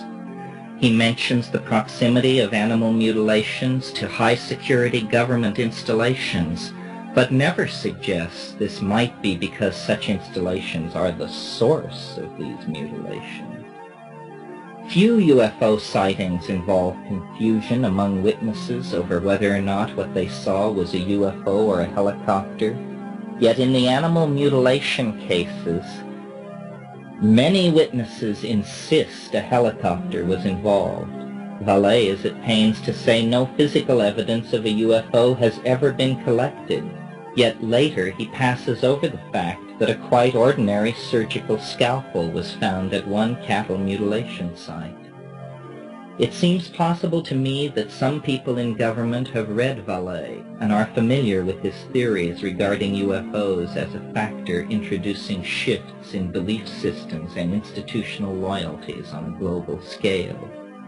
Without knowing what UFOs really are, these persons and agencies have launched smokescreen operations designed to cast doubt on the motives and harmlessness of UFOs, and so to retard or halt the shift of loyalties and beliefs now reaching epidemic proportions. I suspect that Vallée's book may be the opening shot in a media war whose purpose will be to connect the occult, right-wing fanaticism, and animal mutilations to the UFO, all in an effort to cast doubt on the vast power and benign intent of the saucer phenomenon. Vallée's title, Messengers of Deception, bears a curious resemblance to J. Edgar Hoover's Masters of Deceit. There, the boogeyman was communism. In Vallée's book, we are told the new boogeyman is UFO phenomena. Who chose the title for Vallée's book? Was it Vallée or the mysterious Major who is so helpful in guiding Vallée down these new avenues of speculation? I believe that Vallée, whether wittingly or unwittingly, is himself a messenger of deception and has become the spearhead of a conscious effort to sow even deeper confusion in society regarding UFOs. We might say it is an effort foredoomed to failure. The collective overmind of our species is the source of the UFO, and its designs cannot be deflected or turned aside. Its viewpoint is one of thousands of years, and its means, visionary and charismatic belief systems which act to restore the balance between understanding of and reverence for the universe, is a message more powerful than any offered by the profane materialist societies that have grown so foolish as to imagine themselves the stewards of human destiny. Humanity alone, and each of us individually, is the steward of human destiny. This is the real meaning of the UFOs and the experiment at La Chorrera.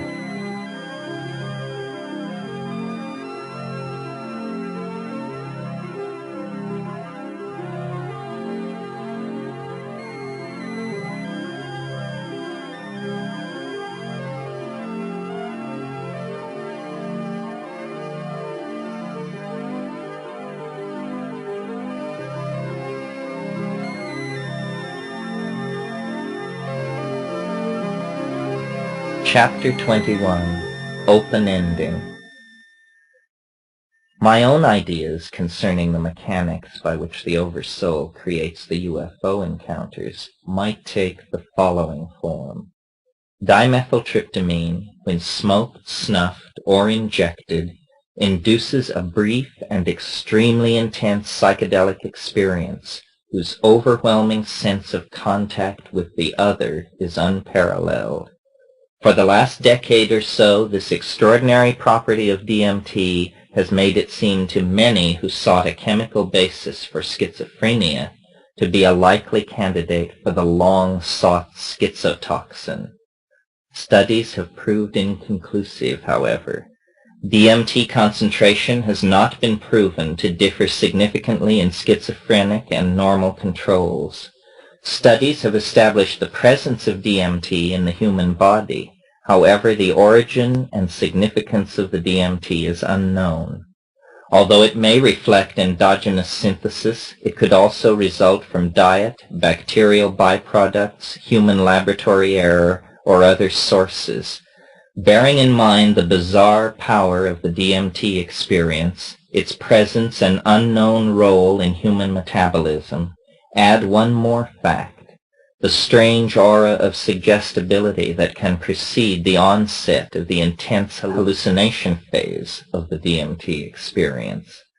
This period of suggestibility may last 15 seconds to a minute, and is a time during which the assumptions which the experiment projects concerning the unusual shift of sensory input acquires enormous power.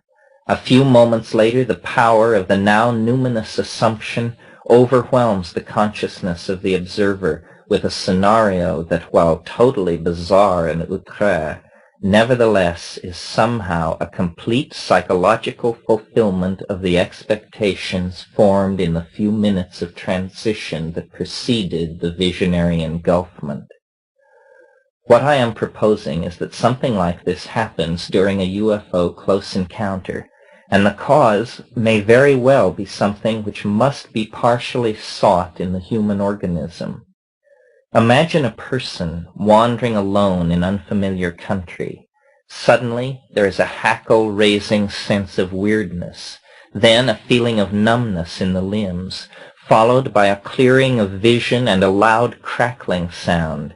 At this point, the sense of strangeness within and without the body would trigger a fear reaction in most people.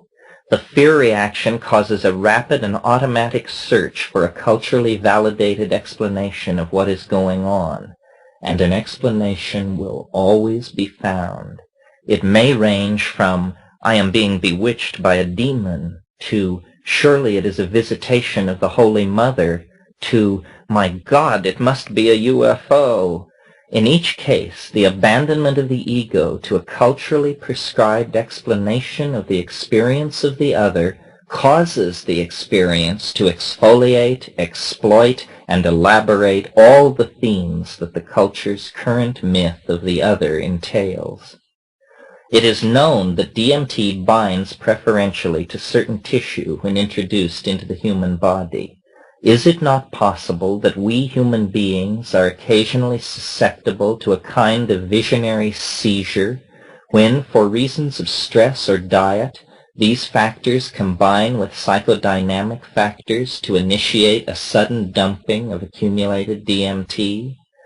Pheromones may play a part in this experience, and isolation may be its trigger.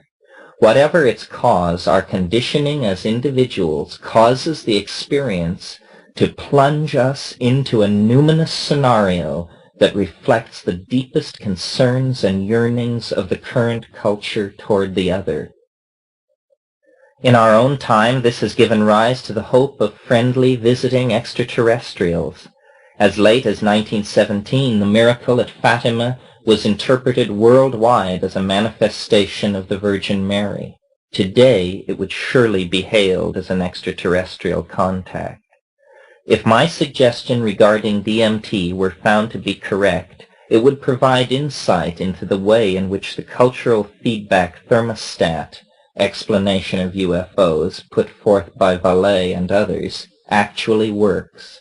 Those people who experience the DMT seizure and are plunged into the current myth of the other actually return as apostles of that myth, able to clarify and refine it, and by those means to exert the tuning and control of historical development that may be the purpose of the agency behind the UFOs. Stress, generalized as an impending sense of historical crisis, may be the factor that induces the UFO close contact experience. As the historical crisis deepens, the number of contacts will increase until the atemporal portion of the mass psyche has affected enough individuals that there is actually a turning away from the stress-inducing course of action. How well is the superego able to play the role of God? Can it come in Saussurian splendor to save the world from the flames at the end of time? Or can it only beckon and warn with visions and dire prophecy? These are questions that we might answer if we diligently explored the states of mind that DMT and psilocybin make available. Perhaps the UFO encounters involve nothing more than an autonomous and negative psychic complex, able to emerge during the situation of unusual energy dynamics induced in the psyche by psilocybin. However, A different explanatory approach merges psyche and world by involving a continuum whose modalities bisect each other with equal ease. This is the approach which grants the phenomenological existence of the constructs seen in the Stropharia trance and in UFO encounters. Indeed, the vast and dreamy world that we call imagination or the unconscious may merge imperceptibly into autonomously existing worlds we would call hyperdimensional, indicating the paradox of their simultaneous invisibility and their here and nowness in the psilocybin trance with a presence that belies the term hallucination. Ahead of us lies the future, where we can expect the ingression of the alternative dimension to intensify. It is therefore important for us to have a sense of the powers in that other world and their shifting allegiances. In a traditional society, our exploration of these matters would be firmly embedded in the extant shamanic mythos concerning these forces. Techniques tried and true would be available to fortify our psychic constitution. Since we are members of a profane society whose relation to the unconscious is one of estrangement, we have no such consolation, no dispelling ritual or words of proven self-empowerment. By reason and intuition we must attempt to conquer the fears that attend journeys into the unknown. But reason and intuition need data with which to construct maps of reality. If we outdistance the inflow of fact, we move beyond the safety zone of the conjuring rod of intuition and reason. For these reasons we move slowly and steadily. We are human factors in a multivariable equation where the shift of unseen parameters can trigger large perturbations and resonances of unexpected types. Knowing this, and knowing how little we do know, we should be excused for this defense of caution when taking to ourselves the visions which the Stropharia brings. Carl Jung's Mysterium Coniunctiones reminds us of the reality of the situation that ensues once the psyche is hooked into making the transference to the alchemical or Saussurian goal. Jung, citing Gerhard Dorn, stresses that the materialization of the stone is only a prologue to the experience of the perfected self qua self in the state of illumination. Jung wrote, "Though we know from experience that psychic processes are related to material ones, we are not in a position to say in what this relationship consists or how it is possible at all. Precisely because the psyche and the physical are mutually dependent, it has often been conjectured that they may be identical somewhere beyond our present experience." Of what does this relationship consist? My own hunch, and it is only a hunch, is that an explicitly spatial dimension of a codimension inclusive of our continuum allows a hologram of other realized forms of organization far distant to become visible at certain levels of quantum resonance in the synaptic field. These levels have been damped by selection in favor of more directly relevant lines of information relating to animal survival. Evolution does not reinforce selectively the ability of an organism to perceive at a distance, since such an ability has no selective advantage unless the information it conveys falls upon the receptors of an organism already sophisticated enough in its use of symbols to abstract concepts for later application in different contexts. Thus, these quantum resonances carrying intimations of events at a distance only begin to acquire genetic reinforcement once a species has already achieved sufficient sophistication to be called conscious and mind-possessing. The use of hallucinogens can be seen as an attempt at medical engineering which amplifies for inspection by consciousness the quantum resonance of the other parts of the spatial continuum holographically at hand. This experience is the vision which the UFOs and psilocybin impart. Visions of strange planets, life forms, perspectives, and societies, machines, ruins, landscapes. The hierophanies all unfold in the nunc stans that has all space standing in it like a frozen hologram. Thus, experimentation with hallucinogens by human beings and the rise in endogenously produced hallucinogens as one advances through the primate phylogeny could both be due to a slow focusing on the phenomenon of imagination, imagination being the deepening involvement of the species with things beheld but not actually existing in the present at hand. The conclusion such an idea makes necessary is that it is upon the ideological content of specific visions that empirical attention should center. What are the working details of the worlds whose presence impinges on ours so strongly? What of the beings sometimes confronted, often furtively sensed, who seem to have some existence in a world of their own revealed by the psilocybin and in UFO contacts?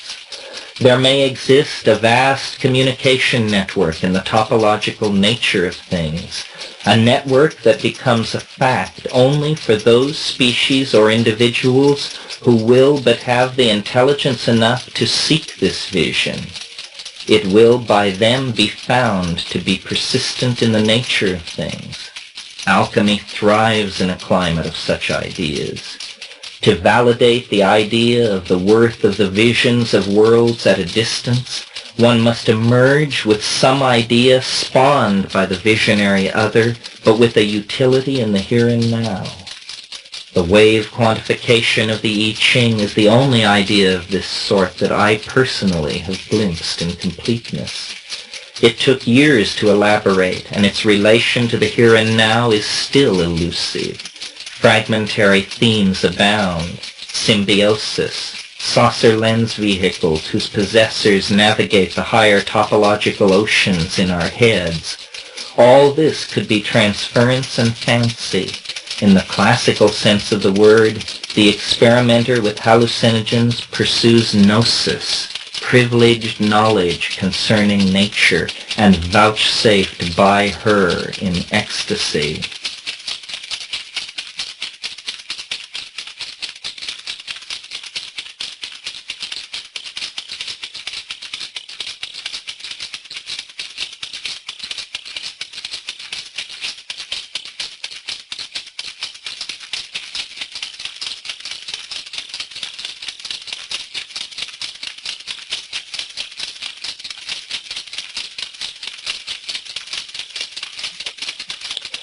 The history of consciousness is the halting exploration of the once irrational images and processes met in dreams and trance.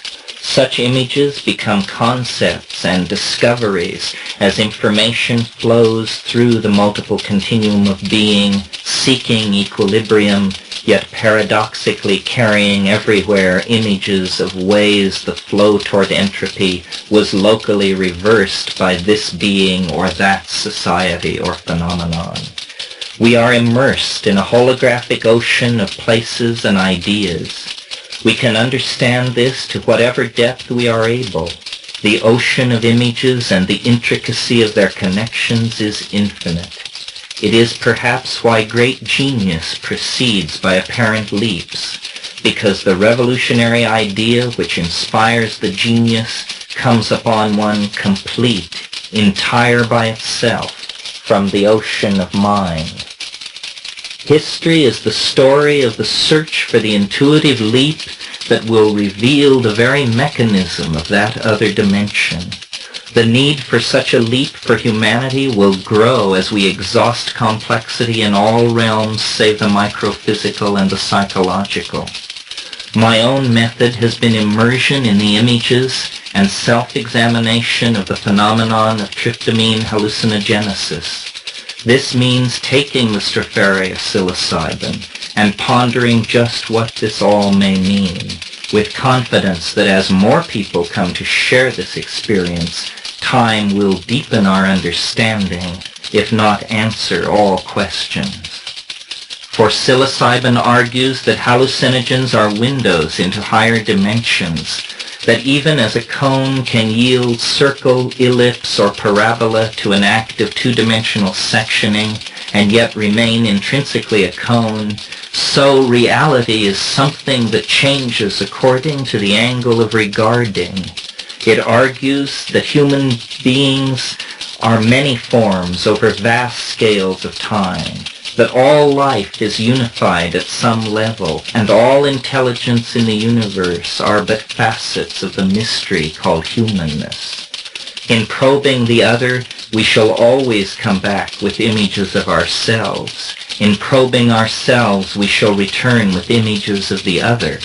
In the phenomenon of being itself, no less than in the phenomenon of the UFO encounters, we are merely privileged observers of a relationship between what is naively called the world and the transpersonal portion of the human psyche.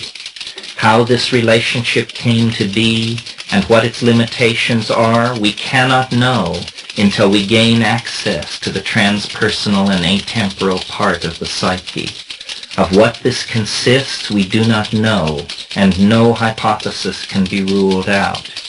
My hunch is that if we could really comprehend death, then we could understand the UFO, but that neither can be understood unless they are looked at in the light of the question, what is humanness? I believe that the transpersonal component of the human psyche is not distinct from matter, and that therefore it can literally do anything. It is not subject to the will of any individual. It has a will and an understanding that is orders of magnitude more sophisticated than any one of the individuals who compose it as cells compose a body. It has a plan, glimpsed by individuals only as vision or religious hierophany. Nevertheless, the plan is unfolding. There will be many more UFO sightings, many more close contacts. Our belief systems are undergoing accelerated evolution via increased input from the other.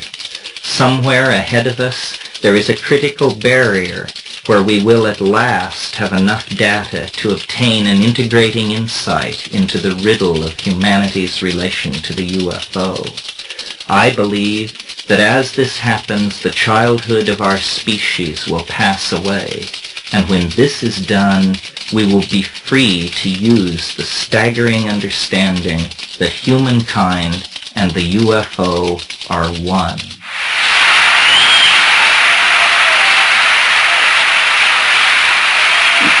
We wish to express our grateful appreciation to the many friends who aided this project.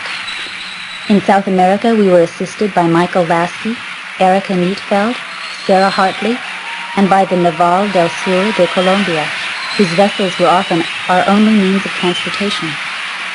The Witoto people of La Chorrera and the mission of La Chorrera were most hospitable, the former providing invaluable access to local psychoactive plants. Special thanks to Jerry Young for her flexibility. Thanks to Paul Herbert, Roy Tuckman, and Will Noffke for putting Terence on the air. Ernie Waugh, Chris Adam, and Kat McKenna helped fine-tune the manuscript. We appreciate Faustin Bray for her focusing energy and for conceptualizing the talking book, Brian Wallace for his perseverance, and both of them for their good taste. Finn again McKenna provides the mythology and mirror. We thank Clea McKenna for being very smart and funny. Thank the mushroom. Terence is his own voice. Dennis plays himself. Kat remembers herself. Bertram Davies is Guzman and plays piano. We Totos speak Witoto. Philip Porter plays sitar and electric guitar. Roy Tuckman plays synthesizer. John Cluett provides laughing and aha. Chris Jackson does aha. Makeup by Theophrastus Phonich. Note, Para McKenna. Norbu Samgyal plays the Damien. Bilbo Bowen on drums. Jeffrey Lipner on bass and tabla.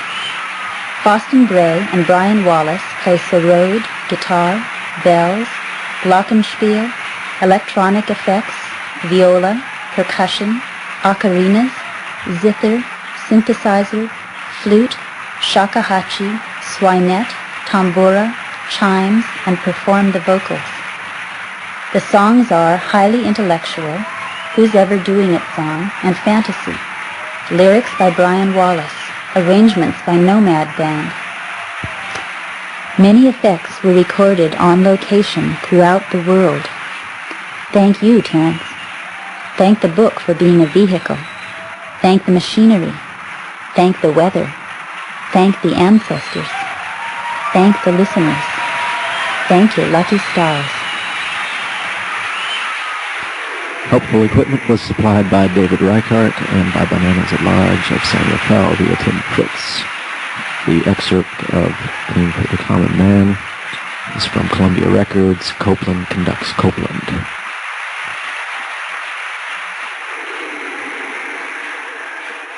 Here's a light-hearted version of a partial bibliography or reading list for True Hallucinations, in alphabetical order, more or less. Burroughs, William, and Ginsberg, Alan. The Yahé Letters, City Lights Books, 1960, Take a Stab. D. John, The Hieroglyphic Monad, translated by J.W. Hamilton Jones, London, 1947. DeLillo, Dawn, Ratner's Star. Evans Vance, W.E., The Fairy Faith in Celtic Countries. And then, of course, the famous article by S. Gosal, S.K. Dutta, A.K. Sanyal, and A.K. Bhattacharya, Arundo Donax, Graminae, Phytochemical and Pharmacological Evaluation, in the Journal of Medical Chemistry, Volume 12, 1969, page 480. Graves, Robert, The White Goddess, New York, 1948. Hardenberg, W.E., The Putumayo, The Devil's Paradise, London, 1912. Harner, Michael, The Sound of Rushing Water, Natural History, July, 1968. Huxley, Aldous, The Doors of Perception. Joyce, James, Finnegan's Wake, London, 1939. Ulysses, ditto, slightly earlier. Jansch, Eric, The Self-Organizing Universe. Jung, Carl Gustav, Flying Saucers, A Modern Myth of Things Seen in the Sky, and Mysterium Cununctionis, New York, 1963. Leibniz, Wolfgang von, Monadology, in The Philosophical Works of Leibniz by Duncan G. Martin, translator, New Haven, Tuttle, Morehouse and Taylor, 1890. Lewis, Wyndham, The Human Age. Ludlow, Fritz Hugh, The Hashish Eater. Meyer, Michael, Atalanta Fugians. Nabokov, Vladimir, Pale Fire, New York, 1963. Os, O.T. and Oniric, O.N. Psilocybin, The Magic Mushroom Grower's Guide, Berkeley, 1975. Ponampurama and Cameron, Scientific Perspectives on Extraterrestrial Communication, Boston, 1974. The Works of Ilya Prigozhin. Pynchon, Thomas, Gravity's Rainbow, New York, 1974. Rilke, Rainier Maria, The Duino Elegies. Schultes, Richard Evans, Varola as an orally administered hallucinogen, Botanical Museum Leaflets of Harvard University, Volume 22, Number 6. Stapleton, Olaf, The Star Maker. Templeton, Alex, The Sirius Mystery. Valentine, Basel, the triumphal chariot of antinomy, Valet Jacques, the invisible college, and Messengers of Deception, the complete works of Gordon Wasson, Wells, Herbert George, The Time Machine, Whiffen, Colonel Henry, Explorations of the Upper Amazon, Whitehead, Alfred North, Process and Reality, Wilson, Robert Anton, Illuminatus, and I might add, Valus by Philip K. Dick.